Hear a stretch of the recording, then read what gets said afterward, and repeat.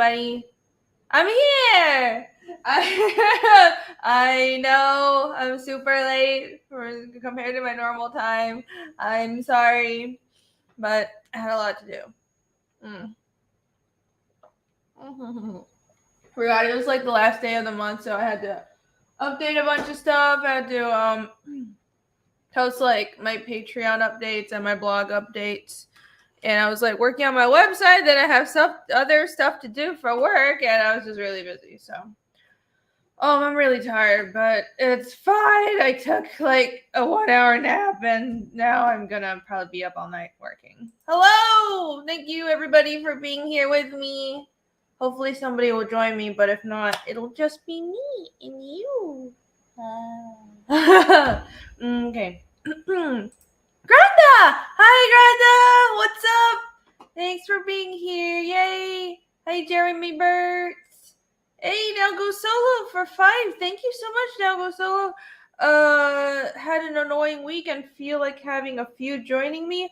No, I'm out of booze, shockingly. Well, I have some booze, but it's like really nice booze, so I actually don't think this is false advertising. I don't think this will be an ink and drink. It'll just be an inking stream. My apologies, but I'm sorry to hear you had an annoying week. I hope your week gets better, Travis. Feel better. Starkey, hello. Gotta hide the armpits from the creepers. I guess so. That's what we do here, hiding armpits from creepers. Or not. Hi, Brandon. Hello, good to see you. Tokume. Hi, Tokume. Hi, Gopher. Perth. Hi, Perth. Perth, your Chainsaw Man video with Fiendish was fucking hilarious. That was so funny. You guys hadn't seen it, go check out Perth Comics Twitter. He did this like edit of a Chainsaw Man clip. It was so funny. I should add it to my intro. Perth, can I add it to my intro or something? Or outro? I love it. I need to work on my intro and outro because I only just just play the trailer for my comic. I want to have like the ridiculous, funny 20-minute intro like everybody else. I need to start gathering clips. Just stealing clips from other people.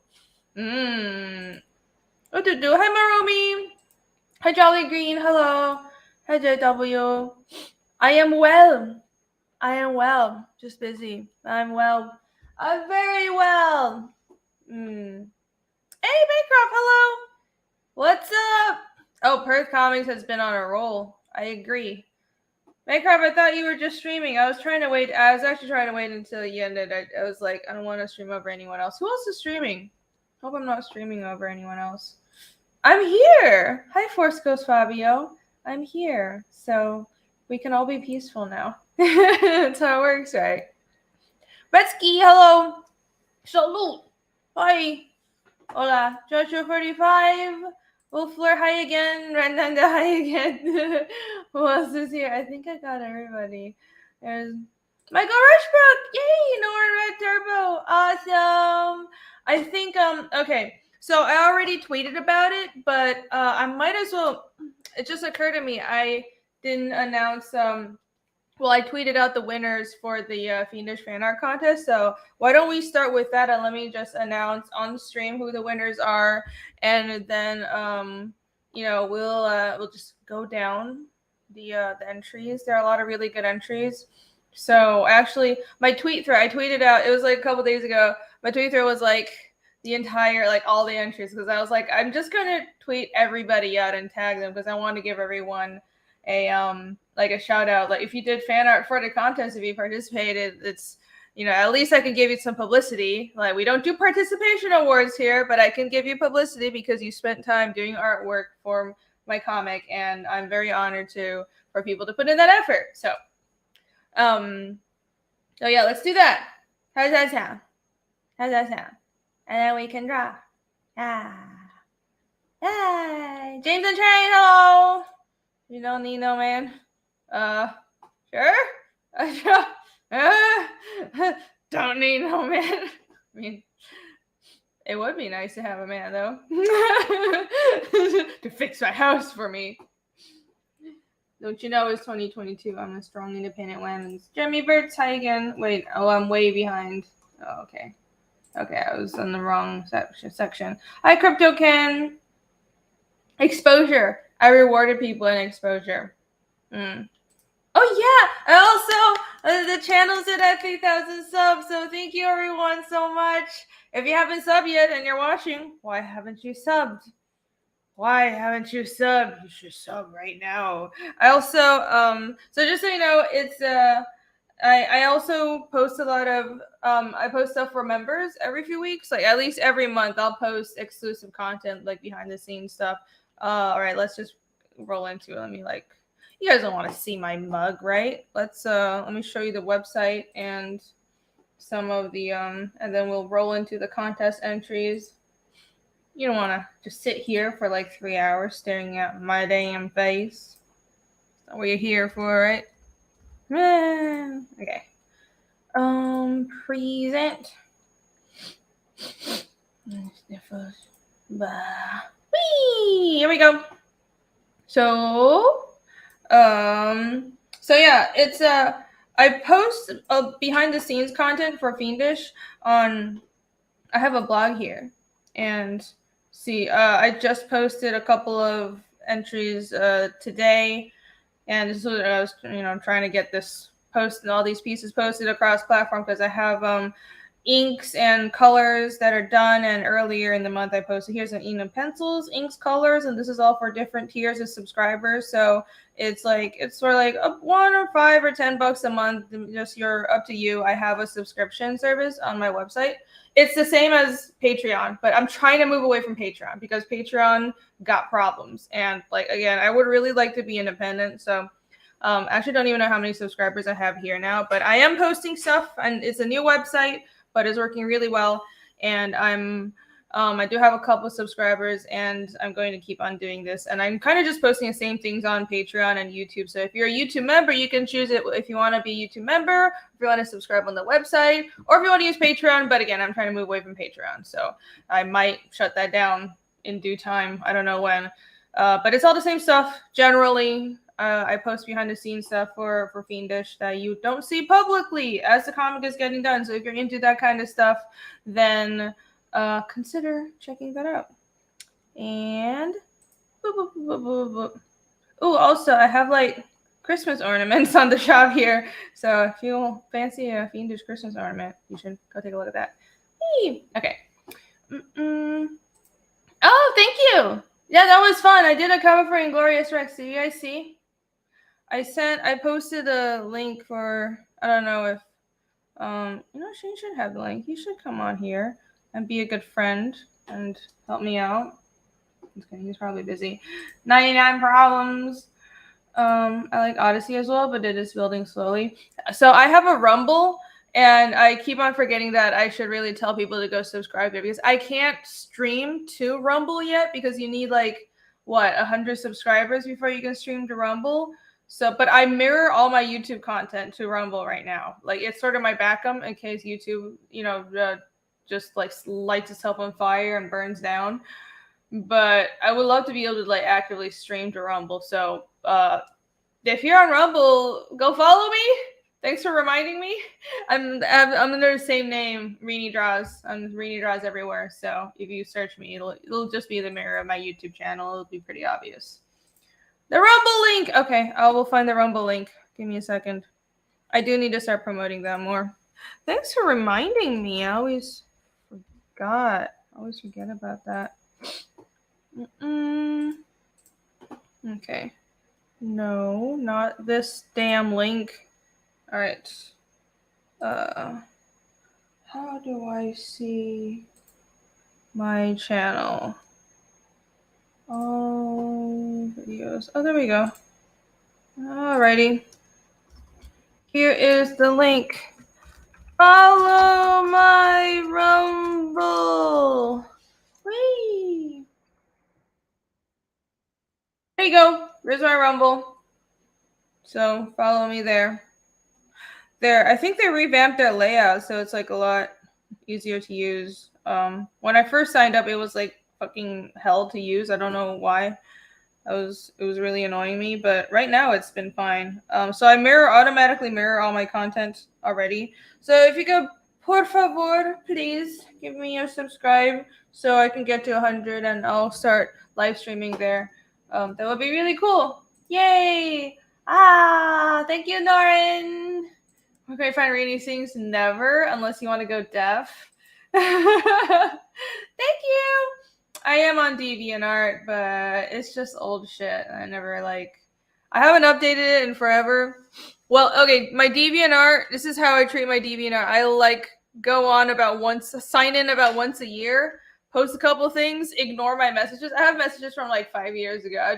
I'm not on DeviantArt, you know what I mean? I just maintain my account or like the page so nobody else takes it, basically. I mean, I got my start posting my art online on DeviantArt, when I was like 14 or something. So I have like an even older account that's super duper old, but it's like all my old like shitty drawings from high school are on there. So it's funny, if you can find it, you'll be able to see my shitty old drawings from high school.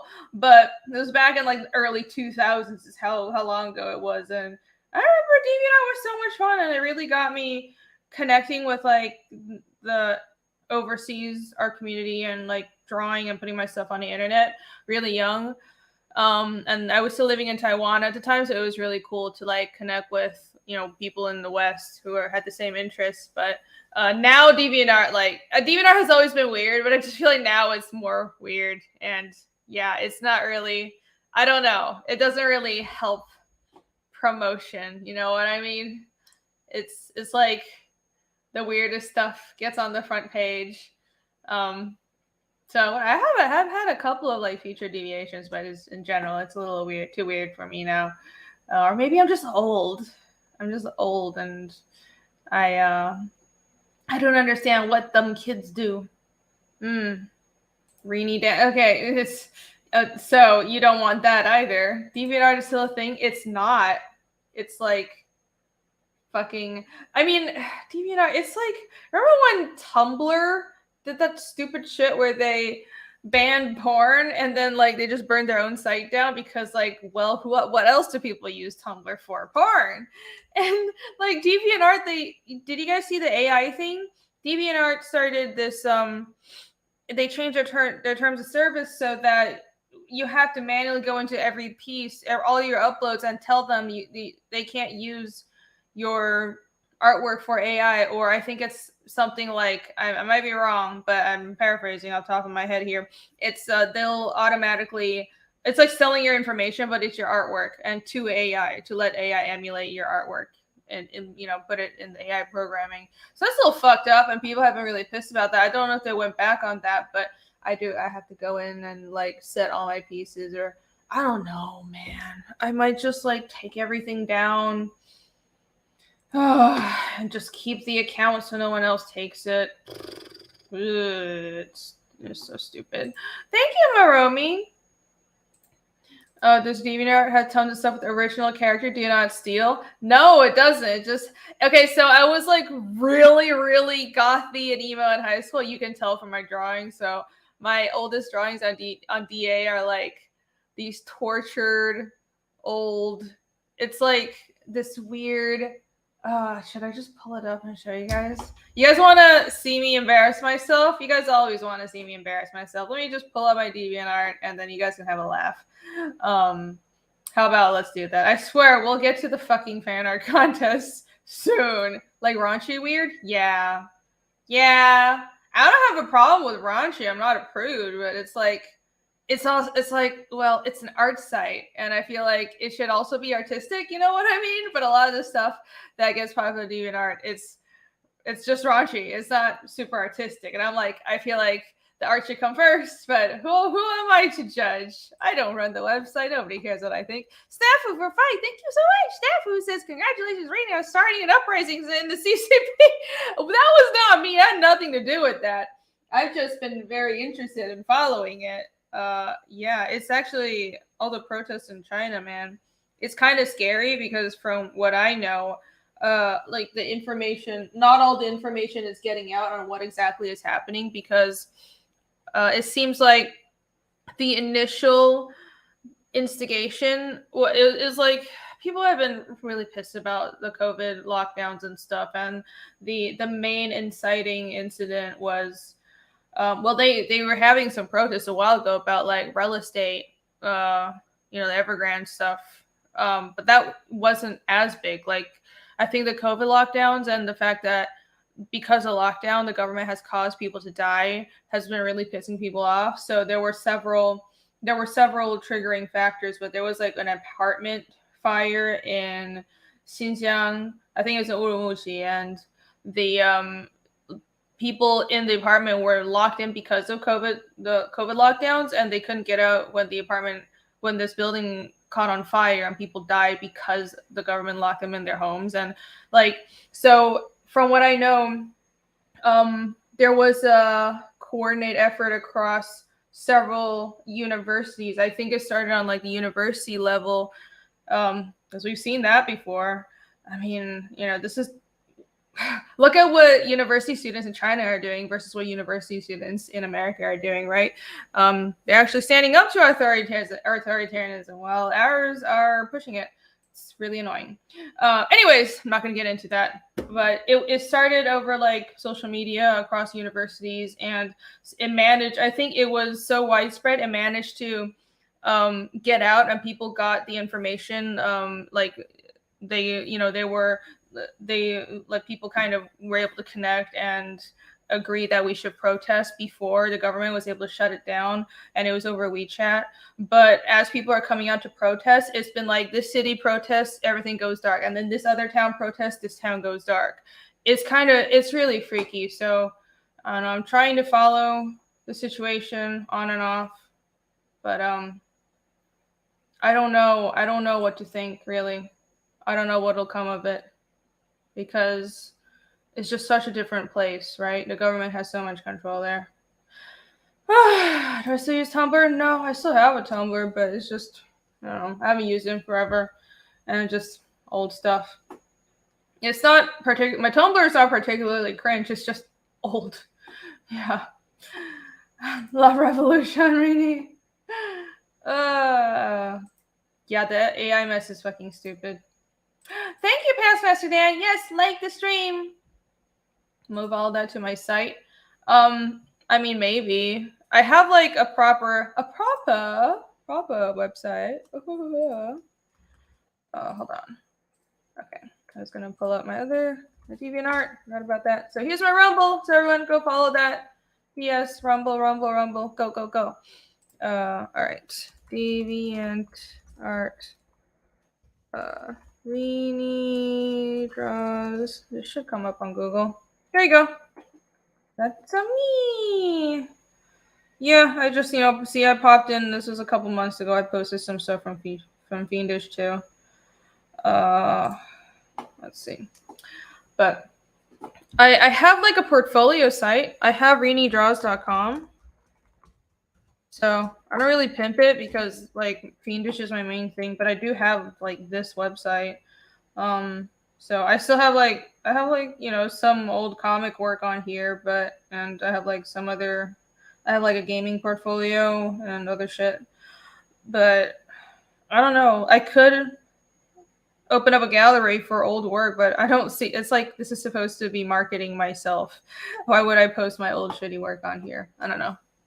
I like keeping these old accounts just because I think it's just fun. Like I don't.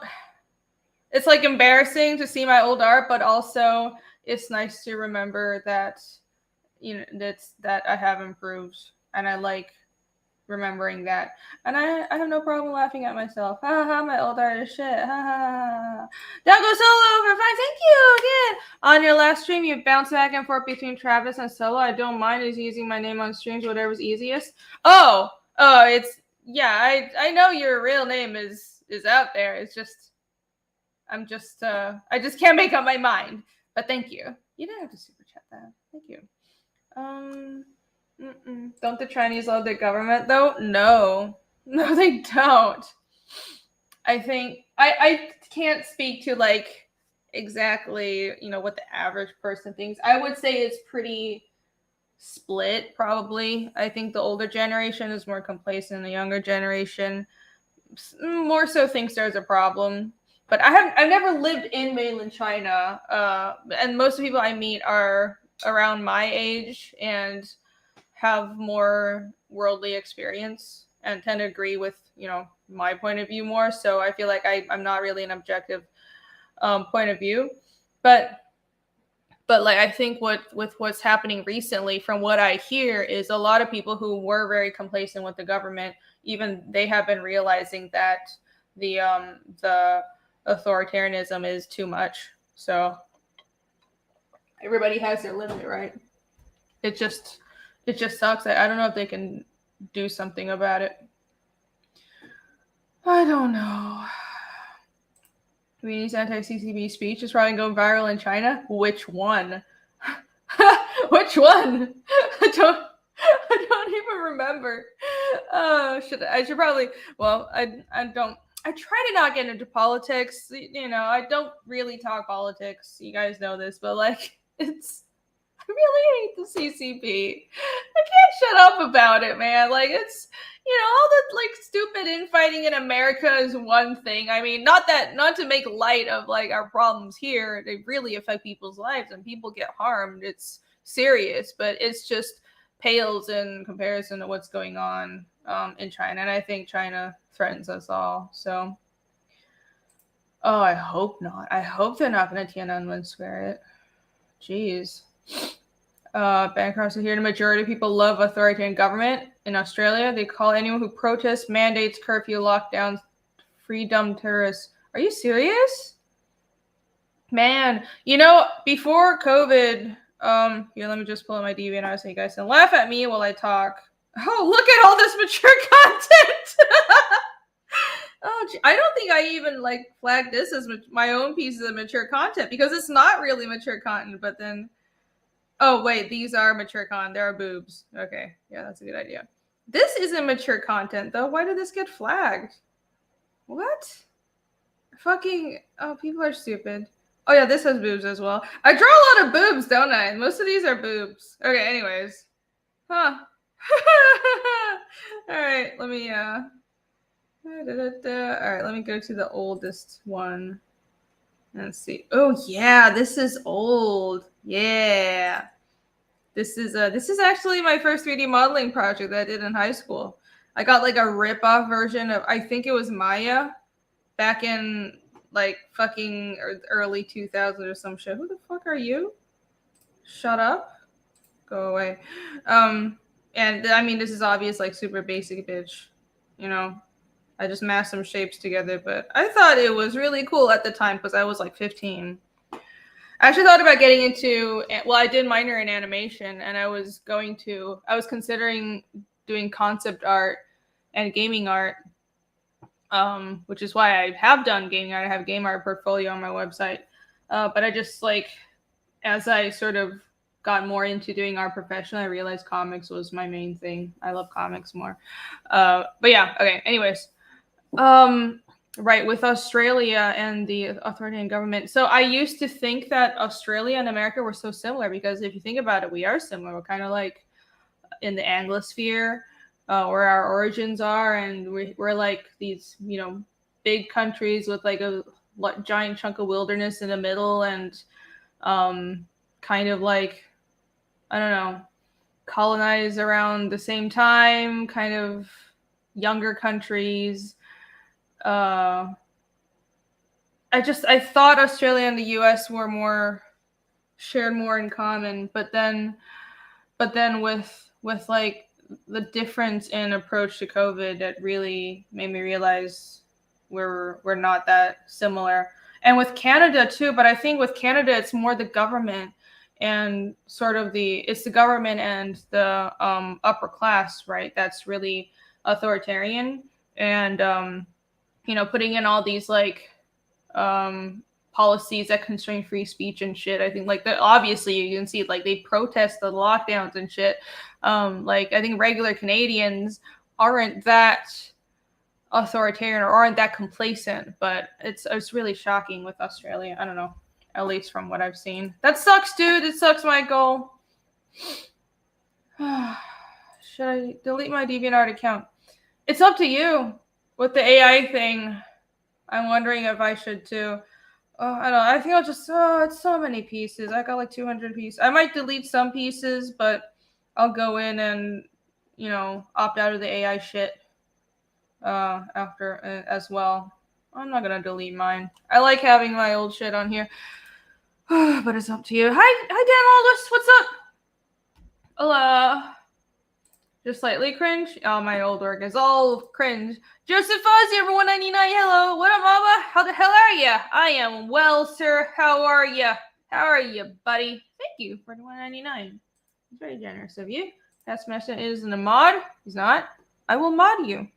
I will mod you. Fret not. How dare I? How dare I? There you go. Add moderator. There you go. They need to move the fucking, like, put user in timeout and hide user from channel buttons away from add moderator on YouTube, because I always almost click the wrong thing. The fucking 3D model, the little robot, it's really not fantastic. Big pimpin'. Where's the shit? Okay, let me show you the shit. What's the black and white thing top right? Hold on. Okay, I went to a different window. Let me go back. Top. You mean this? Hold on. All right. Why do they have all these ads? Oh my god, go away. Okay. I have some gallery. So anyways, yeah, this is high school. Let me just open a new tab. This is high school work.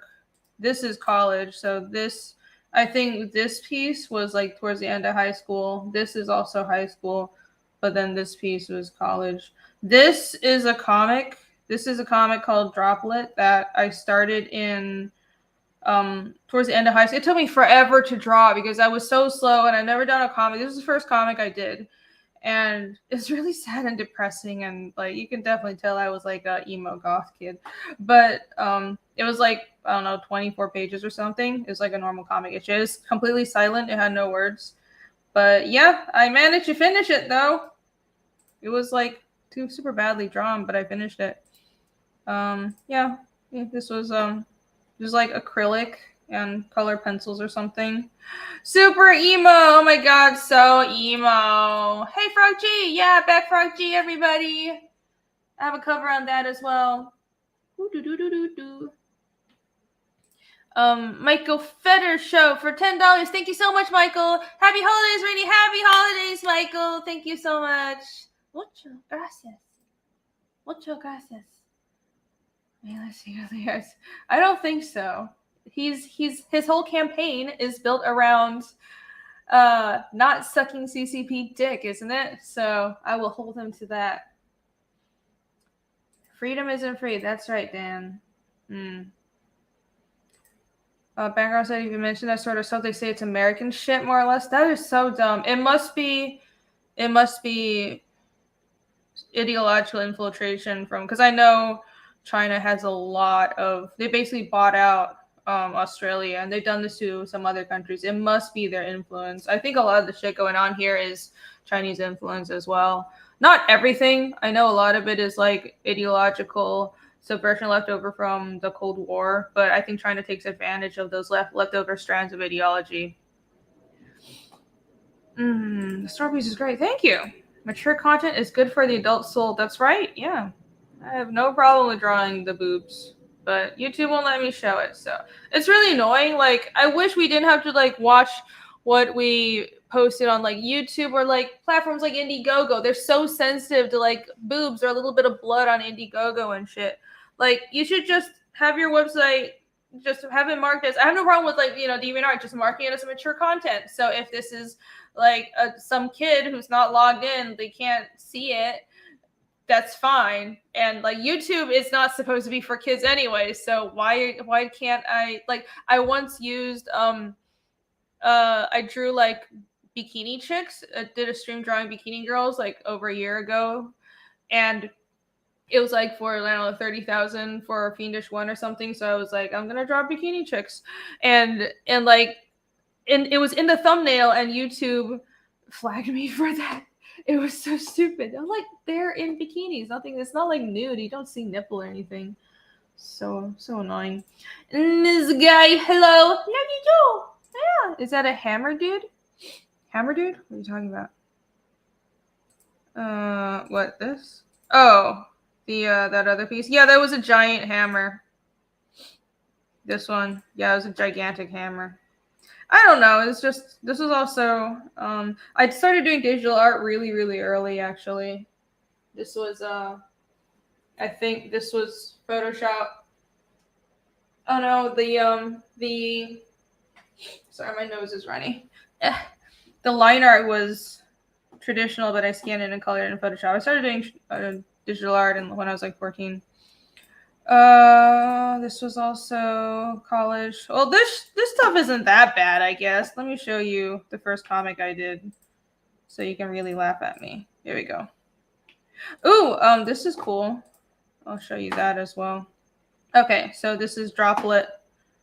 Here you go. That's the cover. Yeah, this is before I knew how to draw environments, in case that's not obvious. We do nuclear testing in Canada as well. We do? Really? Oh, of course we do. Can you do a mall mainland portfolio? That first piece was terrific. I think that might be a little bit overkill. Might be. Or not. I don't know. Apparently, I need to be more ruthless. Apparently, that's a lesson. That's a lesson I've learned from the past couple months. I've been too nice. How many races are in your world? There are a lot. The ones that I have, so on the website, I have a bunch of world building material for Fiendish, and under the species tab, I have like 1, 2, 3, 4. I have like 5 or 6 that I know for sure will show up in the story. There's a few others, but they're just like, they might show up in the background. The idea is there would be more races, more species in different parts of the world that the characters don't go to, but I haven't really detailed them as much. Like, I have a bunch of notes, I'm still building them, but these are the ones that are relevant to the story. So you can go on the website and check it out. I have you can expand it. I have a bunch of information on all of these. Yep. It's a cool top. Cool top? Oh, this? Yeah. Thank you. It's a hoodie. And it has kitty ears. It's a kitty ear hoodie. Ding. Blah, blah, blah, blah, blah. Should I keep the kitty ears on? I'll keep the kitty ears on. Whee. How long does it take me to draw a page? It depends. I just finished a page in like a day. But it was like a really straightforward page. I did another page with like a big market like it was like a big market scene, but it was like a small market. It was a city shot. It was multiple characters, several city shots. That took me like 3 days. So I average a page every 2 days. But that's if I'm doing nothing but my comic. I have a lot of other work. I still have a day job, guys. So if I had nothing else to do, I would do a page every 2 days. But I can't right now because I have obligations. That's Ceslavy. Ceslavy. The land of DeviantArt. Yeah, let's go back to DeviantArt. All right, close this shit. There we. Where was I? Oh, there we go. Yep. So, here, I don't know. It's really small on screen, right? Can you guys see it? Yeah, it's a lot of like, I really like super moody, mildly depressing, dark stuff. So, and I was like fascinated with drawing environments, so I wasn't super good at it. Like, I hadn't learned any perspective at all at this point. But I like drawing environments just freehand because I really like Blame. So Blame is like this super far futuristic sci-fi manga that's drawn by an architect, and because of that, I started really liking drawing backgrounds. But I didn't really have that much technical skill yet. Yeah, not the best. I think I was like 15 or something. Mature content. But oh my god, it's making me sign in. Oh, can't see that. Well, I guess that's fair. All right. No, it won't let me go further. Fine. Be lame like that. Be lame. Not that emo. Only 410. Okay. All right. Fine then. Fine. Pageless info. Let's see.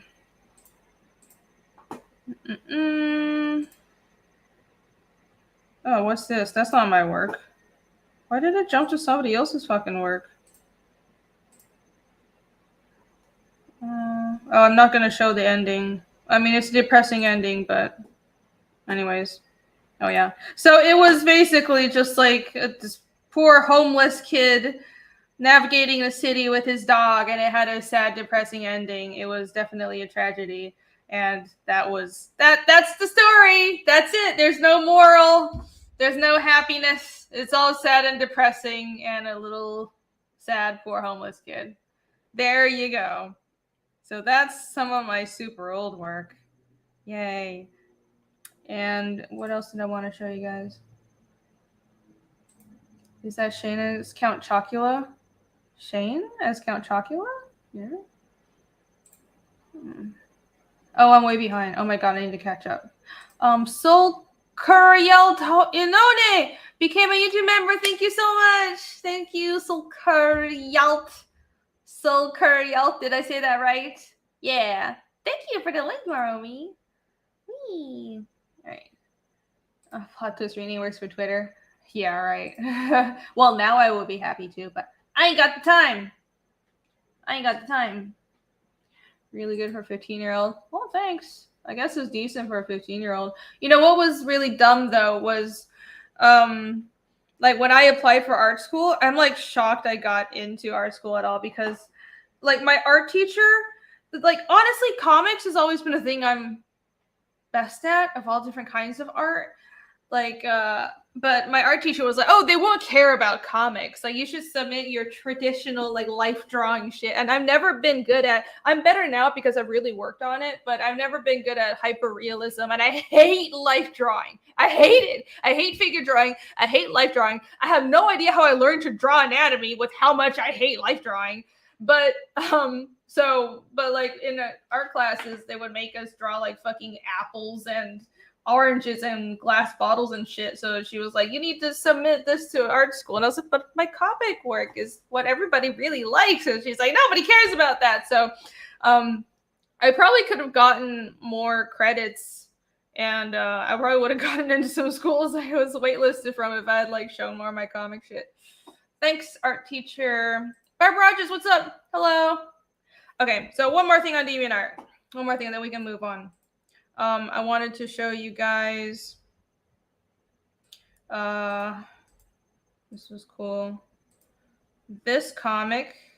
I don't have all the pages, but this is a 24-hour comic that I did, and this was in college. So we would have a 24-hour comic event called Generate when I was in SCAD, and I'm pretty sure it started in sequential art department because the idea was in 24 hours you draw a 24-page comic, start to finish, like print ready, and that was the challenge, and the winner would get a prize. So they would like order pizza, everybody would camp out in the sequential art department. We would just be drawing for 24 hours straight. It would be like a whole event, no classes that day. And then the other departments started copying us, so they started doing like a 24-hour game jam, 24-hour. Well, it's stupid. You get 24 hours to do an illustration. That's dumb. You should do like a whole set of illustrations. We're doing a whole fucking comic. But yeah, a lot of other department started copying us. Oh, hey, Matt. Oh, hello. Oh, hello. Oh, hello. What's going on? What's going on? I'm letting everybody laugh at my old art. That's what's going on. There. Yeah, look at that. Look at you go. Matt's like, that shit. No. I can see it. I see it. I feel it. I'm feeling it. This is in your classes? You were doing this in class? No, this is not technically. This was in college, but it was a 24-hour comic. Mm-hmm. So this was it's just Who decided what the story was? Me. Okay, so it was like you were doing the 24-hour comic, just you? Yeah, everything. Okay, I thought it was like a group thing, like everybody was kind of working on a comic. Okay, everybody had their own comic. No, you do the whole thing yourself. So yeah, it was start to finish, it was all me. And in case you can't tell, I've always been fascinated with extra-dimensional monsters. Here you go. Extra-dimensional. They've got their own little language, too, going on. I see that. Yeah. So, I mean, this is like super rough inking. I mean, I gotta go fast. You know, every comic artist can go fast. It's just, it looks like shit. But I got it done. I finished 24 pages. Mm-hmm. And I won that year because I was one of like 3 people who finished, and mine looked better than everybody else. Ha! I always won those things. It was great. Extra-dimensional great demons. Not here, but I will refrain. Great composition for 24 hours. Oh, thanks. Well, the composition is the basis. You know, you have to get the storytelling down. It's just not super polished art. The story was like this kid. Kid had a lot of social, kind of like had social issues, and because of sort of the disturbance in that his mental state was causing, he opened up a rift to a different dimension, and the sort of hero of the story was it was like a woman called a Stitcher, and a Stitcher is someone whose profession was like to stitch these dimensional tears, and she was sensing that in this boy's environment he had unwittingly opened up this portal, so she came in and told him like, I'm gonna have to close this, and sort of like talk about his issues and stuff. That's a pretty good idea. Damn, I should expand on this. You should. The Stitcher. Yeah, here's it's like the Giver, but the Stitcher. Well, pretty different than the Giver. Yeah, here's the woman kind of gathering up. I forgot what the fuck she was doing here, but she was gathering up like the energy from the portal and saving it away. But yeah, all right. Thank you. I don't know. It looks pretty dope. You should put it back out again. You should re-release it. Maybe I should. I have some older short comics that are pretty good. I should redo it. Yeah. Oh, Pornbot. Hi, Pornbot. I have summoned the Pornbot. Amazing. Amazing. What are you up to, Matt? Right now? Well, a little earlier, I was getting my ass kicked with my brother on Call of Duty. We played like 2-3 rounds of DMZ, their DMZ mode. And yeah, just got my shit handed to me. Like, I'm just not like... I wasn't warmed up, and I haven't been playing a lot lately, you know, because work, you know, like cool things, you know. But yeah, so I just just totally got our asses handed to us. And then now I'm fixing the Frog G logo. Oh, okay. Yeah. Well, it's like I guess the logo that I did is good. It's good for print, but they want to do some embroidery with it. So Oh, they yeah, you're sent gonna my have to. logo to a digitizer, and the guy just like fucking threw his hands up. Like Uh-huh. they couldn't fucking they can't like digitize the fucking logo. So I have to like It's kind too of go fucking in. detailed. You did like this hairy letter. It's like the G was growing pustules and shit. Yeah. The G's all fucking globulous. I mean, it looks Uh, cool, but it's yeah. How the fuck are they gonna digitize that? I don't know. That's their fucking job. So You got a point. right. I mean, it's like I'm. Yeah. So they were just like, yeah, we can't do it. So I'm basically going in and kind of creating flats for everything. Like I'm simplifying the logo and I don't know. All right. Stupid fucking people. Stupid fucking people can't do their fucking jobs. Let me do ahead and do their jobs. No. Oh, hey, I forgot to take this down. So you guys can still back this now. Whoops. The Cyber Monday special that is still up on Wednesday. Let's see. Well, Frog. Oh, I have to find a link somewhere else. Okay, let me pull up Frog G. It's not going to show up on Google either, will it? Oh, it does because I've been there before. I gotta start telling people. People who are shadow banned need to do what Shane has been doing.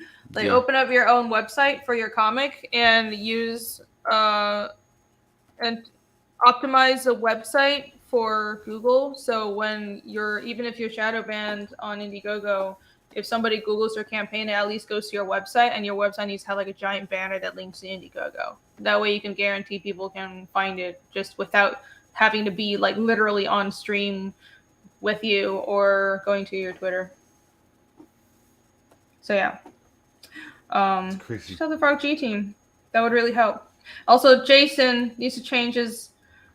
Jason, you're an artist. Why is your profile image broken? This is unprofessional. Change it, please. This is triggering me. Okay. Anyways, everybody go back, Frog G. Please go back, Frog G. There you go. Frog G, Voodoo, Gods, and Magic. Help these guys out. It's a really cool book. I have a cover on here that was just finished coloring by Billy Basco. It does not, in fact, look like this. It looks much better. That was my shitty first version of it. I hated it. But did they even put it on the fucking campaign? Oh, there it is. Yeah. Oh. These are the inks.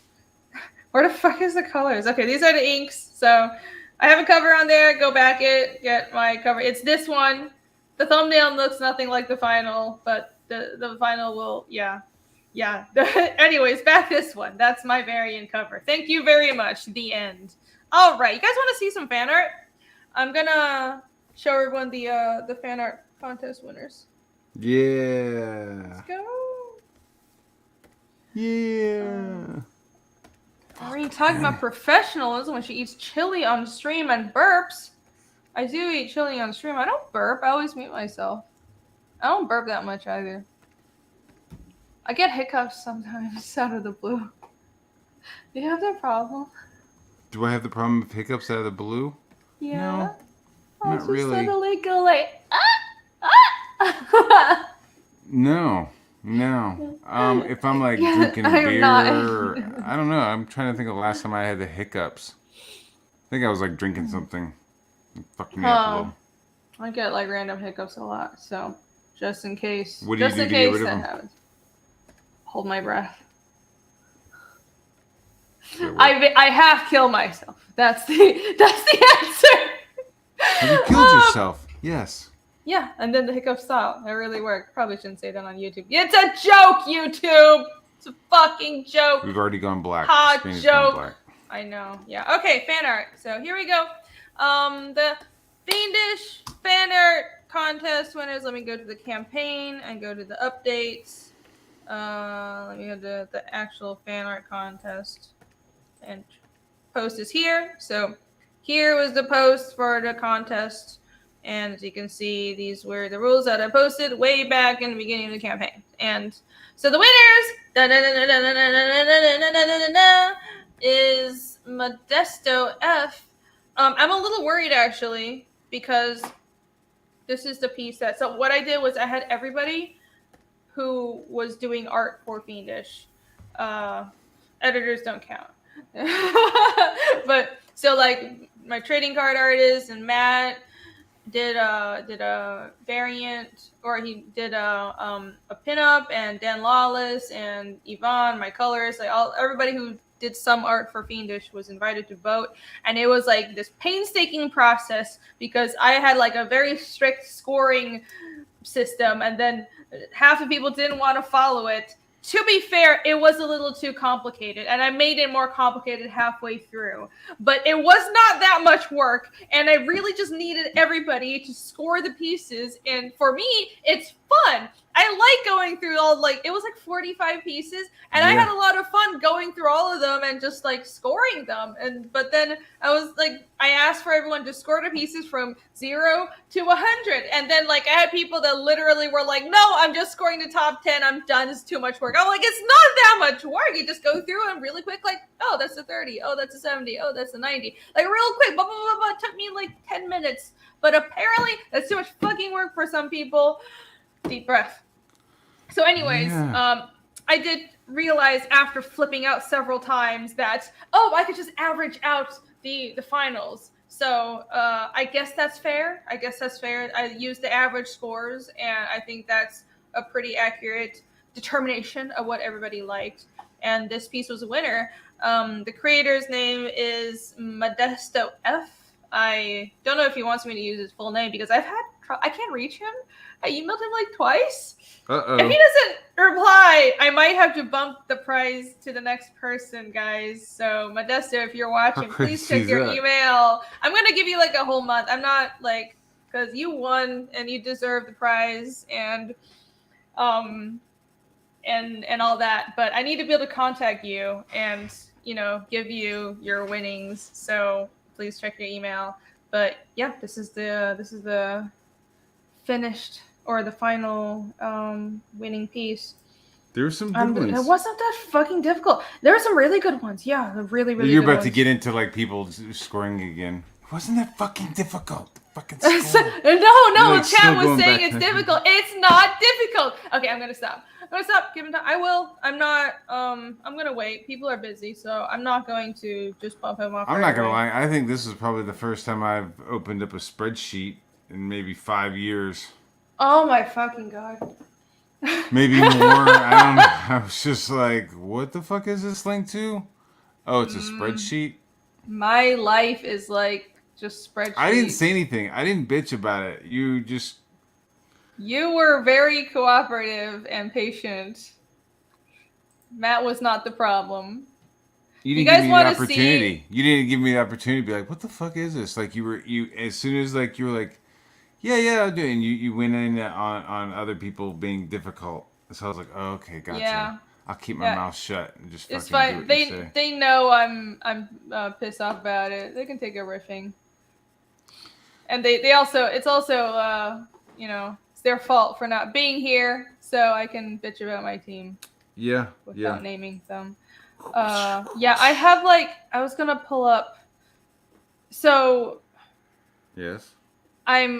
Oh no, I can't show this because it's too spoilery. I was gonna show everybody half my life is spreadsheets. Like that's how I organize things. So for Fiendish, I have like a spreadsheet of all the characters and their abilities, and then like their ages and what happens to them. Like if a character dies, I have it listed out. Like what story point did they die, and I have like also their like Pathfinder and gaming stats because I have everybody statted out. I have their personality type. I have this chart that's all like synced up and stuff. And if I'm writing a battle scene, it's actually really useful to have all the stats there. And then I can like I have a group by faction. So I know like who is which faction when I'm writing a battle scene. I can sort of like play it out like it's an actual tabletop game. Or not really like I'm not rolling, you know, for things, but I can imagine it. It's like I'm gaming it. You know, if it's a battle scene, that's how I plan it out. So, and I use that, and then for like organizing my campaigns, because I run everything myself, that's spreadsheets for like production, and I have to keep track of my business costs. So, like, maybe that's just me. I've gotten really used to doing this stuff, so I didn't think it was that much work. I think once I start a campaign, I'm gonna have to pull out the spreadsheet so I can start figuring out You're gonna have all to do the that. factors. You know, yeah. I was being considerate by pre-training you to be comfortable with spreadsheets again, because there's so much. Normally shit to I manage. scribble all my shit down in a little composition notebook like the fucking dude from Seven. You know, I'm just like scribbling down fucking story notes and story ideas, and then I fucking throw it in there, and then I have to like pull it out and like reread it. And some of the parts I don't read, I can't read because I can't read my handwriting because I was high. I wish my life was like yours. I don't have anyone to manage my spreadsheets or my finances. I have to fucking do everything myself. I wish I could just draw and not have to deal with business shit. That would be really nice. It's pretty awesome. It's great. But sometimes though, I'll like be going to sleep and I'll be like, where the fuck is money gonna come from next week? You know, where's my money for fucking next month? Like, oh fuck, you know what I mean? You have like those little moments.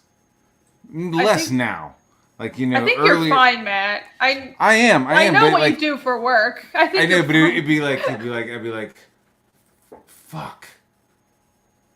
Okay, no, I'm good, and I go back to sleep. Yeah, but like you're for a split second, I'm like, oh shit, we're gonna have to eat fucking dirt. What are we gonna fucking do? Oh wait, never mind. Okay.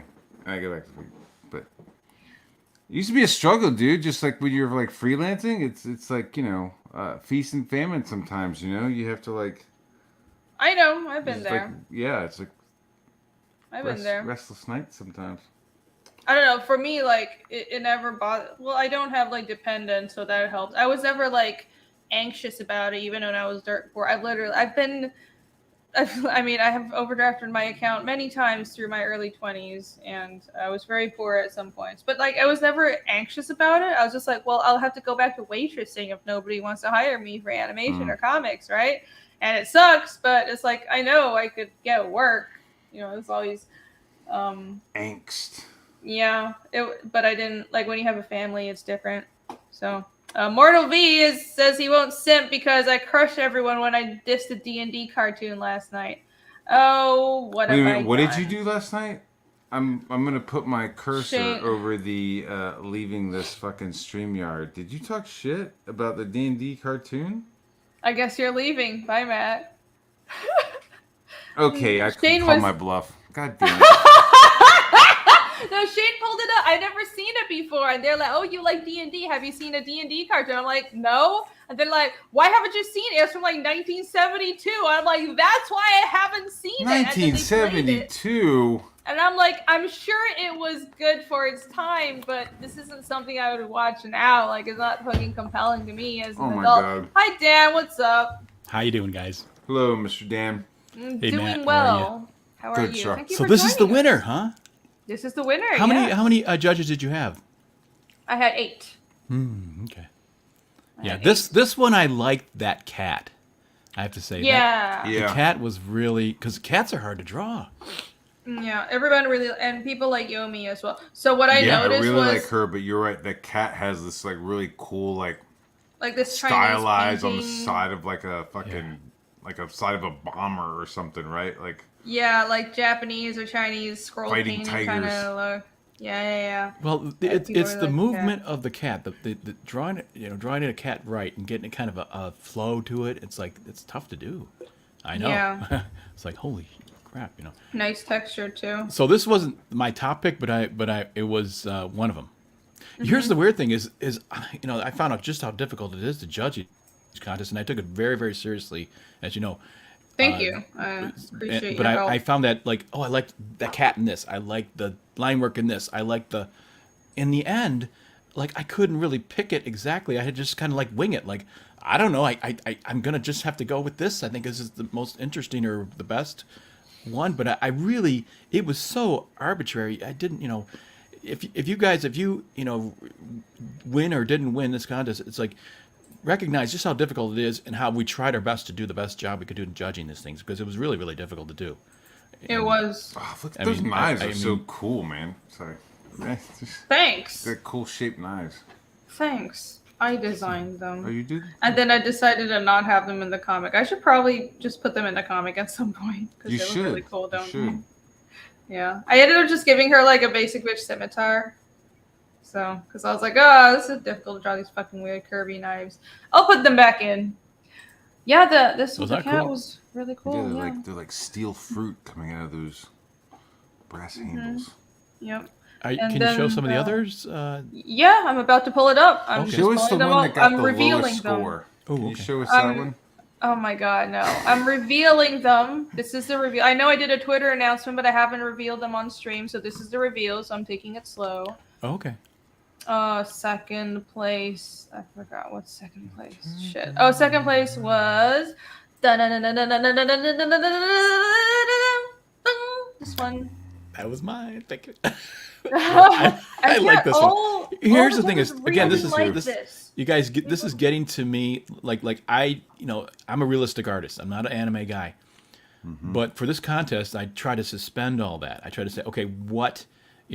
Be completely objective, remove all, biases and any kind of emotion that what I think is what I like about art, and try to pick on what everybody likes. You know what I'm saying? Like trying to fit with the theme of Fiendish and stuff like that. And I always felt like, even with my approach to your piece, Rini, I tried to think of it seemed like decorative. It seems like, all this fantasy, Tolkien and everything. It has a decorative nature to it. It's a very lush, robust environment and stuff. And I like this piece. It just kind of hit me right. I don't know, it was the colors, the design, the line work. I liked it, quite a bit. So it's not my cup of tea as far as my skill set, but I look at I can still judge other people's skill set and say, okay, in that realm, this is excellent. It's really good, Yeah, it's good. Like, honestly though, it was a little too stylized for me, just the style itself. Right. Like, I'm an anime person, but not this stylized. I lean towards realistic anime. Right. It's almost like graffiti or something, right? This is like really highly stylized. I mean, I do love the giant bubble boobs, so that's awesome. That's like my favorite part. But yeah, like, this is really stylized anime. But I'm reacting to the whole piece. Yeah, the whole panels to the colors and the design. And I was about to get to that. But what balanced out the score for me, I gave it a few more scores back, even though this isn't my favorite art style, was the fact that all this detail in the background, I could tell this person thought about the piece. It wasn't just, I'm going to draw your characters based on a couple of like one or two things that or even just like the Indiegogo or a couple of things I saw on Twitter. Like, they clearly at least read the preview.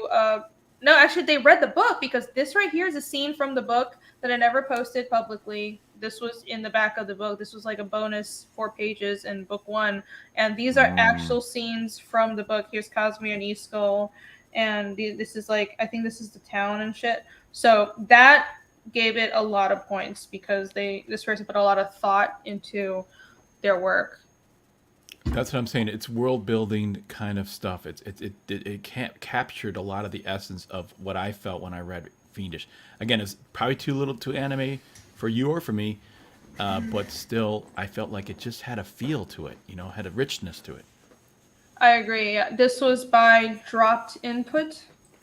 So, and that's just dropped_input on Twitter. So shout out to Dropped Input, really good work.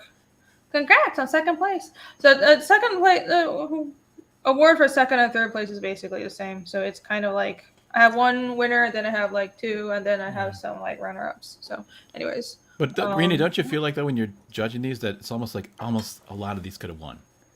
Like, yeah. Because it's just a matter of what you place your importance on as far as the art goes. It really, because they're all good in some way. That really, there's a lot of talent here for sure. Yeah. And someone asked how many pieces I got. I got 45 pieces total. It was a lot. I'm especially sensitive to these contests too, since I lost the John Malin one.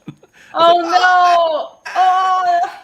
Remember that? I thought I had that one. I was like, yeah, I got it. But then that little upstart little punk came along and Son of a bitch. Yeah. stole it from under my knee. Some bitch. Was that Adam Miller as well? No. No, someone else. Was it Meyer? Adam did a really good piece, but he didn't place for this contest. I'm I gonna guess the get a Fiendish brain team. block. But it was really a good piece, though. I have to say, it was when I saw it, I said, oh shit. Yeah, you never know what these and it's like it's hard because I know everyone spent time on their pieces and like they put effort in. It's a balance of everyone is at different skill levels and what the Fiendish team prefers, and I think it's fair to have the people working on the book. Other than myself, I mean, I'm tempted to just declare myself supreme overlord, which I am, but I thought it would be fair to let everyone else have a say as well, because just to be a little more objective about it, right?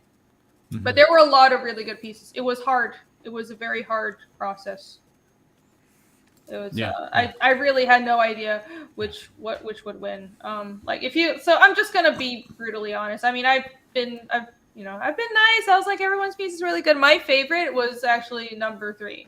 It's the one I'm about to pull up. One Mayland did not submit a piece. So that was my pick. I scored that really high. I scored that piece like 95, but I think it wasn't. It didn't have enough pizzazz. I think these two pieces had more pizzazz. But I liked, so here's number 3.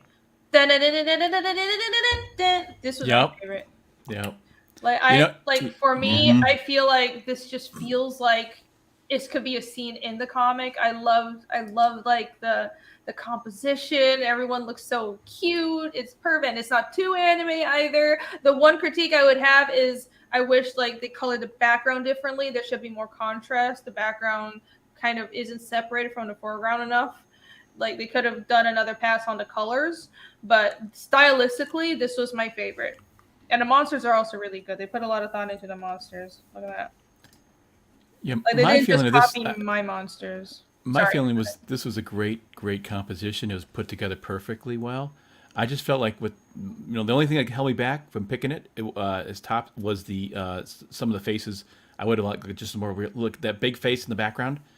Like if it was just drawn a little more realistically, because just so much is on the face. I just like maybe this is my anime biased little thing showing up, but I just feel like that's got to be really perfectly drawn. And I think it's pretty darn good. But I'm just saying it just I don't know, for me it just didn't work or something. But it was real close. I mean, I felt like almost it was just the anime was just a little bit too much in here, but.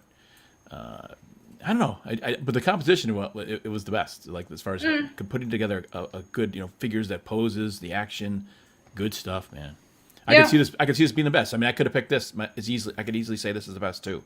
You know what I'm saying? Like it was just almost at a certain point, I just had to go with something.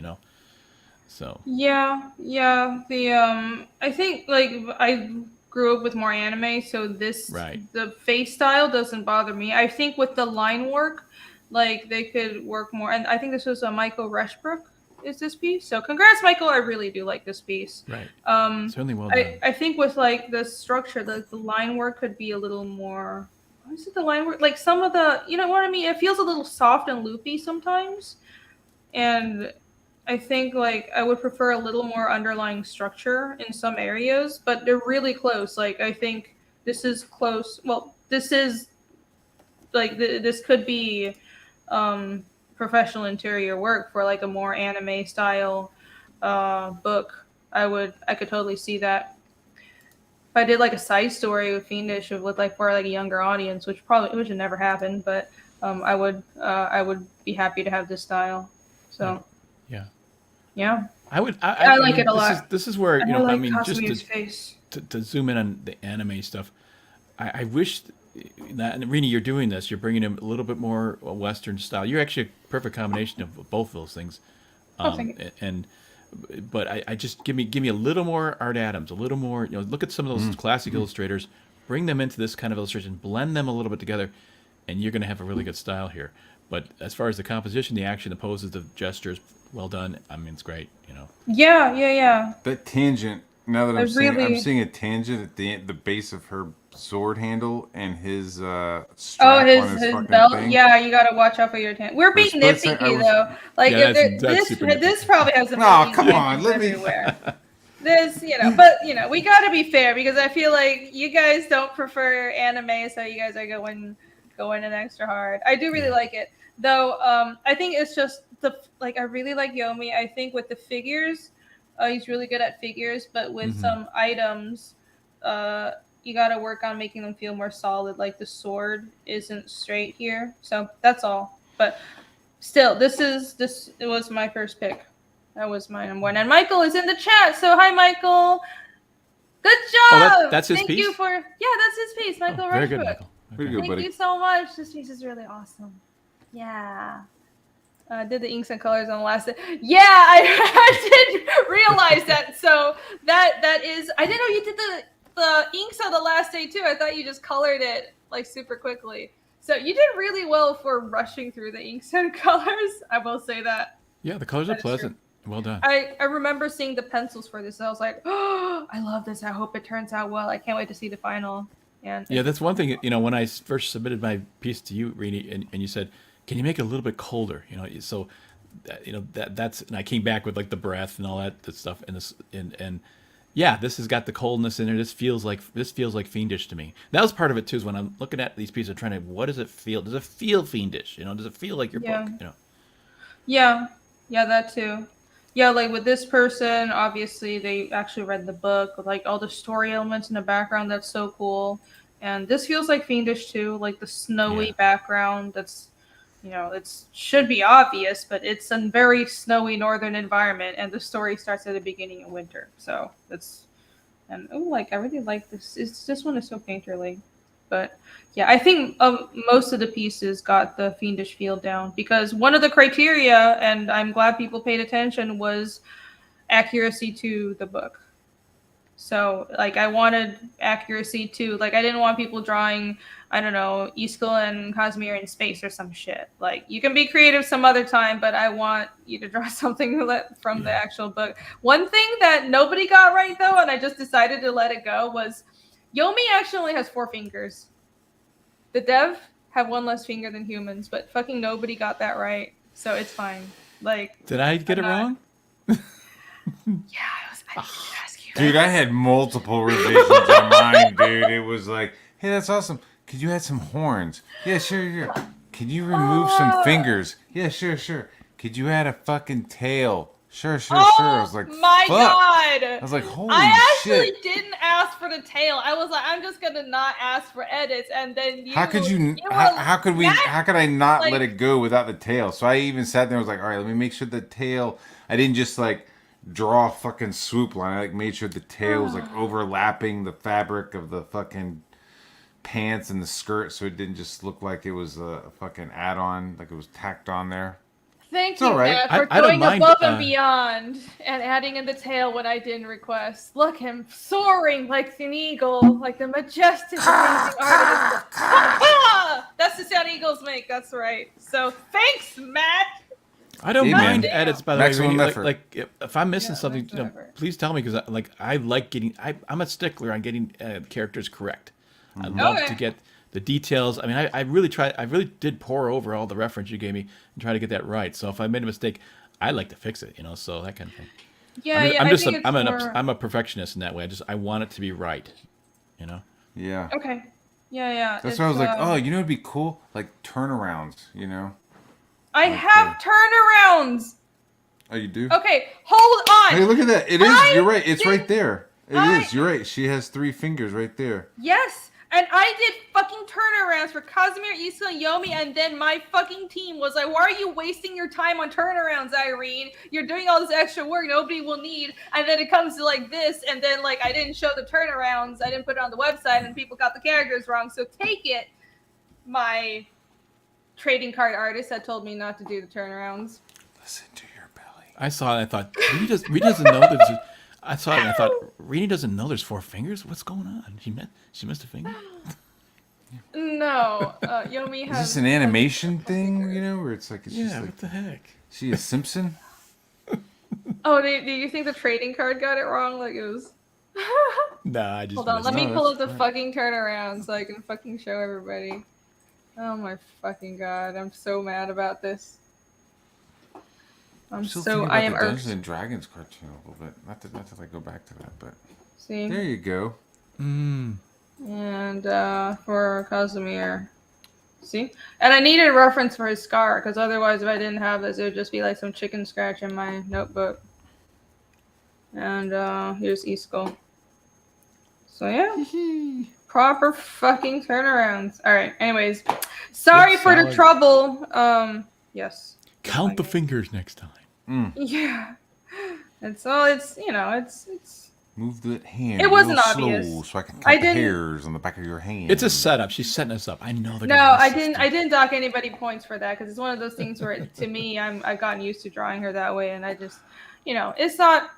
If everybody made the mistake, then I can't dock people points for that. Okay. No. So I also picked 3 runner-ups that get like $50 prize. There were too many good pieces. I couldn't just there were too many good pieces. So I had to do there are 6 prizes total. So you have like the top 3 and then 3 runner-ups. Runner-ups that get, I don't know what to call it. It's just, I just wanted to, I was like, there's too many good pieces. I have to give you guys some kind of prize because I really like this work. So there's, in 4th place was this piece. Yeah. It's not $1, it's $50. It might go up too with more stretch goals. So that's this was probably as far as skill set. This is the most difficult piece to do. Like just the level of the painter. What this guy Miller? What I forget his name. What's his name? Adam Miller. Yeah, Adam Miller. Yeah, he does some really nice pieces. Yeah, his my only piece thing with this was this wasn't him. This is someone else. Oh, well, what did held me back with this was just that it didn't feel like Fiendish to me exactly. You know what I'm saying? But as far as the skill set, it's a really good piece. Yeah, it felt more like a magic card or something. Yeah. I really, but like the design is accurate. They got her design right. It's just a realistic painterly style. Right. So what bothered me the most with this, and it's hard to be bothered about it because the technical skill is so good, and technical skill was one of the requirements. It's just her face doesn't really look like Ragna, and like Ragna's also supposed to be like really tall and stuff, but you wouldn't know that unless you look at the website, the card on the website. But like the face, like Ragna has a look. It just didn't feel like it looked like Ragna, but everything else did. And like the technical skill was really good, and he did get some like the details, like her skin tone right, which a lot of people didn't. Like she's like, it's just inevitable with like, I made a bunch of fucking fantasy races, and she's actually not fully human. She's a race called Ispoliata, and they have green or blue hair and reddish skin. So that he got that spot on. But I think like just on technical skill alone, this deserves its placing. I think that the pieces with more like big action scenes, though, that counted for a lot. I think everybody liked the action-y ones with like all the characters, because those were the ones that placed the top 3. I definitely took the difficulty into account of like how if they brought in more characters and how because that's just more work for one thing, and just expressing the whole feel of the Fiendish, the comic book that I read, which is interesting. So. Yeah. Oh, Allie's in the chat. Hi, Allie. Allie finished the mini me. Go look. I will. Thanks, Allie. Allie was making one like a little Barbie doll version of me. She likes doing that. I'm very flattered. Thank you. I'm a little terrified over what she might do with it. Yeah, the voodoo thing is a little tough there. She might know some voodoo or something. Yeah, so you I better need to be extra nice to her. Yeah, exactly. I'm gonna be extra nice to Allie now. You'd be like getting up, you're throwing your back out and stuff like that. What the heck? I know, yeah. It's like just suddenly my roof caves in again. Like, oh, what happened? I pissed Allie off last week. Oh no. Okay, so number 5. Oh wait, who did this piece? I need to shout out the person who actually drew it. 1, 2, 3, 4. That's number 24 on my list. JW Artwork. He actually did a process video of it on YouTube. He recorded himself painting it, so you guys should look that up. That was really cool. Well, it's certainly the skill levels, the painterly skill level is excellent. So Yes. No, so go check that out and give him a follow. And number 5, ba-na-na-na-na-na-na-na, was this piece. Yeah. A lot of people either I noticed everybody either did like everybody in the group shot or they just drew Ragna. Just I kind of expected that. So it's good. People like her. Yeah. Again, I thought this was excellent. It was well done. It's fantastic. But I just kind of wanted to see a little more of the other characters. Just I don't know that maybe that's a wrong decision, but you know it was certainly well done. It felt like more like a great trading card. Like maybe you could make this a trading card, but not so much a pin-up cover kind of capturing the thing. But so this is how arbitrary my decisions are. Like I don't know. This is great. You know what am I gonna do? You know.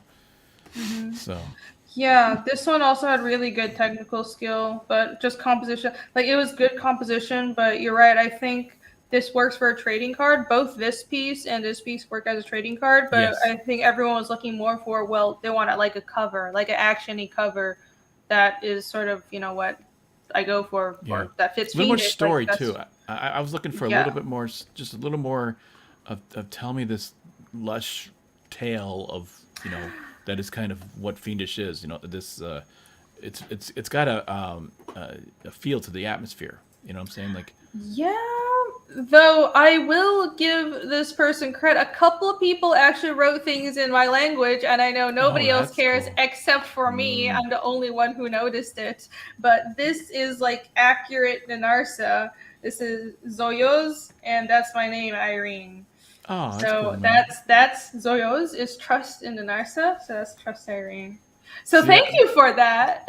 I didn't know that. That's extra bonus points for you, man. That's yeah, but like you guys, I feel like I should have mentioned that, but but yeah, like that's what I scored. I gave this piece extra points for that. Definitely. There's another piece that also looked up a phrase in the Narcissus. So I really appreciate that because being grounded in the world of Fiendish was part of the criteria. So good job. Thank you very much. And this piece was by Dikainen, Dkainen, I think.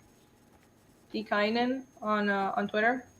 Though the one thing, this is an Earth rune, so I don't know what this she would be casting. I think this would be more a mind rune. She would be casting a mind rune, like she's casting a spell to convince somebody of something. But I haven't explained my magic system that much yet, so it's not his fault he didn't get that right. Anyways, so yeah, Dikainen, thank you very much. I love this piece. It's beautiful. And number 6, Ragna and her amazing friends. Irene self-insert Ragna. She's not a self-insert.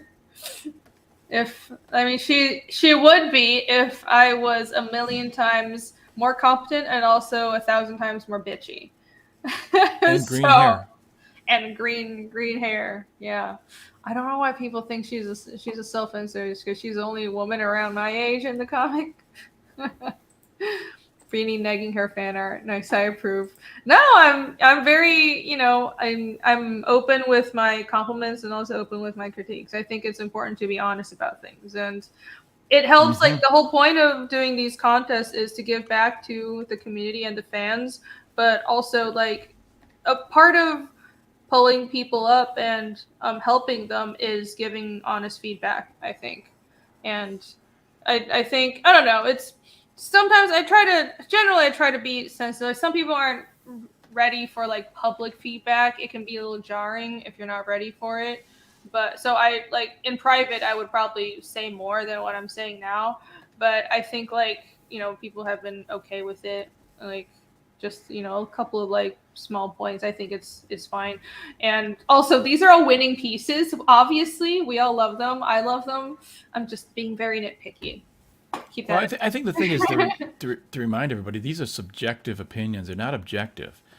Someone else may think this is the best. Because imagine when you got your scores back, they didn't all pick the same first winner. So it's like it's really arbitrary, like who what you like and dislike, whatever it is. So don't if you didn't win, for goodness sake, that doesn't mean you didn't win. It just means that somebody likes something more than they like the other one. So. No. There's some subjectiveness, but there's also objective skill. Well, to a certain degree. Yeah. Like there's universally appealing use of colors. I think we can all objectively say whose use of color is better and whose anatomy is better. But there's a level of subjectiveness, clearly, because we didn't all pick like the same winner.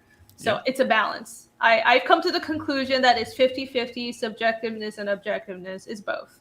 Okay. Yeah. I've been like having a philosophical conversation with myself over the nature of art and if it's subjective, because it pisses me off so much with like the people who will like tape a banana to a wall and call it art and make it. I think that was a troll though.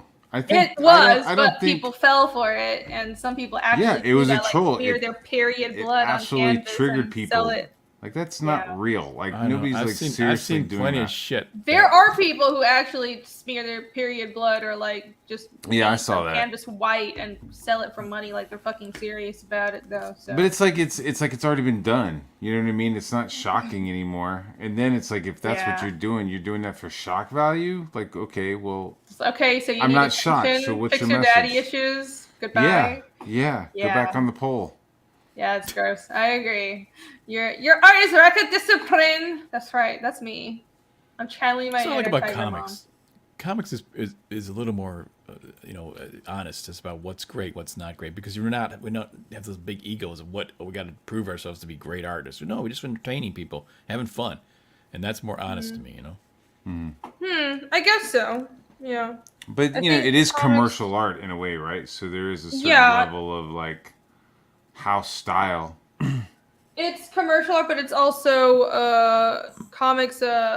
Keep in mind, is communication art as well. And like when I was in college, it was commercial art, communication art. And communication art was sequential art and illustration. And our job is like the illustrators, editorial illustrators, and storyboard and comics. And our job was telling a story clearly, so there's an objective merit to that. You can draw in any style, but if you're not telling the story clearly, if your illustration doesn't convey what it needs to in an editorial, then you failed. If your storyboard doesn't tell the story clearly, you failed. So I think that's also where I'm coming from. It's like our specific discipline of art has that objective merit, but if you're doing something just to make it look pretty and go on a wall like an abstract painting, that's much more subjective. Yeah. I think. Yeah, I'm a stickler on clear storytelling, and it's one of my pet peeves when I look at a comic and I'm like, I don't know what the hell's going on here. Yeah. And you should never ever be in a position where you're like, what's it got? If I have to flip back a page, like go back, like what was that? It's over. It's just like you got to it's not that hard. Just set the scene and then zoom in on your characters. It's like a movie. Yeah. So many people just don't get it. I don't know. It takes time. Like visual storytelling is it's definitely this thing there's almost, you can kind of teach it. Like Scott McCloud's books, well, his first couple books anyways are really good for that, but even then it's really just you got to draw it, you got to do it and fail until you don't fail anymore. Also being consistent. Art is about communicating ideas. I'm more biased towards, because we do commercial art. I feel like art is about communication, so it should be, that's like an objective merit. There's one more piece, so 6th place. Okay. You guys ready? I actually forgot which piece it was. Hold on. Let me find it. Shit. 1, 2, 3, 4, 5. Okay, that's number 3. Oh, I remember. Okay, number 3. Da-na-na-na-na. That's number 3. Yay! Good job. And who was this one by? Let's see. I have like this numbering system, so I don't know who, I don't have the names in the files. Okay. Sketch 51. Okay, 6th place is this one by Sketch 51. Thank you.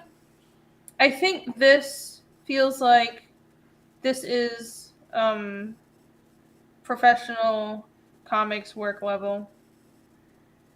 Yeah, there's story in here, for sure. Yeah, and yeah, it's the characters, and it's interesting. I think there just wasn't as much wow as the other pieces, but it was very polished. Like this could be the cover of a comic. This could be a cover of an indie book. Just like we were looking for more pizzazz, but this was this was good. This is really good. Like the line art is really clean. Look at this, and I like how I like it when people take a little liberty with the monsters because the monsters don't all look the same way. And I like it when that means you've probably read the book because I have these flashbacks where you see that not all the demons look like the one we actually fought in chapter 1. So I appreciate you being a little inventive with that.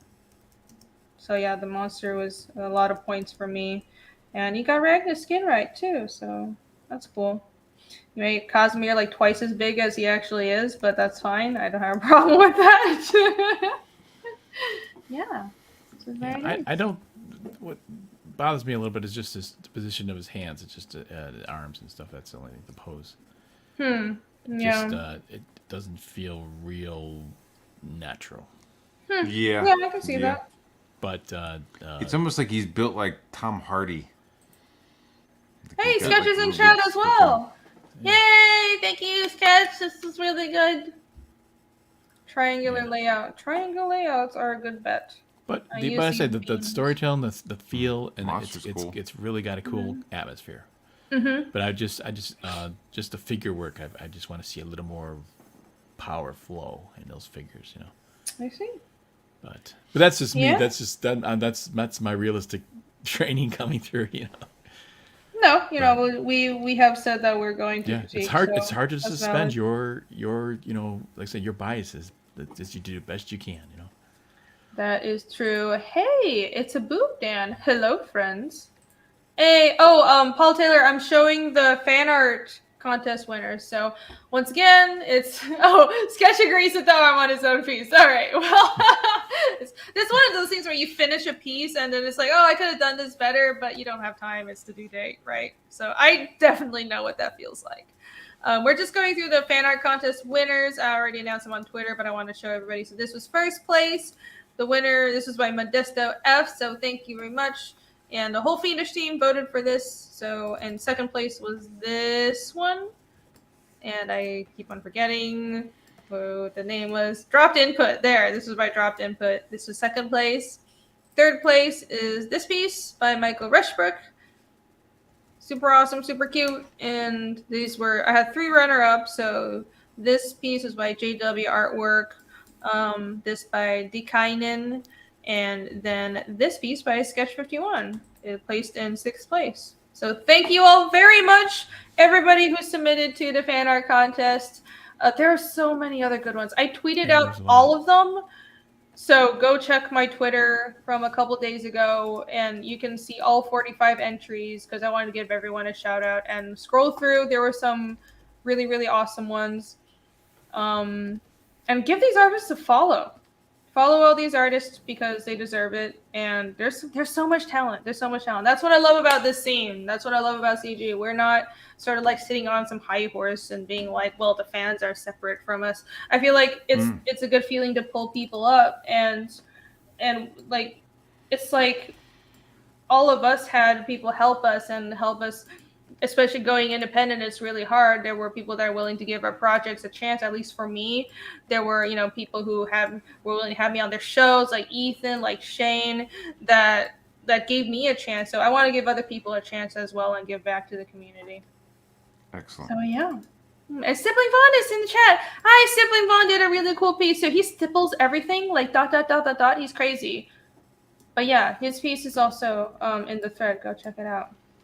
Hey, what if I could show you the ones that were some of my favorites that you haven't shown? We don't want to do that, or I don't know. Oh, sure. We can go through a few. I can. Okay, I'm just going to indulge myself. Let me go through a few pieces that we can go through a few pieces that didn't win, but we liked. Okay, how about that? Well, let me share my screen in a second. Hang on a second. Okay, you good? And I'm gonna run to the bathroom so you can share your screen and take over. Thanks. Too much coffee. Do you have to share it for me though before you go? Hang on. But I don't see it. Yeah. Hang on a second. I will. No regrets, boss reading. Thank you. Mark did a piece as well. Oh, there you go. Okay. Okay. I'll be right back. All right. So this piece, yeah, I liked quite a bit because the storytelling layout of it, Mm-hmm. I just especially that lower figure, dynamic, great action, drama. You know, I'm kind of looking for that in an art contest. You know. I did like that. I did like the different panels. Yeah. Now the faces up front, I just I wanted to be a little more dynamic or something, but I say the lower half, I think is really what sold me. This was up in one of my higher ups in the contest here. Here's one I really liked the composition of. This is the only thing is first off I wanted to see it in color, you know. Yeah. But it was really cool. I mean, this could have won. I felt like This one she was like, yeah, zoom in. He has a really good face. I know, it's great. It's super dynamic, super awesome. That's a great figure. Mm-hmm. But again, color, and then I want some background. You know, I want to see like where is he at, and that's the only thing. You know, give me a little more storytelling. The atmosphere. I mean, I'm is part okay of- with the white. Like, you know, he has like a white background. Like, you just kind of make silhouettes. You Yeah, know, just trees indication. that are white. You know, yeah. Indication is all I needed Yeah. in this one, and color. And frankly, it was dynamic, strong, powerful. I mean, if you like, you know, it was a little bloody, but you know, but that's kind of Fiendish is kind of a horror, has some horror elements to it. Mm-hmm. So I'm pretty sure this is Narwhal. Oh, yeah. I love Narwhal's work, you know, but again, I just wanted a little more atmosphere, or you know, background, that kind of stuff. But yeah, I'm a big fan of his work. Plus, I'm like, I get this, and I'm like, how am I supposed to judge it? Narwhal's my buddy, you know, like, like I can't judge Harshly. my friend. Yeah, no, My harsh. friend's artwork. So again, I had to suspend my, you know, my biases and say, okay, he's my buddy. Just got to look at this and go, that doesn't work for Fiendish, you know, that kind of thing. Yeah, I like his figure Yo. and stuff, but his paint stuff looks a little lazy. I don't know, lazy. It's just simple. I mean, it just seems like he's like kind of went tick tick tick tick tick tick Yeah, that's on okay. it It's rather simple. than That's okay. Yeah, he has an alright. expedient. He can do more detailed. I know this, but he's working super fast for Which comics. is my opinion, all right? Don't. Yeah. Rini, I was saying. saying, You can't have an opinion. Just Rini, I was just saying to Matt, it's like Narwhal's my friend. Like, how am I supposed to freaking judge my friends? You know, my Yeah. buddies. Like, so I had to I can't be biased. I said I can't, you know, I can't say, oh, Narwhal's my buddy, number one, you know.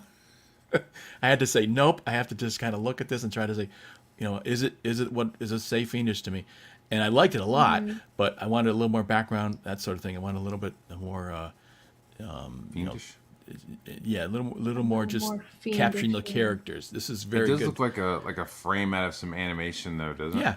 Yeah. yeah. He has a. I think he worked in animation, so he has a very animation style. Yeah, I like this piece, but honestly, it was like I was like, yeah, I'm friends with him. I hope it I like it, I but I know. hope it doesn't place. Because then it would be awkward. People would think we. I know, picked but him you don't 'cause want it he's our fixed. friend. But Yeah, I you do don't- really like it. I so- do. I almost I think it hurt him actually in a way. It was like if I I didn't know know. we were all afraid to score. I too know. I was high. afraid. Like, I can't pick Narwhal because I was going to say, oh, you're Sorry. friend. It's terrible, but You guys I'll show you the know other he's two that dying. he's. Oh yeah, he's- he has COVID, dude. I hope Oh he my gosh, survives. yeah, I know. No, he got better. He'll be fine. Yeah, I'm just kidding. He got better, but like his face is Yeah, like he's- he has like the bells Yeah, Bell's fucked up palsy. thing. Yeah, I don't That know can go anyone away. who that happened to. That's so fucked up. Yeah. That's funny. You know, We'll people all who Dude, he Gotten- was on the stream the other day, just like like it was all fucked up. You know, Yeah. fucking up his The speech. crazy thing is people who've gotten the vaccine shot got it as result of that as well. So it's like who knows what's going on with this stuff. you know, Oh so- my god. Well, it's like just getting the same as getting the actual disease. I know, That's it's what it really is. weird. So, It's like almost the same as far as injuries or whatever. well, I Oh, this got is- it like 3 times. Thankfully, I'm not paralyzed. Anyways. So, Rini, this is the one that I was just saying to Matt. I love this Yeah. one, and then the figure was fantastic. But first off, I wanted color, and I wanted just an indication of background. Yes. Okay. Well, this piece couldn't have won because this is also by D. Kynan, and he also placed in the top 6. So Oh. you don't have to feel bad because this was the first piece he did, and then he redid and did the Ragna. So Wait, which is the one he did? the Ragna that had the circle spell.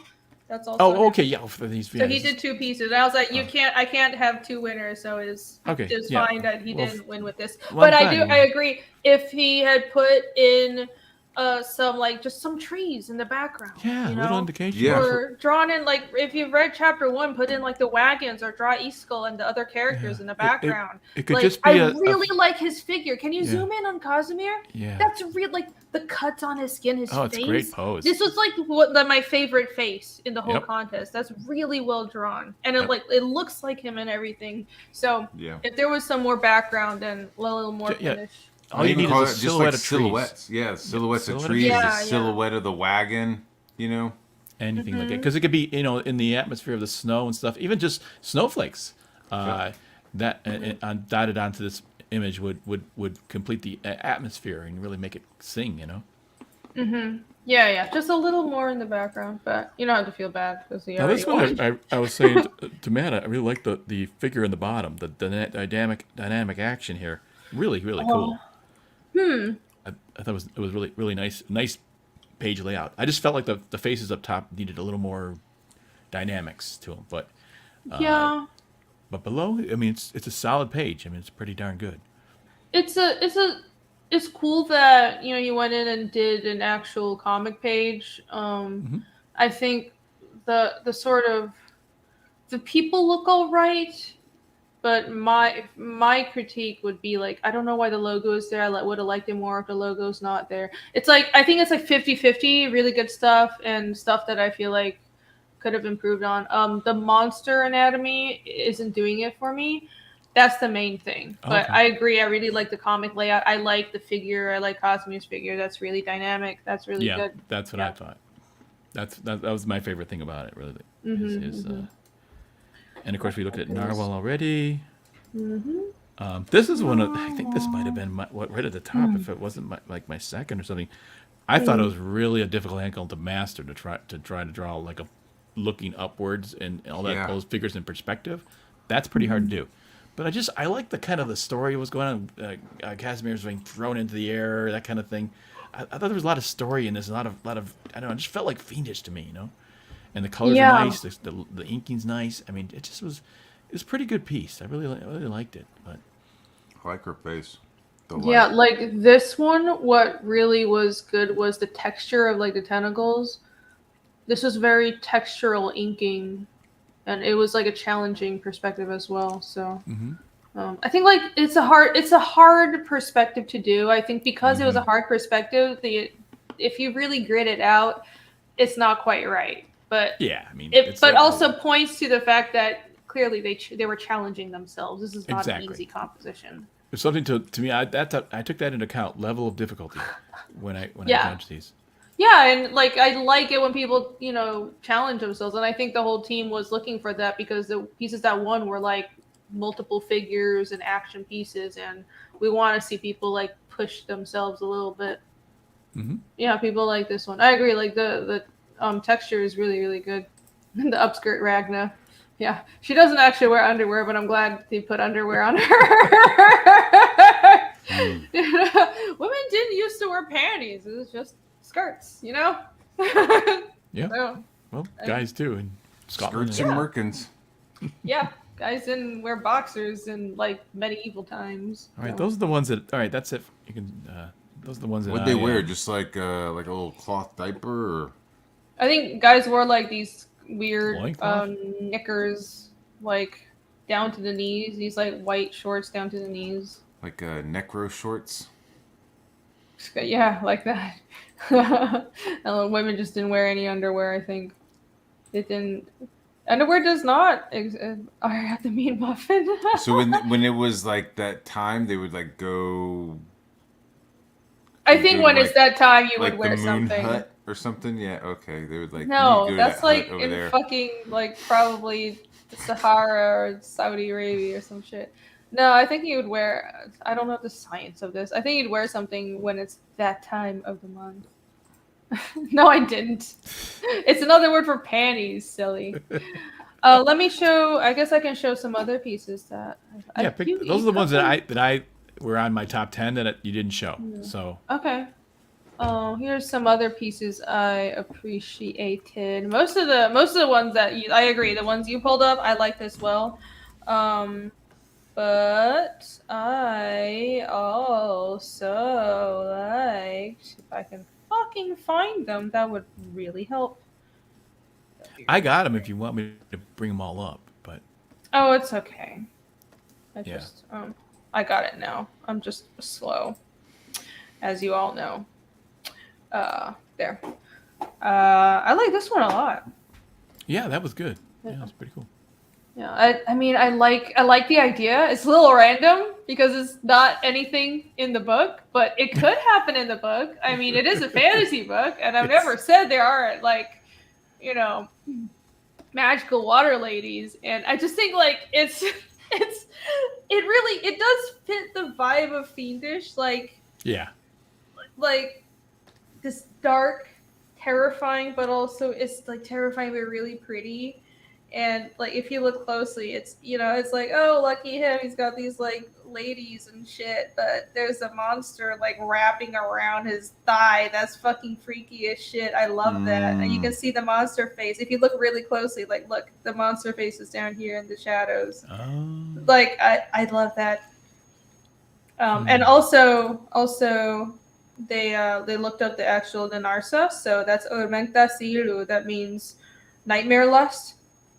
So I really appreciate that when people actually look at the world building I did and spell something out in Nanarsa. So props to that points towards that. The one leg at the bottom that they pull out again for the keep going. The leg, okay, bottom right. Yeah, it kind of almost looks like that lady's butt. The lady on the, I mean, it's obviously the leg of the lady on the left, but it kind of almost looks like the butt of the lady on the right. Oh, I get. Well, you can see her butt. Her butt's right here. Yeah, but I'm saying it actually kind of almost reads that way. Oh, I see. Oh, I see what you mean. Yeah. If you zoom out, oh, that's kind of funny. Are there water creatures in Fiendish? Yeah, I have I have kind of like mer people, but they're not. They're like ugly mer people. They're not like pretty mermaids and shit. There's actually a whole area of Arvos. We're gonna go there later in the story. It's Lear. If you look on the world map, Lear, like towards the bottom of Arvos. I'm just go to the fucking website. Let me show people the fucking website. You guys want to nerd out about my world building with me? I also changed the map a little bit. So yay! Did you notice? I did some edits. So sorry for the.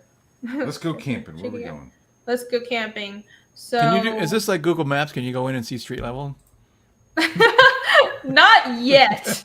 Don't tempt me. Wouldn't that be cool I might though? just Actually, do that. Wouldn't that be wild to have a world map for a fantasy world and you could just zoom in like it does on Google Maps? Yeah. Would it even let me? Why won't it let me zoom in clearly? Okay, let me just pull this fucking piece of shit. Goddamn trash browser. Sorry.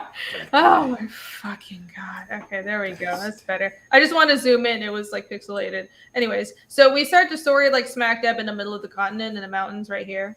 And we spent a lot of time here. I'm not going to spoil too much. But anyways, down here, Lear, this is like the whole continent of Arvos is super cold, but this is like the warmer part. And it's all swamp. Like the entire fucking thing is swamps. And the majority of people living there are humans, but they're like a very distinct kind of humans. They look different. They've got like dark curly hair, purple eyes, and they've got like spotted skin. And they have water. They still have the same supernatural abilities as other humans, like elemental magic, but they're stronger with water. And there's also they cohabit with a lot of like fantasy water creatures. And I'm still working on it. I want it to be really cool when we go to Lear. It's like one of my favorite parts of the world, Lear, and also some of the fantasy races. I'm really excited to show this. I think it's going to be fun. But anyways, so yeah, that's I do have water creatures. There you go. Look at that map. Yeah, I edited the map a little bit. I felt like the shapes could be better. The geography could be clearer. I connected these two continents. It made sense. I feel like that just looked cooler. It's like the swirliness. I want the map to be functional but pretty. Yeah. So okay. I like it. Yes. Thank you. Concur. So I like that. Yep. And then I like this. That was another too. one I liked right there. Yeah. Yeah, it's really, really nice. I think this was Hyper Wizard, was it? I might be wrong. Let me check. I wanted to shout out the wrong person. Maps on the wall. Cajuns. Yeah, Cage. It's just the Lear is the Florida of Arvos. Florida man in the world of Fiendish. Who is this by? Let me look at my list. Let me look, because I have, apparently, I can't fucking remember. Now, he's exaggerating the boobs, right? I mean, that is not really, she's not that endowed, is she? Or She's pretty well endowed. okay. She's I made her as well endowed as a woman naturally could be, is the whole point. Okay. So she's pretty well endowed. Yeah, I didn't get wanted that. her boobs to be huge. Just that's part of her design. It's fun. Yeah. Dan's like, you degenerates. You know, it reminds me of a story though. My brother had hosted a couple of guys from China a number of years back, and he went out to dinner with them. And they always pick an Asian name. So these guys were named Bert and George, you know, which is kind of funny. So we took them out to dinner, whatever. But anyways, months later, he texted me. He goes, "Yeah, Dan, I'm out with Bert and George right now, you know." And just on a whim, I just said, "Ask him to say huge boobs 5 times fast," you know. So he texted me back a few minutes later. Goes, "I just had a bunch of Asian guys standing around going, huge boobs, huge boobs, huge boobs." What? Because it's hard to say fast. You can't say it's a tongue twister. You can't say huge boobs 5 times fast very easily. Huge boobs, huge boobs, huge boobs, huge boobs, huge boobs, huge boobs, huge boobs. It's hard to do. Damn it! I tried. I don't know where they even came from, but I just like said it, and it was just hilarious. So imagine all these guys, you know, going huge boobs, huge boobs. Yeah, that's what I just did.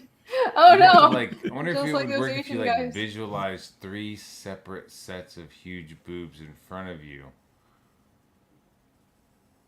Yeah, you enjoying yourself there? No, I'm not. I'm just trying to. Huge boobs, Like, huge boobs, huge boobs, huge Huge boobs, boobs. huge boobs. Yeah, that helps. You You gotta got imagine huge boobs. it. You got huge boobs. If you it got helps huge to boobs. visualize your efforts Yeah. to conquer Yeah. the tongue twister, go for Exactly. it. Speaking of huge boobs, hi Boob Dan. Boob Dan's liking this Huge conversation. boobs, huge boobs, huge point- boobs, huge boobs, huge boobs. Faster though, you got to That's say on it a roll. fast. Yeah, you Huge gotta go boobs, faster. Huge boobs, huge boobs, huge boobs. Yeah, huge it's not boobs. making sense anymore. Yeah, you're right. It's a falsity. Point blank says I like that you made up your own races. And Lord, thank you. Yeah, I went fucking like all out with the world building. I'm not fucking around. It's the blank. It's check out the website. I got a bunch of stuff on there. So I've revealed a lot on the website, and I do a world building show every other Friday with Ali Sanguis. But let me tell you, what I have shown you guys is like a small portion of the full world building. There's a lot of things I haven't shown. I have like the magic system. I've talked about it, but I don't want to reveal too much about like the specifics about like all the cool stuff that you could do that I've come up with like the magic system. I have other races I haven't revealed yet. I have like obviously I have world building for like the different cities, and also there's a lot of I haven't revealed that much about the like planar rules. So I have my story has to do with like different planes, so that ties into the magic system as well. There's like different dimensions of existence, and there's a bunch of like extraplanar creatures, like astral creatures and stuff, and there are rules for that, and it's all original stuff. Are there maps to those other worlds, or? I don't have like a polished. I have like a chart for the shamanic casting system, just because I needed like a clear chart. Because when I'm writing, it's just easier to have a visual aid. But I don't have like a planar map yet. But the planar map it maps to the shamanic casting chart, because the human supernatural ability is elemental, so it actually matches very closely. So it kind of helps. Yeah, but you'll see in book 3. Book 3 is when the magic is explained. So okay. Yeah, and these magical realms where these creatures are coming from too, not necessarily material, necessarily. Yeah, They could be supernatural sorts. So don't know. They don't. Nobody's seen them before though. So that's nobody knows where they come from. Book 3 will be like a big fight scene. Or I've already said it's gonna be Cosmere and Ragna. Most of it is Cosmere and Ragna fighting together, but they've got like an ongoing. It's basically a lovers' quarrel. They like hate each other, So they're fighting and they're also like screaming at each other the whole time. It's gonna be a lot of fun. And then there's a huge reveal about the monsters at the end of the book. So book 3 is gonna be mad cool. It's gonna be like a giant fight scene. You guys are gonna love it. Does Eric the Guapo for 5? Thank you, Eric. Does Ragna shoot spells or perform incantations from her glorious memories? Well, not from her memories. But now that you mentioned that, maybe I can rip out that idea. Hey, PTP's in the chat. Yo. People really like these boobs. I think these boobs added made a lot of people happy. Good job. Whatever. Good job, Hyper Wizard. You're appealing to the public. That's your Holy Nipples Batman. Yeah. You know, we're all about fan service here. Mm-hmm. Oh, title Fiendish Magic explained. I'm not, that's going to be boring shit. I should By the way, just a side note, just Aaron Myers is the guy who won the Godlike contest. Just the what? Sorry? Aaron Myers won that Godlike contest. He was a really good okay. piece. I just want to give a shout out to him. He's a tremendous piece. Richard, it's nothing like that, please. Like other piece. This is Adam Miller's piece. I thought this was cool. Yeah, it's nice and painted. I think I like that. You know, a lot of story elements. You could like the bandage and everything, and obviously really good anatomy. Casimir doesn't quite look like himself. That kind of weirded me out. That was the main thing for me. But yeah, I really. It's so cool when people go all out and do art styles that aren't just comic art styles. Like, I mean, this could be a comic art style, but anyways, this reminds me of like they have like some more painted comic. There was this one artist, like a European guy, Stefan Sejic or something, who was painting some of the Witchblade comics for a while. Do you guys remember his work? This is what it reminded me of. You know, the only thing about this is I just felt like, I mean, just after reading the story, just, you know, it felt cold, felt snowy, felt, I want to see that feel more, you know? Yeah. Yeah, that's true. That I did have like a burning town in the beginning of chapter 1, but it's like they weren't there. Well, Casimir was, but he was like 11, so it doesn't super fit. But I wasn't gonna be picky about it. It wasn't a problem. Yeah. I do prefer something that's more like modern in the current, you know, timeline. I don't know, that fits into the story. That one's nice and dark. Yeah, I do like I like the vibe, style, Ant Moth thing. Great action, great movements. 15 years later, Cosme. So yeah, Easkill does look quite a bit older than he is, but I realized I didn't make it clear how old he is, and probably because I have an anime style, people couldn't tell. So I don't. Again, I didn't dock people points for that. Even though a lot of people drew Easkill looking too old. It's fine.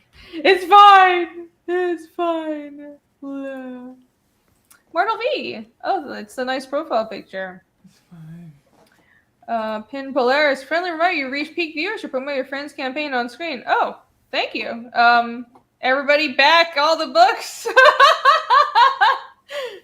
What do you guys want to promote? Oh, gosh. You know, here's the thing is I'm on all these campaigns. I don't even know sometimes. Dan is working on like 50 books. Well, just like a pinups here and there and stuff like that. But it's like Dan does pinups. Like neither of you guys have sometimes. your own campaign. I mean, Private American is one. You know, what you guys should check out is this campaign right here. Yeah. It went up! Yay! I got another package. Thank you guys. I forgot to take down my Cyber Monday special, so it's still up. And I swear tonight at the end of this stream, I'm going to take it down. But it is still up for the moment. That's 4 covers, all 4 variant covers for $85 plus this bookmark, this Ragnar bookmark that is only available with this bundle.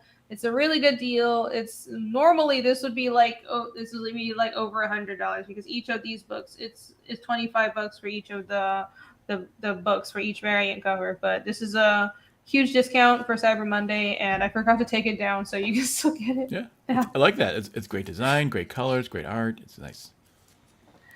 Good bookmark. Yeah, thank you.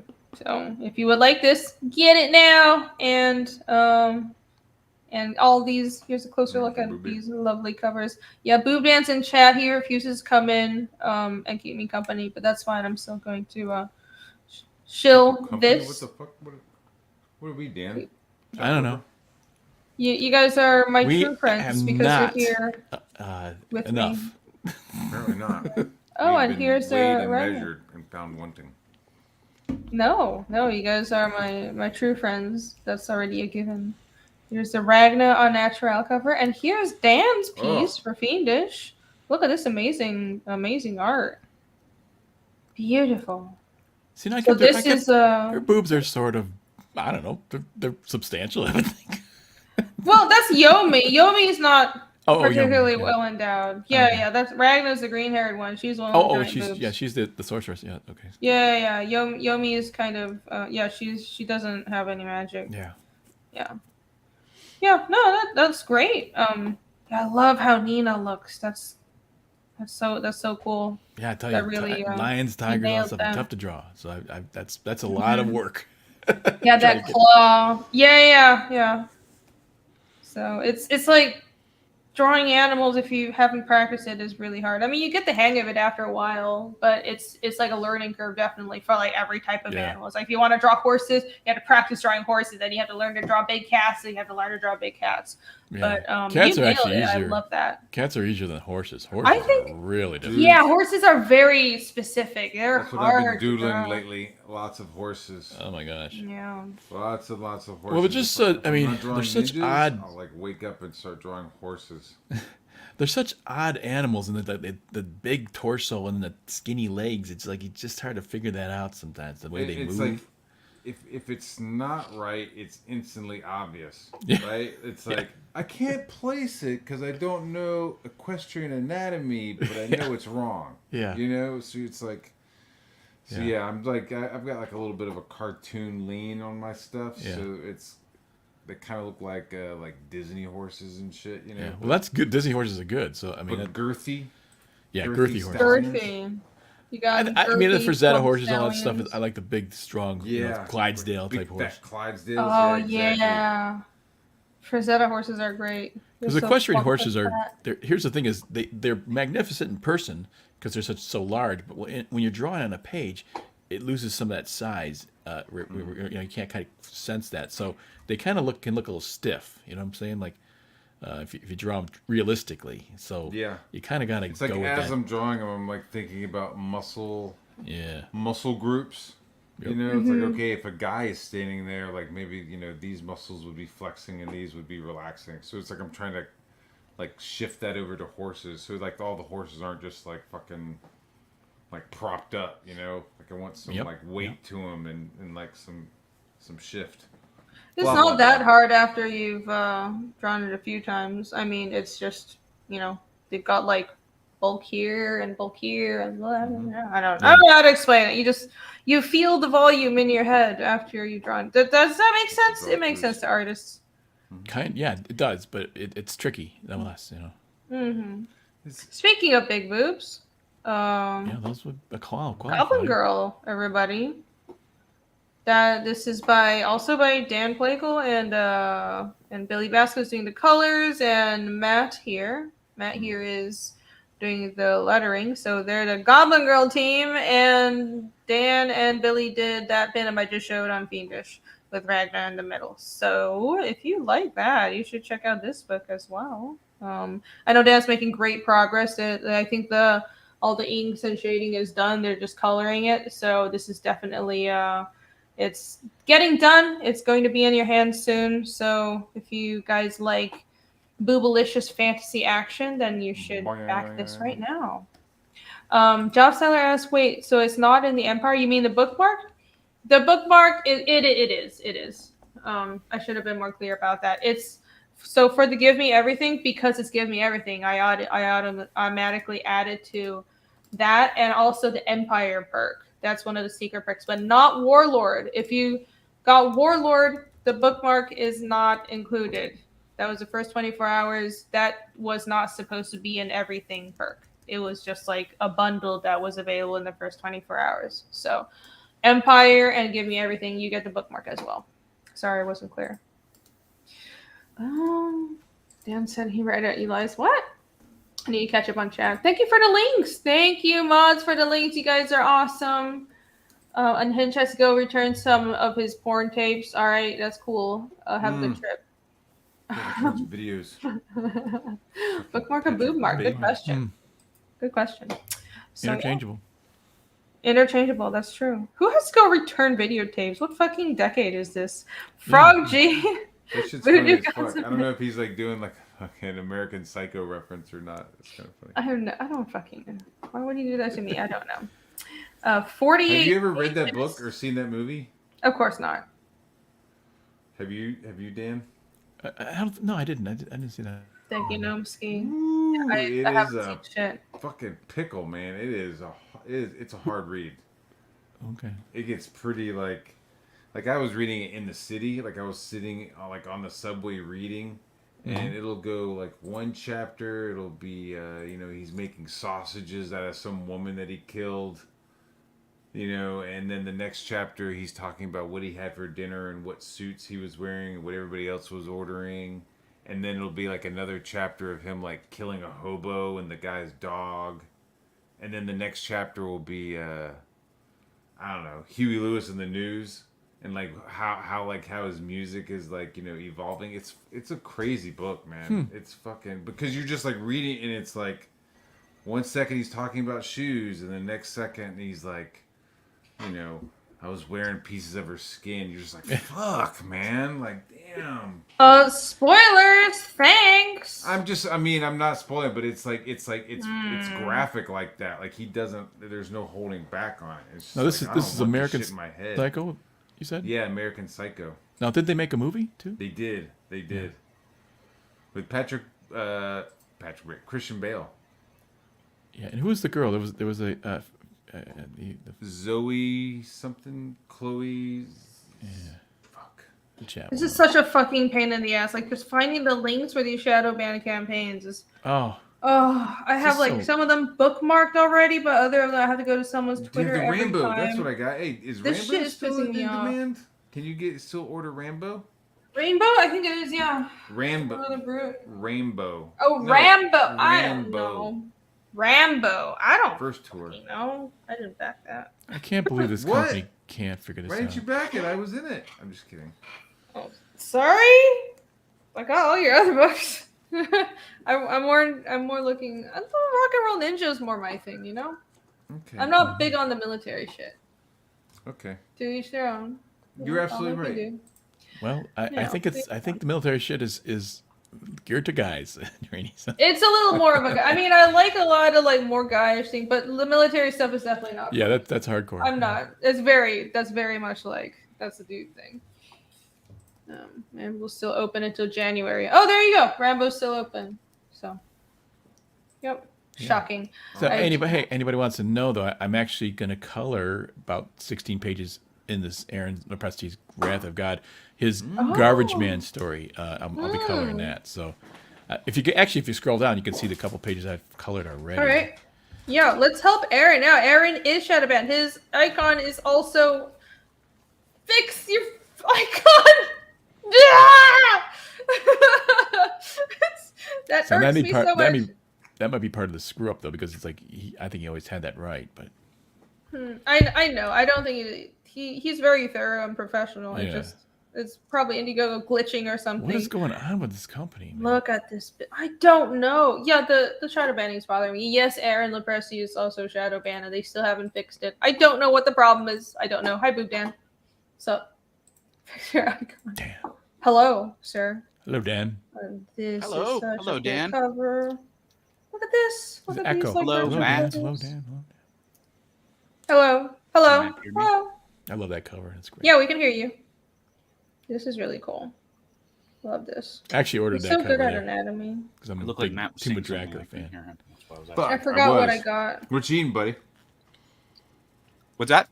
I said, what you eating, buddy? Some overly cooked macaroni and cheese by accident. So Good job. it's kind of become. Ooh, look at that. That's dope. Mm. I don't know enough what for this has everybody? become. It's like mush mac cheese. Delish. Why Hello, didn't pizza. you make some for me, Dan, and deliver it to my house? Really? I don't know. Yeah, that's Gabe Al Tayyib's coloring. Oh, there's my coloring. Ooh, look at that. You can really tell it's lawless. Yeah. Well, I've redone it since then because I learned that he's a little more brown, dirty, like kind of like his look. But Yeah, you there's got a very another, distinct actually coloring there's a better style. page right below it, which I Yeah. think was more successful. Oh That- yeah. This one, yeah. You got that really like soft, Ooh. almost like glowy coloring style where the Yeah, colors yeah. merge I into put a each little. other. I put a little haze over the light area just to give it a Yeah. little bit of creepy glow. Yeah, I like it. Very nice. Cool. So, fun stuff. I love that. I love his art, and so it's kind of funny. Like Rini, just like the way I got the cover assignment from you, the same way with Aaron. I was on the stream and and I saw that and I go, oh man, I really want to color that. And he's like, you want to color it? Like yeah, and it's kind of these things are very organic sometimes. Like yeah, I want to do that. It's kind of fun. Like how Dan just offers his services to everybody's campaigns and plays all sides. That's how he operates, just to let everyone know. Yeah. But we Well, appreciate it. It's kind of fun. Like I mean, I'm enjoying the this atmosphere of the comic atmosphere. And it's kind of like you're drawing stuff for a friend or something. I was like, hey, yeah, I'll do that. What the heck, It's kind of fun. So. I it's kind of how it happens, but it works for me too. It helps everybody because it lets people see my work. What I can do. So Definitely. Roughs. There's the link in the chat, everybody, because this is shadow banned, so everybody go check that out. Of course, also Shane's Inglorious Rex, even though he doesn't need my help because he's making more money than me right now, but still, it's really cool. All right. Why am I promoting people making more money than me? I can't help it. I'm a good friend. Okay, go back to this book. So good. That's Such a good friend. So good. I do have a cover, so I forgot about that. Right. I have a cover. Everybody go check it out. Go back to my cover. Right. Did you take the cat off? No, you didn't. The cat's still there. Right there. That's my cover. Look, everybody. That's me. it's awesome, man. Oh. So you could get that. I think it's a Virgin cover too. So if you would like this Virgin Rex cover, you should go and back Inglorious Rex and specifically get mine so I can if I sell more copies of this cover than John Malin's for Inglorious Rex 1, then I can gloat about it. So I need you to help me gloat like hell. Please back this cover right now. Okay. Yeah. Hey, it's a great piece for you. You got a strong style. I mean, it's really worked out well. So the compositions and your line work and everything. Good stuff, man. I was trying something a little different with this, honestly. I was trying to go much more not like superhero comics, but I was trying to channel a bit more of an American style. Yeah, classic composition, yep. Yeah. Urban. American. I don't know what you heard. What the hell did you hear? Nothing. Okay, Dan. Marini's I heard urban American. And what did you think that meant, Dan? I don't know. Just like I was like, damn, we're urban now. We're urban now. Oh, you guys want to? Okay, since we're here, you guys want to see the pencils of it? Yeah, sure. Here are. Well, it doesn't really look like pencils because they're so tight, but Oh, cool, man. Well, I zoomed in way too much. They're like Dale Keown pencils. Look at those pencils. Mm-hmm. No, it's not that tight. This is Photoshop, and I printed it out and I inked it traditionally. So this was the pencils that I blue lined it and printed out like a light blue of it the actual piece is right here. I was like, let me pull up the inks on screen. No, motherfucker, I have it right here. Oh, good. So you guys have originals to sell. That's the thing is I did some artwork recently with just a digital, and I'm like, dang it, I actually want to own. I want to own the originals of this. So I'm going back to original. You know what I mean? Yeah, I realize I need to do more original, especially if I'm doing covers for people. If I have the time. Yeah. Actually, to tell you the truth, I find it takes more time. No, traditional takes more time for me. So is that one for sale? Not right now. Oh, I'll probably Probably auction it. Shane hasn't said he wants it, so I'm gonna double check with him. If he doesn't Holding want on to it, it. I'll have it in the future. Yeah, You're right both now it's on not for sale. So. It's really nice. Good job. Wait, did that just come out of Rainy? Yeah. Holy shit. That was my Rex impression. Very good. Very good. Whee! Hi, Jason. She's vicious. Yeah, I can't stay long because I'm gonna be inking. What the hell? How dare you? I'm gonna be inking traditionally, and nobody wants to hear the scratch. Shut it. Yeah, we You're- do. You're Shut the right. We don't pile. want to hear that. It's very The annoying. host agrees with me. Pie Lord. The colored version to your covers and the updates, because InkSpots didn't do his job and put it in the game itself. Oh. So I posted it in the updates. So Okay. So if you want to see what Billy's colors look like, that's where you Okay. would have to go. All right, I'm Two-time gonna go band there. champion Jason Bascom, everyone. Two-time band Hey, champion. Jason. How are you, man? What's going on? Univer- Dan? How you doing? universally loved. Call him universally loved. Internationally despised. I would say Beloved. loved by Universally at loved, least internationally despised. loved by at Mastermind least of 2 Froggy. people on the panel and about 4 in the chat. So Yeah. Yeah, well, that's universally, right? He's got the systems and 12 systems. that math Did I doesn't ink check that out. traditionally? Yes, I did. That's an original piece. Yeah. Um, She's done a couple original Any ones. Strauss? No. I mean, I guess I can scratch, but people won't get it. The You can chat just- doesn't like it. You can just mute yourself. You can just You're right. sit Nobody around. wants to hear what I have to say. He's a So. Yeah, We just want to see your pretty face. That's all. Well, you wouldn't. You would see my hideous artwork, but We're being polite. We don't want to tell you to leave, but you should really mute yourself, Jason. I'm so glad you're You're so so subtle. cool. So mean. I appreciate your subtlety. Get it, Jason. Apparently, my yeah. Remember, I said I loved 5 of those people on that panel last night. Hey, So- Aviator. Hold on here. I gotta hook up my web. Oh, let me show that screen again. Okay, I should probably get some actual fucking drawing done. So let's start doing that, shall we? Yeah, but I haven't been What a drawing. We haven't been drawing. I a boogie showed bar? off the. We had like this is what happens every time I do a draw stream. We just end up hanging out and talking shit. We went over my old DeviantArt. I just showed everybody the fan art and the fan art winners for the Fiendish 2 fan art competition, and now we're going through campaigns. There you go. That's the Frog G cover. My inks with Billy Basco's colors. It's gonna be a virgin cover too. Oh, I have so many virgin covers. Wow. Yeah, Inkspot should do his damn job and put this on the campaign. That would be really great. It's all like he's been sick or anything. Yeah, he's lazy. He's lazy. Sick. Sick. He almost died. Yeah, I know. I said that and I realized I'm a bitch. I can't count how many times I almost died while I was on dialysis. Get over it. He's 20 Oh my pounds God. lighter now, though. Holy shit. I don't know. And he said Who is that? he said he's glad because his Inkspot. skin's not hanging all down and flappy. Oh, that's good. Yeah. Stayed So- firm. His skin bounced back. Inkspot's had like a diabetic thing, I think, and he was in the hospital. He broke So- his neck, is what it was actually. And then blew a blood vessel in his eye, so he had double vision. What? Really?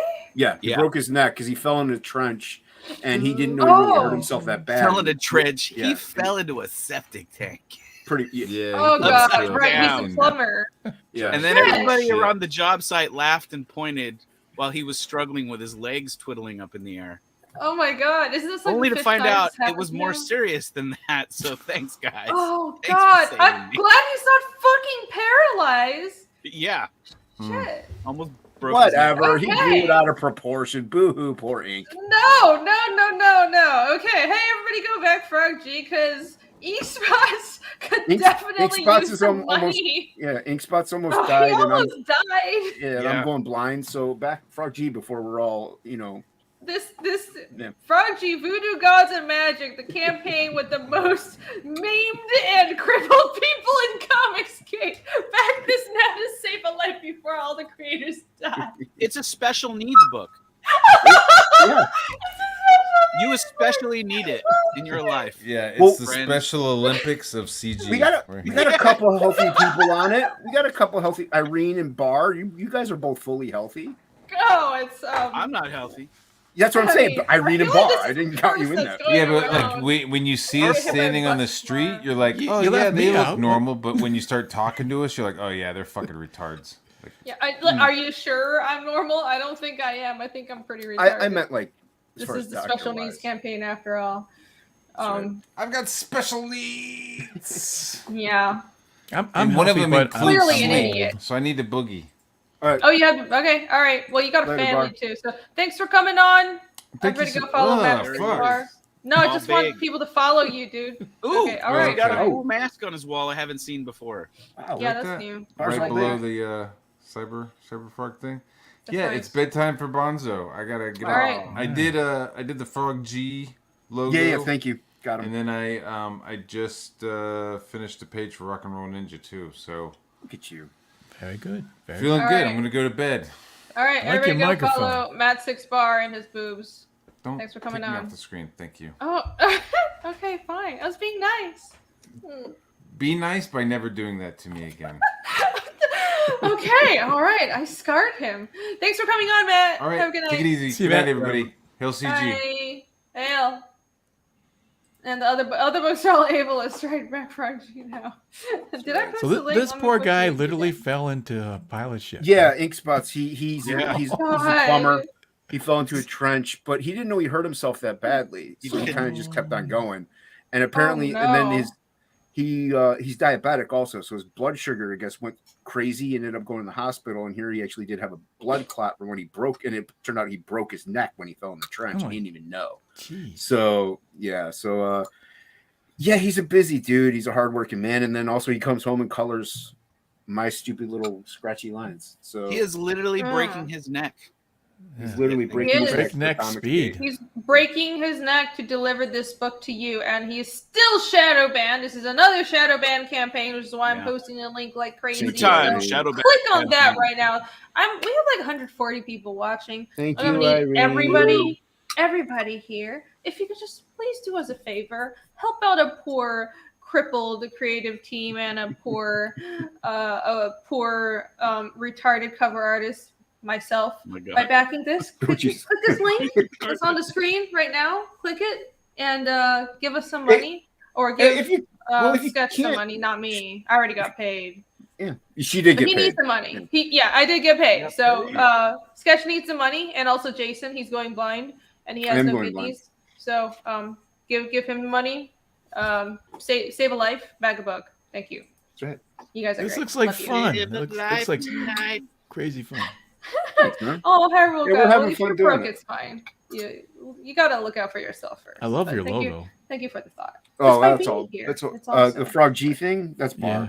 Bar did that. And Yeah. yeah, Irene, my logo is the whatever the face, my logo thing is on the campaign. It's on my end. On your end, it's not for some reason. That might. Oh, And that's Dan's weird. right. Wallace is right. It might be because of Indiegogo. It might be a glitch. Yeah, that's weird. I Yeah, think because they're it's not falling everything. apart. Is mine on there?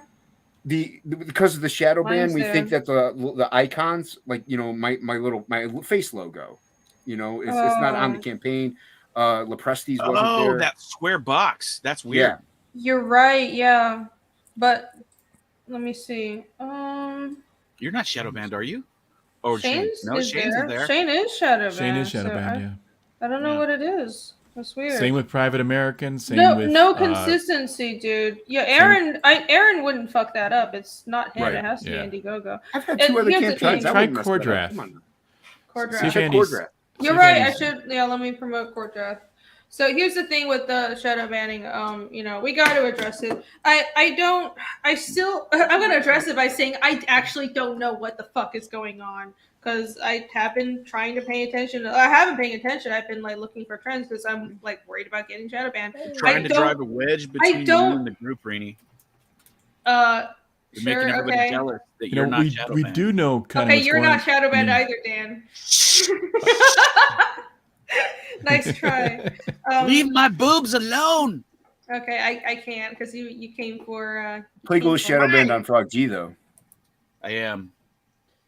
Well, yeah, you're tangentially. You know, we shadow can't banned through we can't podcast. say what's going on. We do know what's going on to a certain extent. Is they're not getting back to you, and that's That's unacceptable. true. That's the And most. no matter Here's what the thing. excuse, if they've been what they've done so far, it means move on. Go on, Yeah, look for other that's the most avenues. annoying thing. I cannot tell you if it's on purpose or not. At first, I thought it might be on purpose, but then now, because of multiple other issues and because I noticed a complete inconsistency in who is shadow banned, like the rules being applied, it's like somebody specifically hates certain people.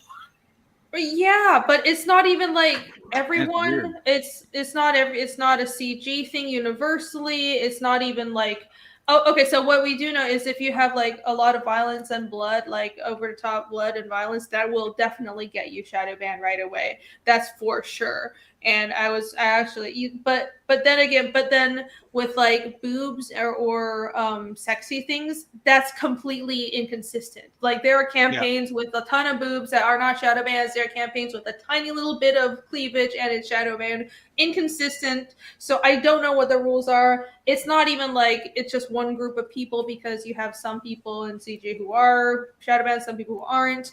I think it's a glitch on their end. I think they just understaffed at this point. So no matter the reason, it's Right. I understand people's frustrations, but I'm just saying I think they're just like short staffed and they're just fucking up.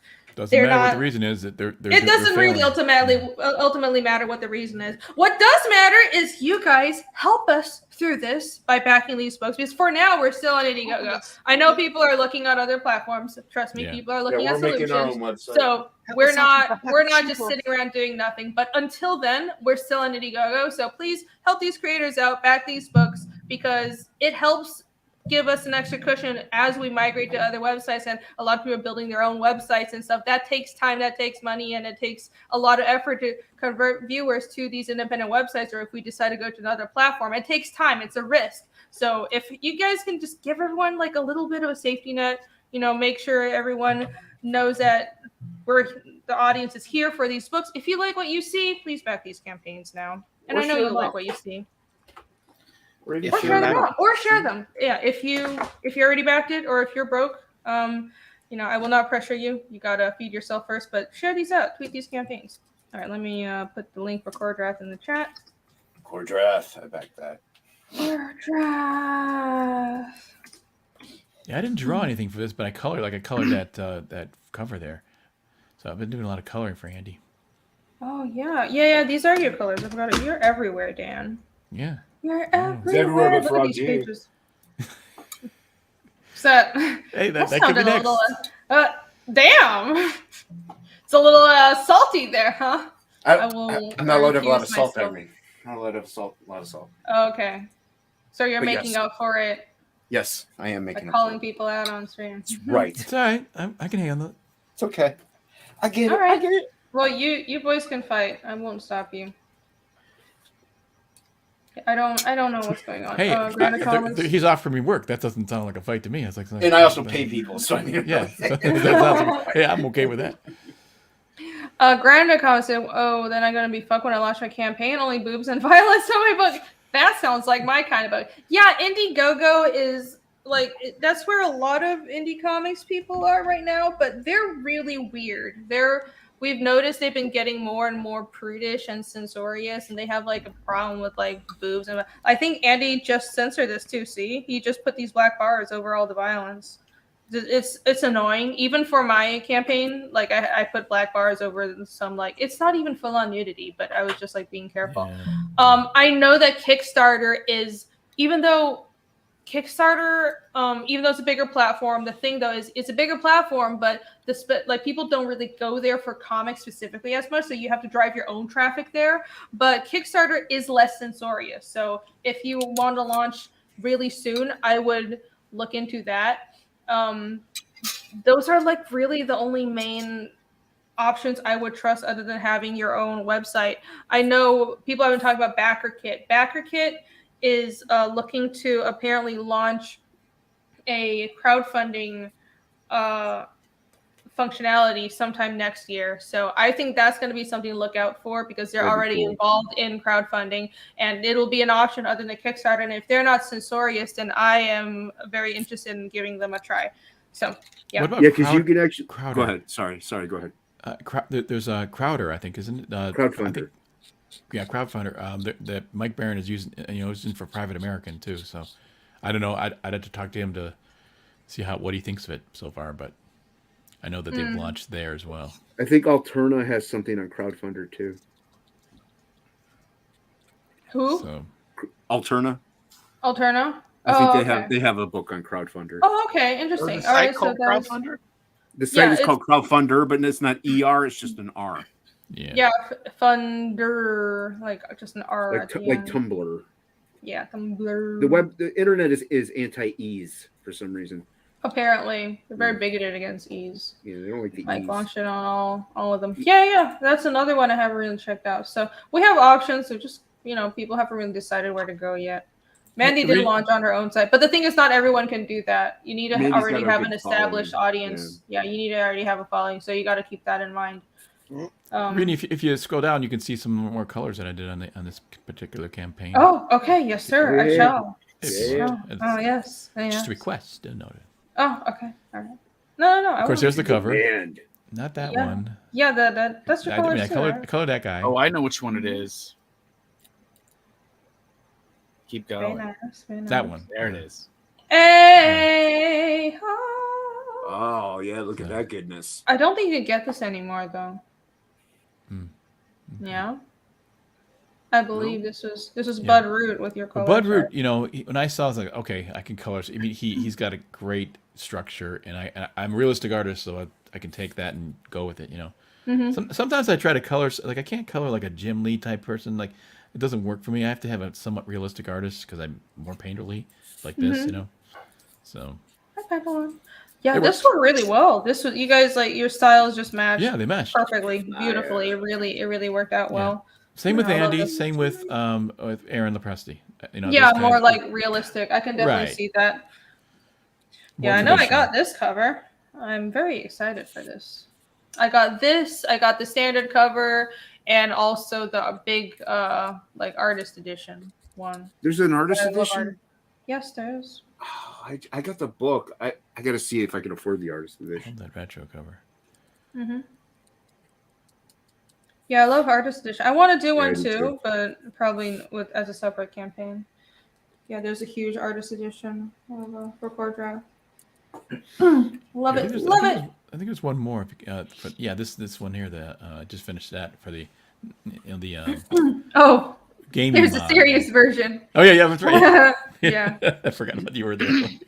We came up. I was there. Did you guys see it? Did you guys see that at all? That we decided. I was on a stream with John Malin and Ethan, and Rainey was there, and we just by committee we just did the most disaster. And as a matter of fact, I might as well just show you the most doesn't have horrendous the- coloring job ever. I'll bring it up. Well, you had these nice colors on, and then you were coloring it on stream, and we were just telling Dan like, "Oh, add some makeup to the troll, add some rouge to the troll, add some pustules, add lipstick to Core Draft." We were just being shit. Oh my gosh! And Jack then we the put it. We Ripper, went out. my We gave it. brother. We showed it to Andy on live stream, but somebody told him about it. But it was more fun making it anyway. So Yeah. I wish people didn't tell him. But I knew that was kind of almost inevitable. But yeah, here's the. and cover. Here. Yeah, there you go. I think Bancroft had something like that That's too. our color job. That look at- troll is so disturbing. With fucking like people. That is lipstick. gorgeous. I want this. I want this in my life. Yeah, I think You we, heard it here. Jason wants that troll. I need that troll. He and wants Andy that kind troll of. and his rolling man boobs. I think the rainbow background was a bit much. No, that's to the Like, opposite. here's what we came up with. This is the final actually. Yeah, that's the actual series. Oh, the other one's much better. Come on now. I love It's it. kind of more entertaining, isn't it? That's the like funny all thing the- is you do all these the- things and you go, okay, well, The I weird like, splotches and stuff on the troll on this one. That was funny. yeah. It's discolored lips. I do. I like the splotches in that other one. No joke. Isn't That it was funny? really I was good. like, oh, it's kind of cool. It I was mean, it is. funny. If it's a troll, I mean, a troll. The idea of a troll is repulsive and unpleasant. It's like, yeah. I do genuinely like the skin on this one more though. Really? The Yep. shine and all that stuff? Yes, the troll skin is much better on this. Oh, what about the core draft? Nah, I like core draft on draft you. on this one better. If Yeah, I core had the draft is troll better from on the this. first one and then core draft of this one, I think it would be really cool. All right. That's Make it all right. so. Hey, Yeah, and then the People background. like- of course, people in like the pink second one lips. is better. They Yeah. like the pink lips. You should combine them into an unholy amalgamation, and I then it'll be know. perfection. you know that's how funny these creative things actually happen sometimes when your people are just joking. Hey, you should. I mean, Stanley's original Spider-Man thing was ready to quit comics, and he says, she's like, his wife says, well, just do a comic you always want to do, and you're like, oh, yeah, I'm going to do a sidekick that's a hero. You know. Huh? And, Oh, wow, is that bam. the idea? Yeah, Nice. he was done with comics apparently, and for sort of his last sort of fu almost to the industry. I'm just gonna do whatever I want kind of thing.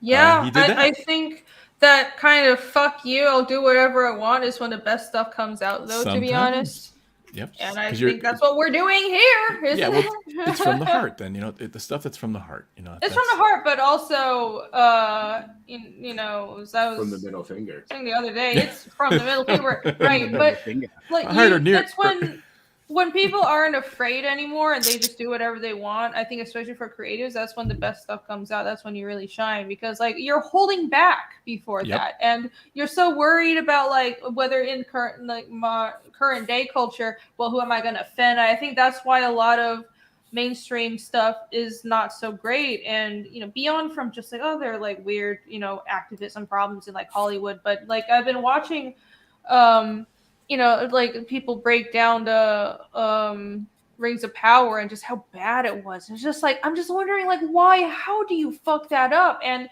it's not just, you know, they're not being meritorious and not hiring people based on merit, but it's I think people are so afraid. They're like, we're afraid of like offending people online. We have to like put this sort of quota in the show, and we're afraid of being called sexist, so all the women have to be extra perfect and can't have any flaws. But that makes bad writing, because you're creating from a place of fear. You can't create from a place of fear. You have to like, it's hard at first, but honestly, once you've like gotten canceled, even though nobody can really be canceled, that's bullshit. The canceling is just a lot of idiots scream at you online. You just have to say no, and then you will survive. Okay, there is still work out there. You will survive. It's fine. It's just jarring at first. Like, as long as if you just aren't afraid and you just keep on just hold true to like, this is the art. You guys are full of shit.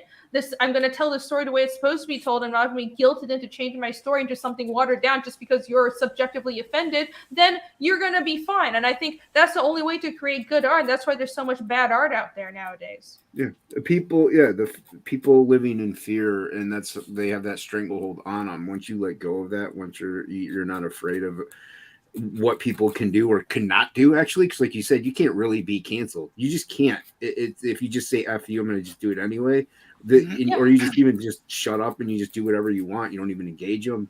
You won't get canceled, or they'll just come after you harder. You just keep doing what you want to do. Give them the power. Like, right.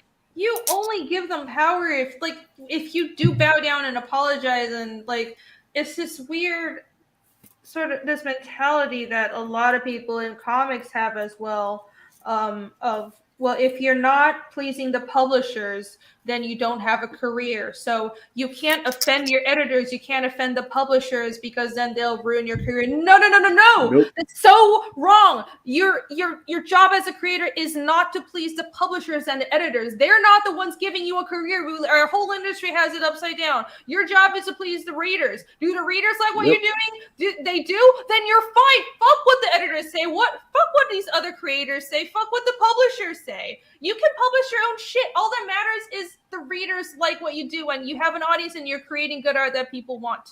You're the fan base. Yeah. The fan base are the people that you have to please and appease, because they're the ones buying your products.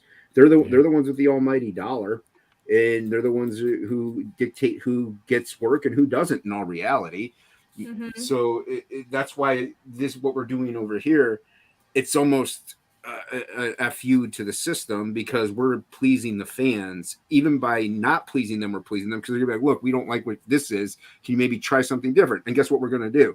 We're going to try something different, because we want to make money and we want to give them a good product at the same time.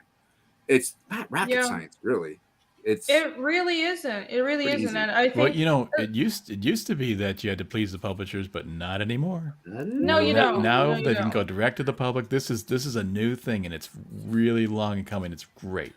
I think when comics was like a really a Punk rock. small niche industry where it wasn't ultra corporatized, it would before Marvel sold to Disney and shit, before it became like creativity by committee, and obviously before, you know, woke culture and everything, then it was more about we had to please fans and the art and the fans came first. But then once comics became like, you know, nerd culture, quote unquote, became big, and the MCU happened and Disney came into the mix. Disney ruins everything. They're evil giant corporation, mega corporation. I hate them.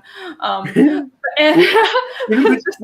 at it, particularly in Western comic books. Like, how do you think the big guys got big? Because the fans bought most of those products, right? But so then the companies were like, "You guys are going to now be on the main books." And so therefore they're going to get paid more. So the fans did dictate that movement. But like you said, once Disney bought it all out, they were like, well, we're going to start hiring people that actually have an agenda in the political movement. And then it's that, and it's also just, I think that's part of it. It's part because American culture is so like ultra political, and it's so annoying. Yeah, Everything has to be activism. Everything has to exude a certain type of Hollywood politics, and you don't have to. Like, it's just weird. It's like they're cramming down their religion down everybody's throats when we just want normal entertainment. And if you don't like their specific ideology that doesn't conform to reality, then they'll call you a bigot. It's dumb. Well, That's part of the problem. But also, I think another part of the problem is if, like, just by nature of having corporations, and I don't think it's like, well, I'm not anti-corporation, I'm a proud capitalist. But when the corporations that are providing the money don't just let the creators do their job, when they have like focus groups and they have like ESGs and shit coming into the mix, and they want to directly meddle in the creativity because they're so risk adverse. And that's the problem with a lot of corporations that are run by, you know, bean counters and people who are innovative types, like maybe like Elon Musk, or people who are actually creative and willing to take risks. When the people who are just the bean counters take over, they play it safe and they're afraid to take risk anymore, and that clamps down on everything. That has knockdown effect on everything else that people under them are creating. And that, I think that's another side of the problem with Marvel and DC. You know, I think part of the problem too is just Disney is not the right company to own comic books, because they do have a brand, and the brand is for kids, young kids, little kids, and so they try to bring comics in there. They have to sanitize it to a certain degree. Like when Marvel got Conan, I noticed they tried to do. There was some controversy there where they took this girl. Oh, she was too sexy, and on the Conan. Well, that's Conan, you know, and it's like you can't just. I mean, you just got to be yourself. If you're going to be publishing Conan, you got to be Conan's. You know, you got to reach that audience, that sort of thing. So right, yeah, it's going to work with the Disney. Just wasn't the right ownership for that. Dude, no they way. canceled Conan because it was like, oh, it's too like macho. It's so fucking, it's Conan. That's why we have Cordrath and Goblin Girlfriend. Yeah, that's right. And Fiendish, everybody. And Fiendish, everybody. Yes. No, high fantasy. Soft. Fucking I don't baby get Hollywood woke shit and Fiendish. I can guarantee. Well, I don't know what they're thinking. It's like I grew up reading Conan. I didn't go out with a big sword and hack everybody to pieces. You know, right? I mean, I love fantasy. Shit like Berserk and Conan. I don't go around being like, I don't know, just. It's fantasy. It's it's to sort of enjoy that sort of crazy mindset, but it's not reality, and these people think it's got to reflect, represent everything. Well, we've always had this weird puritanical undercurrent in America. I think it just shifts to different excuses for Puritan censorship in between different generations, because like 30 years ago, it was the ultra puritanical conservatives who were like the Satanic Panic and anything, who were saying D&D is satanic and it'll have like playing role-playing games will make your kids actually commit violence, and they'll make your kids will like become disjointed from reality because they're indulging in fantasy, and like the Comics Code Authority and all that shit. Like that was a different kind of censorship. What they're doing now is the exact same thing, just with a different excuse. It's really no different. So and I wish people would realize that it really is. It's the same. It's same thing, different what they're doing is the same. Right, it's the same shit, but like different polishing, basically. And I wish people would understand that more, because it seems like just because it's a new dressing, people don't really see. They buy into the whole, well, this is for the moral good, we're just being moral. But well, no, that's you subjectively saying what's moral. But you're saying that what's entertaining to us, what is harmless entertainment, and everybody clearly distinguishes this as fantasy. It's not like just because your book is like Conan and it has a lot of violence and blood and booze, that means people are going to go around being giant misogynists and killing people on the streets. That's patently untrue. It's ridiculous. And in fact, I think a healthy society needs unbridled art, because that brings out what's hidden inside. We need that release. And if you keep it pent up, if there's nowhere else to go, if you can't express that fantasy, if you can't consume it, if you don't have like an outlet for it, then it explodes into real life. It's just like the issue with free speech. If you clamp down on free speech, you don't solve the problem with extremism. You just stop people from debating and changing people's minds, and you make people feel more oppressed. And when people can't speak, they have no way of addressing their grievances other than through physical action and violence. So it's the same thing with artistic art and censorship. Yeah, Frank Miller was saying years ago. He was saying, because his stuff was fairly violent and people were criticizing it, and he said his influences were it was Japanese anime, and that's extremely violent. But if you look at Asian cultures, it isn't really. It's specifically they're not Japan. violent people. They're not specifically Japan. Like, there's. Well, tell that to the Marines in World War II. America. Well, I mean, now listen. I'm saying. May I tell you the story of Root Koreans? If we're fucked with, we will fuck you back. The end. Well, it's everybody. Anyway, Yeah. but no, like Japan is. Sounds kinky. That's true though. Yes, we will fuck you back. But with like Japan is an example I love to bring up, because their art is so uncensored, and like the fucking crazy feminists are coming for manga and stuff. I don't know if you guys have been following like a lot of Japanese gaming companies. They've established branches in the US, and they have decided we're going to appeal to a global audience, and we're not going to make games the way we used to. And there's a bunch of shit like they're covering up characters like Tifa, and people are just wondering like what the hell's going on. They're trying to encroach on that art too, and that's the thing. They've been fined for so long, and Japan is a perfect example of a society with extremely edgy art, with like almost uncensored, like really dark, really violent stuff. Like manga you can find just anything under the sun, but the society itself is the safest countries, one of the safest countries in the world.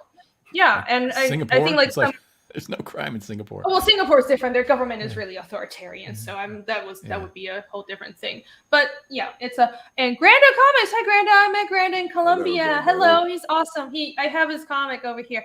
Grando, we got to talk. I want to promote your work.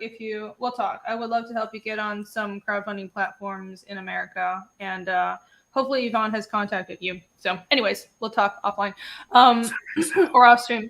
Well, some TV shows, movies, and comics try to offend the right people, and it's annoying, and it's coming from a guy in South America. Huh. Yeah, that too. Yeah, like they try to offend people on purpose just for marketing. And I think that's another thing I wish people would realize. Like a lot of, I think with a lot of like, sort of if they change a male character to a female character, they know people are going to freak out about it. And I'm like, guys, don't freak out about it. They're doing it on purpose for publicity. Like, you can critique it, ignore that. Not that it's not stupid, but ignore that they're changing the character's sexuality or race or gender just for no good reason, because they're trying to bait you. You can critique the fact that what that really is a way to mask bad writing, because they want to use that as an excuse for publicity, and it drums up all these articles where they can say fans are so misogynistic and racist because we changed his characters. There's the way this character has been for 50 years for no reason, but people shouldn't have a problem with that. They're all bigots, and they can write articles on that, and then they don't actually have to hire good writers because they get publicity just through the controversy. That's what they're doing, and this filthy. I think and there's so I hate little Hollywood, racism. but you got to realize what they're doing. It is also really condescending because and I hate doing this, but I'm not like a white Christian male. I think it's really condescending. I'm not. Shocking. I know. I really come across like a man. That's why I came here. Right. I know. It's only. Don't you know? There are only white Christian males in CG. But I find it insulting that with a lot of these characters, they, instead of creating an original minority character or original gay character, they think that the only way to be legitimate is to subvert an existing character that wasn't those things, like changing. Like, for example, instead of creating a new character who is a young Black woman who's a genius, who is a tech whiz, instead of creating an independent character, they had to create somebody like Riri Williams who subverted Tony Stark. Why is that? Is that the best minorities deserve? I think that's insulting. Why don't you create something new? Like, I don't think anyone has a problem with Black Panther. Everybody loves Black Panther, and so it's not a race thing. It's about subverting existing characters and sort of like drumming up this fake publicity and controversy that's really insulting to everybody. I think they're actually looking for enemies because I think there's so much less racism and misogyny as there used to be. They're looking for them. They got to try to find something so they can be judgmental, and this is how they do it. They set you up. Okay, let's change the character. Okay, now they reacted bad. We got one. We found one. We found a racist. That kind of thing. So it's I kind don't of know. Like, very few people are actually, especially in America, very few people are actually like racist and all this stuff. America's a very open country. Yeah. Most people just don't give a shit. It's one of the least racist countries, frankly. I know. Like, what people are offended by is you changing existing characters and doing this bait and switch. And I think a lot of fans aren't good at articulating what they mean. So like, it's really easy to get people worked up, and like when you get called a name, like people have emotional reactions on Twitter and stuff. But you're just helping them, market. It's like this weird hate marketing they do, and I despise it. It's sure so both Dan's dirty. on the panel will remember Milestone Comics. Those were all DC had that. It was original Black characters that were awesome. Everybody loved them. And they got rid of it. They did away with it. Now they're trying to they're kind of trying to change it a little, so they have to pay the original creators, I guess. But there you go. There's original, Black characters that were awesome. I collected them. I loved them. They were featured everywhere. They were in Fresh Prince of Bel-Air. He had original artwork on the pool house in the background. There was original artwork there. Like, it was well known, and it just disappeared off the face of the planet. So it's not like these things didn't happen and didn't exist. It's like, why did you get rid of them then? It's because of money. Well, a lot of it is if they just change a character from white to Black, like Iron Man or something like that, they don't have to pay the creators. Exactly.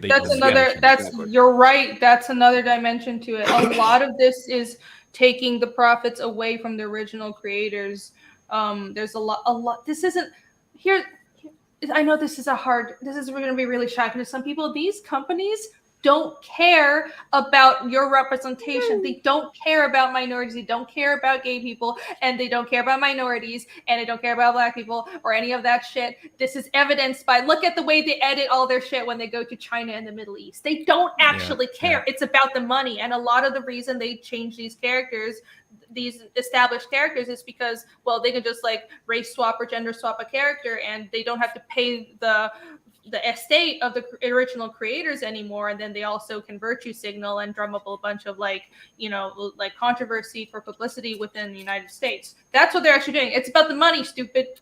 Yeah. If they really cared about gay people, they would take the character like Superman and have him interact positively with a gay person in a positive way. That would keep they keep the Christians happy because they believe in being loving to everybody, and it'd be to keep the gay people happy because they want to be they want an interjection to society of positive treatment towards themselves. Yeah, that's a win-win, But they're not interested in solutions. All they want to do is create this stuff to judge people and cause controversy and all that kind of stuff. They really aren't trying to help. If they really are trying to help, they'd go about it differently, What I call it is fake representation, is virtue signaling. I think from my point of view, American media has been racially and gender diverse for like decades. It's gender diversity has never been a problem. It's been very racially diverse since like the fucking 70s. So it's just weird that this narrative that until social justice came around, American media was just like all white people is ridiculous. I do think there could be more LGBT representation, but the way they're doing it now is not it. The way they're doing it now just seems comical and condescending.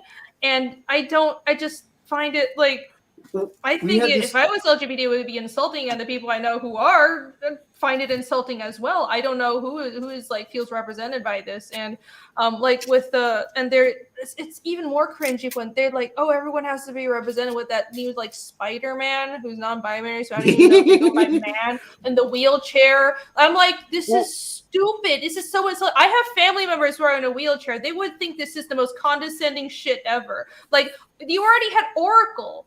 Why don't you just like do that? Why'd you have to just do this activisty shit and color representation? No, it's not representative. It's insulting. Professor X, for goodness sake, you know. Professor X, I know. Thank you. We had a similar conversation on Topic List where like we were saying whenever we were younger and collecting and reading comics, straight or gay, we didn't care about the relationship part of it. We just cared about, you know, Thor beating Juggernaut or Superman fighting Bizarro. You know what I mean? Like, yeah, Lois Lane would come in and they do their relationship. Like, yeah, whatever. We didn't care because you're a kid. You're a kid. You don't care. You know what I mean? It's like, so that part of it isn't like the core root of comics. That's just kind of like a little side thingy. Jason, you're selling it to boys. Boys don't want to read romance comics. That's what it comes down to. The truth is, even with Lois Lane, you really don't want to see Superman making mush mouth with Lois Lane. Really, you're not allowed to say that. You're not allowed to say that. You want to see Superman comics are for boys now, though. I'm just saying, if you're going to try to sell these comics traditionally, the boys are picking them up. The action comics. I think that's you're not going to sell them gay comics. You know, they won't buy them. And you're going to destroy the industry, you know. But it's even like romance in general. Like with superhero comics, the core audience is not interested in it. You can have some romance, but it can't be like the whole fucking focus of the story. Nobody reads superhero comics to find out about somebody's sexuality or their romance life. Yeah. Like as soon as you make a character gay, you're making a romantic comic, you know. Yeah, that's another, like, there are multiple aspects to the problem. It's like there's the activism, there's the overcorporatization and the adversity taking risks, and then there's there's so many different types of problems, but part of it is also, I think, the dilution of your core reader demographic. And it's like there's this weird theory in a lot of American corporations right now that, well, if we just make things that appeal to everybody, then everybody will like it and more people will like it. If we just water down if we just make like superhero comics not just for kids anymore, not just for boys anymore, and we start hiring a bunch of like YA writers who write books that are targeted for young girls and have them write these books that were formerly for like teenage boys and these like rock'em sock'em, you know, fighting superhero books, and that would just make it more appealing to girls. So then the boys will stay, and then we'll just have a bigger audience. That's not how it works. What you end up with is this watered down product that's a weird in between that doesn't make anybody happy. You need to have a target demographic. It's okay. It's okay to have a target demo. You can't create something that pleases everybody without being incredibly boring as shit. Either you're selling like something that everybody absolutely loves, like fucking condoms or something, then you're gonna appeal to everybody. Otherwise, for media, for entertainment, you need to you pick a fucking target demographic and stick with it, or otherwise you water down your shit. Hey, I think Todd McFarlane said something recently about trying to sell Commissioner Gordon in a Barbie aisle. It's not going to happen, you know. It's like you can try all you want, but. It would be like, imagine if somebody came into Japanese manga and said, well, shonen appeals to teenage boys too much. Shonen needs to be more about the romance and have like big sparkly eyes and be about people's emotions. I mean, it is in a way, but it's done in a way where shonen is really emotional, but it's like, it's also like, it's like, people are fighting while they're expressing themselves. It's about conflict, and it's stuff that appeals to like, and I like it. I'm not a boy, but it's like, it's having a target audience doesn't mean you're gatekeeping people. It just means like people have general trends. You know, boys tend to prefer certain things, and women tend to prefer some things. Why look at the demographic that reads fucking Twilight and 50 Shades of Grey? Like, it's not, you know, young men, right? Right. So these things are it's a human reality, and you have to recognize it. Otherwise, you're going to just ruin your business by not recognizing that target demographics are a fucking thing. It's a matter of knowing your brand, and you have an established brand. If you want to destroy your brand, go right ahead. But that's, you know, it's not going to work. Well, like Plague, Irene, both of your books, are they mainly revolved around romance and relationships, or are they mainly revolved around character studies, action, you know, in-depth storytelling? Like, you know what I'm saying? Like, people don't really want to see just like, oh, gay, straight, doesn't matter. They want to see some kind of actual development happen within a character. Dan's like, mine is all about the boobs. Yeah, but there's no relationship. Yes. It's boobs, okay? Everyone loves boobs. I saw it. I was like, oh, I see. Yeah, I mean, mine is.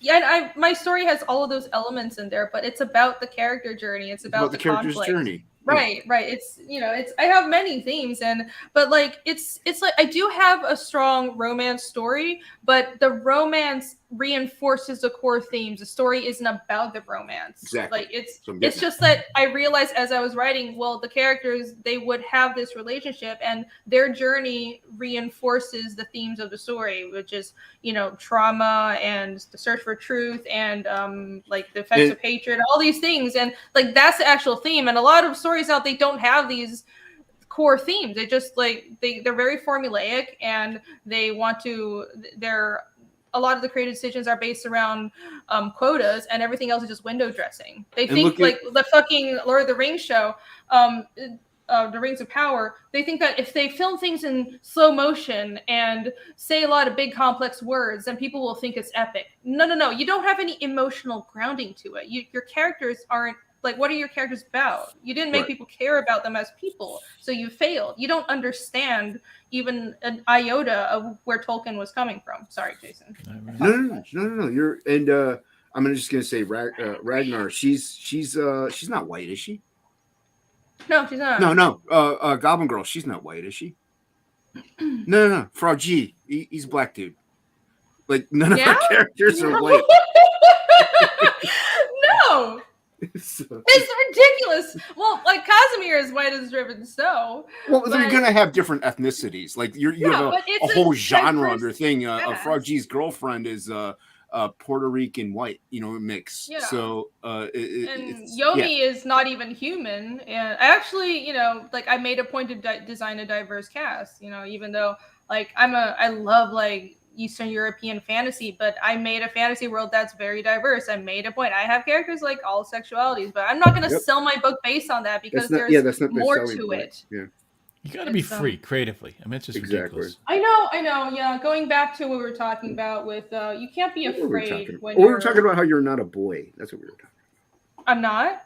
That's what you keep saying. Apparently some people think I'm Thai, so I might be a boy. Hold on real quick. I want to shout out something. Granda Comics was in the chat, so I met him in Colombia. You guys remember I did a whole unboxing video of all the books I got in Colombia? This is his book, Terrores Nocturnos. I know I said that. I pronounced that atrociously, but it's really good. It's one of my favorites. Nocturnal Terrors for all you gringos out there. Yeah. Oh, thank you, Plago. You're welcome. It's one of my favorite books that I got. No habla español. De nada, friend. Me llamo Jason.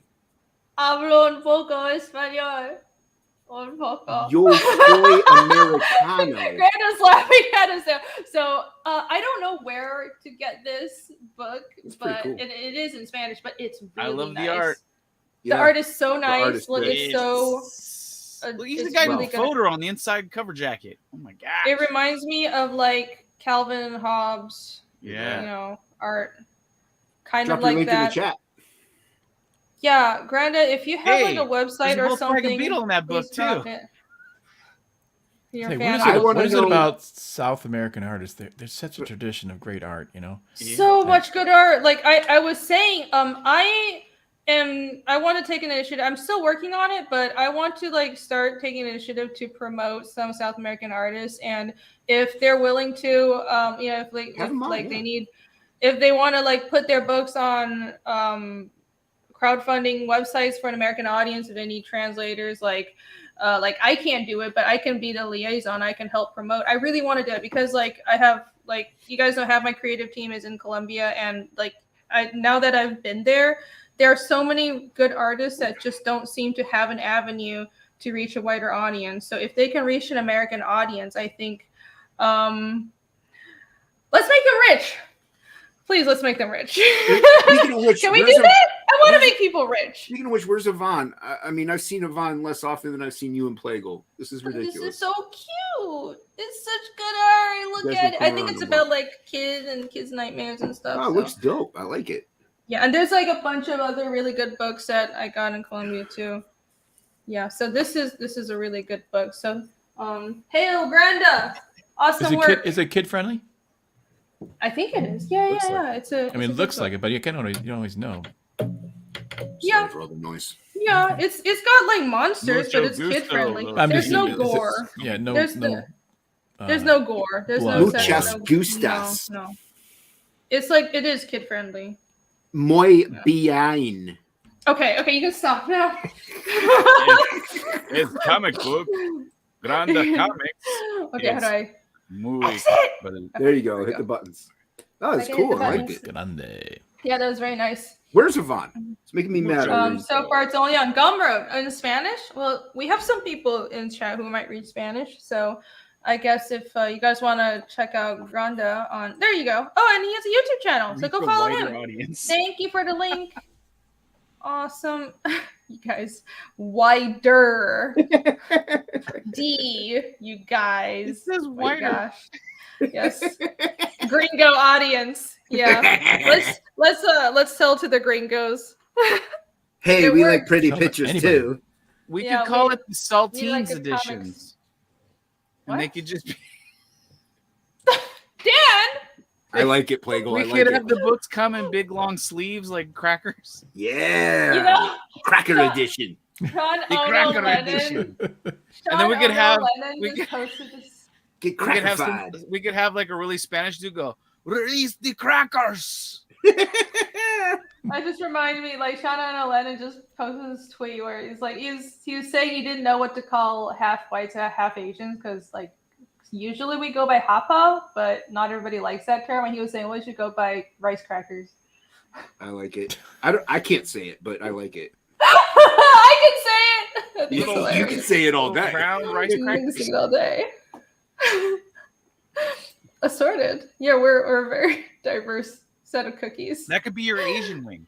Oh, most of your work is nothing like that, but cool. Well, if you have a You could have rice crackers, Gumroad, which would be the There Japanese you go. translated ones in America. Mortal V found the link. Thank you, Mortal V. So everyone go check out his Gumroad. Thanks. Hell Mortal V. yeah. Hail Mortal Hell V, yeah. by the way. Hail Mortal V, yes. All right. I think deep breath. Whoosah. See, All people are right. loving it. Saltines Right and rice over. crackers. Oh. Spanish I'm wing, gonna which start is drawing. for some reason saltines. I don't know why. Yeah, actually, I'm gonna get rolling and do some drawing myself, but All right. Okay. but Well, I- this I- is supposed to be a draw stream. Feel free to just stay. Sorry. That's what I've If been you doing. want. Is drawing. Well, I got to print out stuff and all that stuff. Oh, okay. All right. All Gotta right get then. focused. Well, good. I wanted Yeah. to drop in and just say hi, and because you're judging those your winners there, and I wanted to chip in and my thoughts on that. So It was good meeting a lot of you, fun. Mr. Lawless. yeah. yeah, good to meet you Nice. guys. Nice hanging out. Thanks for coming Yeah, on. I'll- And thank I'll- you again for your work on Fiendish and for being a judge. All right, you're welcome. And happy. Thank you guys for having me here. So Uh-huh. Thanks for coming on. Okay. all right, we'll see you. Later, man. Bye. Bye, bye, bye, bye, bye, bye, bye, bye, bye. Okay. All right. I'm going to just start Bye. drawing now. Start drawing now. Yeah, like 3 hours into my draw stream, I'm going to start drawing. This is what happens every I time. just started drawing. I just finished it. We had a good discussion though. I like that. Yeah. We always have such good discussions. There it is. So You Alright. make good discussions happen. me makes good discussions. Okay.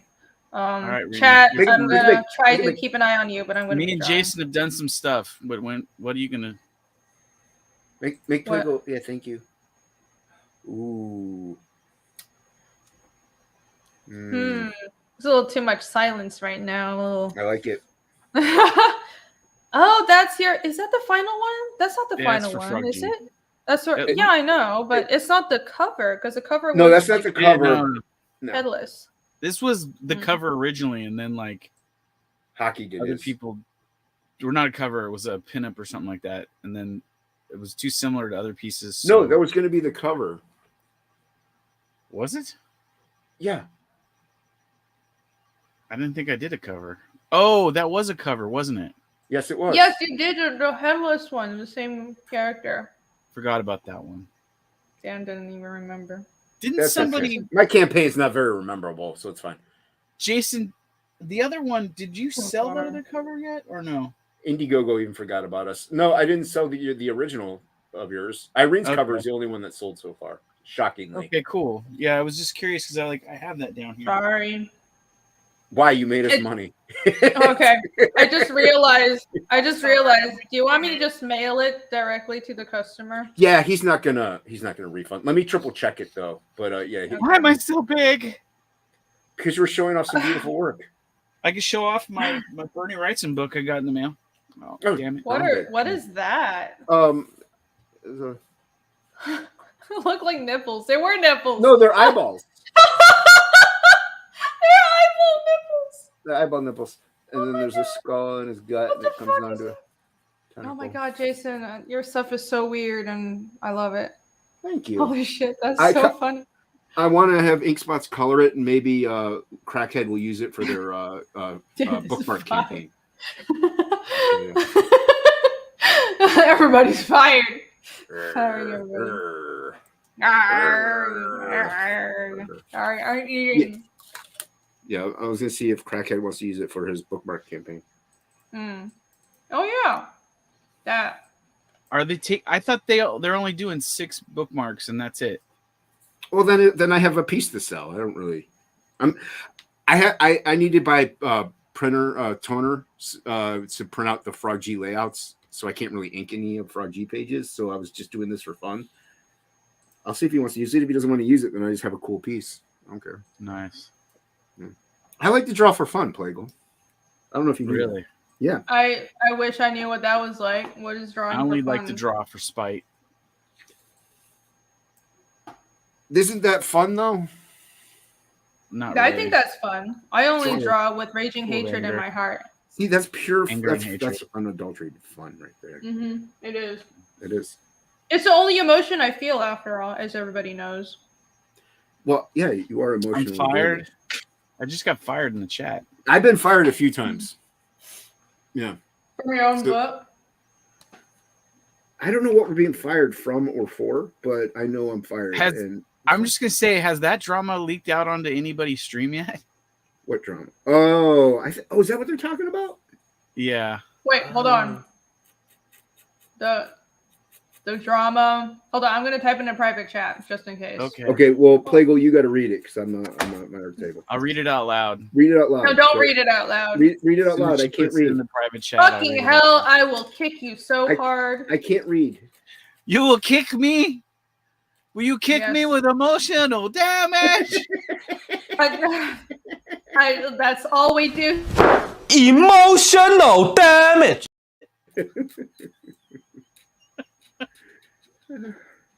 Oh, well, chat already mentioned it, but Yeah, I was gonna say chat's talking about it. yeah, I want to No, we don't refrain have to from talk about that. banning. I was gonna say I banning don't think the anybody's flame. talked about it. That's why I was like surprised that we said that. I think they were Okay. talking about it on Crackhead. We weren't talking about They it. were. I'm gonna have to go watch that then. I'm I gonna said- refrain I because as another creator, Exactly. I think Well, the it's, other thing is yeah. like it's not. I mean, I'm a backer, so I guess technically I have a. I'm a backer too, but I'm a it's backer just too. it's. I'm just gonna say I'm really pissed off about the situation, but as another creator, I need to refrain at this Yeah, point from I agree. talking Like I'm about kind it. of like I'm not gonna mess The with. customers have a right to talk about, it, but I'm also We a actually, creator. you know so what? I'm gonna We shut talked about it on Topicless. up. That's very so unprofessional of you. It's I Topicless. don't care. Anything goes. Oh, it is Yeah. topicless. Yeah. No, I just feel weird. I think No, I that's fine. would, but we need more I feel weird, information right too. now. Well, your Yeah, we channel's a need lot more. more reputable and respectable. So yeah. Well, thank you for You're that lie. I'm like, way Fuck more is respectable than my reputable about channel, this Irene. shit? Trust I'm like me. Rini. I'm like I just imagine us both sitting back with our popcorn, going like this, staring at our screens, watching the It- messages. Yeah, No, that's mostly what I'm doing. Our Yeah. discussion, I thought it I'm was like- pretty good. I'm like, what the fuck is this shit? Oh my god, the 'Cause shit even show. Bar we were all talking about it. Yeah. Bar, Luke, Ink Spots, me, and Hockey. Those are the only people that came to Topicless. Because Yeah, everybody was talking about it. I know. those are the people, yeah. But no, yeah. Emotional damage. Well, yep. Emotional I'm gonna. What I will say, I won't. Just a general thing. I think it's a dangerous practice to, especially in indie comics, to form like part ownership creative business deals I didn't do that with Fiendish, and I think I would caution against that, because I've seen shit blow up even between really good friends because like they brought business into it. Like it's different if you have a good friend working for you, but especially in indies, and because it's like who is actually in charge, who is in the lead, like unless you're fucking married, like people, it's not even that creatives have egos, it's just when you have a creative vision that is conflicted, like who is actually in the lead. And if you co-own too much, then people start fighting, or even if you like become a co-owner but then people get bitter over who owns like what percentage. And I'm not saying this is what happens, I actually don't know the details, so I'm not commenting on the current drama, but I'm just saying I know it's probably something to do with co-ownership. I would not co-own something. I would be like, either I work for you or you work for me. It has to be clear. I was in 80s Mates chat and they were actually talking about something. I can't remember what. I think it wasn't about this, but it was about just I even said, I'm like, I like working alone actually more than anything, because I don't have to answer to anyone. I'm responsible for my artwork getting done, for everything getting done. Like I don't have to rely on anybody else or be worried about, hey, is this person going to finish doing what they're doing, or is this person actually going to do what they said they were going to do? And stuff can suffer. I mean, that's just one thing. And then like Inkspots and I, we're in Frog G. We're all part of Frog G. So you're right. Like what happens if one of us like steps out of line? Who then says what? Does the book even get made? Who can do this? Who can do that?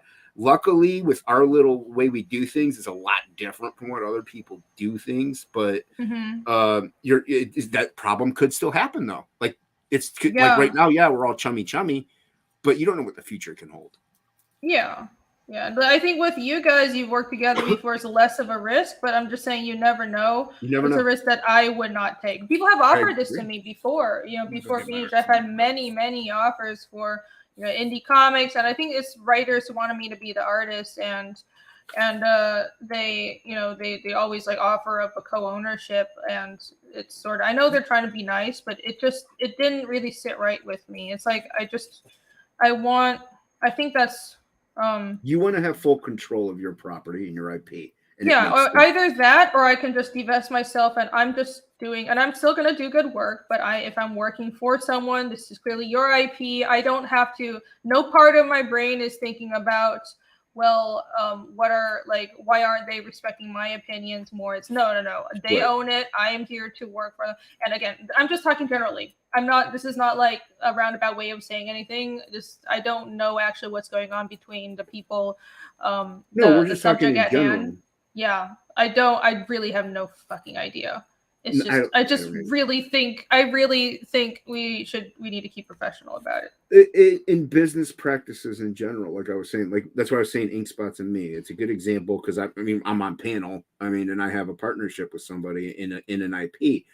Like it's dangerous because it's not like we knew each other our whole lives or something. And even if we did, they even say never go into business with your friends or family. Just you don't do it because something could happen and either the business gets destroyed or your friendship gets destroyed. It's like, and it can happen. I'm not saying it will, but and it can happen. But sometimes though, you just have to in a way. But there's extenuating exceptions to every rule, obviously. But I like having my own business. Like Unhinged Entertainment is its own thing. It's mine. Nobody else is a part of that. If I want to do Absolute, I could do Absolute all day long, every day, and nobody could tell me what not to do with that book. And I like that. Like with Fiendish, that's yours. It's yours. You can do whatever you want. Nobody can tell you what else to do. Yep, it's mine, and I own Hellion Arts. I own the publishing house, and it's liberating. It's my, and like the people who work for me, it's like this. I think it's tempting because you have a lot of artists who just like, especially in the indie scene, there are people who will just fucking bounce. Like even then they'll like fuck contracts because they know you don't have the money to sue, so people will just like fucking leave projects, and that's a problem. I recognize that, but I don't know if like making people partners is necessarily a solution to that. I don't think so, but because I was careful to hire people that I know are professional, I can trust. A lot of the people on Fiendish are my good friends, but again, this is my project. I am your boss. Yep. The end. That's right. And if it was vice versa, if I was working for their book, it would be the same thing. They are my boss. Right. There's no question about Well, it. yeah, that's the way it is. I like it. I like that more than That's why, like, I do love working on Frog G, but I want to get back to Absolute. I really like that book. It was fun, and I do being able to tell and do whatever I wanted to do. I mean, I can still kind of do that with Frog too, but I still have to bounce ideas off of people.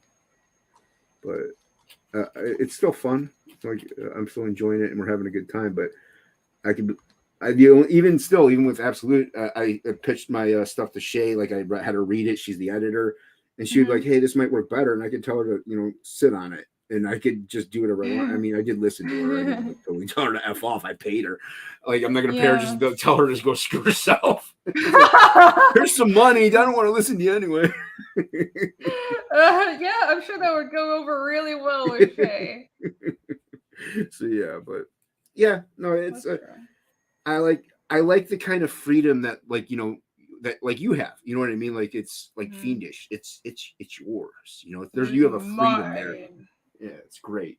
It's about the freedom, but honestly, it's also just about you need a hierarchy in business. You need a clear hierarchy, and that's the best way to avoid conflict. So this is a weird thing, but some of you might know I'm actually kind of into aviation, and it's in aviation. There's a term called CRM, Cockpit Resource Management, and it's about the power gradient within the cockpit. So it's important when you're in a high competency, extremely high competency, and often possibly high stress environment, like fucking piloting planes, that you have both a clear hierarchy. You know who's in charge and who has the final call. Who is the captain? That's why you have a captain and a first officer. But also, you need to the environment has to be comfortable enough where communication stays open, where the first officer doesn't feel like they have so little power and they're so disrespected they can't speak up if the captain makes a mistake. So that's the same kind of balance we should apply to many other professions, I think. And in management, they teach the same thing, like a similar concept in management. And a lot of people don't have management skills, and especially in our sphere, I notice this a lot. Just like because people just like. It's not like any of us are trained. A lot of people don't even come from professional comics. Even people who do come from professional comics, like look at Mark Brooks, like are unprofessional as hell and don't know how to handle themselves professionally. It's just the honest truth. But it is true.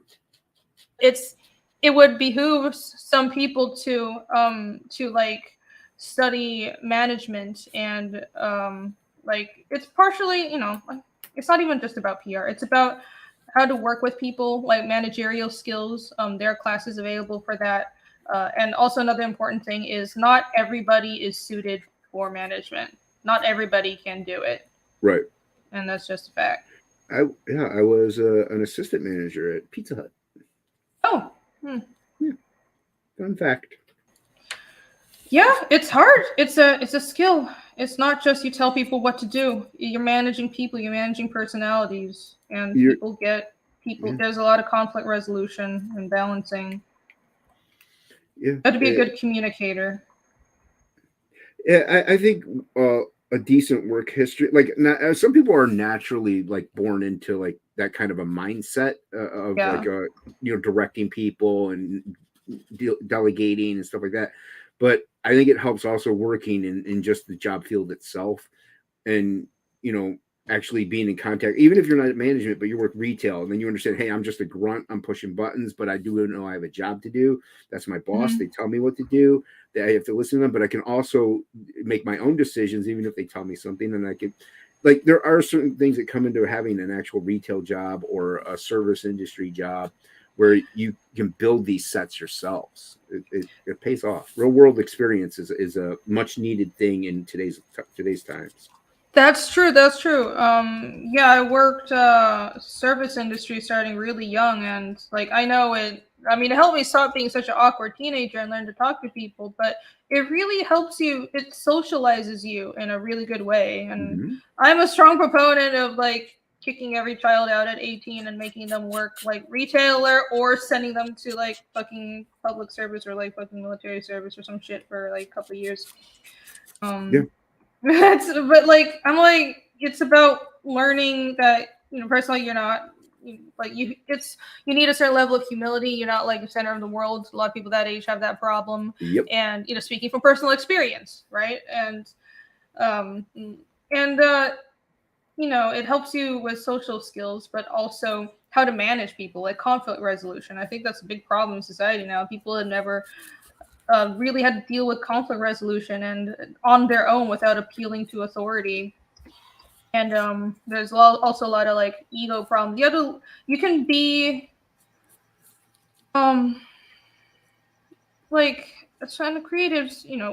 We a lot of creatives tend to have an ego, and I think that's something that field. Yeah, that's the thing that I think that's something I've had to work on too. And I don't think I'm super egotistical, but with a lot of artists, they have really highs and really low lows. And I know I tend to be that way sometimes. Mm-hmm. So like when you're depressed, you're like, everything sucks, I'm the worst, I'm not going to succeed. But when you're high, you're like, I'm right. Like, fucking listen to me. You're wrong. You see, this fucking thing you said about work fucking triggers me. You have to learn to temper that, because we tend to be like very extreme people. That's why we're so passionate, so committed to our work. So that's something that you have to be aware of as a creative, especially when you're running a business and hiring other people. Yeah. Yeah, you're right. There you go. I am true. right. You are right. You're right. You're everything. Thank you for that is qualifying my ego. Thank you for placating to my ego. Yes. No, I mean, come on. Artists are like the epitome of ego. Like, look at what I did. I'm amazing. You know what I mean? It's like, love my work. Yeah, we're like. Yeah, no. Artists tend to like be they tend to be like really extreme in one way or the other. It's just how it is. There's no way around it. Oh no, and I get that way too. I'm like, oh, everything I'm drawing is just trash, and I'll get that way for a few days, but then I'll draw something killer, and I'm like, I'm the greatest. No one can beat me. Yeah. You just like you have to be self-aware about it, and it helps to not have knee-jerk reactions, right? And this helps with a lot of things, not just with like how you manage people. If someone on your team does something that pisses you off, like sit on it, just chill, sit on it for a couple days. And if you have an immediate deadline, go with the less conflicty route first, because you can meet the deadline and then we can talk about the thing you said that pissed me off afterwards. Give it a few days. The same with Twitter. Like, first of all, Twitter, first rule is don't take anything seriously, and don't don't take it personally. Don't let any of that shit get to you. There are people on Twitter that are just trying to trigger you. But also, sometimes if someone's doing some shit on Twitter really getting to you, leave it, step away. Take a step back and give it a few days. And then everything, like, honestly, a lot of the time, it peters out. You need that big picture view that I have more important things to do. I have work to finish. I have a family to feed. I have pages to finish. So maybe don't get hung up on this and, say something stupid in the public. Candy corn. No, don't eat candy corn. Don't. Plago. Yeah. Are you eating candy corn? I am. No, stop it. You're not supposed to eat that. I got my floor heater here, which is like really just a giant, like, super powered shop light. Yeah, it is. You're going to catch on fire and your diabetes is going to skyrocket through the roof and you're going to end up in the hospital. On fire. I got heat and candy corn. Irene, oh my God. Can you please do something about this? There is nothing I can say that will stop Dan Plagle from stuffing his arteries with sugar. I have tried. He every now and then listens to you. Dan, can you try to not kill yourself before? Okay, I put away the candy corn. All right. We want you around. We all love you. But I'm keeping my warm shop light. It keeps me warm. That's okay. I'm gonna put my blanket over it though. No, don't do that. Don't put your blanket over a shop light. Yeah. No, that's how fires start. It's warm. It's like the sun is like right here in my lap. No. I have a heater here too. I have a heater here, but it makes a lot of noise. Yeah, I don't want to turn on my heat, so I have a little portable heater. I'm being Don't tell me that, frugal. Maromi. Don't tell me that. I don't want to know that. Why remember? you're unhealthy and you should take care of yourself? Plago, do you remember Shakan, the Forever Man? I don't know. No, I don't. Like, you were Really? talking about that the other day, and I thought it was like Shaka Khan you were talking No, about. Shakan, the Forever Man. Shaka He's a Khan. sorcerer's swordsman that's so good that not even death can beat him. Never heard of this. Oh, it's so good, dude. There was even a video game based off of it. It's cool stuff, man. You don't have to make me big anymore. That's what you were saying. Oh. Yeah, I just nobody wanted wants to to gaze see at this. those nipples for a little longer. It was very mesmerizing for me. Tim Fitzgerald makes a good point. Being on the managerial side means you have to make tough decisions and not be friendly with your with other you can't people. please everybody. This goes back to that. You can't please everybody all the time. You definitely need a thick skin. Like, and it was kind of, yeah, you need a thick skin with not just, you can't be friendly to people, but there's also such a thing as being too abrasive, because some people, they actually have a very thin skin and the smallest thing pisses them off, so they overreact just to seem that like they're tough. And that's terrible management. My first boss was just like that. Terrible. It was like everything set him off. He was like super like fucking Gestapo about everything. He would like we were working in an animation studio. He was so controlling. He would like use the screen share or like screen viewing functionality that was supposed to be for the art leads to help you with any problems you had with Photoshop. He would use it to spy on us. He would threaten us with being fired if we so much as chatted someone else. That's like weird. Even once during the day. And he would insinuate that our jobs would be in jeopardy if we didn't come in on the weekends sometimes. And it was like, I mean, that's just like terrible management, but that's being too much of a hard ass, right? Yeah. Well, we were just fired several times. I think being well, you're all fired. Yeah. Even though I have nothing to fire you from. No, yeah, you don't want to be too abrasive. You're right. Yeah.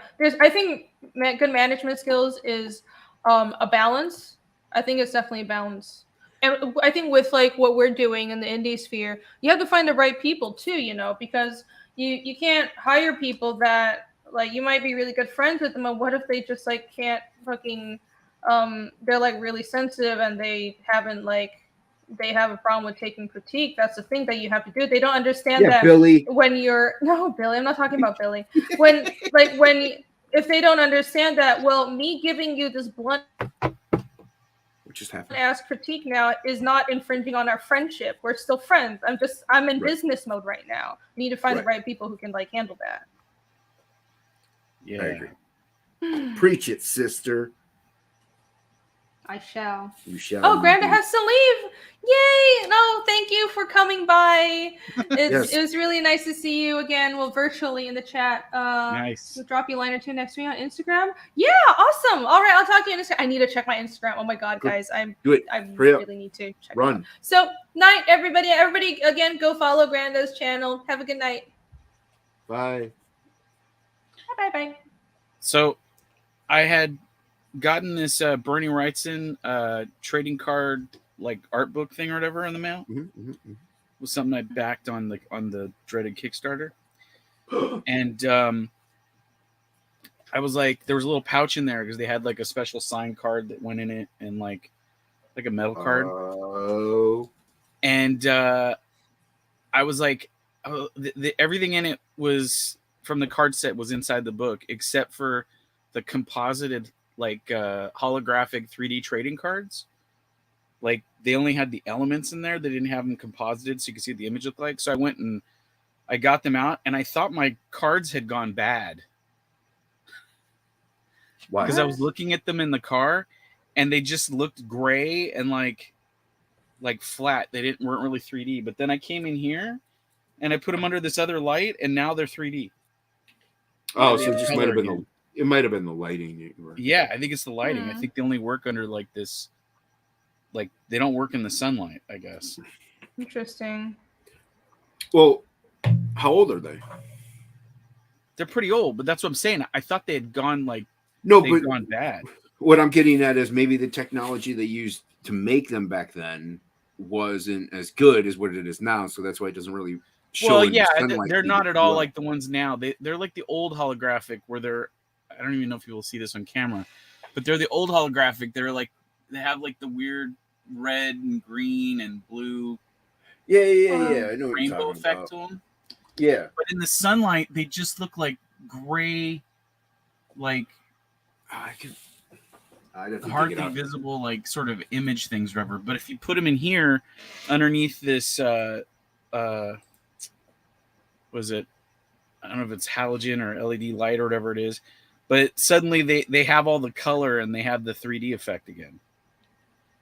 It's weird. Okay. Totally random thing. No, because I have that Prime hologram cover one that was made back probably at the same time frame, and I think I don't know if it because it works fine, but I don't know about the sunlight though. Maybe it does the same thing in sunlight. It was funny. I was putting all the cards because there's a little envelope that comes inside this deluxe book, and I'll show you the envelope. So there's like a little envelope in here that's attached to the book that has the metal card and then the autograph card that it comes with. So I was going to put the 3D cards in here because I don't really need the regular cards anymore because all the cards are all full size inside the book. Mm.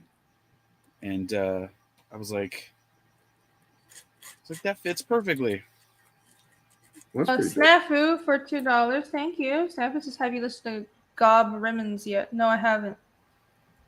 Okay, I'll write it down right now. I know it's just, like every stream, somebody will tell me I have to listen to or watch something. So sometimes I miss things. You should watch Willow, the TV series. No, don't do that. What? Watch the movie. Okay. You even told me it sucked, Plagle. I didn't say it sucked. I never said those words. I'm paraphrasing. You said it wasn't good. I never even said like local level phrase version. Less than parallel.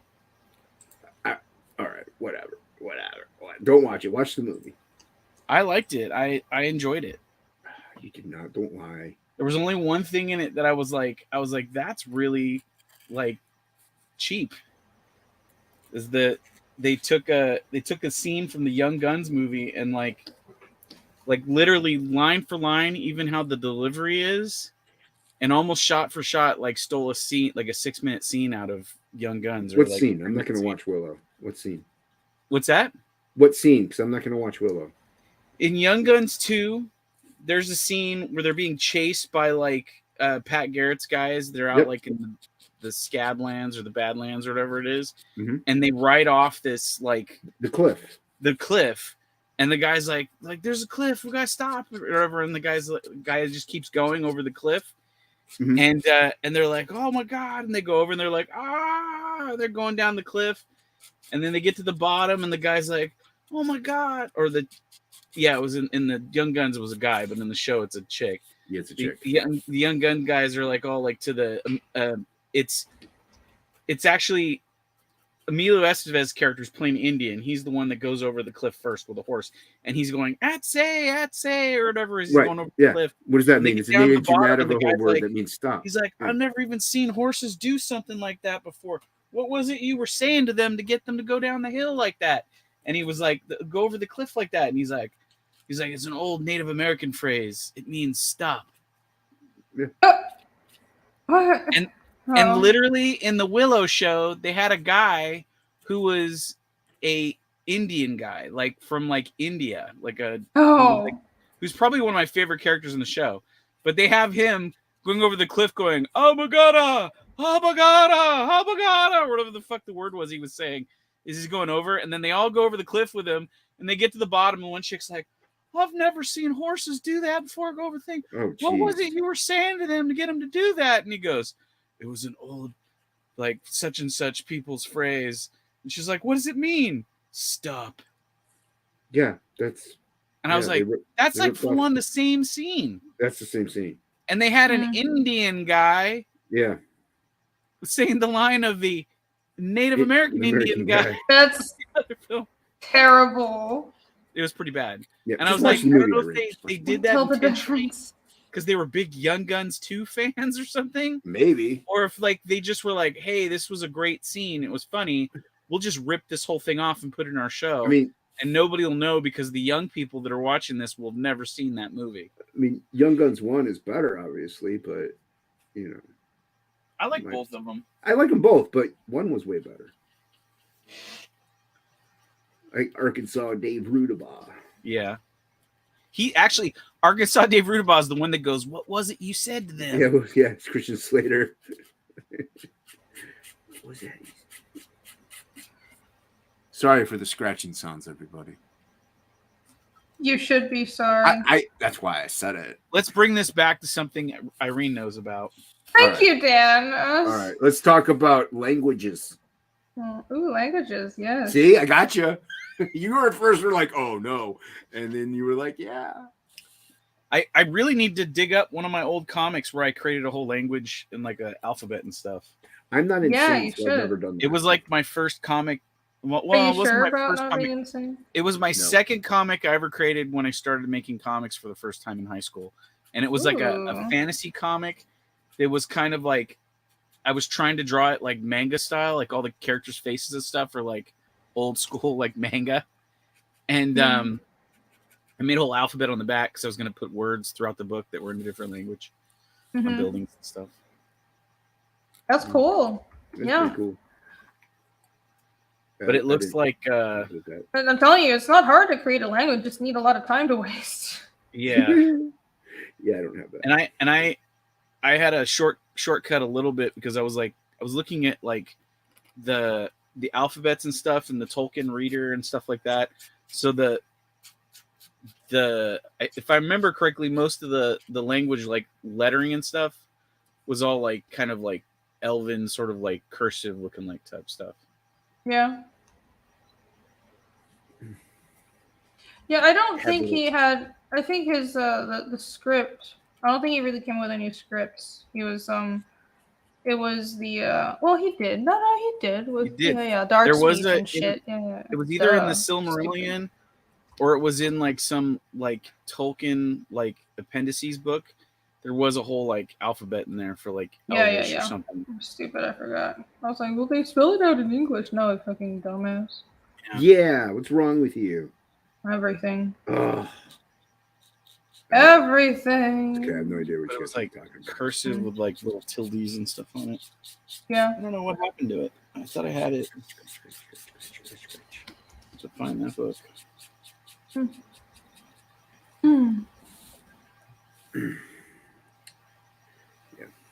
I got nothing.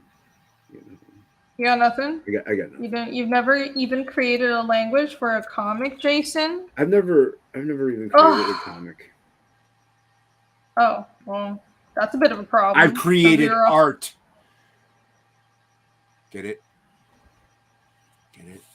My comics are so good. They're works of art. I don't get it at all, Jason. What are you Because my trying to comics are that good.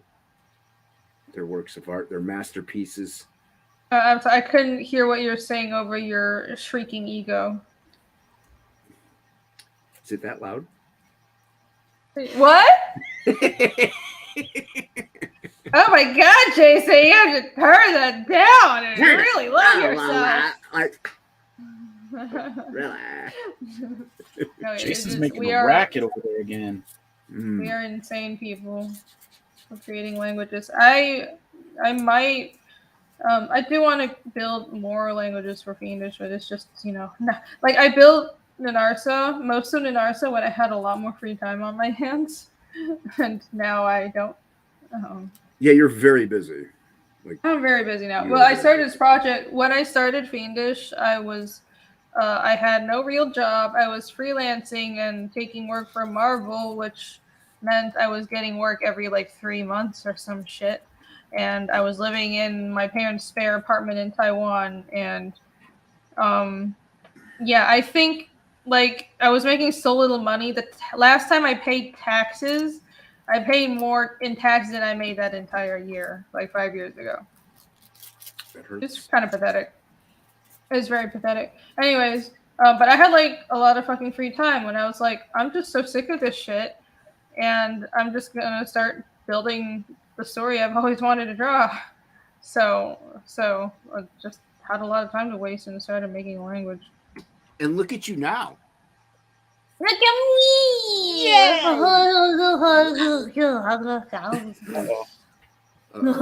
just broke It's my gone nipple. full weed. It's gone full weed. Son of a motherless goat. It's Fiendish, my favorite. God, My it's apologies. like a giant drooling ramen cup. But I do love my comic. I'm glad Reynolds does. Well, all right then. All Do right. you know what that means? Do you not like Fiendish, or do you not like your own comic? I mean, either way, it's... It'll be okay. Oh, am I thinking too much about this? It'll be okay. Oh, I broke my nib holder again. You broke your nipple? No. Well, that maybe, but my nib holder, Oh, okay. the nib holder, the thing that holds the nib in, Heard the Broke wrong his thing. nipple holder again. the nibbins. Oh, That see, there you go. happens. You gotta be careful, or you'll Broke break the your nibbins. nipples. Common occurrence, Jason. It is. That's what happens when you flick them too hard. I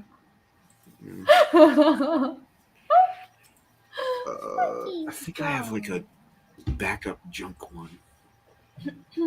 I have to find it. Where is it at? That's a lighter. That's a thing of crack. That's some heroin. I need Where is more it? coffee.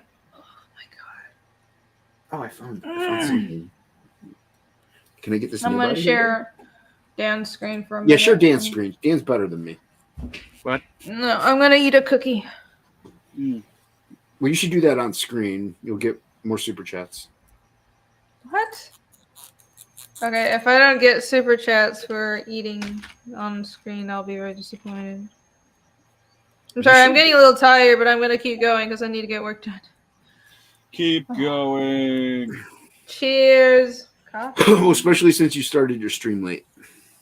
I did Yeah. start late. No, it was because I took a nap. I didn't get hardly any sleep I was last night. tired too. I took a nap and I was like, I thought I'd slept through your stream, and I was supposed to do a promo stream, but I don't really know how to do those. And then like I said, oh, I'll do it after Reni's thing, and then like you went on late, and I was like, well, I guess I'm just gonna be sick and not do a stream tonight. I was actually, because I didn't see you streaming, I was gonna stream like after Crackhead, but then you launched one. I'm like, good, I don't have to do it. Mm. But what do you mean you don't know how to do a promo stream, Plagle?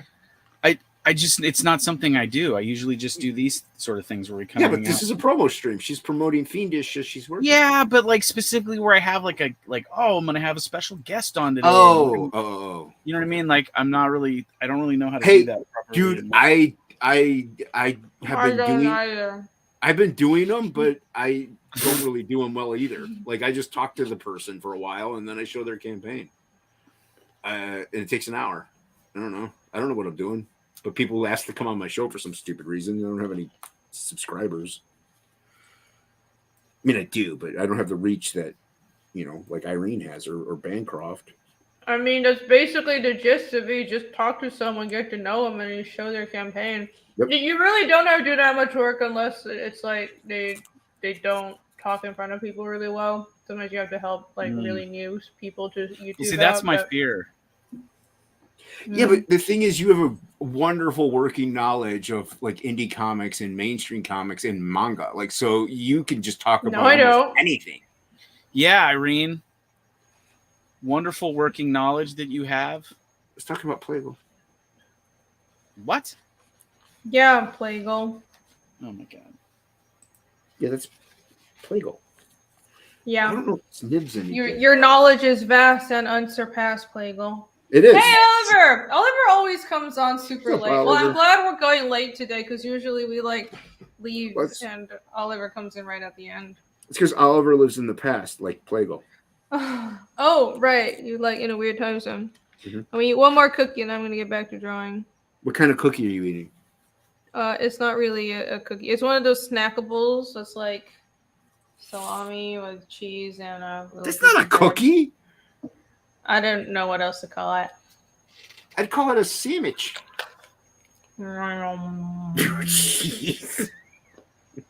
It's like roasting like a turkey leg. Yeah, that's not even close to a cookie, like at all. Look at Dan's sexy leg.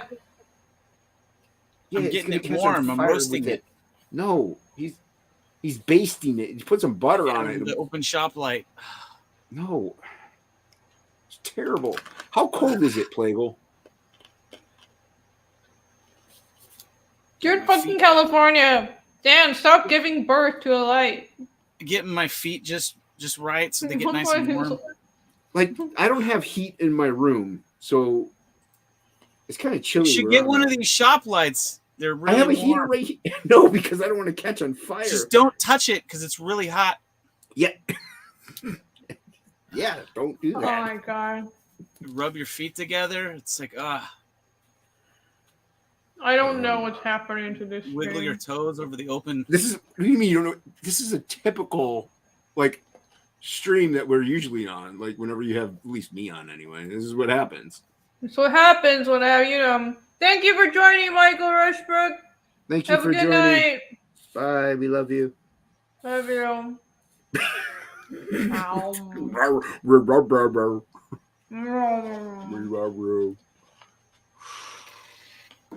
So warm. No, Plagle.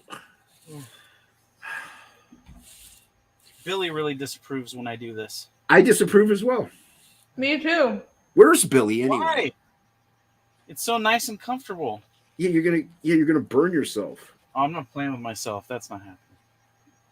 I'm just staying warm, y'all. No. Mm-hmm. Warm out Okay, you here. don't. Not all nice and comfortable things need to be shown for the entire internet to see. Damn, did you know that? What? But thank you for ceasing to hold that pose. Dangosilla for 10. Thank you, Dangosilla. Hey, Since Jason promised, I know you've been uber busy, but have you had a chance to check your DMs from last week? I don't think I have. I've been prioritizing some work DMs because I have like work shit Check going those on. DMs.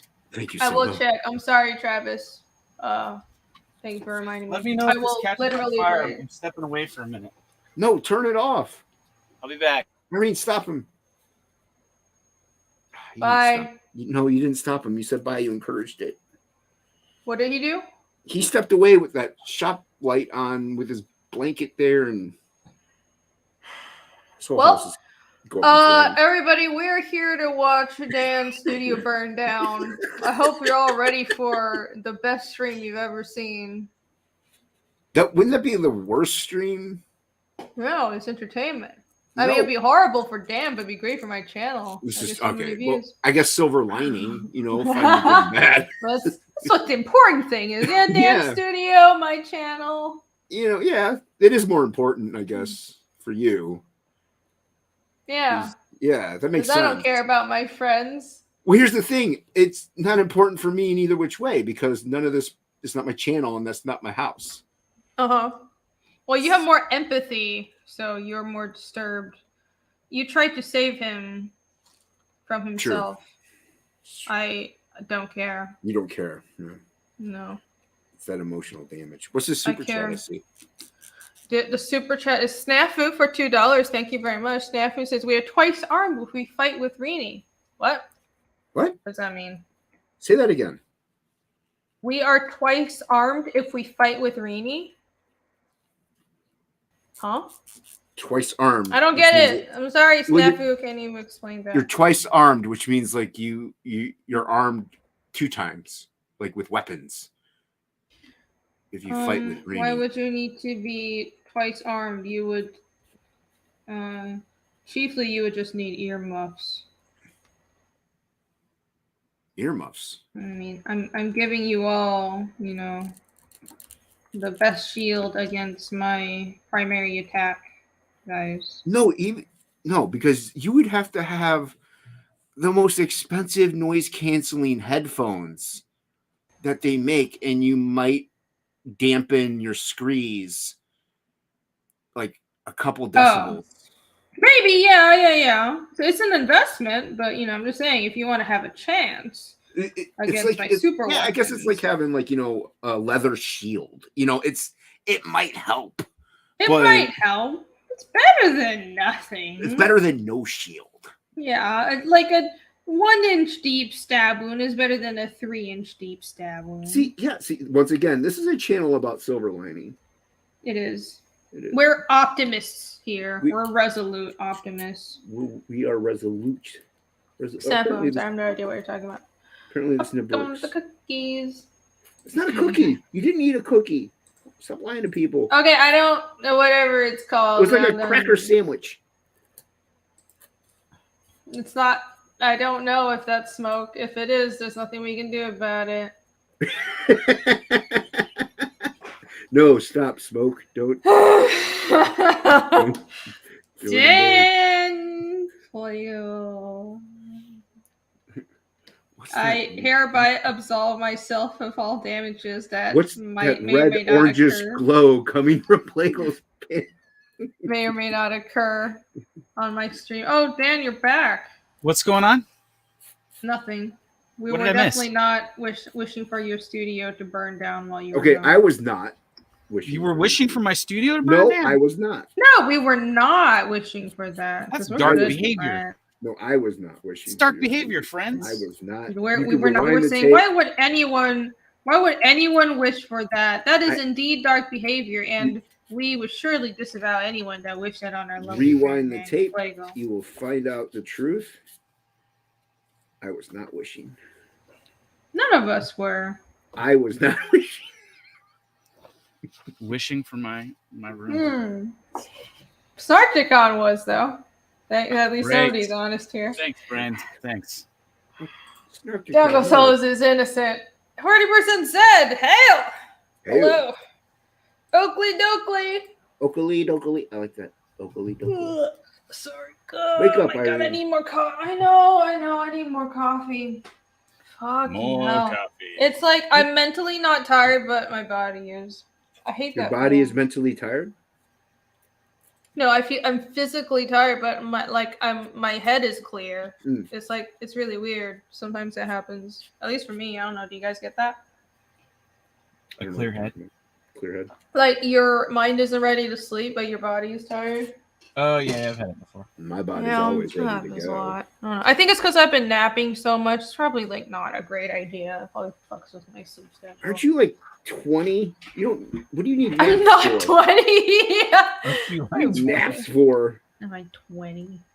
No, my sleep schedule is fucked. I basically, like this past couple weeks, I've just been napping. I get plenty of sleep total, but like, because my schedule's so fucked up. I have a day job, then I have streaming, and then, but I also work better at nighttime. Yep. So I just like I break up the total hours of sleep that I need, and I get all of them, but it's probably like fucking with, Well, that's how. like my biology. Yeah, but that's how like Tesla and all the geniuses, they would sleep for like 3 hours and then work for like 6 and then sleep for 2 and work for 8. Oh, okay. Like, yeah. I'll just use that as an excuse. So Yeah. the geniuses did that, so let me do It's the not same like thing. Tesla fell in love with a pigeon and tried to marry it, so I mean it's fine. Yeah, Worry he about it. turned out fine. It's not fine. What the hell is that supposed to mean? He Means actually everything's gonna be literally fine. did that. Who did? Tesla. He fell in love with a pigeon? Yeah. He went a little crazy later on in his years. Although I have my suspicions that it wasn't him. It was somebody fucking with him, maybe some drugs. Or... You know how they treated him. They did my Oh, you man mean, like, wrong. people making up shit about him to like try and No, maybe it's true, but maybe it was like the government Like fucking with hallucinogenically him. induced. Yeah. Oh. I don't know. Maybe that it was a little pretty early on, but I wouldn't be surprised. Snake I think oil it did that to a salesman. lot of. I think it did that to a lot of people. You guys hear like Kanye was saying they did that to him too. I was like, you know what? You know, You fucking crazy, but I would believe that. So I don't really honestly. I know everybody talks about Kanye. I have no idea what he did. I don't even know. I don't follow Kanye, so I don't. no, he's just very Um, chaotic, and he says weird. Well, yeah, you know, obviously he's running for president. I don't know. I don't pay that much attention. He's running for I just- president? Yeah, Yes. supposedly. I just all I know is because he had the Why? recent like the Trump dinner thing that happened. I mean, I don't I don't pay even know that about much. that. I don't even know about that. Like that's how out of things Everyone you don't was have to talk about it. everybody and their mama was talking about it. It's the only I- reason I know. I Nope. don't follow Kanye. Jason I- doesn't follow people's mamas. I don't follow. He's Yeah, I don't just follow people's frenetic. mamas. Yeah, 'cause I he's have no very idea. frenetic and chaotic, and he seems like, and sometimes I think I don't know. When he makes sense, he makes a lot of sense. He's actually like very personable and very funny. But like he also has like these emotional snaps. He'll just snap and do some crazy shit or say some like dumb shit. So that's his type of personality. But he was saying that the government or not just the government, somebody like misdiagnosed him on purpose and was drugging him and put him in a haze and like fucked him up. And that kind of, I wouldn't be surprised because I know the music industry does use medication as a means of controlling people. I don't know about I'm sure Hollywood does as well. It really is. But they did to Will Smith. And What? Will Smith. I don't know about Will Smith, but like even in Marilyn Monroe's days, I mean, I think it's gone a little better, but it's just, I wouldn't say it's gone better. It's just different. Like the way they control a lot of movie stars is they'll like Will pump you Smith full of used to drugs. get jiggy with it. Now he just gets slappy with it.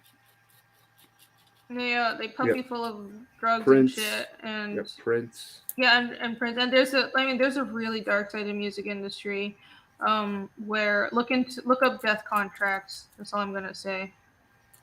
Well, But I never want to get into this. I mean, fucking what we're doing is not as dark. It's like but I would never touch Hollywood with a 10-foot pole. That shit's fucking dark. It's not even just as gross, and it's full of entitled people. It's dark. Well, we don't control people with drugs. We just freely do them. Okay. Oh, like really do drugs? Yeah, we just. That's do true. drugs. Yeah. Yeah, I don't care what drugs you do. I'm talking crack. about. You got crack. I'm talking about like controlling people on purpose and getting them addicted and shit. And, No, we get people addicted to crack. Crack pack, bow. Irene, you don't like the crack pack? Bow. Sorry, I was reading chat. No, but that was funny.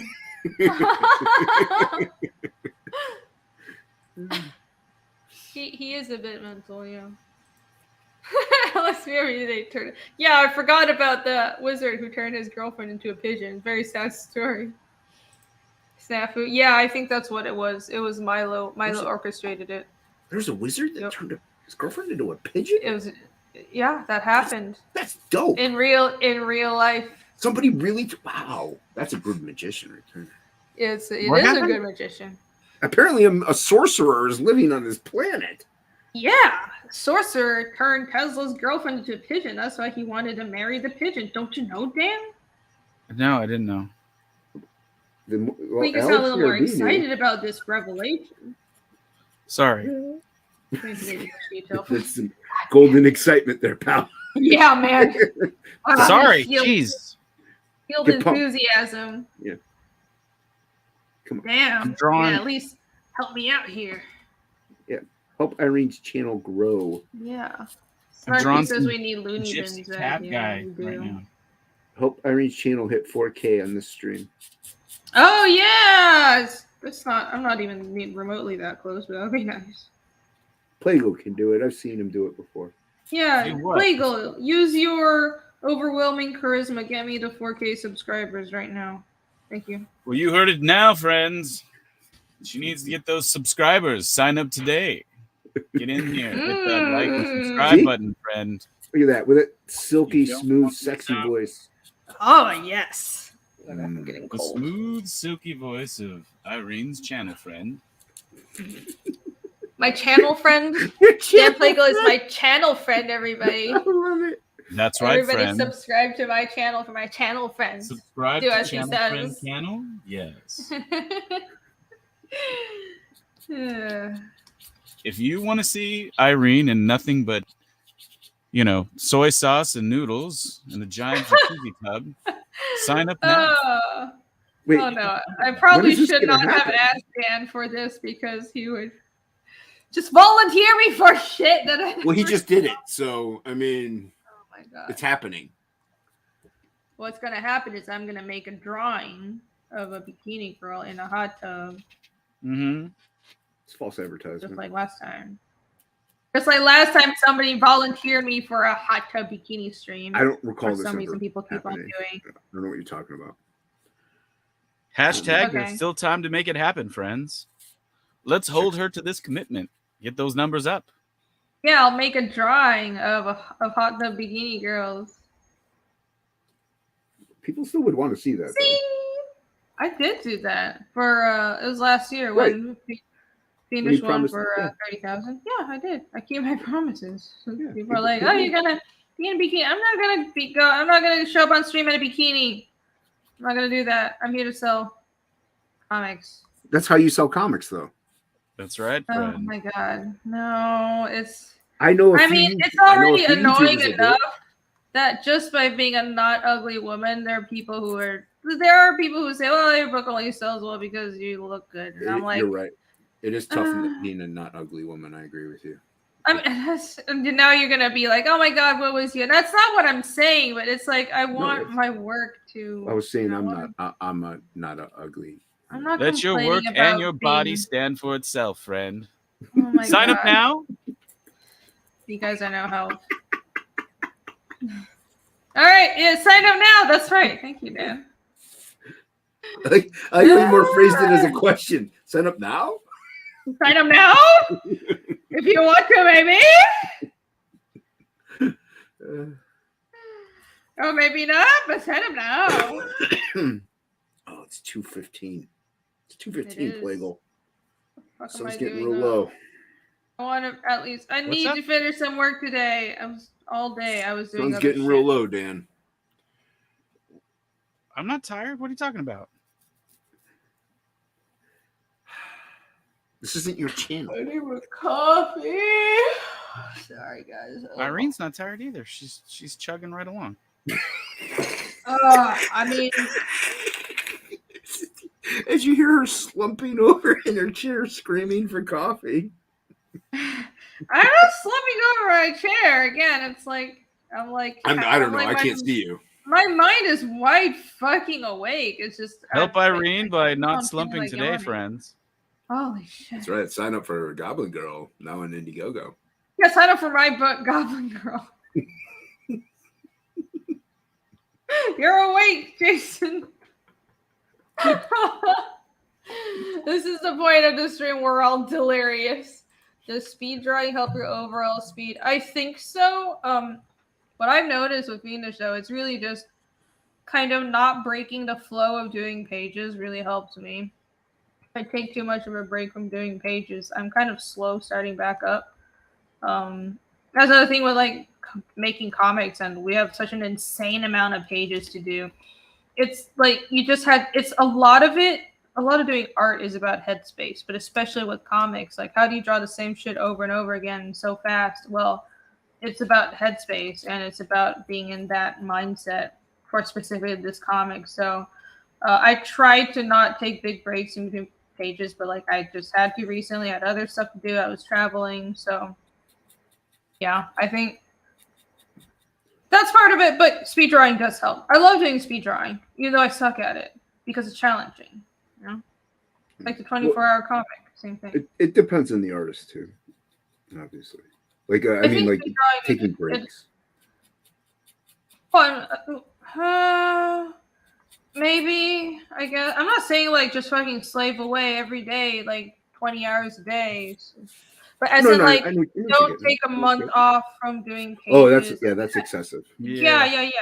Like, it takes a while to fire up the old combustion engine.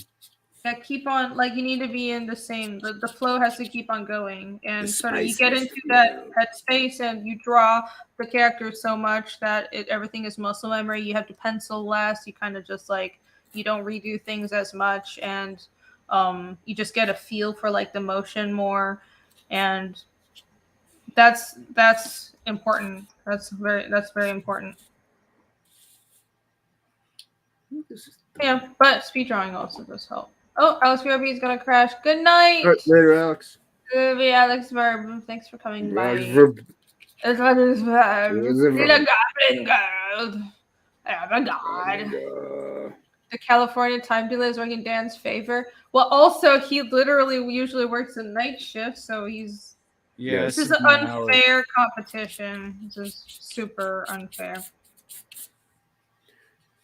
Plague Yeah. has kept me up many mornings. I didn't get to sleep when I got off work yesterday. I had to stay up because I had to go to swim class with my baby. Oh, you went to swim class again? He's swimming Yeah, already. yeah. Aw. We completely dunked him today underneath the water, and he didn't Yeah. cry or anything. Oh, he's a brave little baby. You said Yeah, he love would wasn't very freaked out about it at all from the start. No, he wasn't. Aren't megalodons water-based creatures? Evidently, the namesake That's awesome. the chat chose for him is sticking true. What if he grows up to be a swimmer or something? Wouldn't that be such Yeah, a what if funny he becomes story? like Greg Louganis, gay professional swimmer? Son, if you knew Yeah. the lore. If you knew the lore. He knew the lore. This was destined years He'll ago be- by the cat. He'll be 30, and then one day he'd just be like, Dad, why do you keep calling me Megalodon? When he's 30. You guys have embarrassing family nicknames? Let's Yeah. spill the beans. No, I ain't telling you. Well, tell me. I'm not telling you. Everyone. The has baby's embarrassing- nickname is Nugger. Nugger? Gee. The hard R. The Dan. hard R. Dan. He's our little Nugger. Wow. Okay. It's true. Killed Are you Jason. killing me? Yeah. You're Holy literally killing me. We Wow. call him Nuggy for short. And we That's were, actually kind of cute. we were at a local amusement park, and Leah, she's very she's very politically correct. Yes. And so to her No. horror, she was using this phrase as she was coming out of this there's a we have No. a thing, we have a family based amusement park that started here, and then Cedar Fair bought it and has made other versions across the country, but the one here is the original sort of roadside attraction that turned into a theme park. It's called Knott's Berry Farm. Recovering. And they have a chicken restaurant there that's pretty well known. That's a fried chicken dinner place or whatever. And so you don't have to go into the park to go to it. You can just park right outside, and then you can go into their restaurant. So we were going there to get something to eat, and as we were coming out, and she's looking down at him in the bassinet, rolling him out the door, and she's going, "Oh, it's my Nuggy, look at you, little Nuggy." And she's coming out the door, and a family of 8 black people go strolling by in front of the restaurant, Oh, and she goes, "Who's Mama's little Nugger? Oh you're my my God! little Nugger!" And then she goes, "It's my sweet baby. I love my baby." Oh my God! What? She's trying switching it up real quick. oh, And I was no. directly behind her, almost right over her shoulder, and I was like, 'cause usually it'd be me making some sort of terrible, What? and she was mortified. She was like, "Oh Poor my God, Leah. what have I done?" What did you know you can choose a different nickname. You can't know. It's like, you don't have a choice. I wish she would have said something like, "Who's my little dark meat little Nugger?" It's something crazy, but she didn't. She kept it. Oh my God, we're demonetized. Yeah, your channel's gone now. YouTube, I disavow everything Dan Plagle has ever said. What? Oh my! Well, We're if just talking John about Malin's the channel's still around, then my channel can't This be is used for this checks out. Yeah, that's Yeah, valid. yeah. At least I'm just demonetized. Not that I care, YouTube. Nah, who cares? Holy shit! It's That's okay. too funny, dude. He's a person of color, so we can call him that. Snarky said his grandpa called me. I'm not gonna try and pronounce that, but it's a weird word. He found out later it wasn't actually a good term, but it was meant with love. So fucking Chinese people do this all the time. They'll give their kids really insulting, or just family members it'll be something insulting. It just sounds. You know how things just sound different in different languages. Mhm. So fucking Chinese people have the weirdest nicknames, dude. It's like a weird nickname culture, even though everybody's name is already like 3 syllables only. It's like their full name. For some reason, everybody needs a weird ass nickname. Like when I was growing up, I knew somebody named Milk. I knew somebody named Sky. I knew somebody named like Almond. And these are all just like random nicknames. I call my aunt Froggy. And it's because, and like the whole family called that. So I'm the firstborn grandchild. So when I was like 2 and she was pregnant with my first Jason's like, cousin. can you get her to help promote our book? Shut up! I'm telling the story of my family. I didn't say anything, Irene. Oh my fucking god! Did you? What's a trust? You already promoted your book. I'll promote your book. I didn't say anything. Yeah, Jason. Jesus Christ, I didn't bro. say anything. I was letting you talk. Fuck, it's her aunt, bro. You just had to ruin my story. You could have at least waited fucking until ruined after. it, I Jason. wasn't even gonna say anything at all. Yeah, and the moral of the story, the result of this conclusion is she named my cousin something Wong. No, it's So when she was pregnant with my cousin, like I listened to her stomach, and I thought it sounded like a frog, and I started calling her Frog. So the whole family started calling her Frog, and like everyone just keeps on calling them that, and like people have like really insulting names for their kids and siblings, but it's meant with love. What, the girl that works? Oh, like when I was little, my mom called me Stinky. So there. Okay, that's bad. That was literally her name. It was in Chinese. It translates as Little Stinky, and she like would still call me that sometimes. It's just like, Mom, I'm 30. So everybody, be sure to back Little Stinky's book, Fiendish 2. Yeah, you shouldn't have told. And sign up for Little Stinky's Stinky YouTube channel. I don't care anymore. It's the best. It's the best. Back my book, guys. And set that little poo icon to all. Oh, so you can get all the stinky alerts. Woo! Yeah. No, the girl that works at the comic after shop, her you name back is Sky. Little Stinky's book, you need to go and back Big Nugger's book. Oh, jeez. Yeah. Be sure to back the Goblin Nugget. Little Nuggy and Dad is Big Nuggy. So go back his book, the Big Goblin Girl. Oh, I can't wow. even say that. That's so hard. Disavow. It's nuggets. It's nuggets. I know that's what that means. Oh my gosh. Why are you using the hard R? Megla Nugget. Because that's the way Leah says it. Yeah. Oh my God, Something Wong. Yes. Legendary. Something Have Wong. you heard that? Have you heard that audio, Irene? No. The air traffic controllers.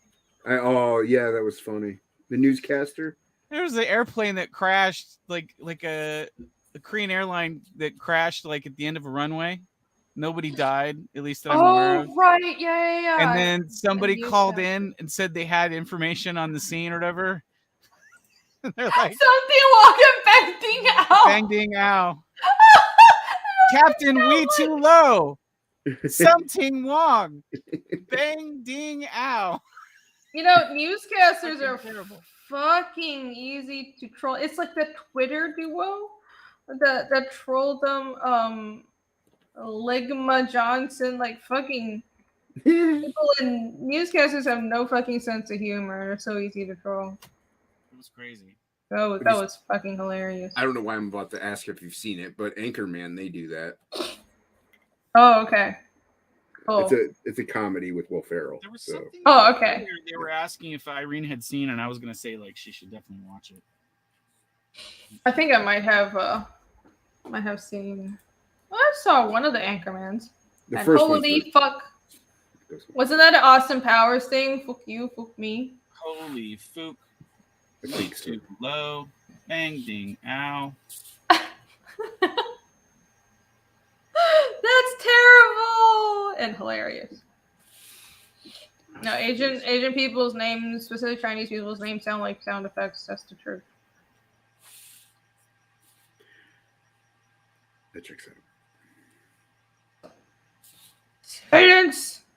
Silence. This is what happened on my channel. I was texting Plagle, and everybody was silent for like a good 10 minutes. And then once we ended the stream, I couldn't shut anybody up. Oh my fucking god. I'm Guys, like, that's really? annoying. I was like, where were you guys earlier? What happened? Yeah. Morons. Yeah. Fucking morons. Why can't these people just like be Talk. competent Just say and anything. like entertain people? Yeah, We're entertain. so kind as to invite them onto our Yeah, channels. it's like I can't. You are on my channel in my house. I invited you. What do? You disrespect me by not talking and helping me out while I know. text Dan Plagle. Yeah. It's Dan That's right. Plagle. How dare you? Thank you. I knew Irene would understand more than anything. Of course I would Thank you. understand. Thank you. I never miss a chance to exert overlordship and put people down. See, Overlordship? my kind of people. Mm-hmm. This is why we're friends, Jason. It is. It's the only reason. Jesus. I told Shane his name was some dumbass. Who's what? Who? Starkicon said that. Oh. Nice. Like Fun Bing Bing. Yeah. Her name does sound like a sound effect. I don't know, but like in Chinese, it sounds really nice. It's like fun. It's a pretty common surname, Bing Bing. It sounds graceful. Like Bing. Bing. I actually don't know which character it is because there's a lot of like homophones in Chinese. So, but like a lot of words sound the same. That's why it sounds like there are only 10 sounds in Chinese, but it's actually because the way you write the characters, like Chinese is a writing first language, not a spoken first language, if that makes sense. So like Bing could mean, like expensive or high class. That's one of the characters that is pronounced Bing, or it could be Bing. It also means ice. Either way, it's nice. It's like ice, or like high class. Baby, ice, baby, to go. It's too cold. To go. No, not to go. That's not the lyrics. Anyways, you asked for Plagle to come on. You did. You were like, I know. Why did I ever do that? Plagle's in the chat, not on here, like a true friend. Like She should have blocked me like everybody else did and got me out of all my fucking DM groups. Then I would never. Hey, you got back into one of them. I got back into one of them, but I'll never be back into Frega's. Wait, what? Okay, I'm not gonna ask right now. Okay. Yeah, because I'm not gonna bother Dan with that shit. That sucks. I didn't realize that if you block someone, they kick you out of like mutual DM. Well, groups. say somebody decides to do a test and go, "Hey, I wonder what happens if I make a group and I block somebody in it." And I'll block somebody that I know is my good friend that'll add me back if I ask them to. But then not realizing if you block them, just to find out what happens in your little personal group you've made, like knowing that like extensively it kicks them out of every other group that you're associated with them with. Oh. Yeah. Oh, so it was an accident. It was a test. I don't know if you could say it's an accident as much as, I mean, it kind of is an accident, but it's also like an intentional, like let's not like ask some other people what happens when you do this. Let's just do this to see what happens without asking anybody. Yep. Yeah. It's funny. Even Luke was like, he's like, yeah, I could have told him that. Yeah. And now I'm just like, well, I guess I don't need to be in any chat groups because my Twitter is really quiet now. Aww. I got canceled within my own friends. That sucks. You got added back into one. I got added back into two actually. I got added back into bother him about that. Was it Talented sucks. Dudes and what's the other one? There was two of them. Both of them I think were your groups that you added me back into. Oh, was it Topicless? I think so. Dude, that's muted. I don't even pay attention to that one. Yeah, no, Dudes is the only one that matters in any DM group. Only one. Nomsky asks, is Oriental considered offensive in Asia, or is that made of SJW? So, well, most people in Asia don't speak English, so, that's, like, we have our share of, no, it's true, though. Why Like, don't we they have our, speak English? What's Because wrong? it's What's fucking- wrong for them? because English is a fucking Western language, and it's fucking Asia. Well, So, fuck. yeah. We gotta learn everybody else's language here in our own country. Like, Do what the we? heck? Do we? We do, evidently. We do. Wow. Okay. I only speak English. I'm sorry, poquito española. Oh, my mucho God. gusto, Española, friendo. Okay, all right. I'm not done answering.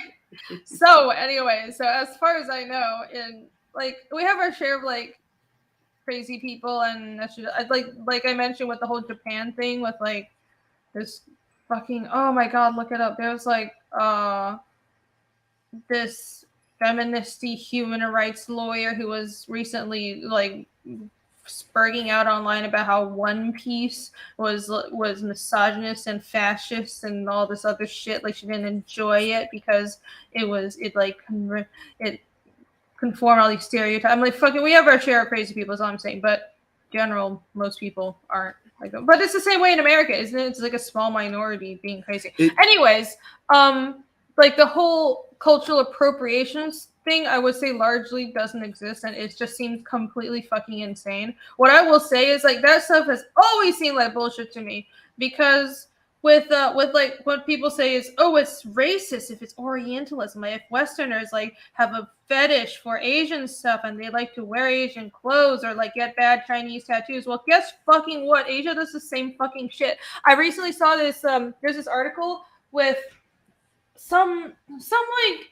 the Western, probably American, some like American idiot was flipping out over, I don't remember the details exactly. V did it. I think it was one of V's videos, but she was saying that, well, like this Orientalism is such a problem, and we like it's so unfair that in the West we exoticize other parts of the world and we use it as without deep understanding, and that's so wrong, and we need to like respect them. And then so in the comments people were like, that's bullshit, look at all the anime and all the TV shows in Asia that are set in the West, because to them the West is exotic. And she's like, well, but when they do, it's not without deep understanding, it's different if they do. Okay, so what you're saying is literally a double standard. Yeah. And it's not even like it's such an American-centric point of view, because the only way you could see Asians as a minority or any other ethnicity, really, other than white, to be honest, as a minority, is if your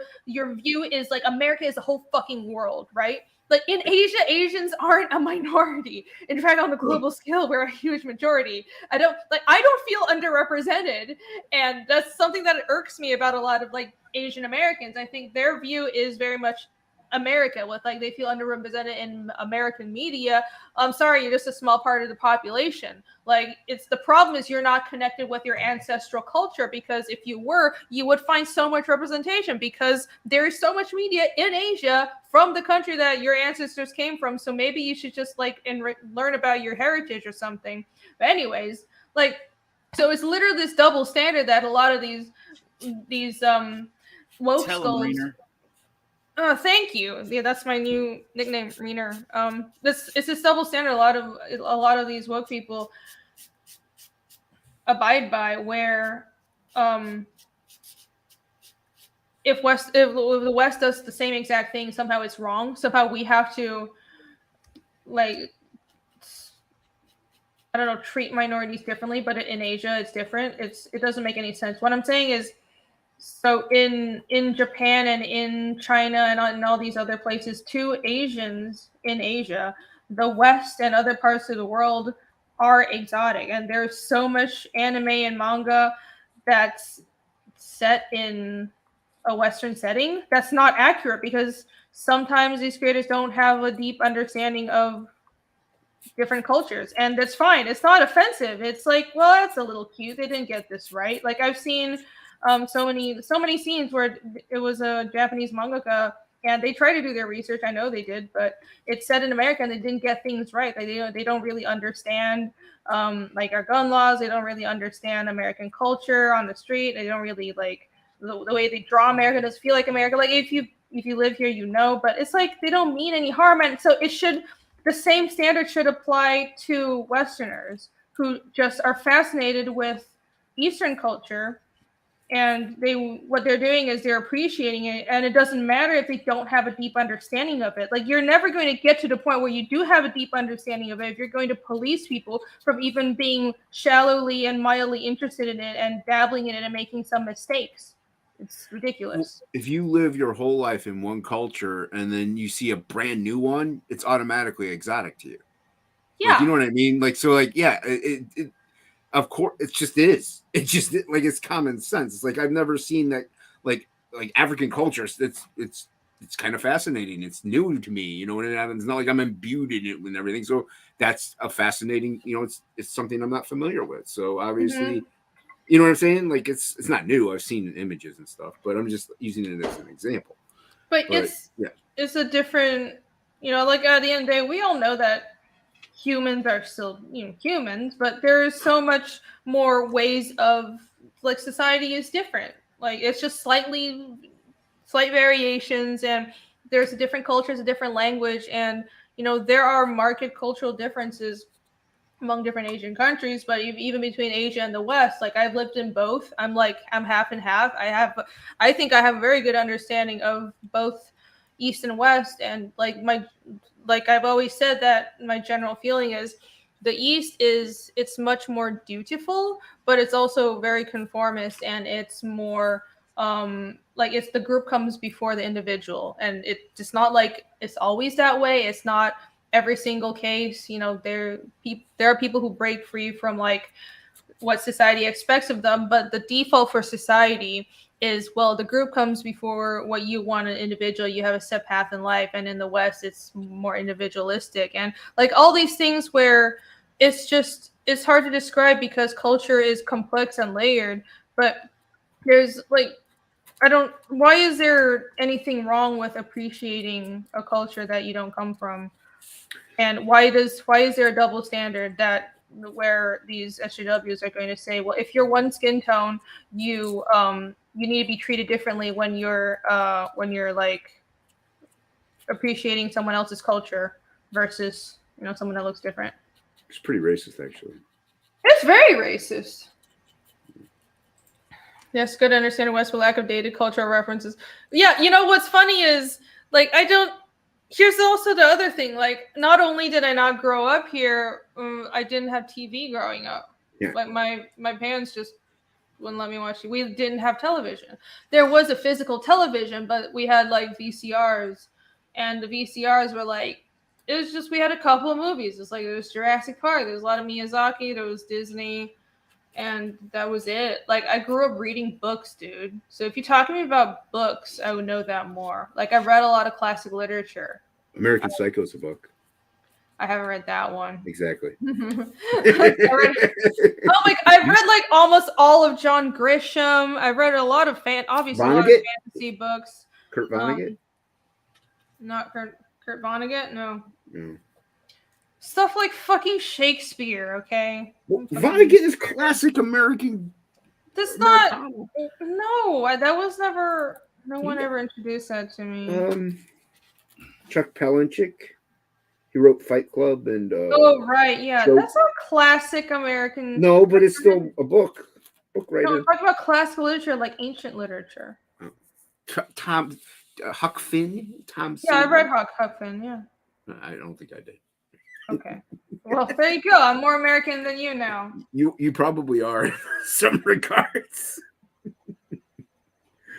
Very good. Like I didn't read The Lord of the Rings.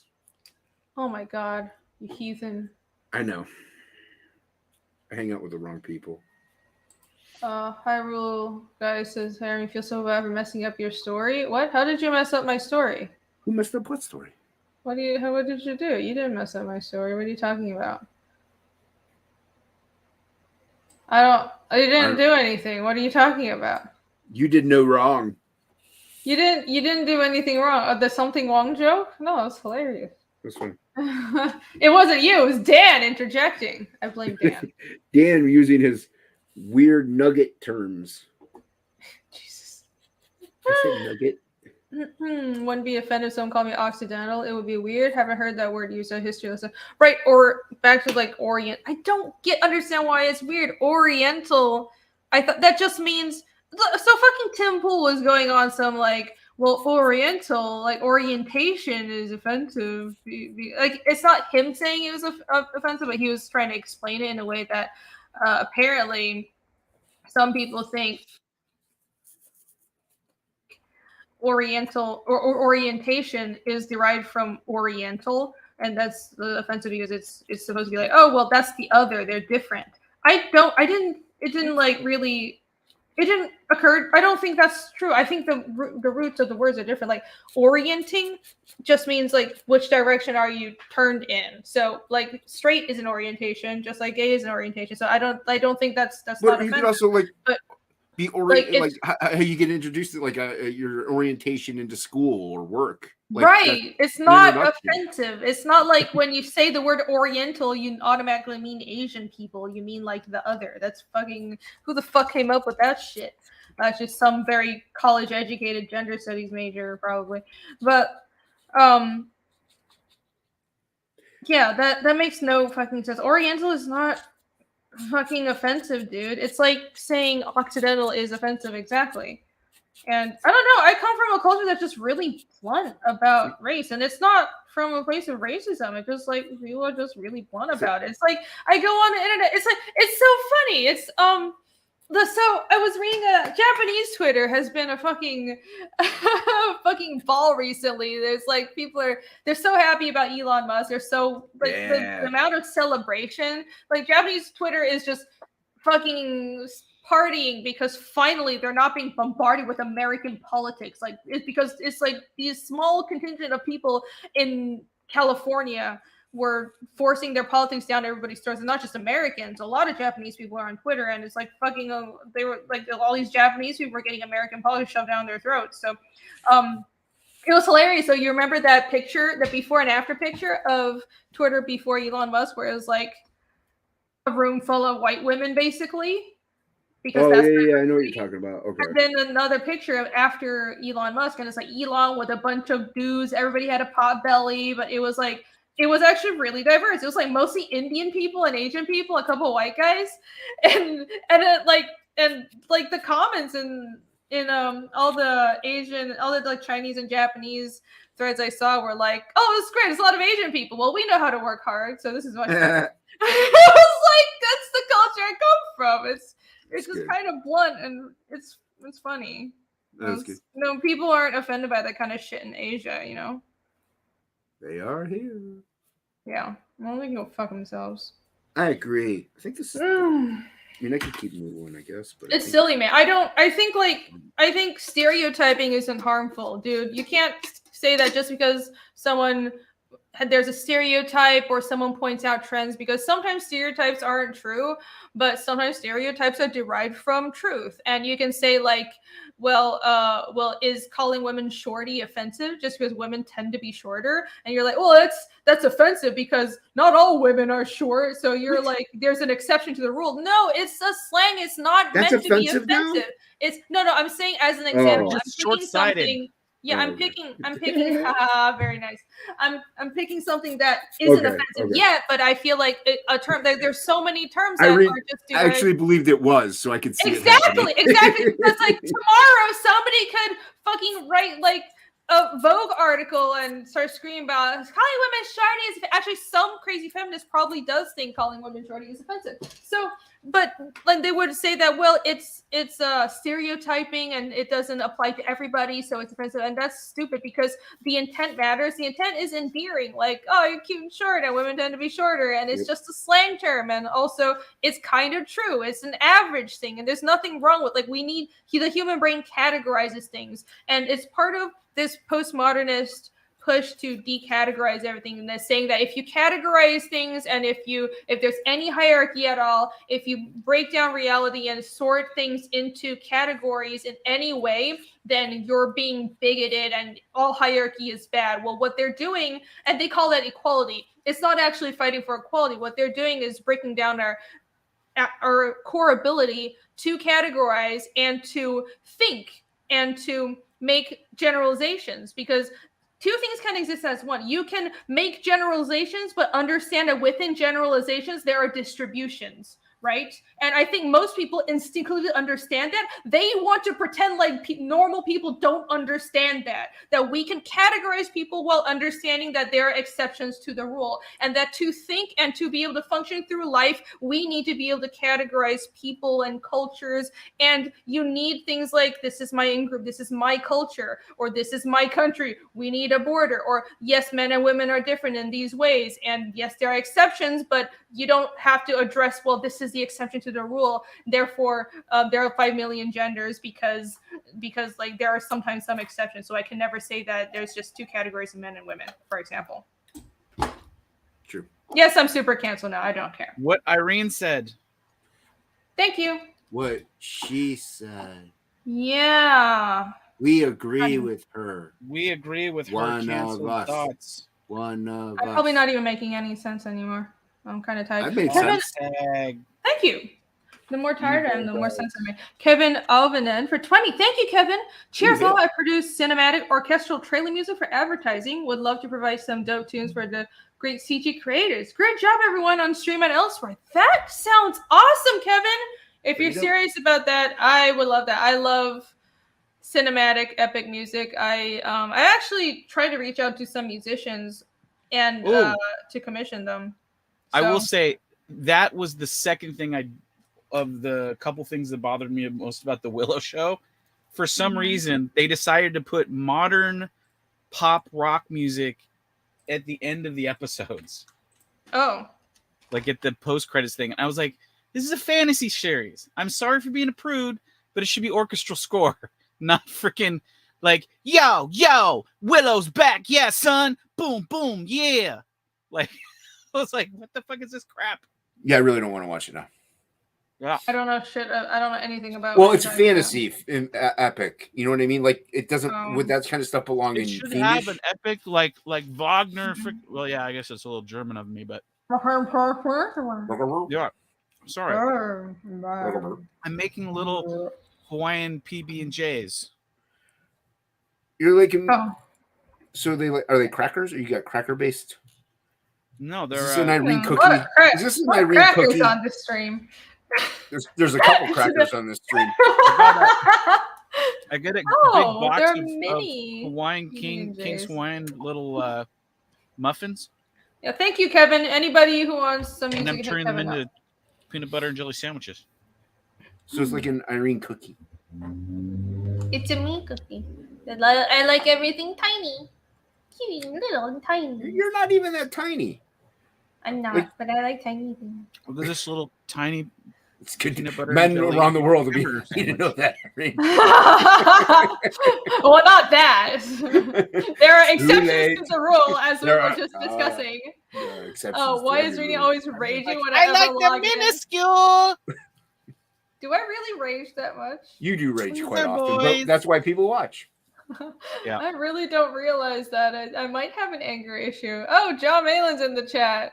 Asking, is your dad alive? Who is he talking to? I don't know. Who knows? Damien? Who are we? Did I miss a chat or something? Yeah, you must have missed something because Damien's dad is somebody. Or John's just like talking to himself and he's crazy. Well, Damien is the son of the devil. Is that what he's talking about? Is that really? What? The movie The Omen? No. Damien is the Damien is the Antichrist. I haven't seen it. I have no idea. Yeah, I haven't. Yeah. I haven't You should watch The Omen. Watch the first Omen. I did a movie poster for the re-release of The Omen at the Grauman's Chinese Theater. Really? I don't see anybody in chat named Damien, so I don't even know who he's talking to. He's probably talking about the Antichrist. He's up there. Damien H. Oh, okay. So never mind. That's not the Damien H is not the Antichrist, but Damien is in the movies. It might be. You never know. Don't This judge is true. people. He could be. I don't want to jump to Oh, conclusions. Damien H. All right, there you go. All right, cool. I'm glad you guys connected. They connected. They connected. They tip found to true tip. love. Tip to tip. True love. Mm. So I think my thing is True done. love. I think it's done. It's done? I think so. Let's see. Let's look at these nipples. They're eyeballs, not nipples. They're eyeball nipples. Eyeballs, not nipples. So Nip balls. nipples. So it's Oh I'm my just God. It's skin so weird. skin it and send it to ink. Let's see if I can find my Omen poster. So, like, if he lifts his chin up, his little mouth and his chest opens up wide to swallow you whole. Oh, it's adorable. Isn't it? Yeah. I love it. Thank you. Mm. It's the best. I know. I'm the best. Yeah. That's what I do. And I am handsome, so that's why you should keep me up. Yeah? Mm-hmm. I'm making a selection. I can't leave Photoshop right now. It's fine. This is all your channel needs. I mean, you're gonna hit 4K right now. I mean, I think we're losing viewers. Hold on, I need to. Okay. that's actually valid. Thanks for bringing me back to reality. I really Yeah. I'm sorry, appreciate that. Jason. I'm sorry. She's like, You're I had so over bubble, 100. Jason. You're a Jason, great now friend. there's 12. It's good You're friends. actually are honest. hideous. Don't worry about it. Good friends are honest. There's a reason why you're single. Just look in a mirror. Constructive criticism. Well, it's fine because I'm single too, so I can't really burn you on that.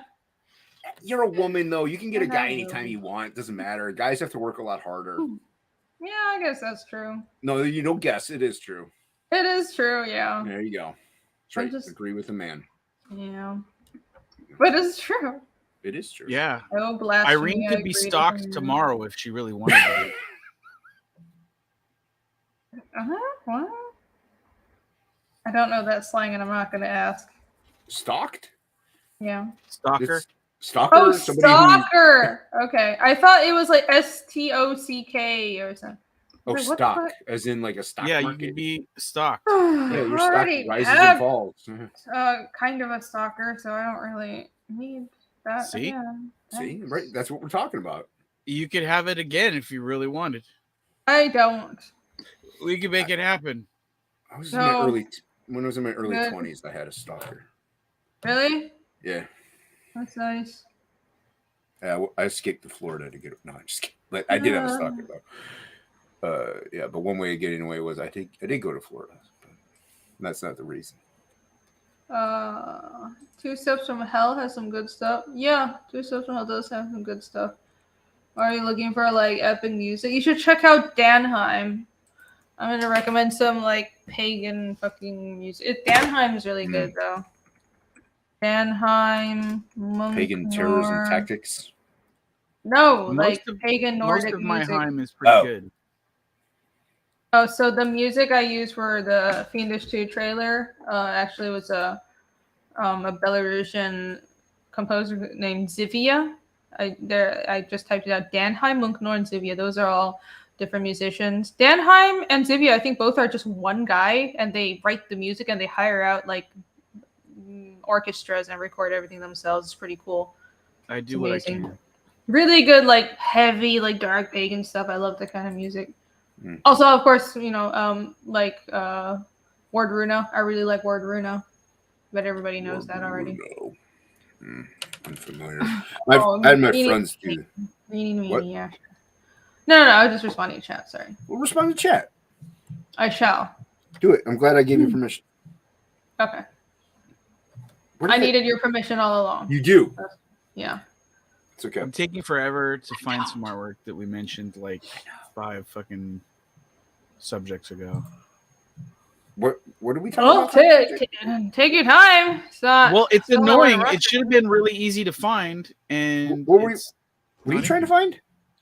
My artwork I did for Grauman's Chinese Theater's re-release of The Omen. Oh, Yep. it's a good movie. I'm really I read proud of a lot the of art. that. It's like it's not like it's kind of comic booky a little bit, but it's not. I feel like stylistically it's different than what everybody's seen from me. So Hmm.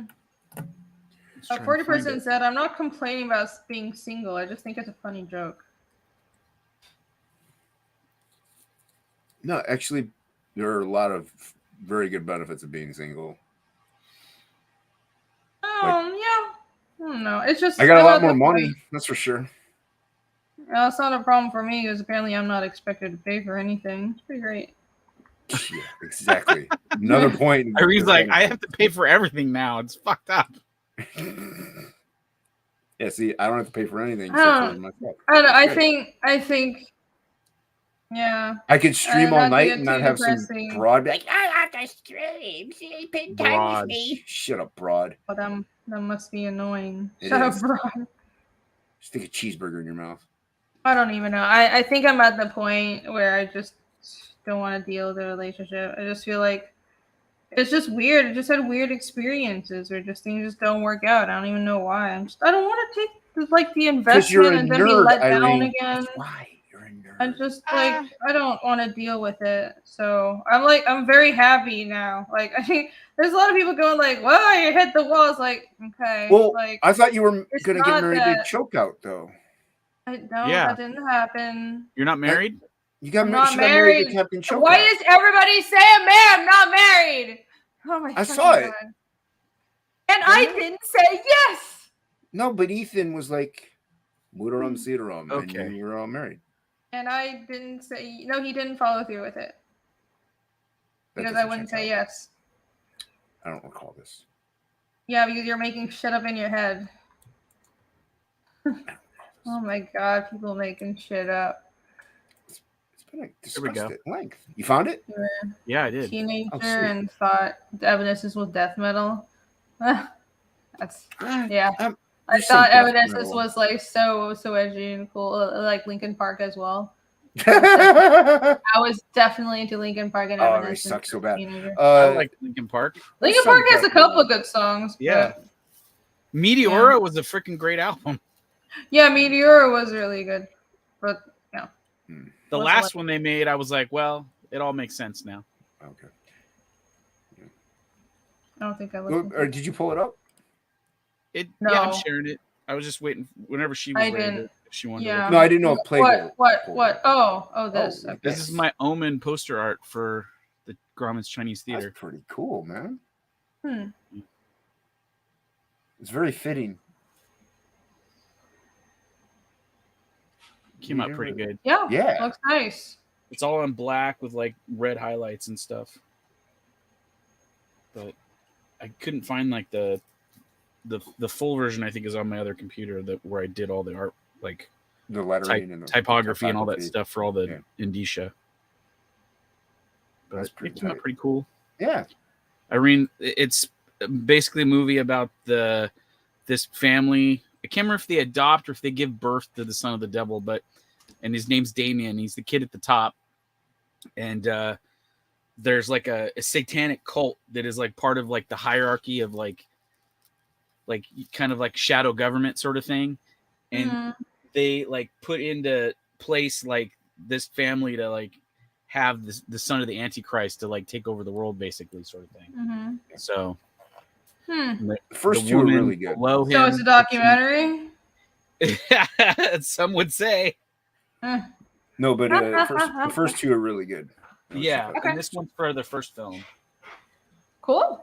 which Robert Mitchum is the guy on the lower left with the knife. Yeah, I think they give birth. I don't think they adopt. They didn't adopt. Okay. Yeah. I couldn't remember if it was like some weird thing Yeah. where like they switched their real child at birth or something like that with the son of the Antichrist because he was like born That- from a calf or something. That might have happened. But I might be remembering a different film. My brother, yeah, he would know, but I get them I mixed can't up. remember. But there's a pit bull at the bottom, and then there's like kind of hanging like a rosary. There's a nun, like sort of. She's not a nun. She's like just like a servant. She's She's a hanging servant. at the bottom of the cross, and that's like from a famous scene where this woman like sacrifices herself to Damien and throws herself out a window and hangs herself. Yeah. Oh. It's Yeah. a good movie. It's a famous shot in the movie. Okay. But that's just kind of what all the symbolism on the You poster like is. messed up stuff, Irene. You'll like it. I Yeah. do. It's dark. I love that. It's really fucking dark. Oh, I would like it then. Just I like your dark. soul, Yeah. Irene. Yeah. It- My dark little soul. And spoiler, Irene, because it's not really that big of a spoiler, but Mhm. totally not a happy ending. Oh, good. Yeah. I'm gonna watch the shit out of this now. You love it. Oh. It I goes to love really it. dark places. Oh, you checked out In This Moment. Yeah, In This Moment is good. Nightwish. I love Nightwish. Yeah. Probably tied In This for my Moment favorite kind of remind you band. would like In This Moment because With it's like Rammstein. chick metal to me. Like they're good, but it's like something like a metalhead girl would listen to. Like I used to. Yeah, This guy I used to work with when I was working they're in video like- games. they're He was not friends like- with the band Nightwish. yeah, they're Nightwish not is like good. arch enemy. There's some like chick fronted metal bands that really just aren't metal. Like the music is metal, but the vocals aren't metal. Right. Yeah, but That's what in I this really like. moment, she Ginger. actually does the screaming. So Yeah, I really like it's Ginger. good. I Ginger's like really them. chick metal singers are, I don't know, they kind of almost don't belong, but when done right, they they do work. It's like you have to naturally have a certain type of voice, and very few women have that. yeah, and stage presence has to be done right too. That too. I really for In This Moment, I just like Maria Brink's style. It's so like, it's so it's not holding back with shit. It's so crazy. I love it. I like Yeah. that. It's It's- like it's- unashamed. It's I Makes me listened to a happy. few It songs. could I'm be like, like- I could see how chicks would dig it, but It could be more appealing to me as like a female metal fan, but I definitely dig it. Yeah. Not Evanescence, no. Baby metal? No, I'm not a super big No. baby metal fan. Everybody's like, I think Westerners are really fascinated with them because they're like, oh my god, cute Asian girls like dancing, singing. I like in front of, Evanescence. Like, yeah, it's cool, but it's not Evanescence like has super one special song. to me, It's just like It's like Evanescence is like kind of like pop music version. Like for rock, it's kind of like pop music, like No Doubt type music. Yeah, but if you hear one Evanescence song, you've heard every single one of them. They're like the ZZ Top or the AC/DC of metal. But it brings me back to Really, life, not Jason, ZZ every Top, time I but- listen to it. oh, I'm kicking you, Dan. Thank you. And Bring Me to Life is the only Evanescence song I still. That was a really good song. That was a good song. But you're right. All their songs sound the fucking same. Yeah, they do. They do. No, I Yeah, have a lot that of- one album. A lot of musicians, frankly, I like for their like visual presentation style. I think like the music has to be good, but I really appreciate good visual presentation. That's why I Like, sent you that Tool song with the video, because I don't know if you ever watched it, but claymation, it's sick. It's Oh, really I haven't good watched stuff. that yet. That's on my Yeah. therapist friend. I will. Yeah, there's. I think I opened it in YouTube and then I just ignored You're it. okay. I know you're busy. I do, and I know you listening to it was kind of what I wanted you to do because Tool's amazing. But Mhm. their older videos are all claymation, and they're just fantastic. The guitar player did them with a couple other guys. That's cool. Which ones were we talking about? Tool's older videos, like Sober Oh. and Prison Sex, stuff like that. Oh wait, was it the really dark one? Mm-hmm. Oh, I did watch it. Yeah. It Yeah. like barely looked like claymation. That was so weird. Yeah, I really did good watch stuff. it. Well, stop motion, I should say. Yeah. Claymation, Stop but- motion. But Yeah. Was it Tool that used to be Green Jello? No, the drummer of Tool was in Green Jello, and Maynard did the voice in the three little pigs in the song, Right. The Three I knew Little there was a Pigs. connection, but I couldn't remember what Yeah. it was. So the drummer was in Green Jello, and then Maynard did a guest vocals on a song. But that's how they all met. That's how the drummer and like they met Right. Maynard and stuff was through Green Jello, who purposely went on the Gong Show to try to see how fast they can get gonged off. So, yeah, it's pretty funny, dude. Good stuff. Yeah, that's one of my favorite bands. But I can name you a few bands that you might like, you might not. I don't know. But I'm not going to rattle off bands right now. Okay. I don't even You know won't- most music anymore. I kind of don't either, really, dude. I kind of do pigeonhole myself, and then I'll trust my musician friends to like direct my ear to something, and they're usually pretty spot on because we have similar tastes. But they've been wrong a few There's times. I'm into a lot of like kind of like oddly like I fall back and forth between like my old sort of rock music stuff, and then I like bounce into sort of like new wave like electronic stuff. You like a lot of different type of stuff though. Like Yeah. I'm very picky, like insanely picky. I like a lot of different stuff. Like one of my favorite bands is like this band called White Lies that's from like England. What White style music? Lives, Dan. White Not Lies. lives. Oh, Lies. lies. Not As White in- Lives Matter. Everybody White heard Lies. that. I heard him say I'm LIES. getting canceled now. Wait, out of White everything lies. that he said tonight, that's the one that's gonna get him. Yeah. Come on. Oh my Oh, God. 1,000 Days is a good album. No, Of all what the kind nugget of jokes. style of music is White Lies? Though. They're like rock. It's like Beatles. Is it like the Beatles? Don't say it's like the Beatles. I hate the Beatles. No, not Beatles at all. They're like Beatles suck. they're like synth rock, really. Like Oh, they're okay. kind of, but not like sort of like they're like a cross. They're okay, so they're kind of like Depeche Mode with like the original singer from Joy Division. I don't know Joy Division. So it's like an English sort of synth pop rock band. Mm. It's got a really like the singer's got like a deep sort of Nick Cave sort of sounding voice, and then the music is like kind of like soaring sort of electronic music, basically. If you like industrial stuff, listen to Ministry. Listen to Reload or Filth Pig. Great album. I like industrial Lamp stuff. is hot. Yeah, Ministry's industrial. I almost put a water bottle next to this thing and melted it. No, Plagal. That would be a bad idea. Rather than Hot setting his house plastic. on fire. Hot Yeah. plastic oozing all over my leg. That would have been no good. Still would have been funny. Where is Billy anyway? I don't know. have no He clue. has the link. He does have the link, but I haven't seen Billy anywhere since last week. Me neither. Oh. Well, he does that. He disappears. I saw him in the message group like yesterday or today. Yeah. He was commenting on subjects that shall not be named. Oh, okay. Yeah, he just disappears sometimes. He needs his space. It's fine. Every once in a while, there's like a little ghost that comes in and goes, One Piece. Yeah, and then Billy's. Yeah, that sounds about right. Oh, one band that I don't think I mentioned before. Haven't mentioned Lord of the Lost. I quite like them.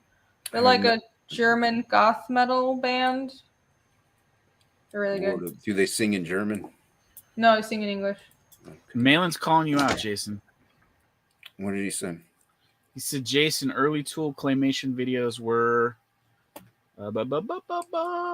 where is it? Well, Fred Sturr was one of the guys. Adam Jones. Said, guitar rip player. off of the Brothers Quay. Look it up, Jason. I will Crusher look of Dreams. Hashtag. Thank you for the $4.99. Jason, early Tool claymation videos were ripping out the Brothers Quay. Crusher of Dreams. There's no Crusher of Dreams on it. No. I'll look it up. I like Thank their you. other stuff. So Did you ever notice that Malin's Brothers icon Quay. is just himself wearing a Jack Kirby costume, shaved? it's godlike. Yeah, exactly. You're saying he's godlike? Maybe. What are some really... I don't just think saying I disagree. The everything like right in here, the eyes and the nose is very John Malin right there. Even those teardrop sort of makeup things on there, it's very John. Malin has lonely teardrops. Yeah. Lord of the Lost and his acquired Each taste. one is for Jay 1,000 knows what kills, I'm Jason. talking about. Not all of Raining Stars is it's a great video. Not every Lord of the Lost song is like amazing. If they're one of those bands where if the songs I like, I really like, and a lot of their other songs are I like Lorelei, Raining Stars, Hey Thor. I really like it. That's Billy like really Corgan. one of their heavier songs. Billy Priest Corgan? is okay. It's got a cool music Snarkicon video. wants me to pee on my hot lamp. No, You- don't. what are you don't waiting listen to for? No, don't listen to Snarkicon. Hi, Billy. What's going on? You He heard you show up. talking shit. Whoa! He heard you talking shit. Wait, They wait, came wait, here wait to a minute, fight. wait a minute. How come Explain he- yourself, Go sir. to Christmas past, Were they bitches. How come he gets bumped up? talking? Why did he get bumped up just now? I've been Oh, here the yeah. whole time. If he gets bumped up, I just got here. no, it's fine, Irene. Put me You're back right, down there. Billy. You're right, Billy. You have to earn your place. I don't. What were you guys talking shit? No. Oh, okay. Billy, They're what's your upset at me, favorite Billy, band? because Slap I've I got the just got. sun back in my studio because it's nice and cold here. Wait, 3 people said something at the same time. I didn't. I was eating. Okay. 2 Dan's trying to people. burn his house down. Dan, don't burn your house down with the I'm heating staying lamp warm again, again, dude. Billy. It's that time of year to bust. I know out you the have all sun. those comic that books and glow? those. Dude, he's Just burned you- himself on that thing so many times. I know, and it's like gonna ignite that. He's so fucking thirst for- desperately. It looks like you literally lit a bonfire right next to your books. Oh, it's as hot as a bonfire. Yeah. Oh, shit. It's like a fucking I'm like 4 shop feet light. away He's from burned it, and it's himself keeping me so warm. many times on that thing. It's ridiculous. Never learns his lesson. And Billy, you What's show up? up. I'm about to leave soon. I and you just show up got now. here. Yeah, I know. Not here, Jason. You've been here the entire time. Damn, It- Jason. No, it wasn't because I was like I kept popping and looking at the live stream. It was Irene was by herself for a while, and then Matt Barr came in for a bit, Bar was And- here. and I'm sure then he left at like 9:30 because it's like he turns into a pumpkin. No, he's here for a while actually. He has daddy duties. No, he was here till like midnight. Yeah, he was here late. Billy I was had actually the watching link the stream the whole entire time, and they didn't. and he know. was just watching. I was watching quite a long time before I popped in. I wanted to hear the trash talk they were talking about. Oh, me. sex fiend info, sex find info is I'm glad you hear our trash talking. who No, are you guys said trash nice talking? things. Hmm. You guys said nice things. Who are you guys Uh, trash Sex talking? bot. I got my warm You. coon hat. Nobody. No, We were no, trash no. I talking mean, you, Billy. was it that fudge from earlier today? No, we were Yeah, talking about how you're son. never here. You're never on streams. We were talking about that. I was just on this stream last Wednesday. That was a week ago. That's true. Billy is usually. That was a on lifetime my ago, show. Billy. Billy, every I wasn't time. here last He's Wednesday a because great And then- friend, and then- and he always shows up. Yeah, and then That was Thursday, before I was kicked from everything, Billy. and then Thursday was fucking Thanksgiving. yeah, and- I streamed on Thanksgiving. Yeah, Okay. where were you, Billy? We were all streaming. Well, I on didn't stream, but I without popped you. in on no stream. Holy Right, shit. Okay, and then Okay. Okay. No, we're calling Billy out. He needs the answer for his indiscretion. What about last night? Where were you last night? Yeah, where were you last night, Billy? last He's last with the night- side chick. Okay, stop No. being jealous. He doesn't 8:32. love you No, that much. no. Billy, what's your favorite band? Let's change the subject. Oh, Favorite favorite band. That's a band? tall order. You can't go favorite band. You got to say some of your favorites. Oh, okay. Not Some of your One favorites. of your favorites. Okay, all right. Some of your the favorites. Beastie Boys. It's Oh my probably God. my favorite band of all time. Okay. She's at least heard of them. Yeah. I have heard of them. Right? Aren't they like? Okay, all right. I don't know. No, them no. that Finish your well, so I statement. can't- Finish your statement. What? No, no, No, I want to hear what you no, have to say. no. Moving on. Aren't they what? Next, Aren't they what? next band, no. Billy. Aren't they what? We have a. Next- We I have don't a know, $10 like we have a $10 super chat from Kevin. I do. Ovinen. I do. Thanks for changing the subject. Kevin Ovinen for 10. Thank you, Kevin. Since we're talking music more, I'll shout out my stuff again. Latest track you is a Chop Suey. SOAD orchestral cover. Don't know what that is. System of a Down. Trailerized. Oh, okay. So stupid. Okay, cool. Yeah, check it out. And Check it out. Kevin, that sounds cool. There it I is. might use your expertise at some point. Very, very good to know. Christopher Yeah. John says Beastie Boys are in their own category. Oh, System of a yeah. Down is good, yeah. they're considered rap music, Irene, but it's like rap from like a different era when it was all like like happy and like fun times. Like they're just like Right. rapping about like just like Partying and having partying and hanging out with your friends, like doing cool shit and like Yeah. like What I was gonna say was I thought they were like poppy rap. not really poppy, because then like 2 of their albums they like go kind of punky and like play all their own instruments and shit, because they were a punk band before they were a rap band. Oh. Well, also people were talking trash on them. Yeah, Like, oh, so they don't even like play their they're almost instruments. kind of like alternative rock and rap at the same time, like with a little bit of punk like dash. And Hyrule dash Guy in there. 231 says Billy's favorite band is No. really ABBA. ABBA's pretty damn fucking good though, dude.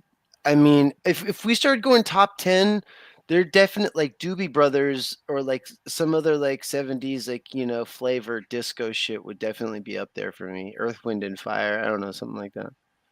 I don't know, like I like a lot of electronic music though.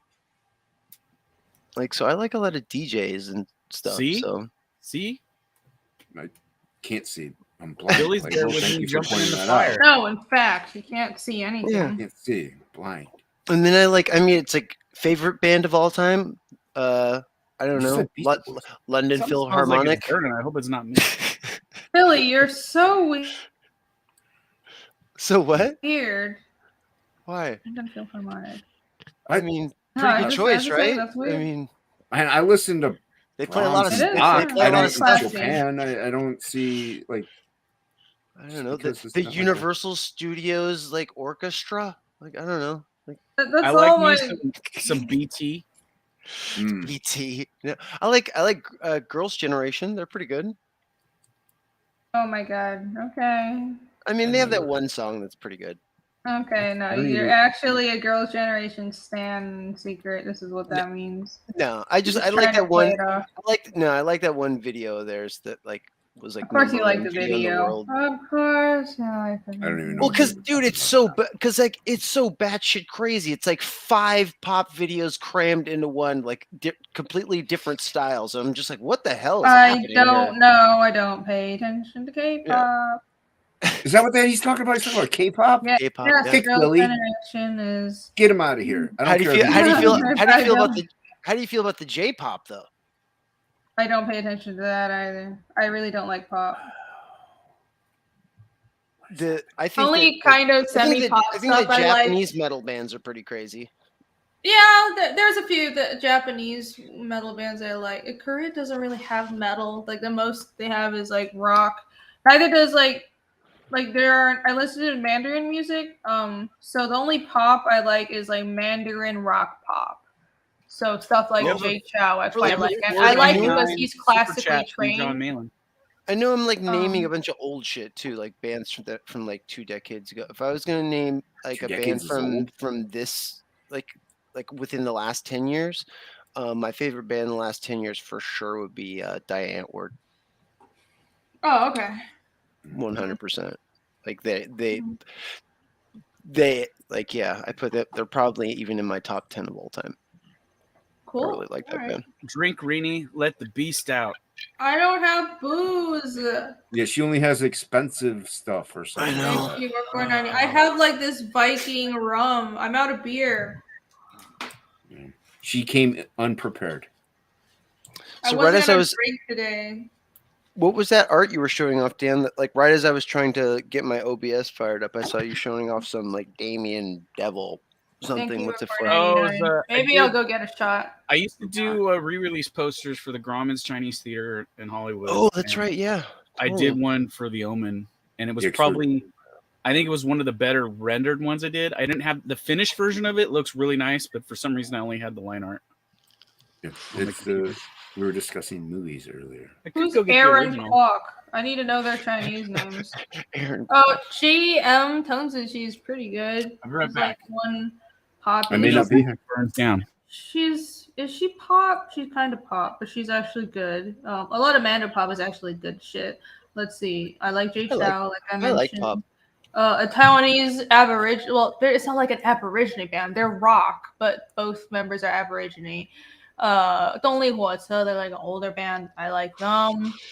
It's a lot of. I have like I switch between like my fiendish music playlist. That's like fucking metal and Like- pagan like- shit, and my Oh, I thought it Asian was like playlist. mandolins and fucking. What? No, I have fucking tavern music. Well, like the stuff you hear. No, in the, no, I don't like medieval Restaurant. tavern music. Like the shit I like is like pagan music.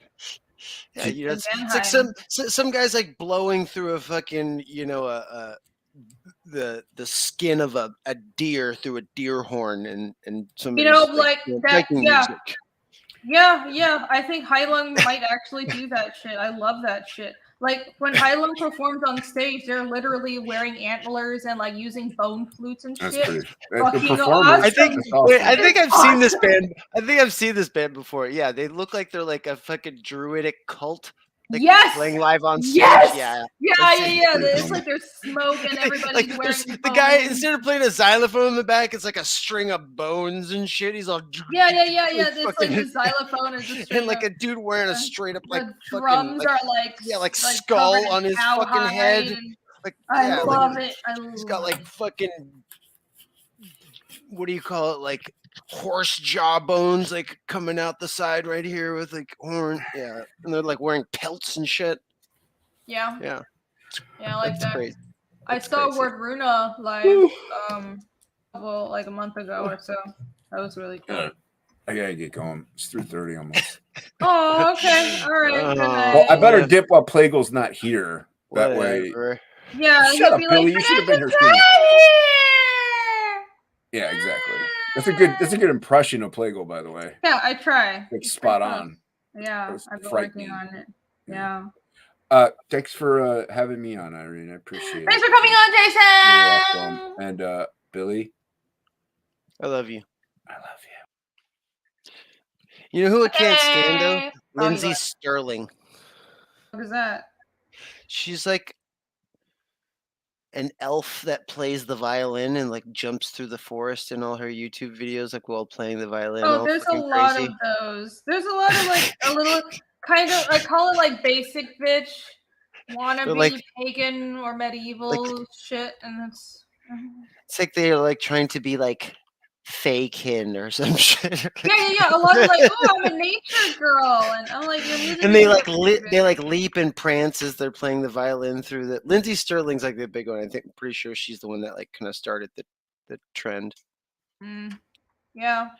Like they had her like playing violins, you know, dancing and prancing through like ice fucking shit in Iceland and shit, like, you know, the ice castles and shit. She's Gay.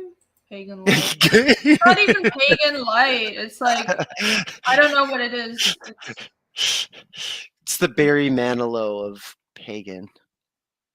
Yeah, it's not even like pagan stuff. So, I guess it is. Whatever. I'm like whatever on it.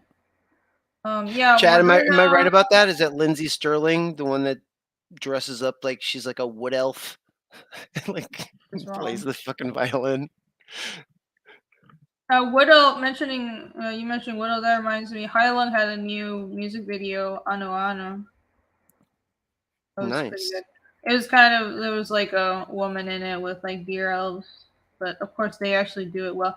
They're really cool. They'll what they do is they sing recreations. A lot of their songs are just recreations of like poetry, old High Germanic and Old Norse poetry and shit. Here's the poster. So they have a Snark- song of the Oh, yeah. runes, Norupo, the Norwegian rune poem and stuff like that. That's a really good song, by the way. Blow me up real quick, Greenie. Okay. SnarkCon DM says that Nothing Lindsay supposed Sterling to. also did Sailor Moon music too. Right on. Oh. I guess that's kind of cool. Here you go. Oh, Nice. cool. This Yeah. is the only. It's a Dude, little. it's dope because it like so like gives off that super fucking vibe from that era too. Like you fucking nailed that shit, dude. Yeah. Trying to see if I can get the so it's not so there. There we go. Oh, it was It's supposed to be a cool. little darker, but the light is kind of blowing it out. Back when movie posters were more artsy instead of just like a collage of fucking photos like crammed together. Like The one chick's eyes look a little better, but they look like shit in the camera. Yeah, I like with the Yeah. duotone coloring. That works out really well. Yeah, the lady wait. hanging there at the end. Bemis, is this true? There was a group of English soccer fans who got kicked out of Qatar for dressing like crusaders. Wait, that's great. Okay, of all the stupid shit the West has been pulling in Qatar, this is the only one I approve of. What? What? That's You hilarious. can't dress like a holy knight of the royal order anymore without getting some shit. No, Well, no, Friday the because 13th made it the happen. Crusades were like, invaded Muslims or some shit like that. So they're very limited. I mean, come on, that's some old shit. Yeah, but they're like fucking dressing. No, it's funny. I'm all about offending them. That's hilarious. Fuck them. God, people with their But, like- 1,000-year fucking grudges and shit. Come Oh, on. tell me about it. No, a lot of countries are like, a lot of cultures and countries are like that. But yeah, no, like the fucking activism stuff that the West has been doing is cringe, but that's funny. Dressing like crusaders. Fuck them. I'll go get a shot. I know. I mean, Shot. I'll get a shot. Billy, share your screen or something. What are you working on?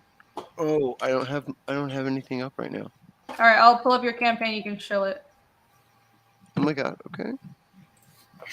Is that all right? Yeah. Do you want to make money? Sure. Yeah. Okay.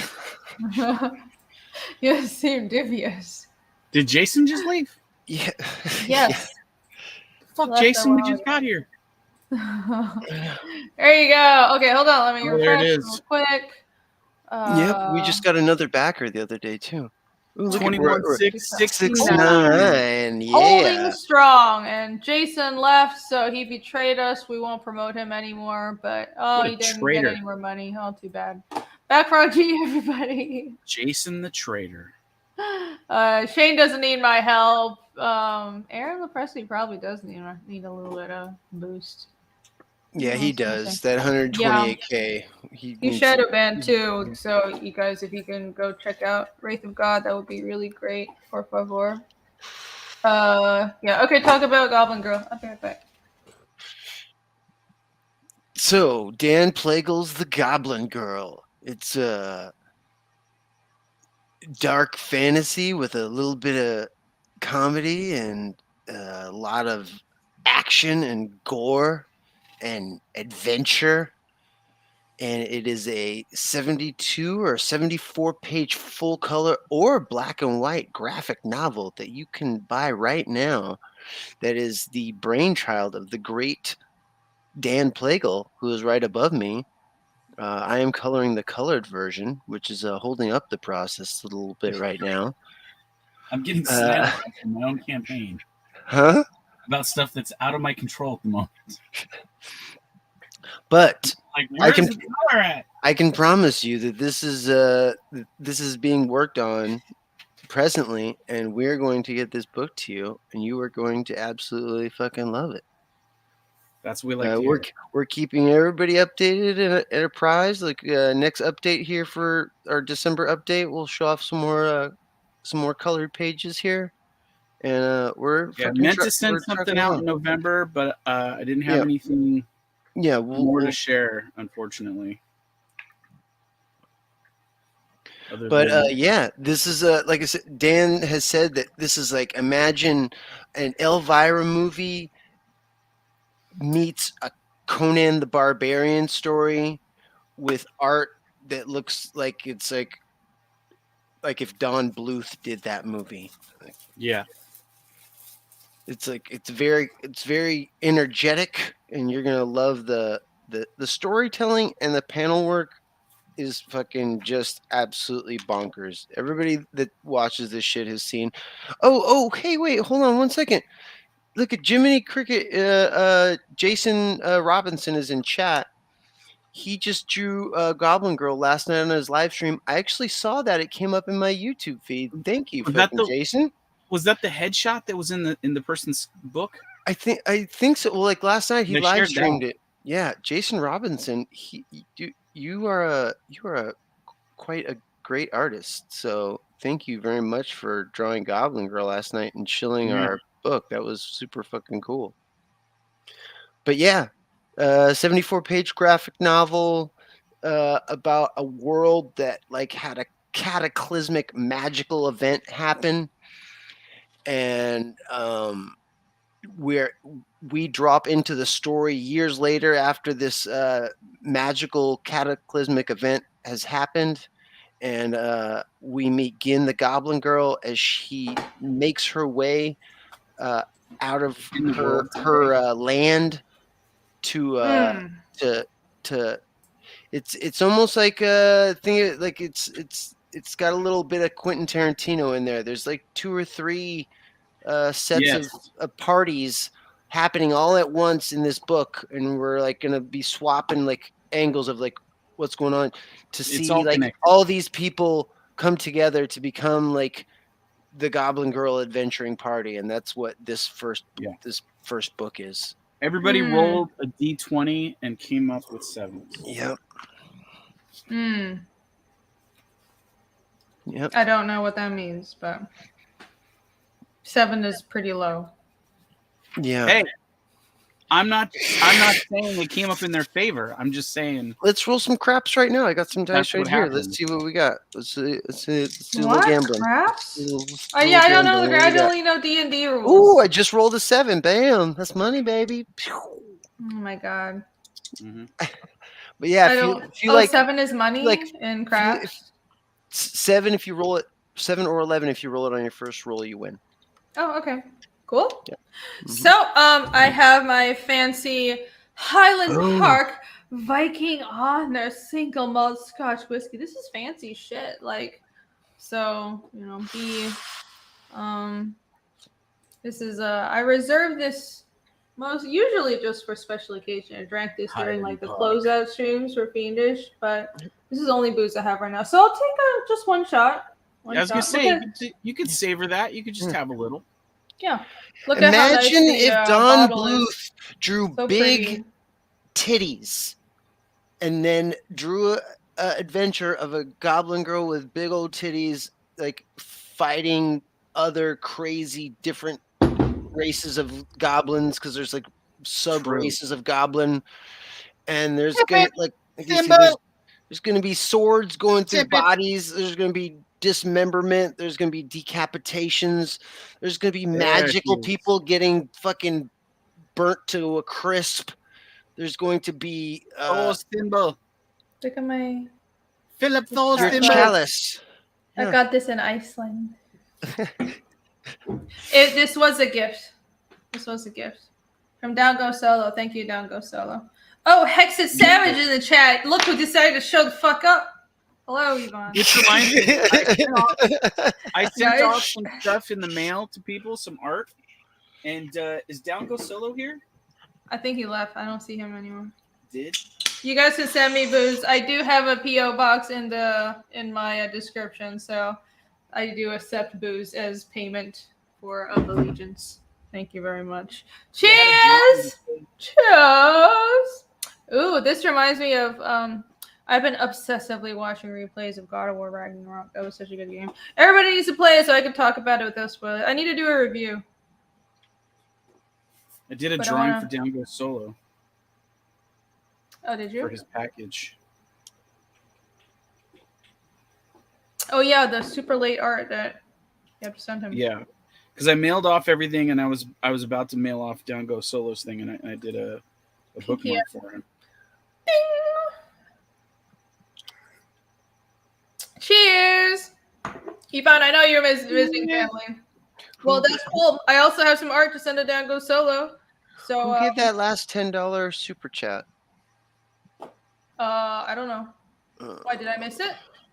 No, I was just trying to put it into the new Dono Daddy slot here on my thingy. Dono. Oh, right, your Dono Daddy. Okay, I think it was Kevin something, the musician. I wrote it down somewhere, but I'm too lazy to look at it. God of War Ragnarok. I need to finish another playthrough. I'm gonna do a review. I really like. I'm not like a gamer.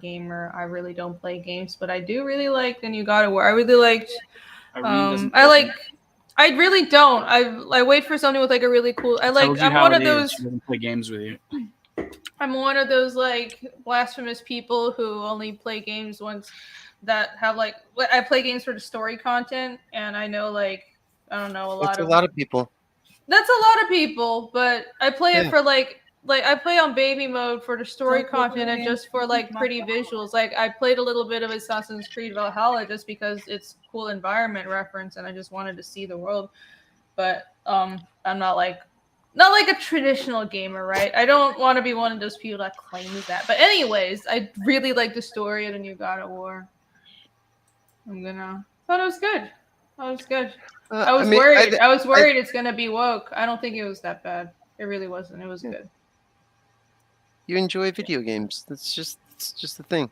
You know, it's just like someone that enjoys movies.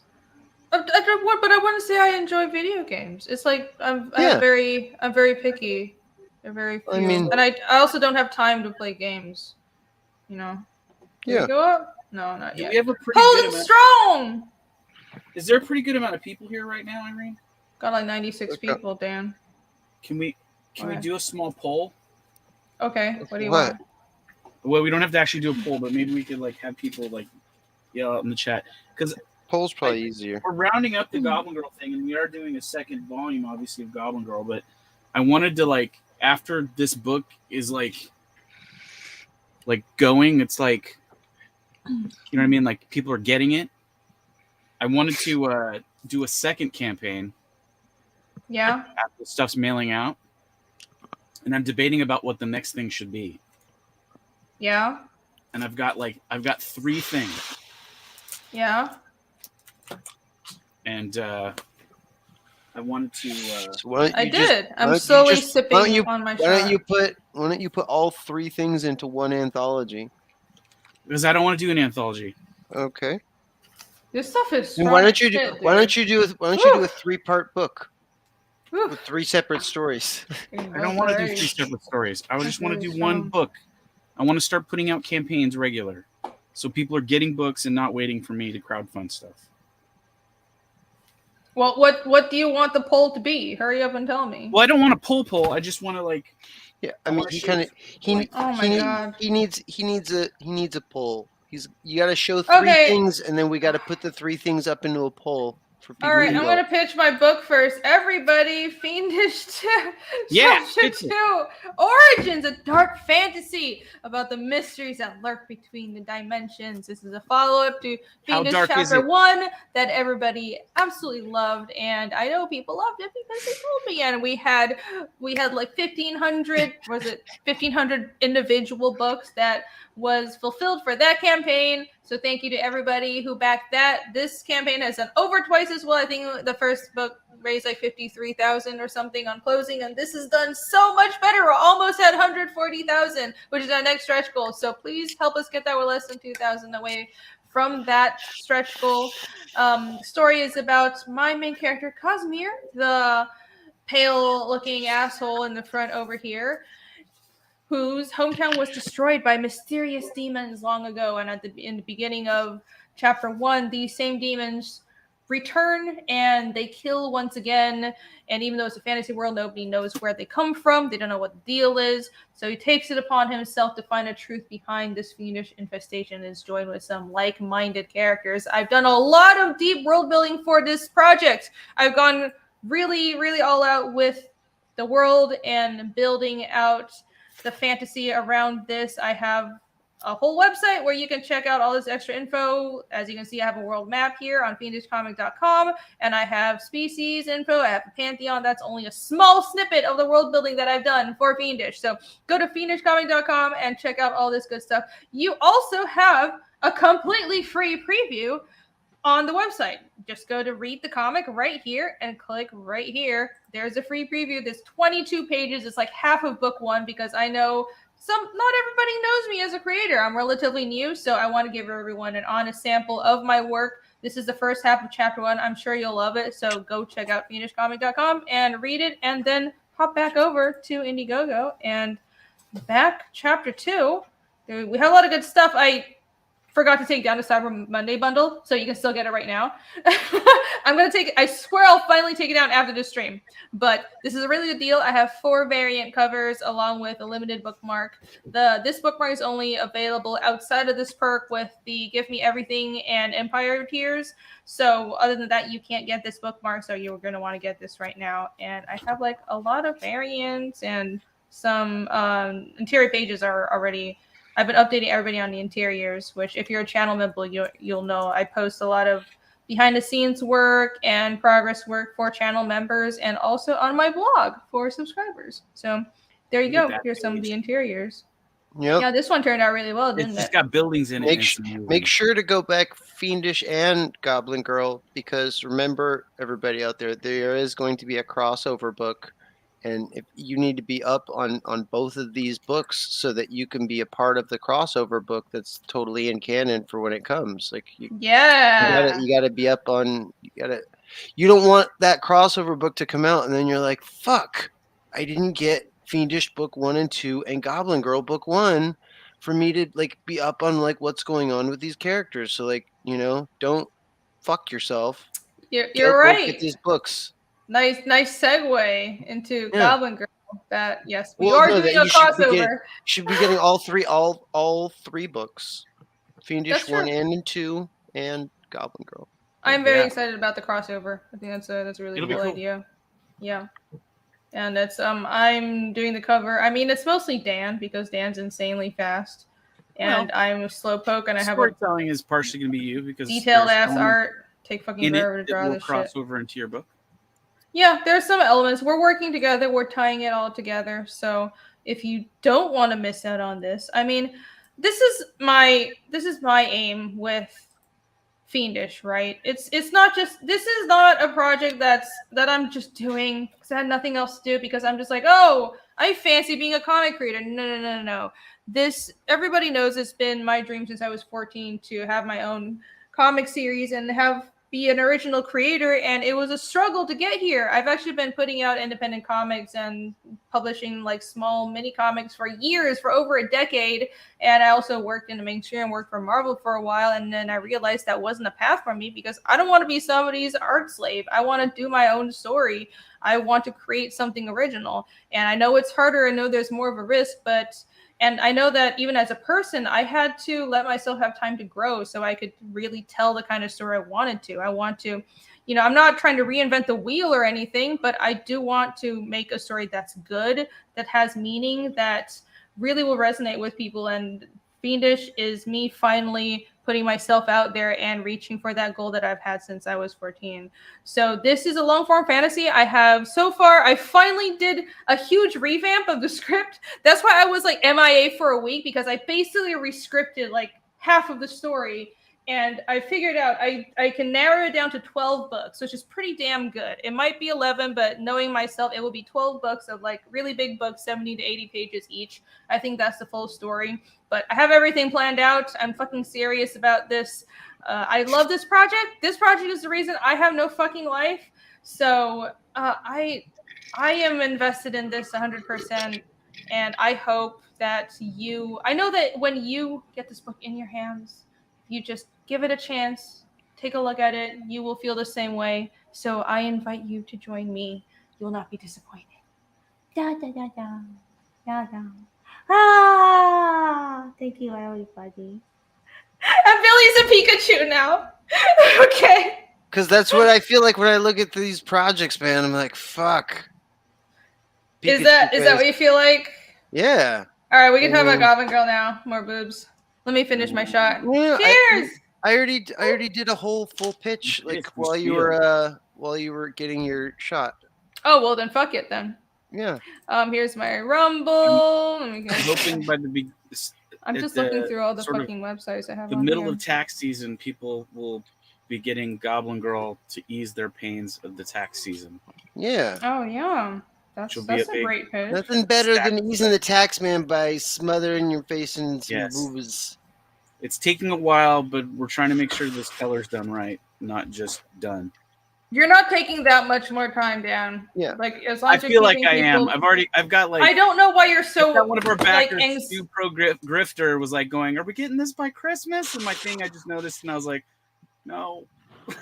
Like I No, wanted. you can't let it get to you. Like you're not slacking. You're not like ridiculously late. It's like you can't. I understand that we as a whole have to work on more books, like books being on time. But at the same time, this is your first book, and people are forgiving. Yeah. And I can admit too, this is scheduling- my first full graphic novel that I've ever colored. right. before. I and I think only people had to be- understand. It's technically next not my. time It's around, my you'll first know. crowdfunded book for sure, but like, well, it's my first personally crowdfunded book because I've done art for some other crowdfunders, but it's I've done some books before. Like I did 2 Goblin Girl and then this other giant monster book I have, but and that's what I was gonna say. Like I have these 3 other projects that are they're done. The art for them is ready to go to make a book out of, but I was like debating about what the audience might want to see out of this. Mm-hmm. Yeah, I didn't realize that it was going to take me Just as stay long right as here. it did while working my regular job. So Yeah, No, it's a but lot. it's a lot of work. getting I'm getting faster as it goes along though. So yeah, for Fiendish as well, just it's been fucking. It's like it's almost impossible now to. I looked at my Fiendish had schedule and stuff I'm that was like, completely it's out of your- 74 pages. It's what? No, It's- I'm not talking about book 1. Like I've been over that shit. No, I'm talking about book 2. Like right now. What's going on with book 2? It's going along pretty smooth. It looks great. Well, if I can finish talking. No, with book 2, like I'm looking at my schedule with how many pages I have to get done, and like I'm not a super fast artist. I'm not the slowest ever, but I have a full-time day job, guys. It's getting to the point where it's almost impossible to do both the comic and the day job because the day job is demanding. Like even it's a lot of work. Like comics are no joke, and you guys have seen the work on Fiendish. I know book 2 looks better than book 1. Like I'm not cheaping on the interiors at all. There's almost nothing that I kind of took. Like I take shortcuts sometimes, but rarely, and I'm like a stickler about things looking good. I'll send a page off to colors and then I'll like call my colorist back and I'll just be like, wait, I have to do an edit. Like this happens all the time and it really annoys them. But like it's just I'm such a perfectionist about it because I just really care about this project. That I know it look good. It's over halfway inked already, so I guess that's good. But yeah. Comics take time, guys. And it's no joke. Oh, that's why I need to back all these campaigns. If I didn't have a day job, I could do 4 80-page books a year easily. Yeah, Dan's insanely fast. Hyrule guys, his Fiendish Maybe seems even cool. more. Thank you. I'm glad you think so. Cordrath. Mini draws, right. Oh. I don't know what John is doing. There she is. What are you talking about? Okay. Need more yelling? What? How am I? Why? Because I joked that Dan was talking over me. It's fine. I was joking. Dan, what's that mean? It was just a joke. Okay. Anyways, everybody back Cordrath right now. And Sweet. all these other campaigns, back Goblin Girl. All right. Did you want to do a poll? What were you talking about? Well, I have 3 projects that I have that Okay. I could put out that are pretty much done. So there's not really anything to wait on. Let me get my Alright. cursor. So I can show my table here. There we go. I think John missed that talk. It's up to Dan if he wants So, to rehash I've that. got this kaiju book that I drew like a while ago, which is like classic sort of 60s Godzilla type stuff. It's pretty much done. I just want to fix some of the color work in it, and I've got like a few pages that I'm going to put into this, so there's going to be extra pages in this. Then the other thing, I have like a chick ninja, hot chick ninja book thing. So choice 1 is kaiju. Choice number 2 is hot ninja girl. Hot ninja girl. And then I have this like crime noir thing. And then Which choice 3 is crime noir. yeah. So it'll be like these characters more or less. So Okay, so there's so those are some of the options: the crime noir, the ninja. Can you put 3 all at the same time? Can you arrange it so we can see all Put them 3 side at by least? side, Billy. Or at least, like in a triangular pattern. So when we put the poll up, people can see that like their choices are Kaiju, I have to Ninja get rid of Girl, myself. Let or me get rid of myself. Detective Noir book. So I am supposed to make a poll. Hold on. You don't have We've to make got- a poll. Yeah, I mean, make a poll. You can just ask me to make a poll. Just stop beating around a bush. I know. Just make a poll then. I don't know. Like I just I wanted do. to like. I really like that samurai girl drawing. That's a really nice. Yeah, I drawing. do Like that too. one. I got Johnson a made color. her stronger, I got a cover faster, colored by meaner. Matt Yaki on this ninja one, which is actually this image. Is that actually Mike Miller? Who's actually Mike S. Miller? Mike sensing S. a Miller. pattern. Yeah, that's We Mike got S. John Miller, and Mike S. Miller in the chat. This is epic. And then this is a Matt All Yaki right. cover. Hi, Mike. It's Kaiju Saki cover. Matt Yaki colored that. All right, I'll make a poll. Okay. So there's some. No, don't leave it out so that. Well, people how can long are you vote leaving it out? for the as long as the poll is up? Oh my god. You Just want keep this? talking about the books. Can you not just talk about your book? Well, yeah, so I don't know, Just like- talk about these ideas. Oh my So this one, and this is probably going to sway people. I didn't want to do this, but this Oh, one no. will be in color. These other two, most likely black and white. Okay, well, So- can we go back beyond production? Like, so what's the Detective Noir book about? The Detective Noir book is kind of like it's like a I don't know how to describe it. It's what I said it is. It's a detective noir without like telling the story. I mean, it's Okay. Does it take place in a fantasy city or is sort it a of. real It's city, a little or- Frank Miller-esque in the world it takes place in, but most of it will be anywhere between 1920 to like mid 1950s sort of aesthetic. It's So all gray is tone. the girl that we see here like the Carmen Sandiego of your story? She's the Jessica Rabbit of the story, really. Jessica Rabbit meets Yeah, Carmen like Jessica Sandiego. Rabbit, like detective sort of type vibe. Wait, so Yeah. the options Jessica are Rabbit was a noir, stripper. so samurai, booba, and mecha. Does that sound good? The kaiju. Kaiju, yeah. Okay. Yeah. 60s style kaiju though, because it's not Yeah, it's supposed to be like the world of the Oh future my through the eyes god, of the making 60s. it come. Okay, whatever. All right. Yeah. All right, I'm launching I'm it. just describing it. There's- This is what you have to write down. It's Okay, launched. the poll is up. The If poll is everyone up? can please, All right. please vote for which one you would like to I see just- Dan do. Yeah, I just we want to listen know. to 'cause the we listen to Goblin the fans, Girl was- everybody. Goblin Girl was decided on from the chat, and I figure like the audience knows what they want, so I throw some secondary ideas. This does not mean there's not going to be more Goblin Girl. There definitely will be, but I'm thinking about doing some like 40-page books that I could put more out on the regular that are more like done already. Because Goblin Girl, ideally, like what it needs to be is very specific, and it takes a lot of work to make it look like that. So that project, when I do it, it's going to take longer for it to come out. No, Dan, There's I'm this telling other you, stuff- the booba's gonna win. I know, dude. Ponzu. Well, it all has Booba. There's I Booba know. in the Kaiju book too. Like, It's the drawing that you put out. That samurai girl drawing is really good. People will want it's pretty that. good. No, There's a big titted Russian chick in this book. tits work. Tits sell.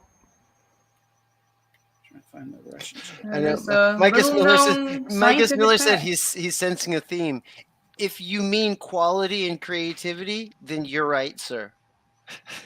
No, I think he meant John Malin pissing people off. Oh. Oh, No, that John doesn't do that. Let's switch this up. really? No. I mean, does he? I've always found him. Hey, does he? I've always found him to be quite inspiring. Oh yeah, that's nice. That's really nice, Billy. That's cool. What a great story. You have to say for yourself, John. Like the chick with the hat. Oh, okay, so the Nora one. Yeah, I like that one too. I've got that one. I've got like over like 200 Well, pages. I worth mean, of you can stuff. say that it's far This and away one- that Samurai Booba is like winning at 47% right now of This the vote. one You I've guys got. see the poll? Is it working? Yeah, This one I have like 120 to 130 pages worth of story. This one I have probably about 100 or 80 pages, somewhere in there. And then this one I have about 200. John says he likes the one with the hat, but that's not the one that's winning the poll. Yeah, Like that's I what I said, figured. Ponzu's winning it. Like I said, 47% of people are voting Ooh, on. book. Oh, look, there's Ethan too. Hi, Oh, Comic it's Ethan. Hey, Hello, Ethan. Ethan. Hail. We're doing a We're doing a poll. Dan's next book looks like it's going to be the 'Cause Samurai first- Girl. My first book was Yeah. Goblin Girl. That was decided by the chat. They wanted to see that right away, and I'm like, what should be the next thing? I'm putting out some Oh. feelers. I have a poll These- up in the These chat projects right now. are like 90% done, all of them. So Oh, wow. I Nice. just want to know. I'm licking my finger, putting it up in the air, and seeing which way the wind is blowing. It's holding strong, dude, at 45% to I mean, because the other ones the Kaiju book is at 19% and the Noir book is Ooh. at 36%. I think it's decided. I think Ponzu's at 45%. That's just pretty want much it. the Samurai close it? Girl, yeah. Are we good? I Yeah. don't know. Do I close it? Do I manually? I've never done a poll before. What the fuck am I You doing? can bring me down now if you want. Really? Can I? Yeah. No, I you think could. I like making you feel awkward. It's funny. Goblin Girlfriend. Okay. All right. This is the. There, I have a Goblin Girl page I can show off too. There's some new Goblin I'm Girl slightly page. Asian. I am too. More than slightly, but you know. Me and Billy are both slightly Asian. Slightly. Here's a Slightly Asian. Yeah, there we go. Oh. So this is the type of color work we've got Okay. going in Goblin Girl. It's Nice. really detailed, like painted looking stuff. And I go over like every single page with Billy, like frame by frame, so that we're getting stuff right. yeah. He John's does. saying put them all in the same book, Dan. Like there's a page. Put them all in the same book. See, he said do an anthology. Naho says I'm Euro Asian. Yeah, I guess technically I'm Euro Asian too. There is no unified name for us. It's very frustrating. Very frustrating. And Oriental. I'm semi-Oriental. Oh, such a diverse group in the chat. Look how diverse we are. This is a diverse corner of the internet. All these lies about us being a hate group. Silly. Are there Not any like people this from- ogre here. Is there anybody from this- Chad in the This is chat? this is an Ash Goblin, or no, he's not an Ash Goblin. This is he's one of the last one of Rathul? his kind, Rathul. Yeah, Yeah, that's why he's a lighter color than some of these other guys. That's right. These are like We're a normal- rainbow of hatred. I like that.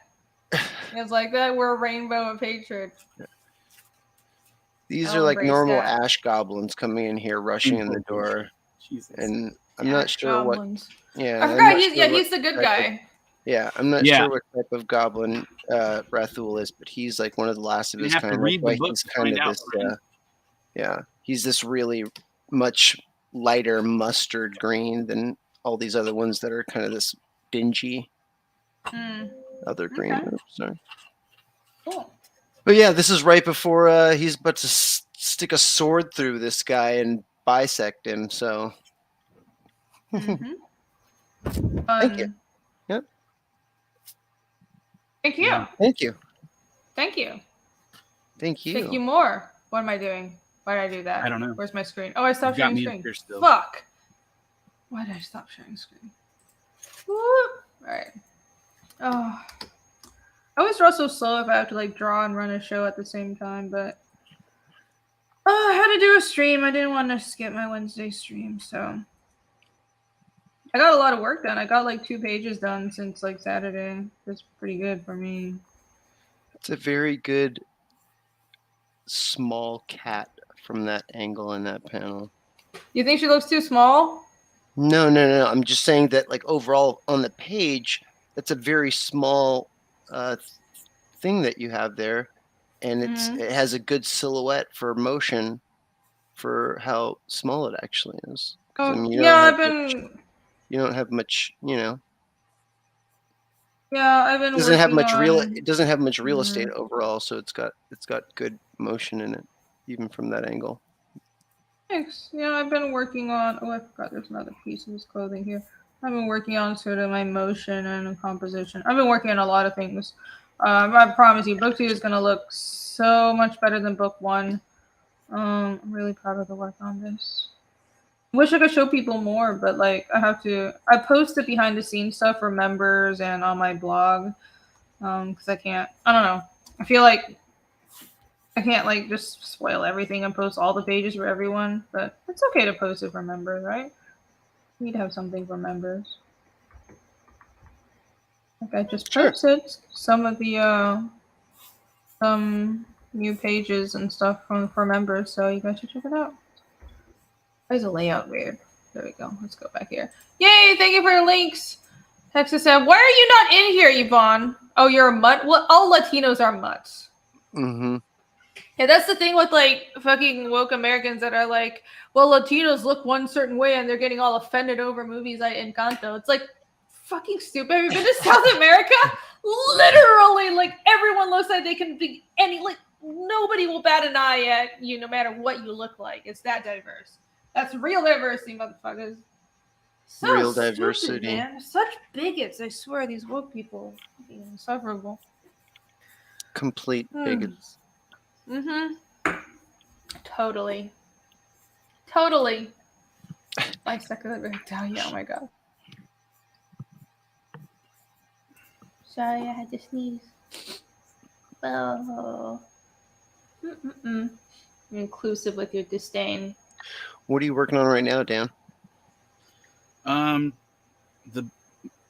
sort of the main villain of the first story arc of Goblin Girl. Oh. I've not drawn the character yet in any form way. Like, well, sort of. He's in the pre section of the book, but this is a different form of him that's going to be in the second book. Okay, so you're working on the second book? I've been working on the second book for a while. Okay. I've got lots of stuff for that already. So he's also working on Lady Ragnarok 2. That's yeah, what you're working on that. I got a stack of those pages over here next to me. I might be able to show some of that on here without getting you struck. Can you please check first? Oh no, I know I can. There's a bunch of shots of people like riding horses and stuff. Also, I'm gonna write something in private chat. Please check it in 1 second. Uh-oh.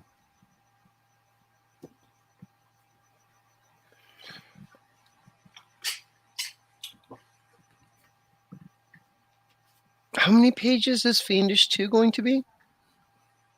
The story right now, it's like 74 pages. Nice. Big book. I have half a mind for if we get to some ridiculous stretch goal like 200K, which I don't think we're going to get that high, but if in the case that we do, I have a chapter 2.5 planned that I really want to do it. I really want to. Like it's 2.5. It's just a good story. It's like one of my favorite parts, one of my favorite chapters I've written, and I swear to you guys, it's so good. And I just want to share with everybody. You know, I want to like take advantage of like this campaign did really well. I want to just give it to everyone. I don't care if I have to do it for free. I don't care if like I'm spending extra money. I'm paying for it. Like I didn't plan for an extra 30 pages with this book, but I just want people to see it. But I don't know if I can finish it in time is the thing. So that's what I was mentioning. I'm kind of stressing out about that. Like, I know it's not a necessary thing. Like, I'm going to be able to finish the 74 pages in time, but like, I want to do more. Right. Yeah. Like, but it's like, I don't know. Like, I'm not going to make any promises unless I'm sure I can do it, but I really want to. It's a really cool side story. I just wish comics didn't take so long. Like, everything takes so fucking forever long to draw. I just want to finish the story already. I can't find people to draw for me either. Like, not anybody competent enough that I trust. Who would you have? Why would you have somebody draw it for you? Like I was thinking some of the side stories. I'm Oh, insisting on being the only artist on the main story, but like for the side stories, um, I was thinking of hiring out people. Like I would do the layouts, and like I would be the writer, and then they would be the artist. I actually had somebody turn me down because of Comicsgate. They're like, "Oh, I'm afraid of the politics." pussies. So there you go. There you go. So that's a thing that happened. I mean, I'm not like bothered about it, but it's just it's I a would thing be. that happened. I kind of expected it, you know. I mean, it's one of those things where it's a friend. I know that they don't believe the narrative, but I don't believe in like I can't force someone to fight if they don't want to. And if you have a Right. low tolerance for like stress and bullshit, I can't force them to. I can't, even though like personally it does annoy me, but when it's like a friend that I know, it's hard to be angry about it, you know. Even though I think like to me, we're facing a larger problem. We have like real problems in entertainment. That's why I decided I had to stand up and say something. I'm not gonna back down. But like I think unless you've gotten canceled yourself, it's hard to really have that resolution for some people. Like a lot of people just Well, want and to keep their sometimes heads down. and it can even take, and it doesn't even have to be like a public canceling. If you get shunned by like real people in your life, like that will like, I mean, it's one of the things that like moved me like towards Comicsgate. Like I had real people in my life shun me because of I started working over here. Mm-hmm. And like call me some pretty horrible names, and I thought like, you know, and these are like people that like I went and like vacationed with like in another state and stuff. I was just like, damn, like really? It's really weird. It's All like right. you have people that well, I've gotten Mm. most of the messages I've gotten are from people who they say they're such fans of my work, and they were like, it's always some form of I'm so disappointed. I don't understand why you had to do that. And it's like I always try to have a conversation still, like not with disingenuous spurgs on Twitter, but with like people who I knew before, and it's never like really good friends because like my really good friends, like my people, they don't have a problem with it. They know me, right? They're like, that's bullshit. Go make some money. Like, fuck this like fucking culture war stuff, man. We know you. Like, they understand, and it's these even friends who are progressives and liberals. Like, they know me. They don't. It's like you can be. I know a lot of people who are progressive and liberals, and they don't believe in like policing people for their associations, but just in comics that's become so pathetically rare to have that actual liberal point of view. And like it's like, but they don't even realize how woke they are. They don't even realize how different and how separated, how not out of touch with like the average American they are in the comic industry. And they really think that, well, why would you ruin your career by associating with these persona non grata and these fringe people and Persona non grata. That's great. yeah. And why would you associate yourself with like these comics gave you? We all know the channels, and why would you?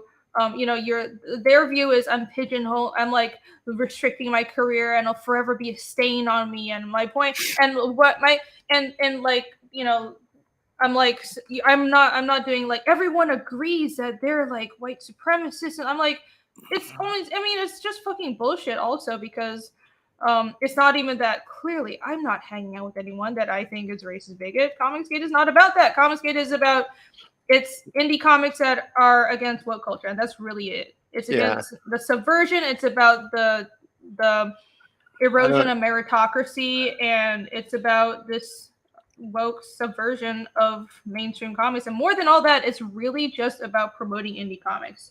That's what it's about. And I understand that. And I don't care what they think it's about because I know the truth. And I think time will tell. I think they're going to be proven wrong. But they just like, they don't really, they don't listen. And I realize a lot of these people, they just have a higher threshold for offense. So if they see one video that they're offended by, they're just like, this is what you're endorsing. I'm like, that's really weird. Like, why do you? I don't think that you, because you are a fan of Marvel, you want to work for Marvel, you do work for Marvel, that you should take responsibility for all the shit that like Mark Brooks or what's a Spider-Man writer had said. So like, why do you think I need to take responsibility for everything that the people I stream with has said? It makes no sense, right? Right. And like, also another thing is, I think, you know, the average person doesn't care about your fucking, like, this. There's a reason that mainstream comics is making less and less money. The average person doesn't care about your fucking activism. The average person, they care about like social justice in the sense of civil rights, but when it comes to like the ridiculous, super patronizing fake diversity shit, they're not for that. I think the average person sees through that, and I agree with that. And they don't understand. They think that fucking shit like Miles Morales' Thor is like representation, and if you don't like it, or this Disney movie, you're whatever. racist. Fucking. I'm like, you don't fucking understand the planet. average person. You're the one that's fringe, and you think, yeah, you think you're mainstream, but you're not. You think mainstream is agreeing with whatever large corporations and elites say, and because they're the leaders of the mainstream, what's trendy. But what I see is you're the minority at the top, sitting from your ivory tower, looking down at all of us, telling us this is the right way to think. You have this weird religion. It's like a cult. And anyone who disagrees, you banish them like blasphemers. And I'm sorry, I don't believe in your religion, and I'm not going to convert. So I'm not going to pretend. I'm not going to just keep my head down and suffer through it like I had to when I was at Marvel. I don't agree with it, and I did everything I could to break free. I paid the price, so I'm not going to leave, especially because I have made real friends here. I know that where we are, this is a good place to be. This is a good community, and the people in Comicsgate have been more supportive of me, have been better friends to me than anyone ever was in the mainstream. So why would I leave that just because you fuckers are offended? It's not my responsibility that your feelings are, I don't know, like you have a weird ideology that tells you to be super offended at everything, right? I don't know. The end. Yeah. John, I've been ranting all night. I don't need to be drunk to rant. You missed it. What was I screaming about before? I had a really good rant. I need to go back and clip it. I don't even remember what we were talking about. I want to break free.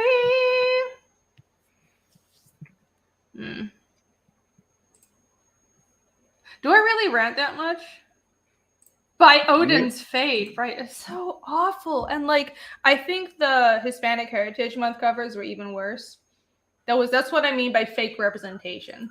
They don't actually care about representation. Tamales cover and stuff. Right. Like, they don't care about representation. It's all just a money grab. It's bullshit. It's anger. It's like rage baiting. It's race baiting or whatever.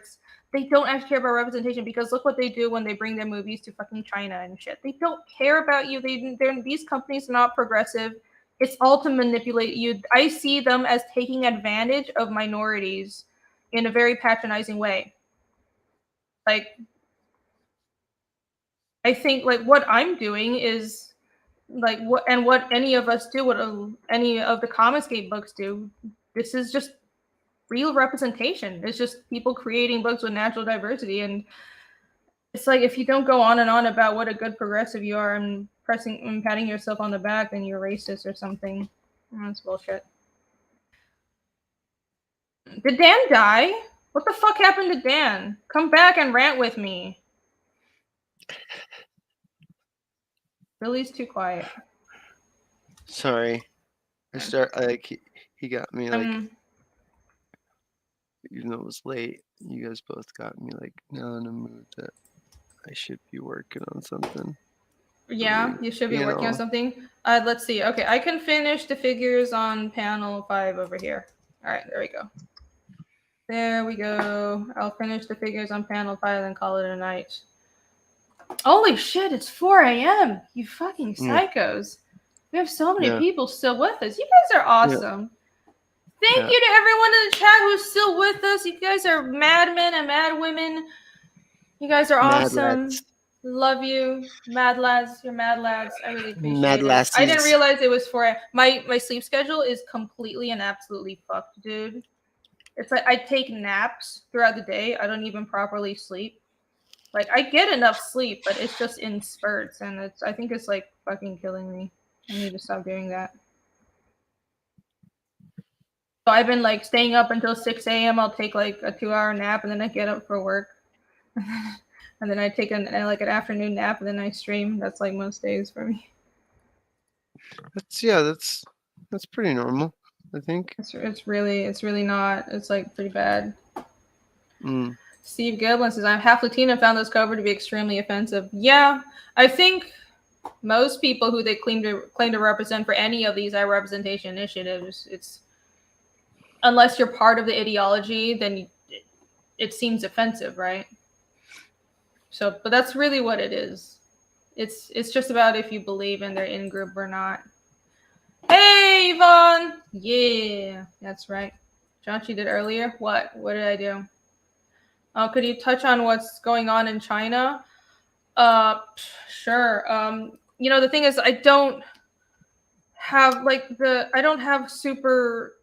think I have insight that people here wouldn't already have, because the thing is, they're shutting down information as fast as possible. But because there was such a massive surge of activism and protests at the beginning, they weren't able. I mean, I don't know, like activism is like a tainted word, but of protests at the beginning, they couldn't silence all of it before the news got out, is the vibe I'm getting. As far as I know, people have been increasingly unhappy with like the COVID lockdowns and stuff, but once there were a few triggering factors. The World Cup was part of them. People were pissed off seeing that the rest of the world had opened up. Nobody was wearing masks. And you guys have to understand how ridiculous zero COVID policy is in China. It's so ridiculous that they quarantine you for, not only do they quarantine you or send you off to a quarantine camp, they do it for children as well, like little toddler babies. If they test positive, they put them in like little tiny hazmat suits, separate them from their parents, and the state will take their children away to be quarantined. And like these people will come in hazmat suits to take you away and drag you out of your house. And some areas it's either they drag you out of your house and forcefully take you to a quarantine camp, or they seal you. If you test positive, they take you to the quarantine camp. If you're at risk, if you're like you haven't tested positive yet, but you have been exposed, they lock you in. That's what they do. And they're so strict about it. And what happened was in Xinjiang, Urumqi, there was a house fire and people died in the apartment fire because the government had sealed them in their house and they couldn't escape. So, and there was video. There's like this horrific video of someone in an apartment complex across the street, like filming the fire. You could hear a woman screaming, "Open a door, someone please open a door, please open a door, please save us, open the door." Like you could hear the person screaming as they're burning to death from the building across the street. It's horrific. And it went viral and people got pissed about it. And a bunch of universities over WeChat. It started at the university level, as far as I know. Compare university students in China to our fucking lame ass at university students, right? But there was a movement to organize protests started over WeChat, and it was such a big wave of it that the government wasn't able to shut it down before it went into effect. So all over the country, it's not just isolated cases, it's not just some like small cities or something. It's like Beijing, Shanghai, and small cities in like Hebei and Xinjiang, definitely there, and Chongqing. There are cities everywhere are having protests. And what's really scares me is the news of a protest will come out and then immediately it'll go dark because they're trying to shut down the news. So I don't really know what's going on, but I know there are protests, and I think it's a balance between like people are unhappy with the government over COVID lockdowns, But it's not just COVID lockdowns, though. It's that the COVID lockdowns had shown to regular Chinese people what a problem their government model is, if you understand what I mean. So it's on multiple levels. It's not like I see a lot of outlets weirdly spinning it as they're just protesting lockdowns. Well, no, there are people openly chanting for Xi Jinping to stand down, which is ridiculous because in the past, normally if you say that, you get immediately disappeared, and people are openly chanting that in crowds now. So it's definitely a thing, but I don't know if it's like some revolutionary moment. Like people are saying, well, is it another like Tiananmen? I don't know, because the government has so much power. I'm afraid that it won't amount to anything in the end. And I'm not, because like all my life, that government has managed to keep power, has been able to hold on to power and maintain control. I have like very little faith this will actually amount to something, but it's definitely a change in the atmosphere in China is what I'm going to say. What I'm most worried about now is it's a change in the atmosphere. Clearly a lot of people are waking up to the problems with the government, but I'm worried that obviously the Chinese government is either going to crack down on their own people violently like in the past, maybe, or they're going to create a distraction, and that's when Taiwan comes in, and that's what I'm worried about right now. Taiwan is a real country. Thank you. It is. So yeah, like it's like my first thought is, well, it's not just are they going to crack down, and is there going to be bloodshed? I think the government, they're more aware of like international eyes are on them, and they can't do something like Tiananmen again, or if they do, they will make sure there is like it's completely dark, like the entire province is completely fucking dark, right? Or they'll create a distraction, like a common enemy, some kind of false flag or some shit. So that's what I'm worried about. I think they might really do something like that. Wouldn't be the first time. Yep. Took 3 hours to put out the fire in that house. Yeah, it took 3 hours to put out the house, and it didn't look like that big of a house fire. You know, people could have escaped, but it was so fucked up because not only were people locked in their apartments while this apartment building was burning, but like the firefighters weren't allowed in. They were like roadblocked from accessing the apartment building because they were like, oh, we have to get checked. All of you have to be checked for COVID. Like this disease that is not lethal anymore to anybody who isn't already absurdly unhealthy. German Twitter is flooded with the hashtag 定要几个要稿. Is it how many does it take?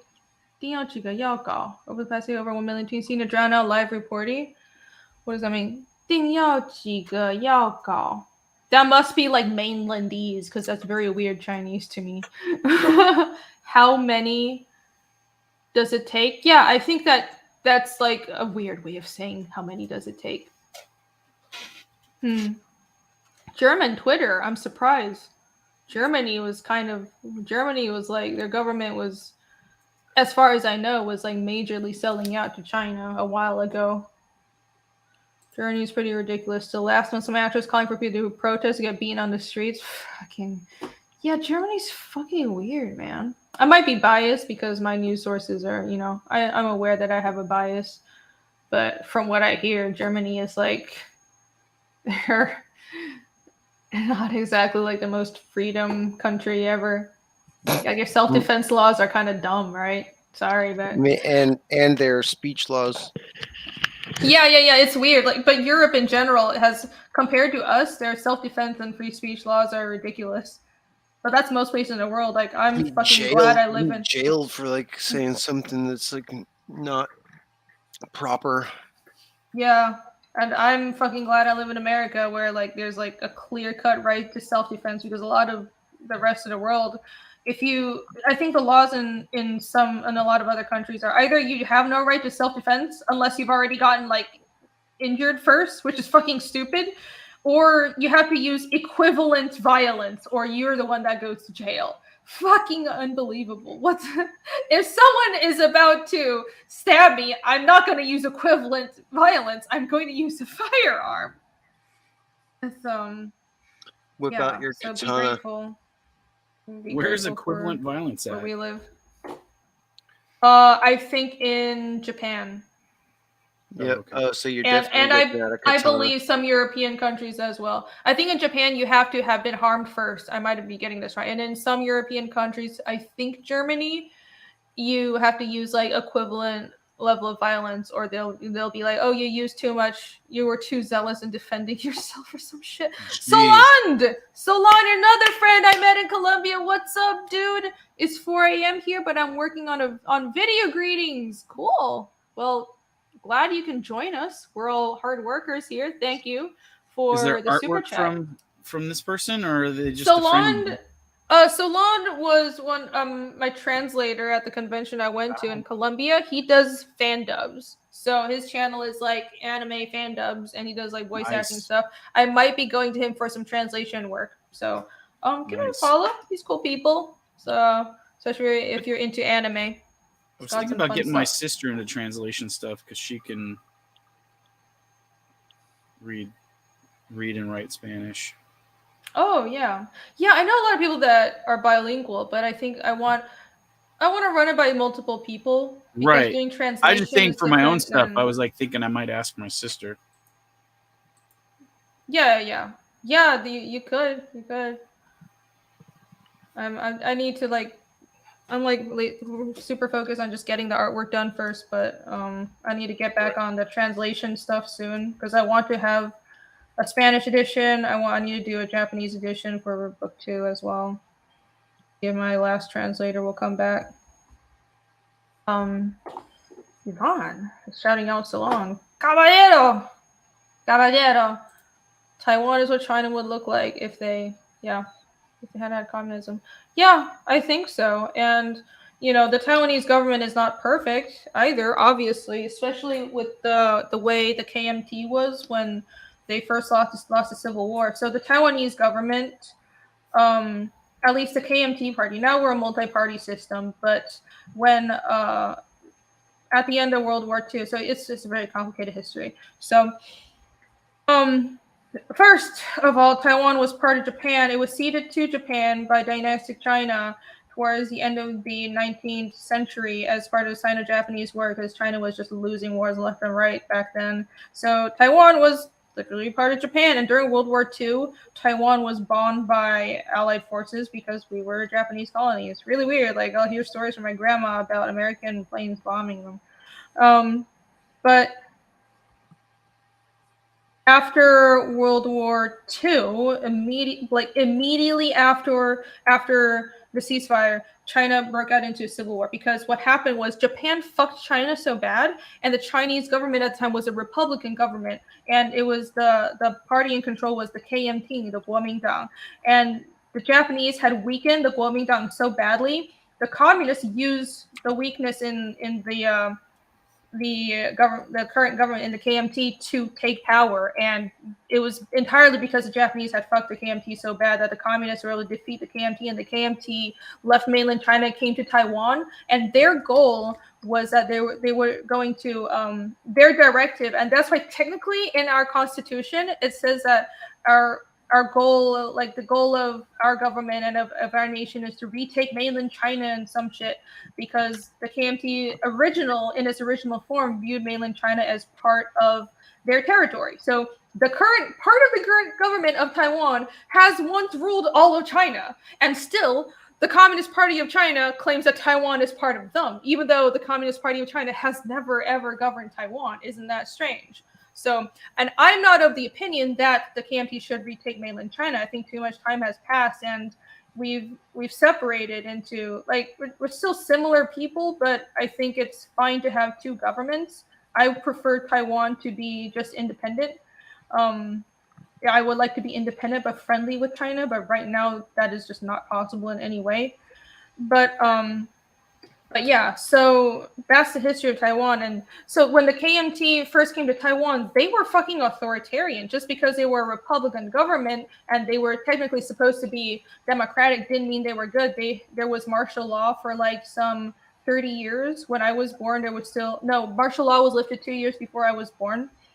And so there were not free elections until 1999, but they did slowly manage to open up and reform, and now it's a multi-party system. So the main parties in Taiwan are the Kuomintang and the Minjindang. So there's the Green Party and the Blue Party. So anyways, it's a multi-party system in Taiwan right now, and it is a democracy. And so that's the rough history of it. And I would say that most people in Taiwan, I don't know, it really depends. Like, nobody really thinks that, you know, it's the objective of the government to retake mainland China. I think everyone thinks that's kind of silly, but people mainly diverge on the issue of, well,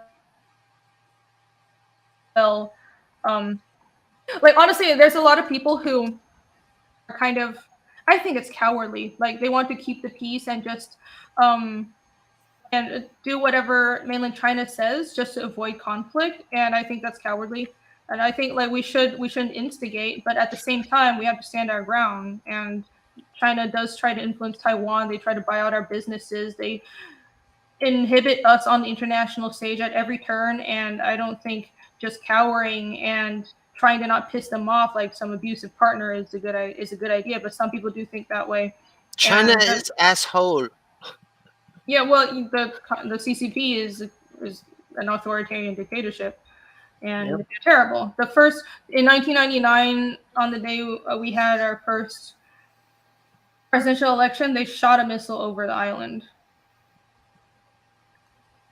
And I'm sorry if the politics is boring people, but I don't know. I'm very invested in this stuff, and I mean, I think it's it's important. It's more important than like American culture wars and shit. Like my first The real war. So yeah, I mean it's been an economic war. We have been in a Cold War for decades already. This whole time, ever since the Chinese Civil War, we've been in a Cold War with China. That's the reality. It's been a war of economics. It's been a war of information and ideologies. They try to influence our people. I mean, even during they try to fuck with our economy all the time. I mean, even during the pandemic, the World Health Organization wouldn't even acknowledge Taiwan. Like, I mean, that shit was like crazy. Yeah, Taiwan was doing a really good job at the beginning of COVID, and the WHO wouldn't let Taiwan present their findings and let the world know about their practices and how they were controlling COVID, because the WHO was in China's pocket and they didn't recognize Taiwan as a real country. And so my first inkling of politics was in 1999 when there was a really bad earthquake. It's called 9/21. It's September 21, and it was a huge earthquake that caused a lot of devastation called Jijidadizhen. And I remember it was like smack dab in the middle of the island. So like in the middle of the island, and it was a lot of like mountain villages near the epicenter that were just buried in landslides, and it was really bad, and we needed international help. And I just remember the next few days we needed people to come and help like fucking dig people out and save lives, but mainland China, like international help, couldn't get to us because mainland China was stopping the international community from coming to Taiwan because they were like, that's our territory, you had to go through us first, you can't go there. And they were like letting Taiwanese people die just to play politics. And I just remember Japan just decided to say fuck you, and they sent help to Taiwan anyways, circumventing China. They were the only country who wasn't pussy about it. Yeah. So that's like one of my first memories of politics, and it really, I remember it. I can't forget it. You can't forget shit like that. Never forget. Forget. Never forget. Okay, now you guys all know about the history of Taiwan. Oh, this is a terrific stream. Really enjoying drawing with you guys. Awesome. I'm glad you're enjoying it. Thanks for joining. That's what I talk about here. I rant about SJWs and Taiwan and China. That's most of these streams, right? She may not live in Taiwan anymore, but she never forgets. I never forget. Yes, Dan. That's the moral of that. Listen, this is serious. It is. Tyranny That's what by I'm saying, fear like- virus. Oh, thank you, Maroon. Was that what? Sarcasm? I am drawing. I am shockingly managing to get drawing done while talking my head off. In Colombia, it's also kind of like that. If you're on a kill, you see two guys if you're in a car, you see two guys on a bike making arm rabbing and crash, you stop them, you might go to jail. Yeah, most of the rest of the world, we're fucking spoiled. And this really annoys me how a lot of, the United States is not perfect, but a lot of people are just so ungrateful for what we have here. Don't understand that the rights that we have are really good. Most places in the world, you don't even have reasonable self-defense laws. So, yeah, that sucks. That's silly. I thought somewhere in the South America they changed that law where they were letting people run people over that were robbing people on bikes and stuff. Well, I don't know which. 'Cause it was so country. rampant for like a long time, and people were getting killed. Like they just said, "Screw it," and like they just. Yeah. Sheeple under the recent election in Taiwan showed major support for one China politicians. I don't know it's hard to put your pulse on this thing because the thing is so the Green Party leans more towards separatism, even though it's like nobody really comes out and says, "Oh, we want to separate," because like everyone, like everything Taiwan says, all the politicians say they have to be couched in like soft terms because they have to like not provoke war with China and shit. But even the unify politicians, nobody really comes out and advocates for unification anymore. I think it's more towards like the Blue Party, which is the KMT, and the DPP is the Green Party. The KMT is more friendly with China. They advocate for friendlier relations with China, right?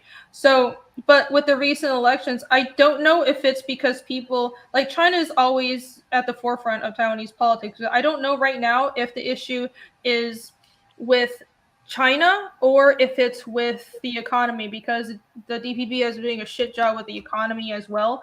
And there's been like a big surge in COVID, and so Taiwan handled COVID really well at the beginning, but now they're not. And it's like my family, they're still restricting their movements and shit. And I just think it's really sad. It's why are they not opened up yet? I don't think the DPP has handled other things well.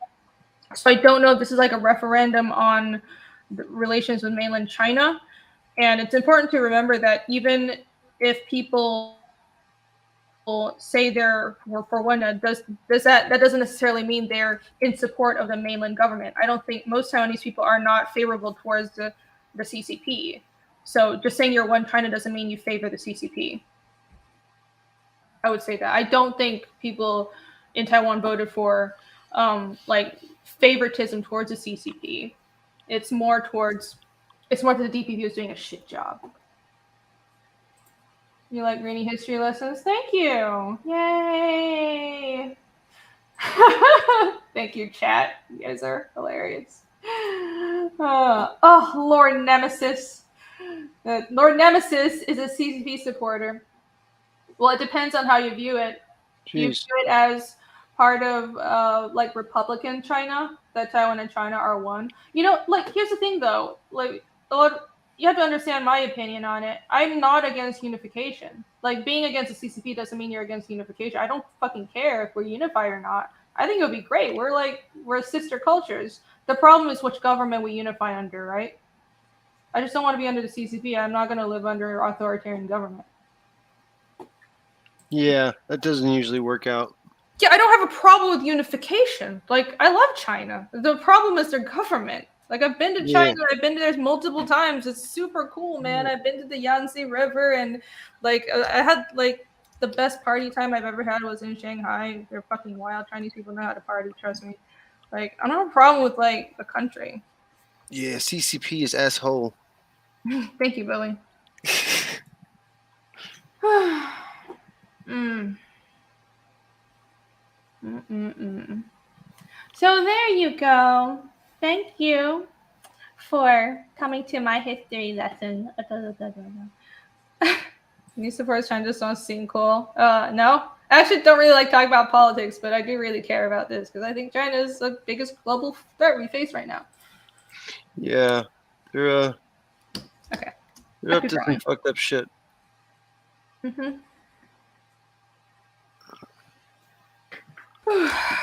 Oh my gosh. Yeah, I don't even know when I can go back to Taiwan. It's just everything is so weird right now. I've been waiting to visit home for like since COVID started. For so long. That is a while. Yeah. Yeah, when I first moved here in 2019, I was planning to go back in 6 months and visit. I was going to go back and forth every 6 months. I didn't even bring a lot of my stuff with me, you know. I moved here with like 2 suitcases and I was like, oh, I'm going to go back, pick up some more of my clothes, all my art books, all my comic collection is in Taiwan. Because I moved back for like 3 years, and so I was like, I'll just slowly bring some of it over. I was going to go back and forth, and then COVID happened. I haven't been back. It's a little depressing. Billy, do you have family overseas? Yeah, in the Philippines, yeah. Have you ever been there? Nope, I've had a couple opportunities, and then it just didn't end up working out. Okay. What part of the Philippines? Honestly, that I don't know. Be more cultured, Billy. My culture, yeah, I know. Culture. Damn it. And me and Leah are supposed to go there to visit her family, which is, I guess, technically my family now, too. Oh, she has family in Philippines? Yes. Oh, cool. Yeah, it's Filipino. Evidently, her family lives in the bourgeoisie part of the Philippines. Cebu?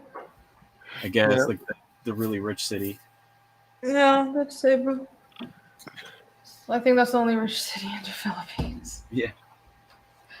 Sorry. I need more booze. What do you think, Billy? Oh, I can't see it. Ooh, who's that guy? Keep him away from being Skeletor, but No, I like that. It's pretty cool. it's rough. Pushing around the design a little bit. So I like it. yeah. Nice. Very nice. Yeah. I wish I was getting a whole book done tonight. Yeah, I'm actually gonna have to call it for myself. Oh, okay. Yeah. All right, well, thanks for joining. Yeah. I'm being an insane person and stream all night.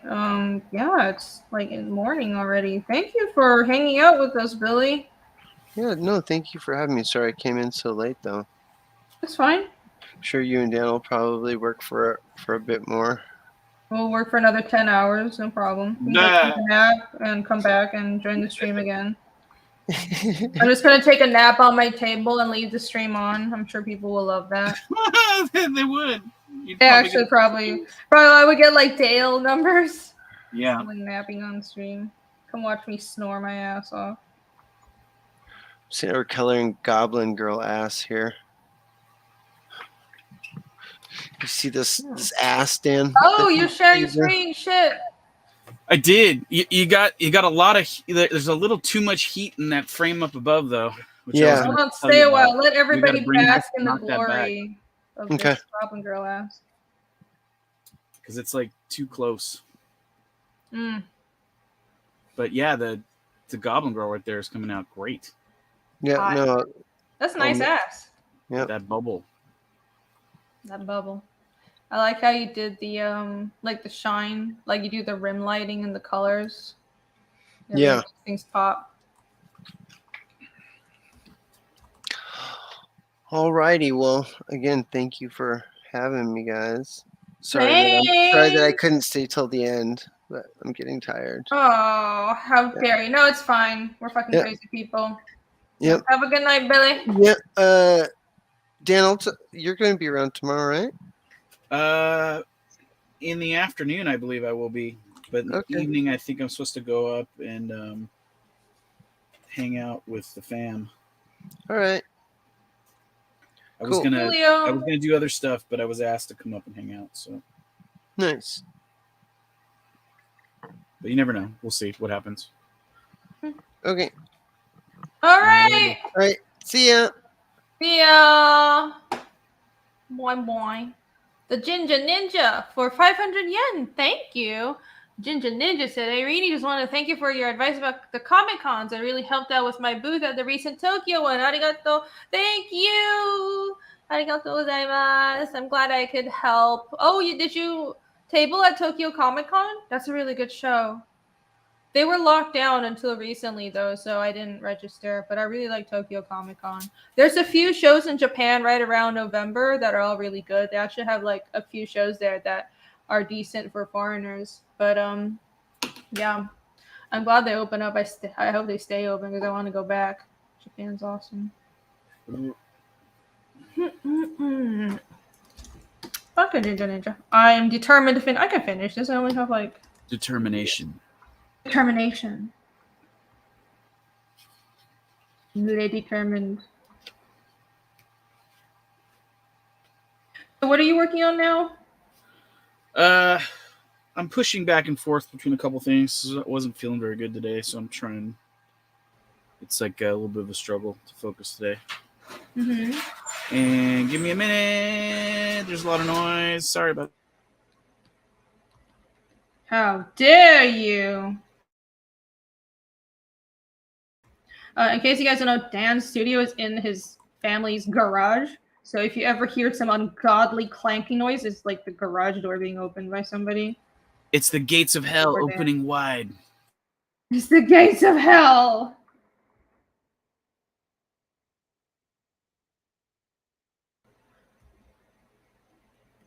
So, like, how much of... Oh, he's muted again. I'll ask him later. Let's see. I think... I'm, like, mildly freaking out a little about Chapter 2 for Fiendish because, like, going by page count, I have a lot of pages left to do. And I'm going to have to do, like, 2 or 3 pages a week, I think, to be really comfortable and give my colors enough time to be on schedule. Yeah. But then at the same time, I'm like, I feel like I need a balance really being on the ball for the next couple of months and also not just freaking out because I did all the complicated pages first. Like this page with this big environment, this page and this page are the only pages with like big environment. Everything else is like snowy backgrounds and people talking in front of a fire. And like I finished the fight scenes. I have one fight scene, but it doesn't have complicated backgrounds. It's like they're on a snowy road, right? And there's like a little, like a couple of punches and that's it. So I did like all the complicated pages first, so I'm really happy about that. So I shouldn't freak out that much, but still, I'm like, I really want to be on schedule. I want this book to be good and on time. Yeah. Well, it's looking good. Well, thank you. I think I've been getting faster recently, so that's good. Not you, Dan. Frustrated, to be honest. I wanted to be done a long time ago and like onto other books or getting book 2 like ready to crowdfund, you know. I had what do you call it? had goals that I had set for myself to get stuff going, and it's all kind of it's not gonna not happen now, but it's just like I wanted. Excuse me. I wanted to be in I was hoping I'd be more further along with things so that I could have more stuff coming out on the regular, because I just feel like my output is like it's suffocating me how slow it is right now. Mm-hmm. Like I wanted to be doing 4 books a year minimum. Oh, geez. And well, if you didn't have the day job, then yeah, if I didn't have think...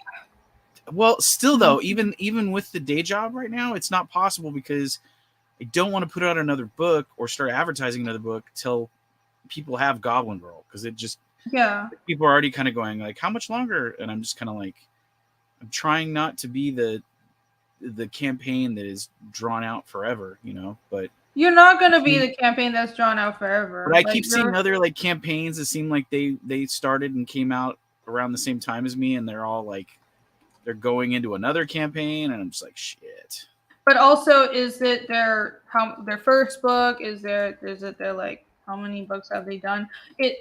I swear, even with book 2, I can tell, just even if you go in as well prepared as possible, it's impossible to have all your ducks in a row for your first campaign. Right, which I tried to do as much as I could so that I didn't have that scenario, but like, yeah, it's definitely happened.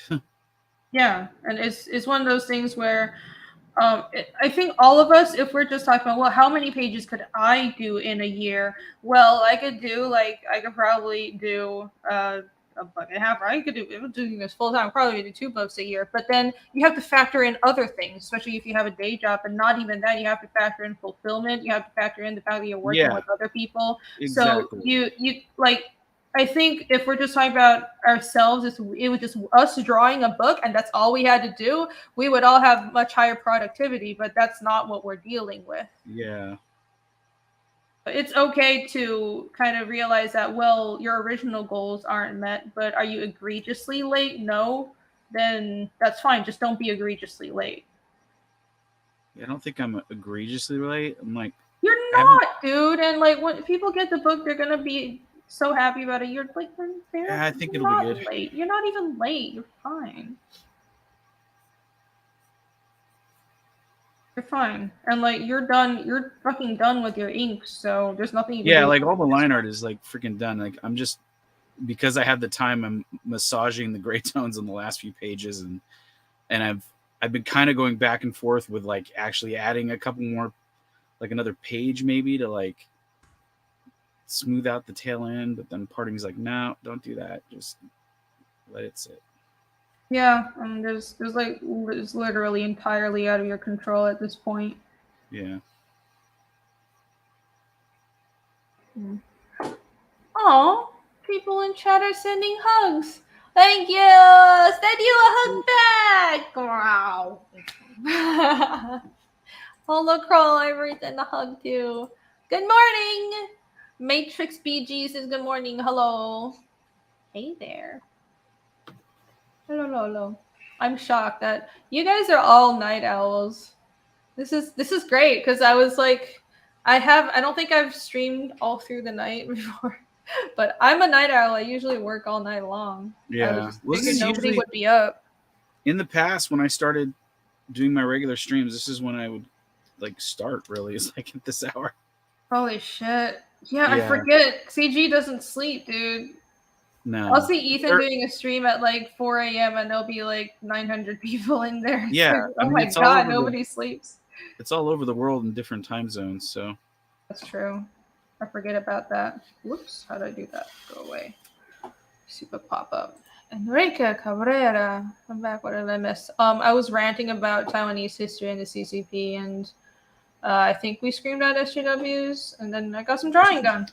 Yeah. Look.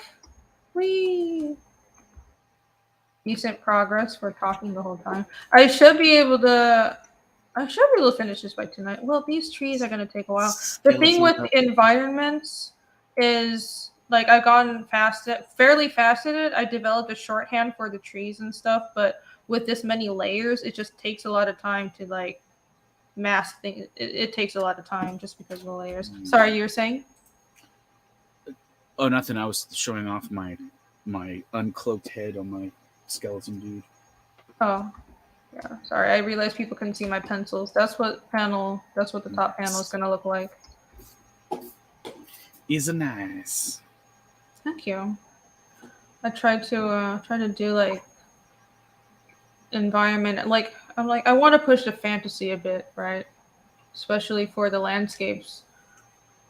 I'm like, it's not a real world location, so let me make it look actually fantastical. Snarky, thank you for the hugs. Oh, you guys are so sweet. Sleep is for the weak. Sleep is for the weak. It's morning here. You're just drawing. Yay! I'm so glad everybody is drawing with us. Well, good morning. It's almost 5 a.m. Thank you. You're a third shifter in a coffee factory? Oh boy. Well, I'm glad we can keep you company.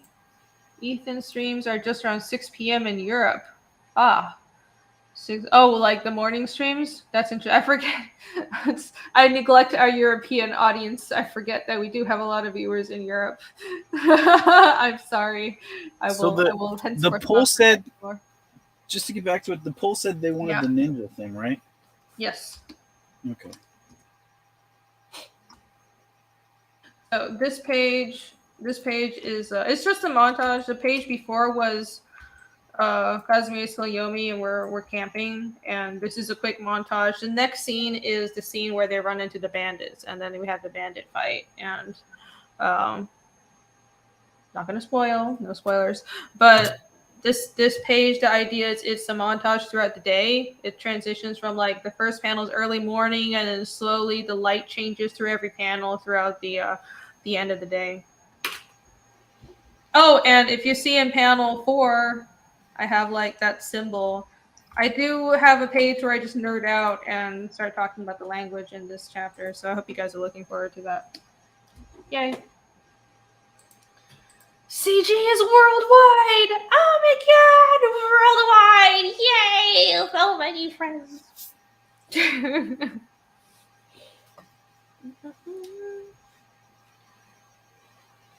We're expanding. You got a crush on the red girl? You'll see, Ragna. Let me show you guys, let me show you a page. Did I show this page of inks? I don't remember, it was...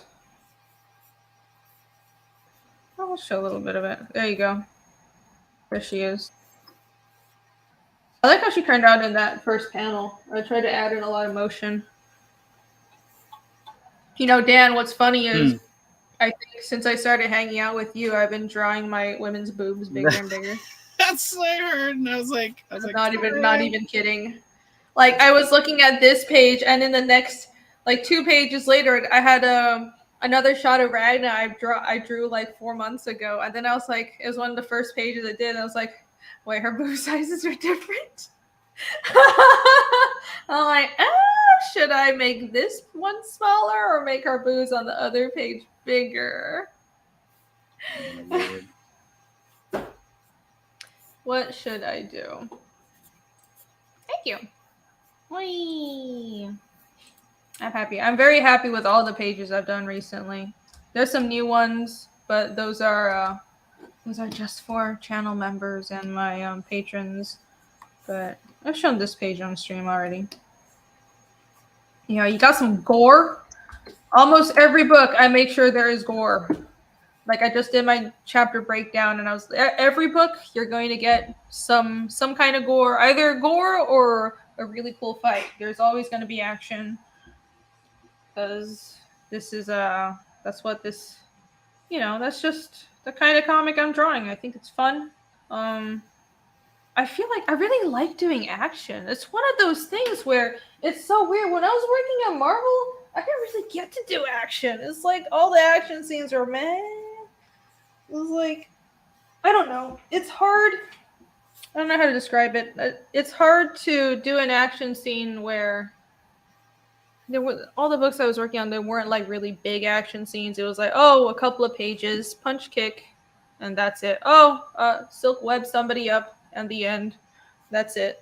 Like I want to do like multiple pages long action scenes. I love staging out action sequences. I love like because I study. You know, I watch tons of videos on historical European martial arts and just MMA and fighting, and I like figuring that stuff out. Like how would this fight, how would this character fight this other person, and how would what's really cool is figuring out every fight your character should like figure something out. Like the character development should go with the action, right? And like I just action is such a great tool for character development, especially just the nature of this world. But this comic is an action mystery fantasy comic, so it's fun. People like gore, and action is a great tool for character development. There needs to be more of it in comics. Oh, Ethan says, Rainy, your stuff is getting better and better. The style is so appealing. Oh, thank you. Yay. This book looks different than the first one, I know, but I mean, I think my art has gotten better, and I hope people will think so too. I've been working hard. Whoa. Thank you so much, Ethan. That means a lot coming from you.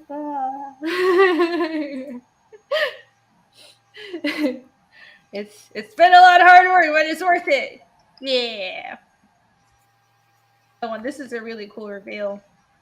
There's a reveal East curse in the next page. That's another thing that you'll find out more about. Anyways. Yeah. I love that feeling of when you're working on a comic and like it's always, I think there's no way around it. Maybe it's just because, like, at least it's just my experience. Maybe it's because I spent so much time working for publisher comics and like drawing in styles that other people wanted me to draw in. Maybe I just never could quite find my style, but I think with every comic, like, there's a specific style for that comic too, right? And it takes a little time to find it, you know what I mean? And I think I finally found it for Fiendish. Like book 1, I did my best work. I think it's good, but like I think at the end of the day, a lot of that is an older style, and it's also like I was figuring things out, and like towards the end of it, I was really like feeling this is a style for Fiendish.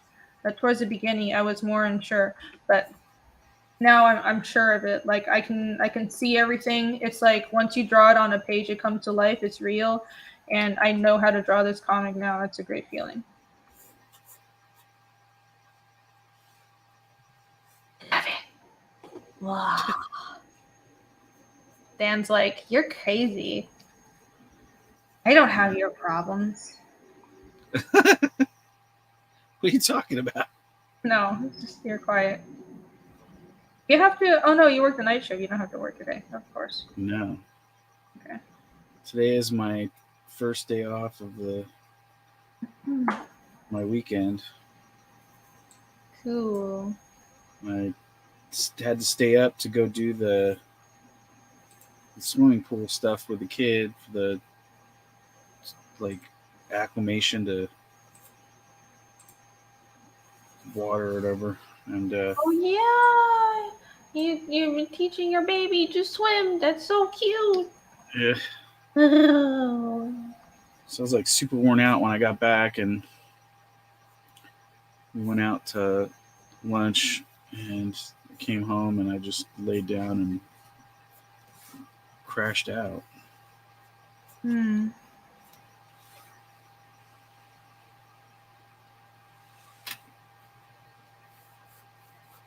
Are you doing like one of those swimming lessons? Is it like every week? Yeah, it's every Wednesday. Okay. That's good. That's good that you're teaching him to swim. Yeah. It's so Well, right now it's more or less just teaching him to be okay with being in the water, you know? Yeah. Do babies do they naturally hold their breath when they're underwater? Sometimes. Okay, is it just like you have to slowly like dip them and they'll eventually figure it out? Yeah, what's the thing is like it depends on the kid. Like some Oh, kids are okay. like frightened of the water. Like Mhm. there was a kid in there today that was like crying because he was just being put in the water. Aww. But Yeah. Ronan just like gets in there and he likes to like be put on his back where he just kind of like he's like floating on his back, and then he kind of like waves his arms like kind of like in a snow angel fashion, like on the side of him, like strokes them back and forth, you know, Yeah. and then kicks his legs out a little bit, so it's like he's kind of Oh my doing like god, he's a natural. he is like the teacher today was just like, because she's like, do you want to? She's like, do you think we could like just put his head completely underwater today? And I was like, I don't see why not. Let's do it. And Hmm. and we did it. And she's like, is that the first time? And I was like, yeah. She's like, oh my gosh. She's like, you didn't even cry or anything. She's like, it's crazy. Wow. So yeah, he's like, it's almost like he's, I don't know if it's because he's so young, like fresh out of the womb, that like his body's still like sensory of being in the womb is still sort of fresh. So he's like the liquid sort of feeling of him floating or whatever. He still has that from in utero or whatever. But I don't know. But He doesn't look that young. Right, he's pretty little. Dad's baby is gigantic. yeah, he's pretty big.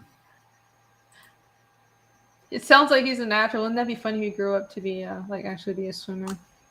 Yeah. Well, I was like, I wonder like if he's just gonna keep doing the swim lessons and just eventually get into swimming or what. Like, That would be cool. I mean, I was on swim team when I was younger, so Mm-hmm. it wouldn't be too crazy.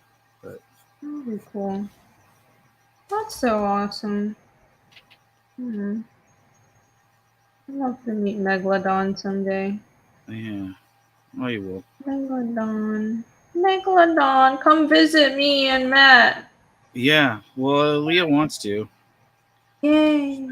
Talking about going out to Florida even. Oh shit, yeah. Come hang out. Movie party. So Or you can, I mean, you're welcome anytime. You can come for like I guess we're still doing some sort of MegaCon get together. oh really? I guess so. I mean, even though I don't know if anyone has tables, I think the table situation fell through, but Yeah. if there's a get together, I'll still drive down just to hang out. I don't know. That whole situation was weird. Yeah. Deanno for $10. Thank you so much. Deanno says your cover for Rex 2 is great. Had to back it twice. Oh, thank you. Thank you so much. That means a lot. Thanks. I had people yelling at me because, but in a good way. I apparently forced him to back Shane's book twice. What have I done? 40% said. Okay, I feel like this is a little bit ass kissing, but I believe it's genuine. Asian girls are almost 40% says since rainy Asian girls are almost universally adorable. What do you think causes phenomenon? Well, no, it's I think part of it is just the culture. I think Asian culture is more open to like cutesy behavior, right? The West is very averse to it, but also it's weird. It's almost like, so there's a look up like YouTube videos on neoteny. Neoteny is the level by which someone's appearance maintains a childlike structure, and Asians are the highest among like human variations. Like Asians tend to be more neotenous, like less body hair, like the epicanthic fold. A lot of babies, even Caucasian and Black babies, have it. Well, a lot of Black people have an epicanthic fold as well, but sort of like the less pronounced face and like shorter stature, that's all neoteny. That's like a more like generally on the population level, more childlike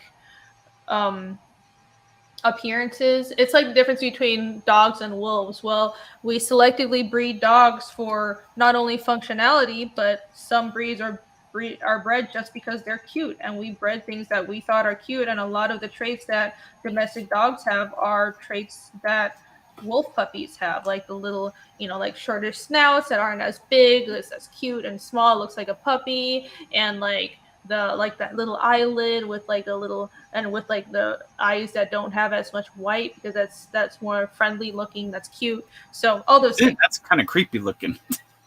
Really? That's white? Yeah, it's like is it like the black-eyed like alien hybrid babies? No, like Samoyeds. Samoyeds are so cute. All right. Yeah. Or like the little eyelid on some dogs, that's like the droopy eye look, and like the droopy ears. The droopy ears are also like a puppy thing that domestic dog breeds some adults maintain. We bred that because we thought it's cute. So that's part of it. That's part of like why people think Asians are cute. Just higher neoteny. It's just like a strange coincidence of evolution. Oh, someone gifted memberships. Thank you. Thank you so much. I can't tell who gifted memberships, but thank you very much, whoever you are. Gifted memberships. You have my tickets already. Let me know if we get together. Will be a no-go, so I can refund just in case. You want to meet EVS, Mela, and you, Rini. Awesome! I mean, if there's a get-together, I'm going to drive down. It's like 4 or 5 hours from me, so yeah, I'm going to drive there, even if I didn't get a table, but it's fine. I don't need a table. I just want to meet everybody. So, we'll see. We'll see. If we're having a get-together, then like I'll be there. So I'm sure we'll figure something out. It'll be great to meet up. Asian women are still feminine. Well, that's part of it. There are Western women that are feminine too. It's just there's a lot of like this modern feminism isn't helping, right? It's like they hate femininity. It's so weird.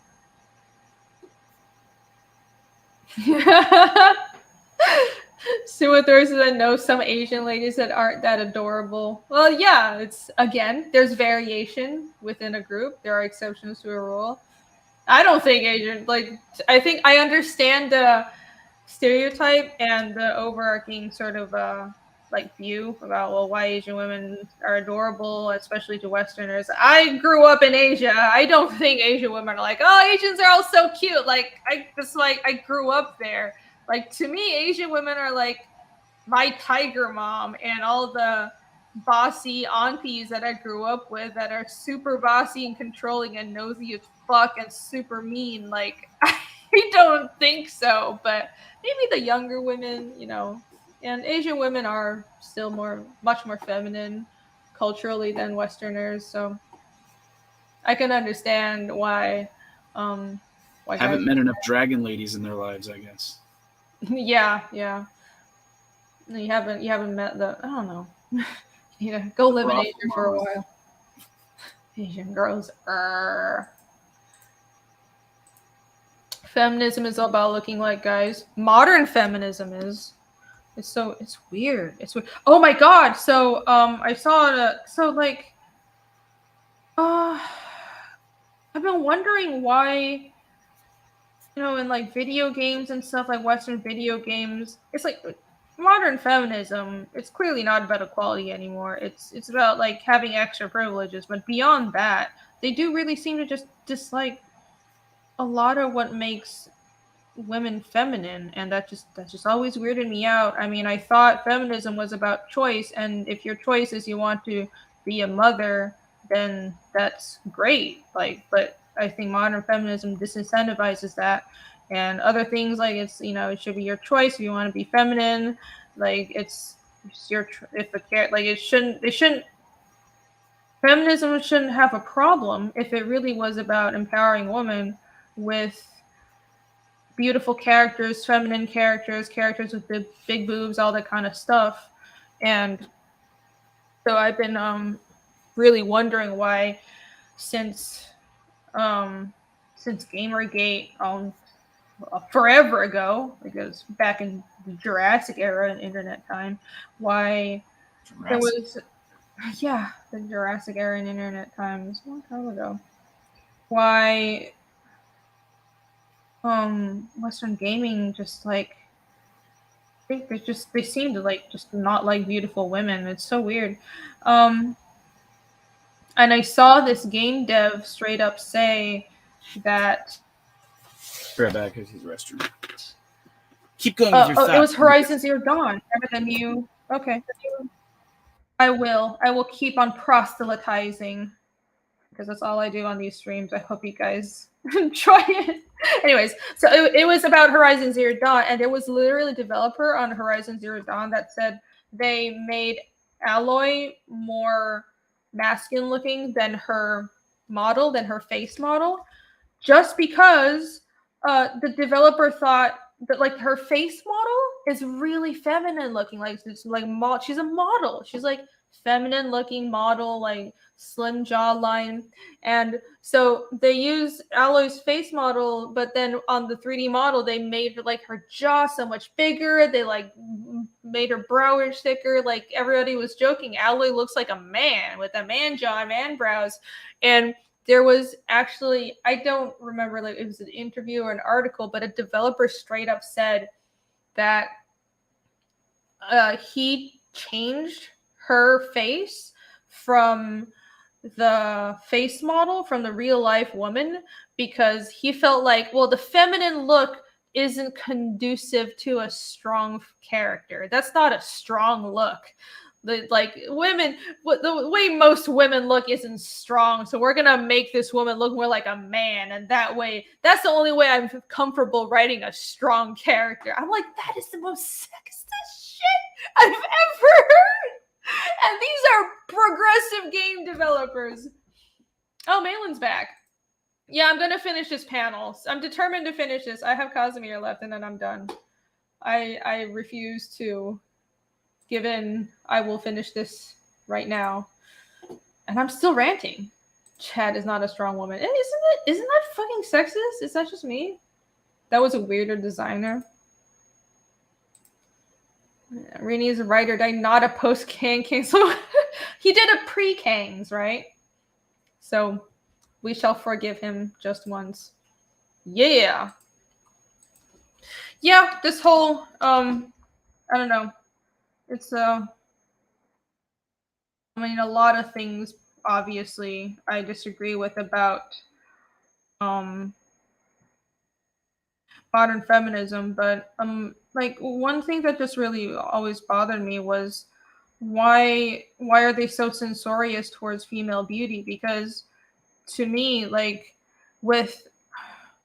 for male characters being like having big muscles and stuff, that's a male power fantasy, and it also appeals to women. Like what men find appealing, generally speaking, women also find attractive, right? Like men are like, I want to be like that, and women are like, I want to be with that, and the vice versa. There's like the female version of that, like, you know, like your same gender wants to be you, the opposite gender wants to be with you, and those are the characters that are archetypes that like make people like to see in media in general, unless there's like an explicit point to them not being like an idealized character. I don't have a problem with characters being not idealized. Like I love Tyrion Lannister and shit, but like there's a point to like why he looks like that his character is built around that.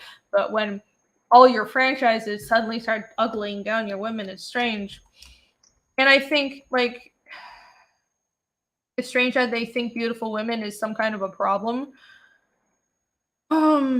Because female beauty is power, isn't it? And why do they want to take that away from women? Female beauty is powerful, just like muscles are for men. And why can't we as women enjoy that? Why can't we have that ideal to see? Why can't we see a beautiful woman in media and see how powerful we could be if we worked hard on ourselves and improved ourselves? I think that's like fucking stupid. It's like disincentivizing everybody from excellence in every way, no matter what your gender or what your background is. So I'm not for it. Wonder Woman. Yeah, Wonder Woman. The first movie was good. At least we have that. Job the creators. You have a problem with Cecil Scambook? This Scambook. No, it's coming out. His money was tied up in a divorce, right? Yeah, I guess he wasn't allowed to talk about it while the divorce was going on. That's why. Ethan got some copies. Yeah. He's actually showing putting off. the I book was out. like, Yeah. I was like, there is a Santa Claus. Yeah. No, I think Job was joking. People know the book's coming out. You know, he actually had like legal issues. He couldn't talk about it. His money was tied up. It's a dicey, shitty situation, dude. I don't envy. Mhm. Yeah, but I'm glad that he's out of that now. Man, that must suck, dude. Oh, Complete suckery. I don't blame people for not wanting to get married. Ah.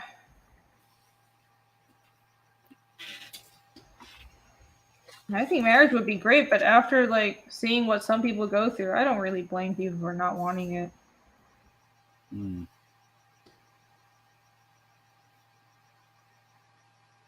I'm biased. Like my parents they're still together. It was really weird coming to America and everybody acted shocked that my parents were still together because everyone I met, their parents weren't together anymore. Everybody my age. Yeah. Isn't that sad? It's weird. Yeah. I remember growing up, everybody's just like, oh, your parents aren't divorced. Right. Like people were shocked my parents weren't divorced. Like nobody in my family has divorced, dude. Not even any of my aunts. One of my aunt and uncles came close, but then they made up. Like, so I don't know. It's just strange. I don't know what it is. Are we incapable? Is the world just too complicated? Are we incapable of having these long-term deep connections anymore? Is it just like there's oversaturation of options? Or is our generation too easy to give up? Are we unable to commit and understand that not things can't be perfect all the time and there's ups and downs to relationships? I don't know what it is.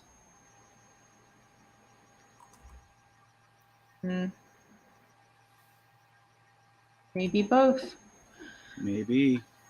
KSSS. My parents weren't divorced either. Yeah. Making up is the best part. The makeup banging. I don't want to think about that regarding my family. Oh my Makeup gangbang. No, people are shallow and don't commit. Yeah. I mean, yeah, that's it. I think that's it. I think I don't know. I think people are too quick to give up.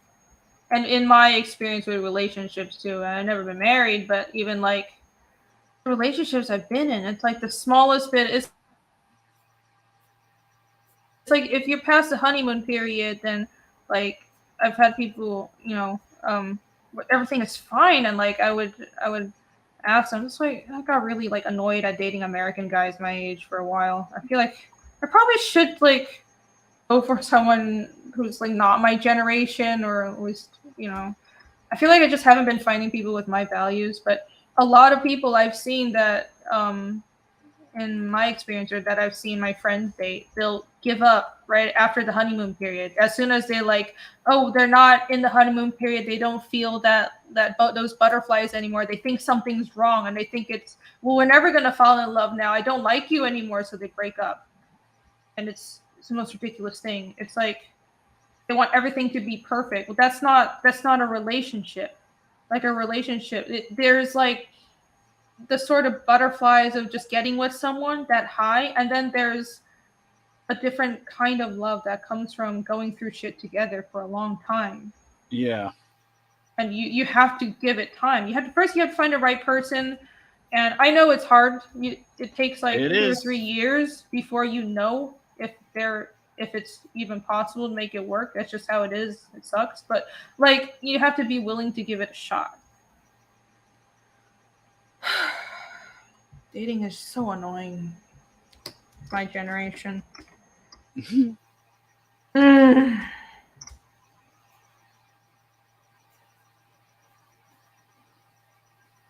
annoying. Most men want the marriage to work out. Well, apparently women do initiate most divorces. I don't know the stats on that, except apparently women initiate a lot of divorces.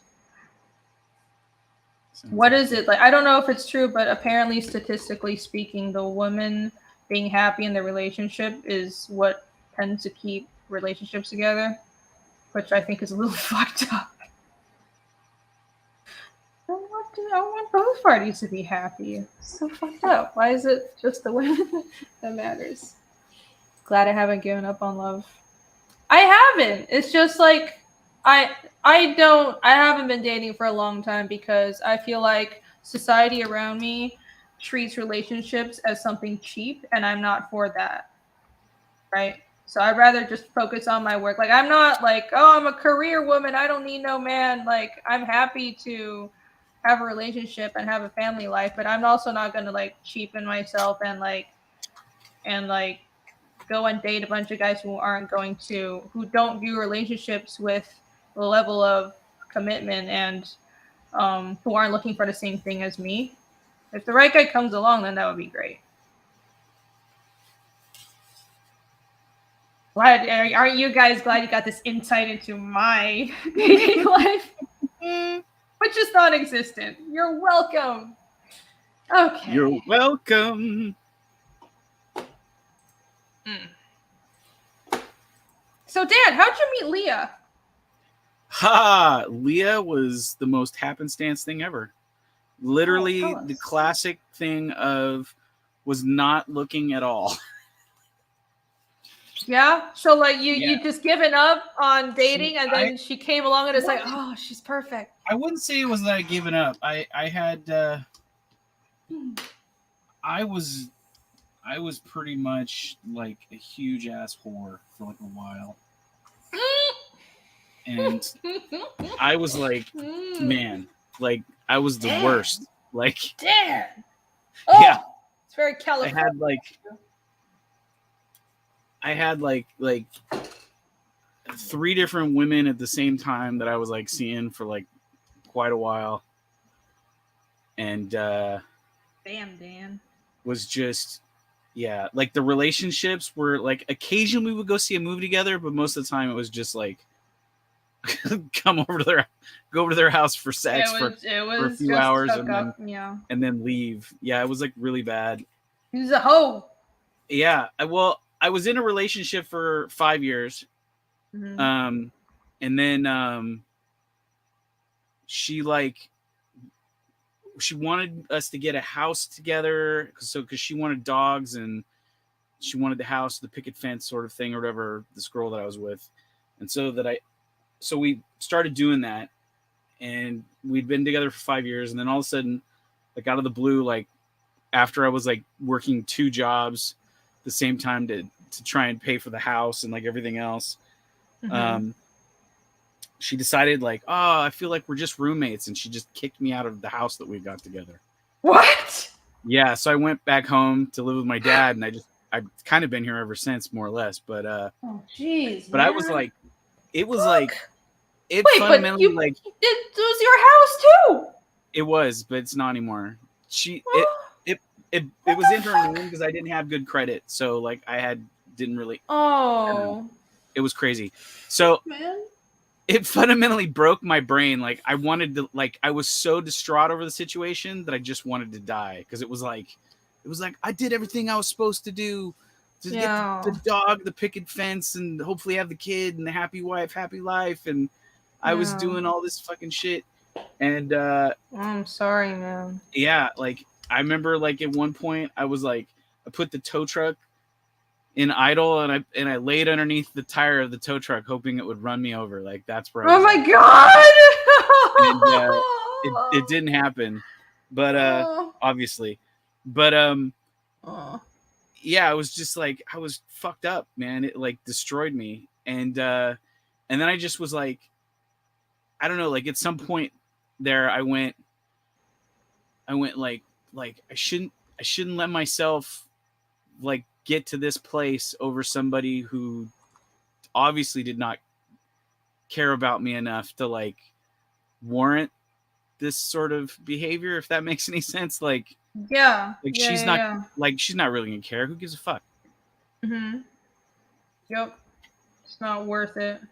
Yeah. So I was just like, well, I just got to live for me and do what I want to do to enjoy whatever time I have left, you know, sort of thing.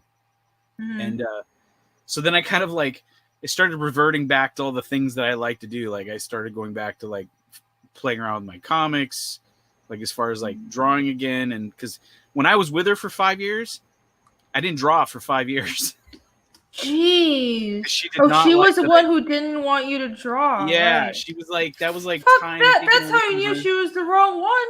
Yeah, well, I didn't know at the time. I was like, I was a dumb dude with blinders on that was just like thought he was doing the thing that like the societal thing of what you do.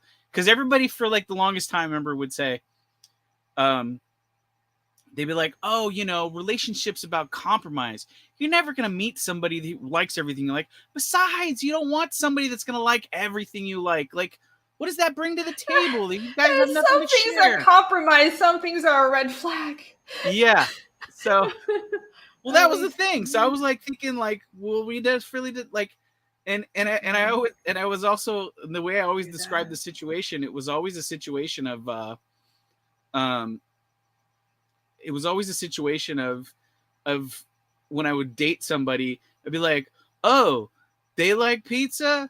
I like pizza. They like the color yellow. I like the color yellow too. Oh, we both like cats. That's cool. We're perfect for each other. That's all we need in common. You know, like that was, it wasn't those things, but it was like literally like that dumb. Like it was like, yeah, there wasn't a grand like thing of like, what do we like or whatever. Yeah, I was like, oh, and I was like 3 months from us getting married too. Jeez. So, yeah, it was traumatic. It was just like fucked. I was just like, So yeah, so that happened, and it like broke me like so badly, where I was just like, I don't think I want to be tied to anybody. I don't think like I get along with any chick about anything. Like we're not gonna, you know what I mean? Like I never met anybody that was like, that liked, you know, a quarter of what I've liked, much less like, you know what I mean? Like it was like forget it. So so then I just was like I said, I was just like a freaking, I just started like was like on the dating apps, and it was just like banging half of LA. Basically, yeah. You know, I'd find these chicks, and they were just like, yeah, I'm not looking for a relationship either.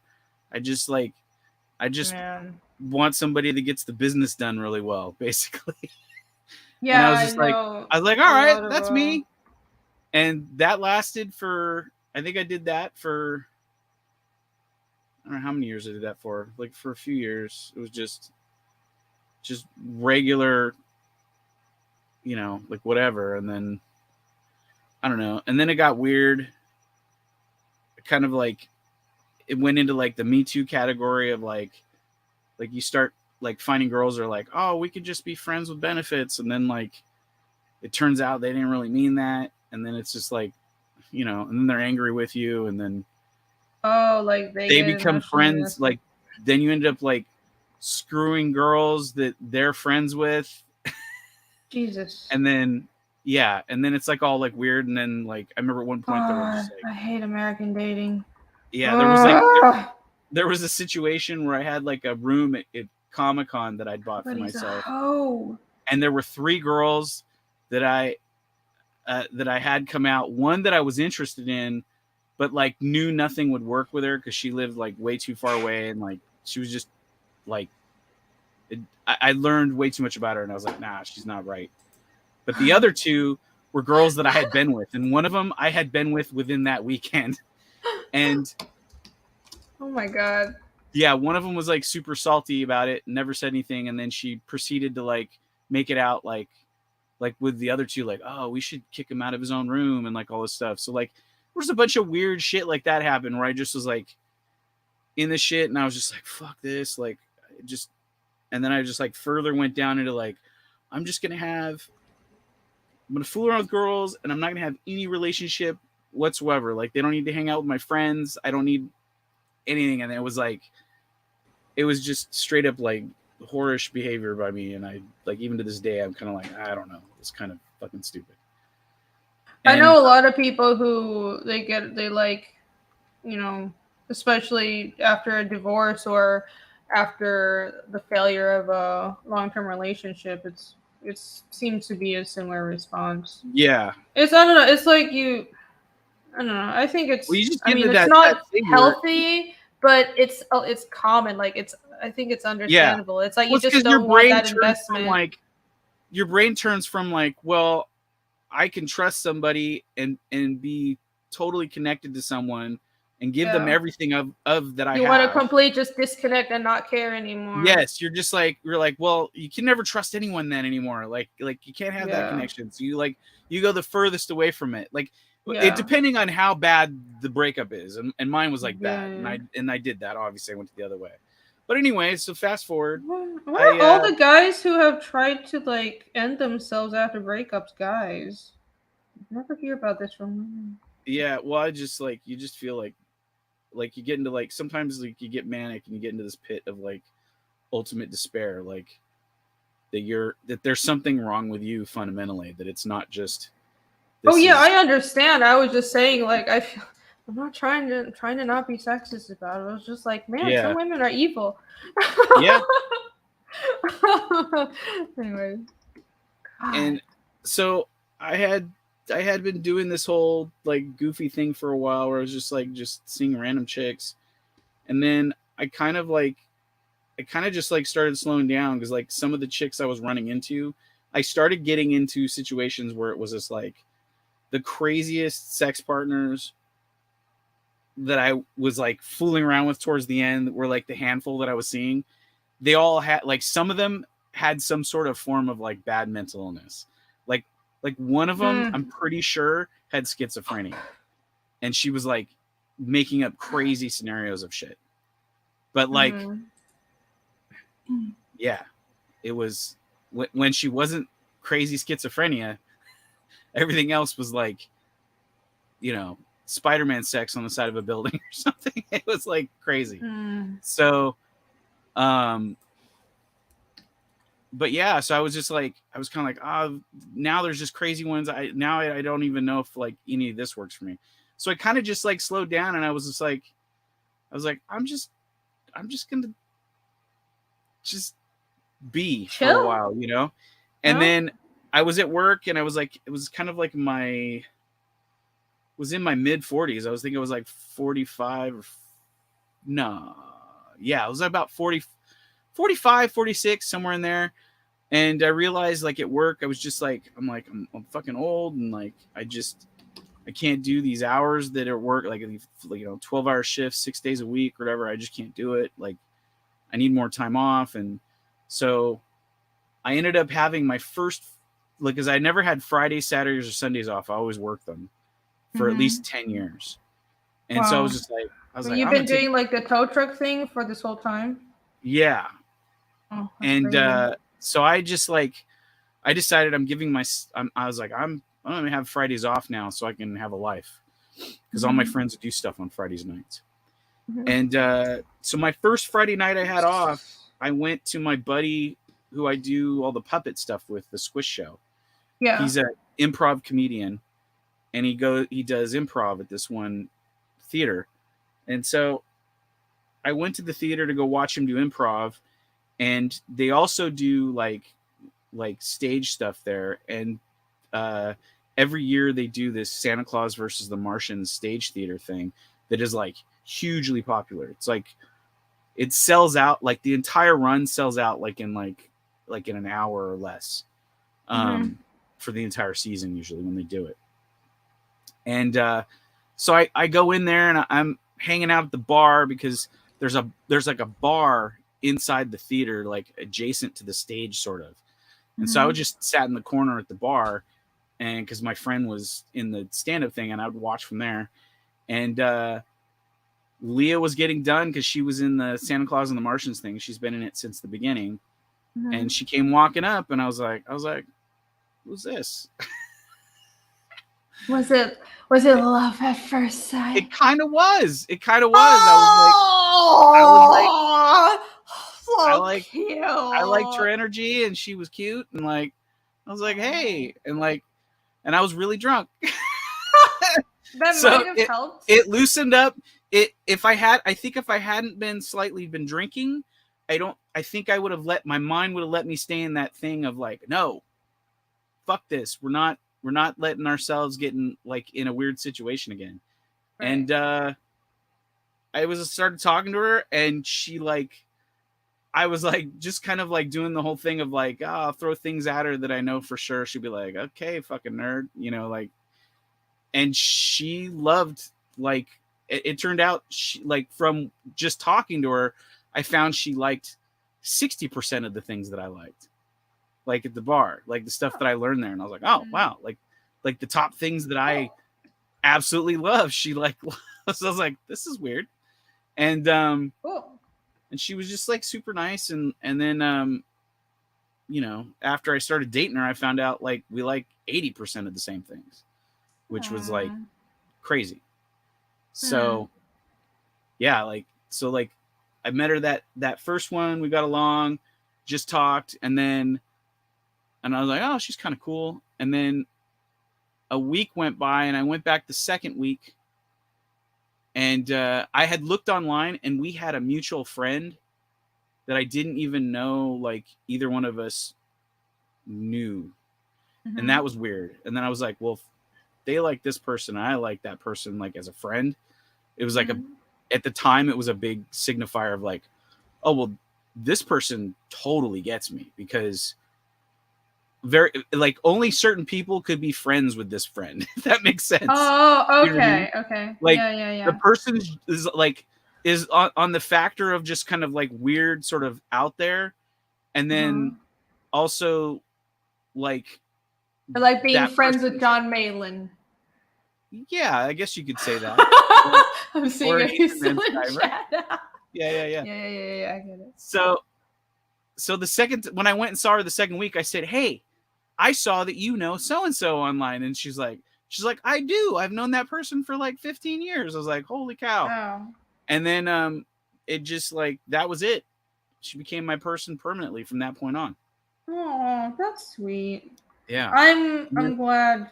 And then 3 years later, freaking Ronan came along, just popped into our lives like a magical little gift that he is. Hello, awesome megalodon. Yeah. And neither one of us I don't know, are we both also feel the same way about the relationship. We don't want,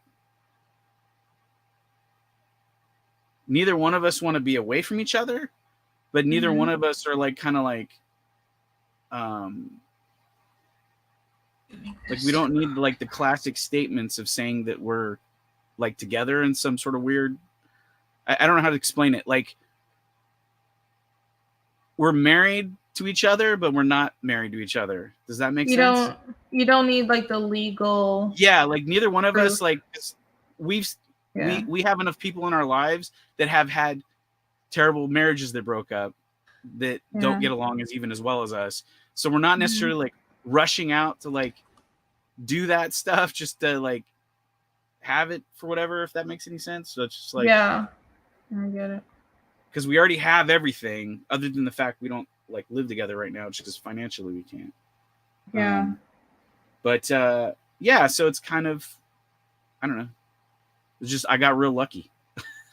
Yeah. Well, thank you for sharing that, Dan. I'm glad you stuck around with us, and I'm glad things are looking so well for you right now. It's really sweet. The what?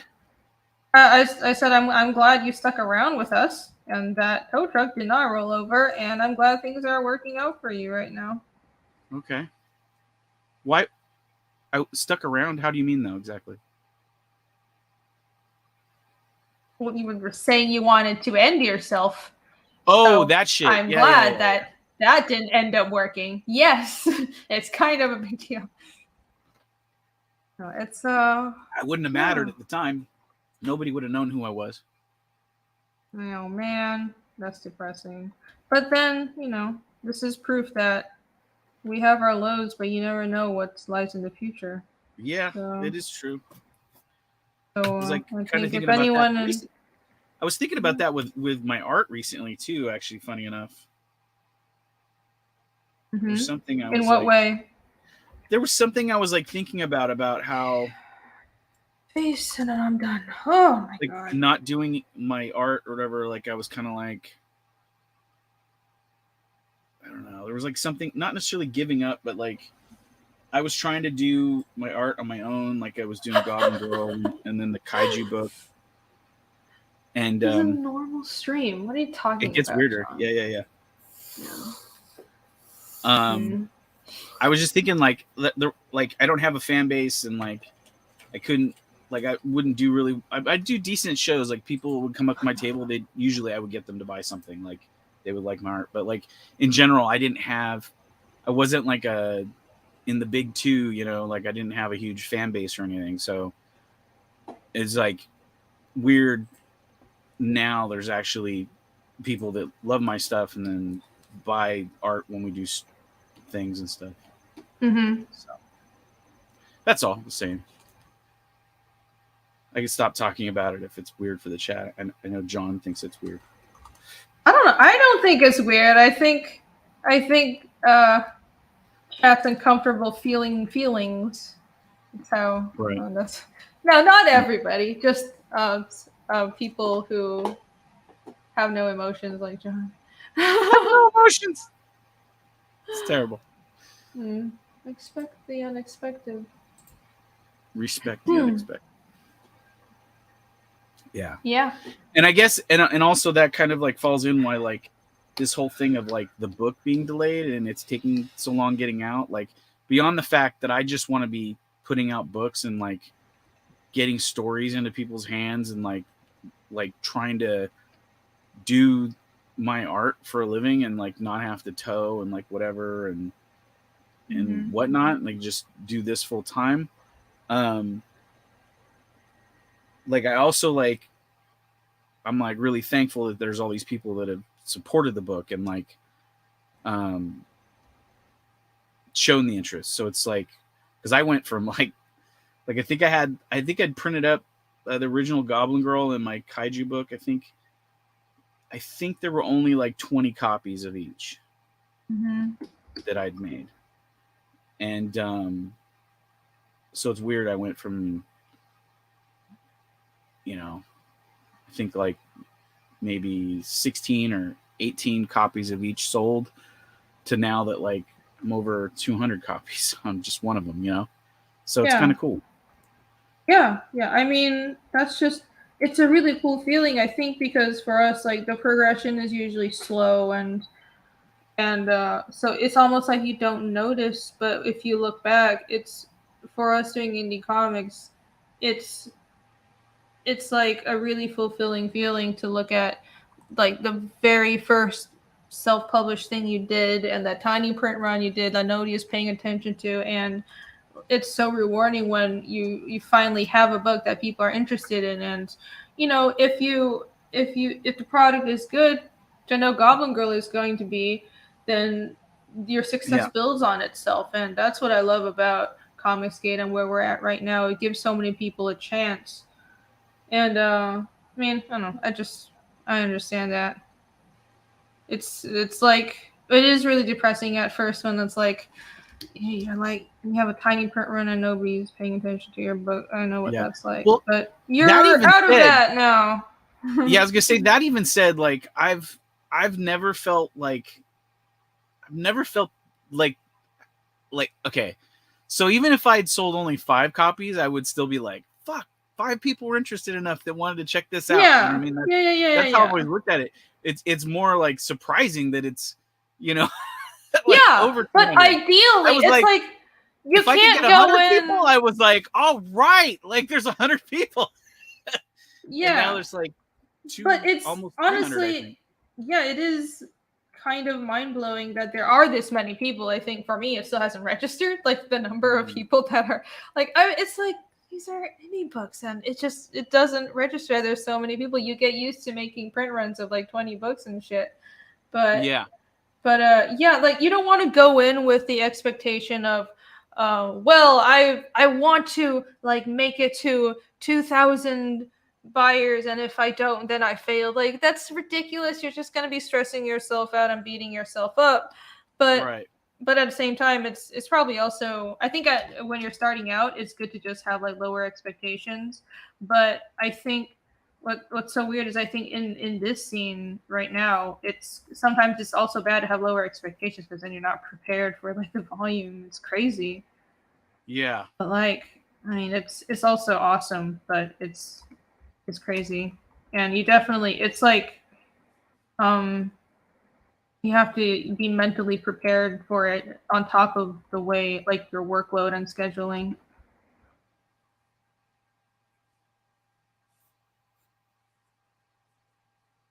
I'm almost done. This nose looks weird.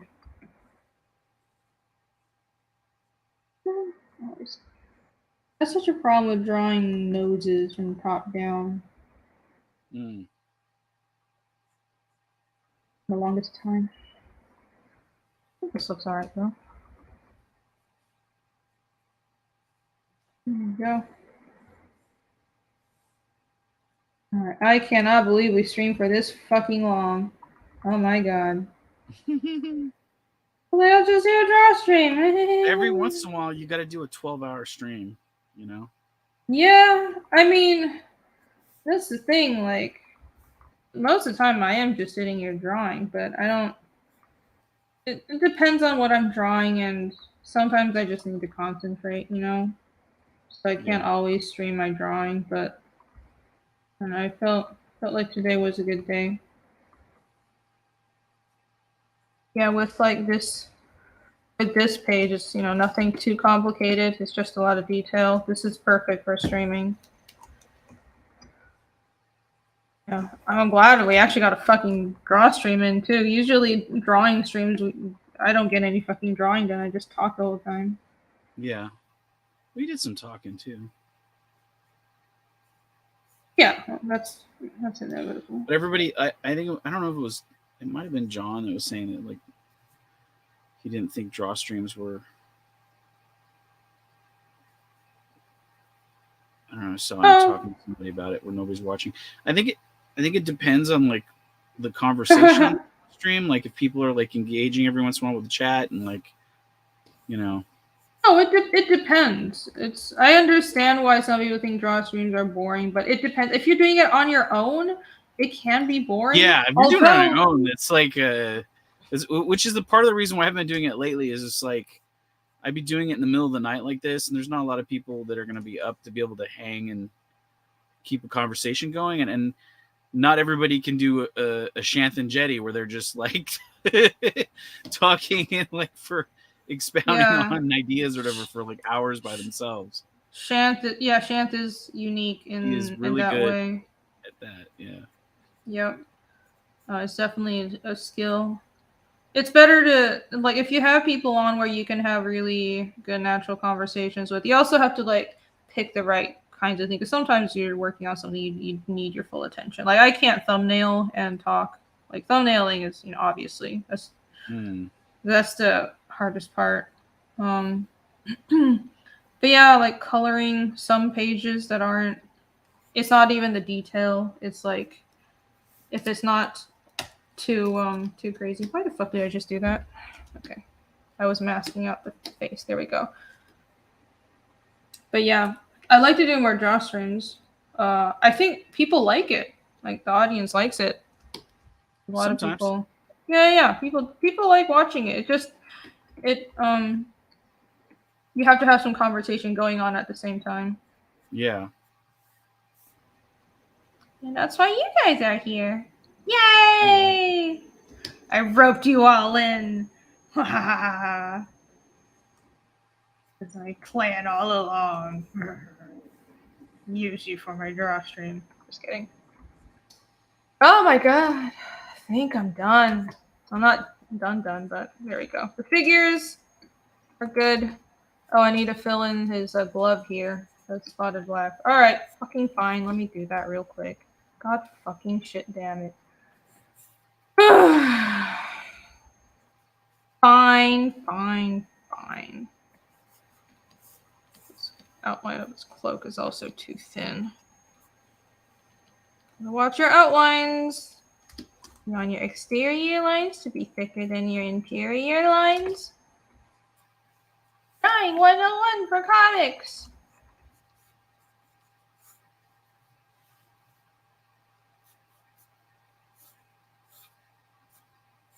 I really like the brush set. I put together a brush set for Fiendish 2. I've been building it since Fiendish 1. If you look really closely at the pages for, I think I'd like to do an inks only edition for Fiendish 2 because I'm really happy with the ink work that I've done on it. I don't know if people would like it. Like everyone I've asked has said yes, but you never know until you put it out. But I might do it anyways. I want to do it. It's like people like, you know, artist editions and shit. But anyways, yeah, like the you'll notice the inking, the tools are different. For the first half of book 1, I was using like the really like standard Photoshop brushes, like the really thin. Let me do a demonstration.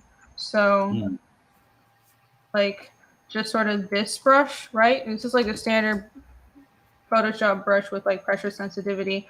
But I put together this brush set, which is from a bunch of different sources.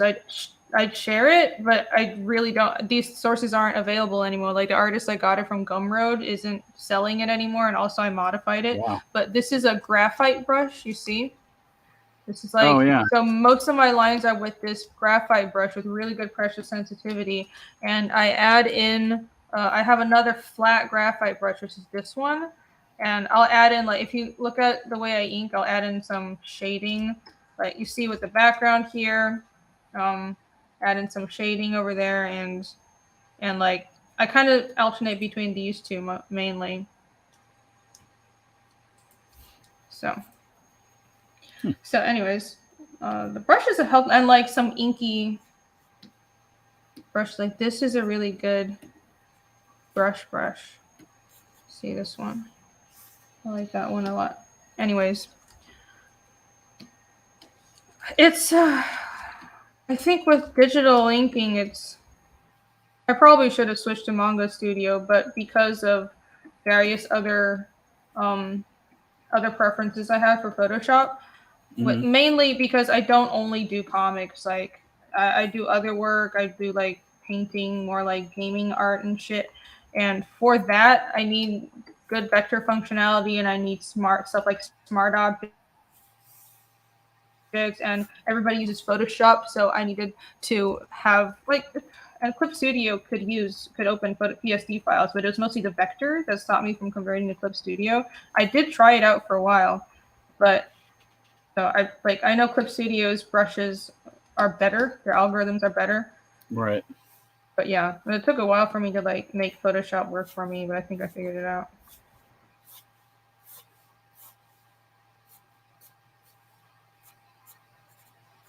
Just takes time. Yeah. Shut. Drool? Am I so sloppy? What are you talking about?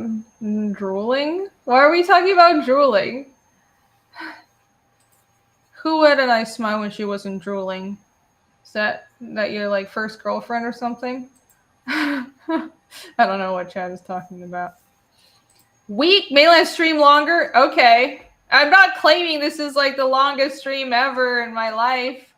I think I've streamed longer. I did like a 7-hour. Oh shit! I just looked at the time. It's almost. I literally was saying that, and I looked up, and we're at 7 hours and 49 minutes.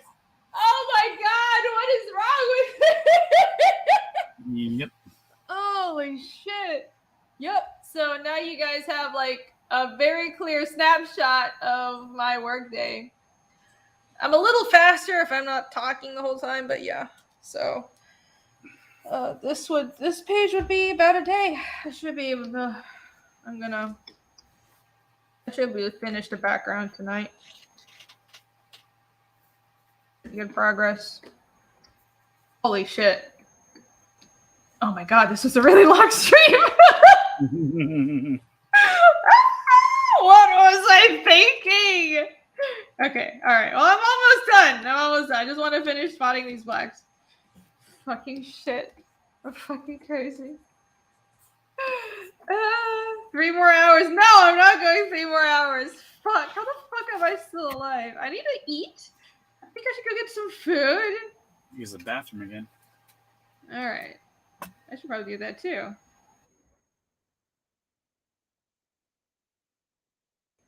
I should partake in bathroom going. Go for the CG record. What's the CG record? Jesus. No, some of you guys were here the whole time. You guys are nuts. Holy shit. I love you guys. That was awesome. How are you guys here the whole time? God damn. It's 6:01. Yeah, it's 6:03 a.m. here. Fuck, shit. Oh yeah, so Photoshop needs a proper iPad version. Well, the iPad has Procreate, right? I heard Procreate is really good. I'm a little salty about that whole situation because I refuse to use Apple products, and I hear Procreate is so good. Like, a lot of artists I know, they do everything on Procreate. Like, the ink, the color, everything's fucking Procreate. And I'm like, that looks really great. I would love to try out that product, but I refuse to use Apple. And, like, partially is, I think they're, you know, like, a lot of things, you know, like, Amazon is evil, too. All these, like, big companies are evil. But I, like, kind of particularly have a problem with Apple because of, like, the factories are run in China. I know it's, like, it's logically inconsistent because a lot of big companies run basically slave labor factories, but it's also a meme that I have never owned any Apple products and never will. I have never even owned an iPad. I don't have an iTunes account. So I just want to keep the meme going that I will never, ever own an Apple product. And if the whole world was taken over by Apple products, I'm just going to go into a cave in the mountains and live as a hermit. That is my resolution. So I don't have an iPad and I can't use Procreate. The end. China, yes, but China, I know. That's like, that should be a tagline for my show. But China. I know. Clip Studio is fantastic on iPad. Oh yeah, I hear the iPad is great. I don't know. Hopefully, I'm making do with Photoshop. Man, Procreate brushes look so good though. Oh, it looks like so realistic, like real brushes and shit. I'm a little jealous. I'm making do with what I have. You know, I think I've done well. Like, this brush set has really helped me.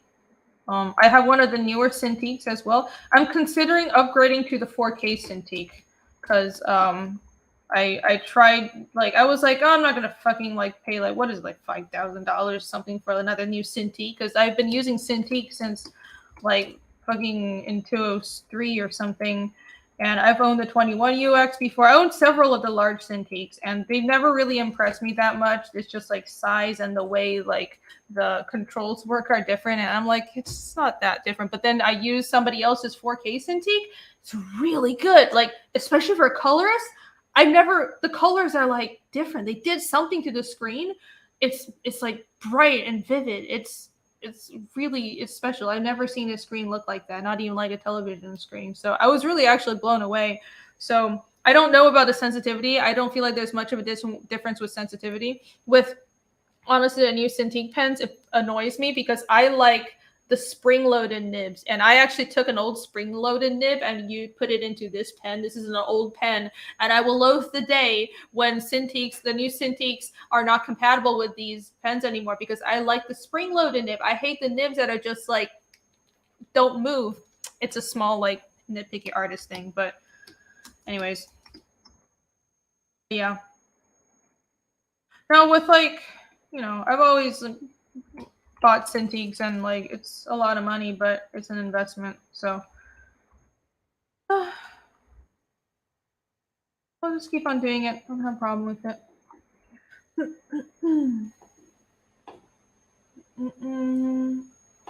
Are we talking about? I don't use Huawei. I buy Wacom. Only Wacom. Oh, Jay's in the house. Hey, I won last round, did I? Well, thank you. Good morning, Jay, sir. Yeah, that's very flattering. Thank you very much. I'm going to mail in a wrench for not EBS. Oh, well, Ethan doesn't show up in chat that much. That was a surprise today. I totally wrench him. Oh, I missed him. I'll have to scroll back. Wait, are you... So we're talking about... you're talking about the Cintiqs. Okay, I had a Cintiq Companion, but I had a first gen, one that was really buggy, but I actually... So I had to... It had so many fucking problems. I had to send it back to factory like 3 times. No, it wasn't 3. It was like twice. But it did last me... It was my only... computer. Like the Cintiq Companion was the tablet and computer, like PC all in one that Wacom had a while ago. I think they don't call it a companion anymore. They call it like Mobile Studio Pro or some shit. It's the same thing. It's just more evolved. But the first gen of it was so buggy. The battery had so many problems. So, but it lasted me like something like 6 years or something, 5 to 6 years, and it actually didn't break on its own. It got knocked off the table and slammed on the ground by this little brat. And I got a Z Pen. What's that? Is Or that X Pen. some knockoff Chinese product, Dan? I don't know. It's whatever. It's the same tablet and pen that Trent Kanuga uses. Oh, okay. Huh. He was like, "Don't buy this expensive bullshit." He's like, "I've been working professionally for years." I bought into his infomercial, and I got the drawing tablet, and it's pretty good. You bought into it. Okay, he sold me. Well, as long as you're happy with it. I just trust Wacom because I know their products last. I've been using them since I was like, I think 13 or 14. It's kind of an insanely long time. Man, that light is really hot to step over. Yeah? Yeah, it's like... Yeah, you think you might want to be careful with that so you don't set your house on fire, Dan? It's like stepping over a campfire. Yeah, maybe you should be careful with that then. Dan's going to set his house on fire, everybody. It's keeping me warm. It's not even that cold there. It's all right. All the Goblin Girl original pages, they're all up on the Mega Drive. So what the fuck am I doing with this shit? Sorry, I'm myself. Mega Drive? What? Yeah.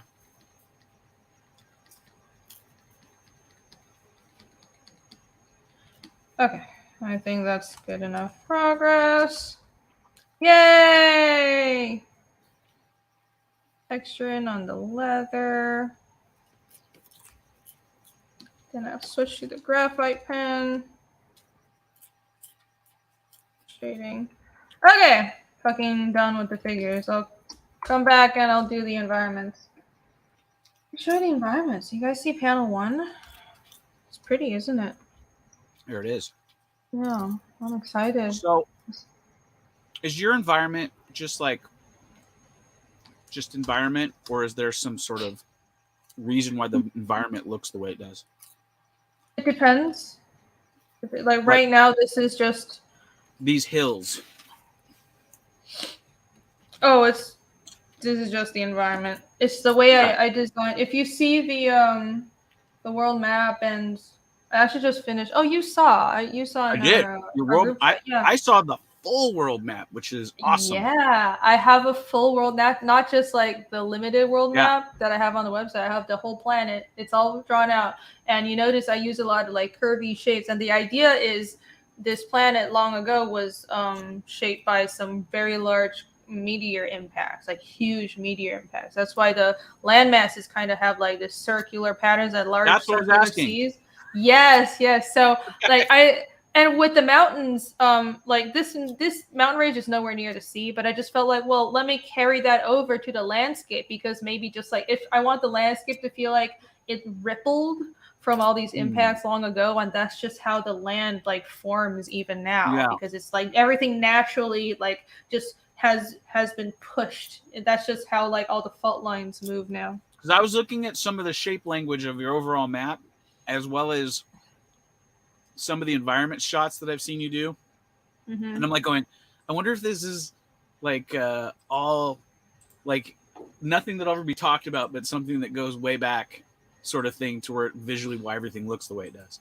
Yeah, it's like like they're not advanced enough in the society to know about like like millions of years ago, but that's like I feel like that's something that I have thought about it. Why the land looks the way it is just a nerdy geography thing. Yeah, but it doesn't really come into play. Well, I did the same thing. I did a similar thing in my book. That's why I was asking. I was going, I like what's going on here. Like do the like the environments they have. It's like when you start building fantasy worlds, because especially if you're gonna really nerd out about it, you start researching geography, and there are all these rules about like for example, you don't want rivers generally don't diverge downstream. There are multiple rivers coming together towards a larger river downstream, and all these other rules, and how to plan out different climate areas on your map, and how mountains will stop moisture. And you have to think about these things when you're designing a world. So if you want a fantasy landscape to be more fantastical than what we see here, to be more exaggerated than what anything you see on Earth, well, it just seems like you would need to give it a reason. So that's what I designed the environment around.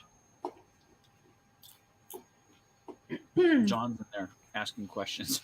Whole world map in my hands. I don't know what that means. I feel like that might be a dirty reference. Now says, how do I pronounce that? Is that a Cyrillic word? I don't know what that H. Monatho? Nado? Manaho? Why do you have so much space dedicated to your history? You mean the history of the world? Because it comes into play in the story. It's important.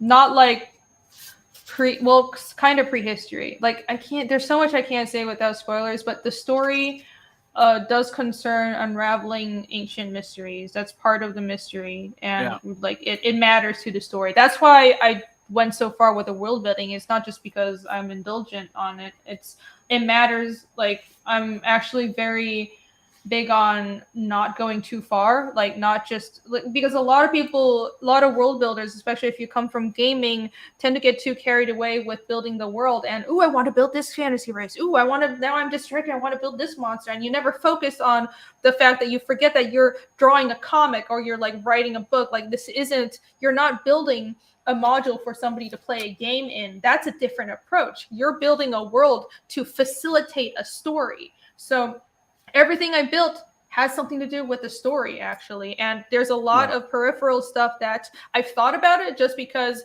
I want the world to feel real, and I think there's a lot of stuff on the periphery that I've written some notes that maybe this, maybe that, and I think this is generally how like this culture works in this area, but it's just notes. I just thought of it, so in my head it feels real, but I'm very big on not getting carried away, because at the end of the day, what's important is my characters and the story of Cosme, Isko, Yomi, and Ragna, and the mystery at hand. So it's all necessary. For me with mine, J Dollar Hefner's here. Jay Dalla. The poles are cold. So this planet, it's about the same size as Earth. I thought of making it like a different size, and I'm like, it's scientifically, it would just take too much work to like think about that. So it's colder than Earth. The Arctic line is much lower. So there's that. So would that make the sun appear a little bit further? A little further, yeah. No. It'll be subtle, but yeah. Yeah, like with mine, the planet itself, the state it's in is caused by elements of my storyline, of my plot. So I had to kind of work that element out a lot, how it's layered in there. But like, there's lots of like probably she's yelling at me. I'm not. I'm just loud. There's lots of probably like races and people or whatever we won't see in the book. I don't know. Maybe we will. That are because they're not central to like the trail of the journey where my characters are going. Mhm. So I haven't really like thought out the world as grandly as you have, where you have all your species and you know these people live here and there.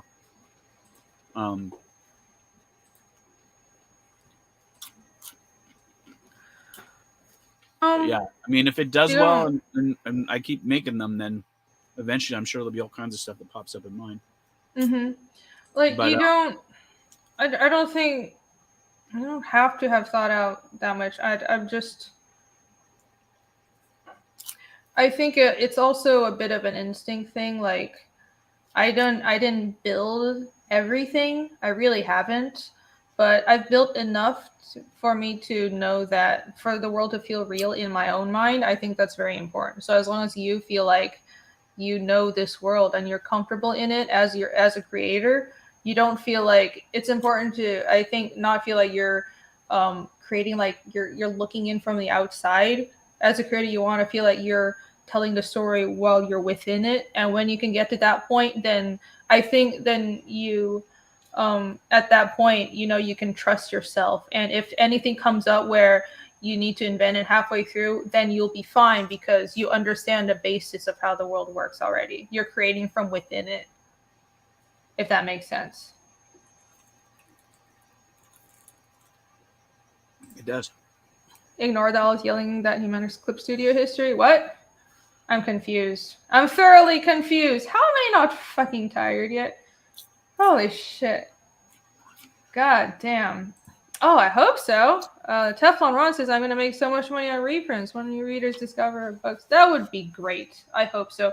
Right now, I'm like, I'm getting like a bit of creator anxiety. Like, I love the story. I put so much into it, but I'm like, oh, what if people don't like it? Even though I think it's really cool. Like, I'm like, oh, and I can't say anything, like, and I have to keep it all to myself until I do these calls with my team, and then I bother my team and my colorists and spill all the beans and tell them everything. I was like, do you like it? Do you like it? I sound like a crazy person, but like, oh, it's a cool story. It really is, and I'm excited. I got a good story as well. Yeah, I think you do. Goblin Girl is not just about the boobs, No. even though the boobs certainly help. It's I feel like it definitely like I don't know, maybe all good stories, I guess, maybe not necessarily have a message, but like there's a core fundamental sort of idea there, some sort of thing. Oh, you're talking about Clip Studio history? No, this isn't Clip Studio. This is Photoshop, silly. That's why I didn't know what you're talking about. This? Oh. You mean this? Oh, well, now I'm talking about my world. Well, now you guys got an insight into my world building shit. There you go. What do you mean? My history phases are a lot? This isn't. These are my actions. I have action shortcuts. Don't laugh at me. You guys enjoyed hearing about my world building stuff, right? Oh, thank you, Jay. So my nerdy obsession is sexy. Why do you think so? I only have like, I think 30 stages over here. I have a lot of my memory dedicated to Photoshop to make sure like all my entire computer is dedicated to just running fucking Photoshop. So is that what you mean? Or are you talking about something else? Ragnarok spoiler. Everyone actually does not die. So, yeah. Don't get me started talking about world building or even hint at it because I'll get carried away. Anyways, I don't know what you mean by history. So, oh my god! It's an 8-hour stream! Oh my god! What's wrong with me? Okay. You can do 12. I believe in you. No. I'm gonna go force myself to sleep. Maybe not. Oh, I really need to. Holy shit, I'm bad. Yeah, I'm gonna. Shit, it's 6:30. I'll take a nap, get breakfast, and then I have to work. That's what I'll do. Jesus. I'm gonna go out Fucking and hit a insane. 7-Eleven and get some Mexican food when you eventually go off. Oh, yeah, that sounds good. Get me a burrito. Yeah. Well, hope you guys enjoyed this. Here you go. You guys, Not even done yet. I'm not. I mean, I'm telling you, I'm not a fast artist, dude. Okay. Keep going. You can get this. I believe in some you. pages with like, I'm doing the complicated pages first, like I told you. Like these last three are the complicated ones. All the other pages are more straightforward. Like it's just figure work, very simple, snowy backgrounds. It'll be great. So, yeah. Damn. Thank you guys for sticking around. This whole time we've had over 100 people for most of the stream. Nice. You guys are awesome, dude. You guys are fucking amazing. Thank you for sticking around. God damn. You're even crazier than I am. All right. One last time. Da da da da da da da da da da da da da. Go check out the Fiendish website, fiendishcomic.com. I have a blog, remember, that I have subscriptions for as well. So I post like behind the scenes stuff. If you're interested in that, you can pledge to the blog. If not, that's cool too. I post stuff that's just for free. That's not behind a paywall I really as well. need to make a website like this. Oh, it's so much fun. It took a chunk of time, but it's so worth it. It's I love having the website. It's just so nice to have like one place to gather all the information for this comic. Like I can always direct people to this website, and like I have the preview on here as well. I have like all my world building info. So I'm gonna edit it soon. I need to put up a fan art gallery. So I think that'll be cool. I think people will like that. Yep. And don't forget Fiendish. Need a chapter 2, Origins. It's still live right now. Okay, I'm gonna finally take this shit down after the stream. My fucking Cyber Monday perk is still it's out. Cyber Thursday. It's Cyber Thursday, everybody. Da, da, da. And Goblin Girl from Dan Prager. Thank you. The Prager. Everybody. Thank you, everybody. Yes, back these books right now. You guys are awesome. Let me drop this in the chat real quick. There you go. Boop, boop, boop, boop, boop. I'm sure everyone here is already back, but just in case there's anyone who hasn't, please do consider it, my dear friends. My dear friends, please, if you can. Awesome. It would be awesome. Very, very awesome. Okay. Oh my god, this is so epic. I wasn't even planning on streaming this long. Okay. All right. Thank you, everybody, for joining me. I'm finally going Got to... Ethan Van Sciver down here in the corner. What? He's shining his light on us. Oh, yes. The sun. Hold on. Can I... Wait, my light source isn't working. Yeah. It's too in my face. Well, God if it's in the damn middle it. here, yeah. Because it's from my camera, so I can't. I look like a crazy person. Okay, there you go. Anyways, You just blinded myself. you should not do that. That's a bad I thing looked to do. directly into the Ethan, and it blinded me with its.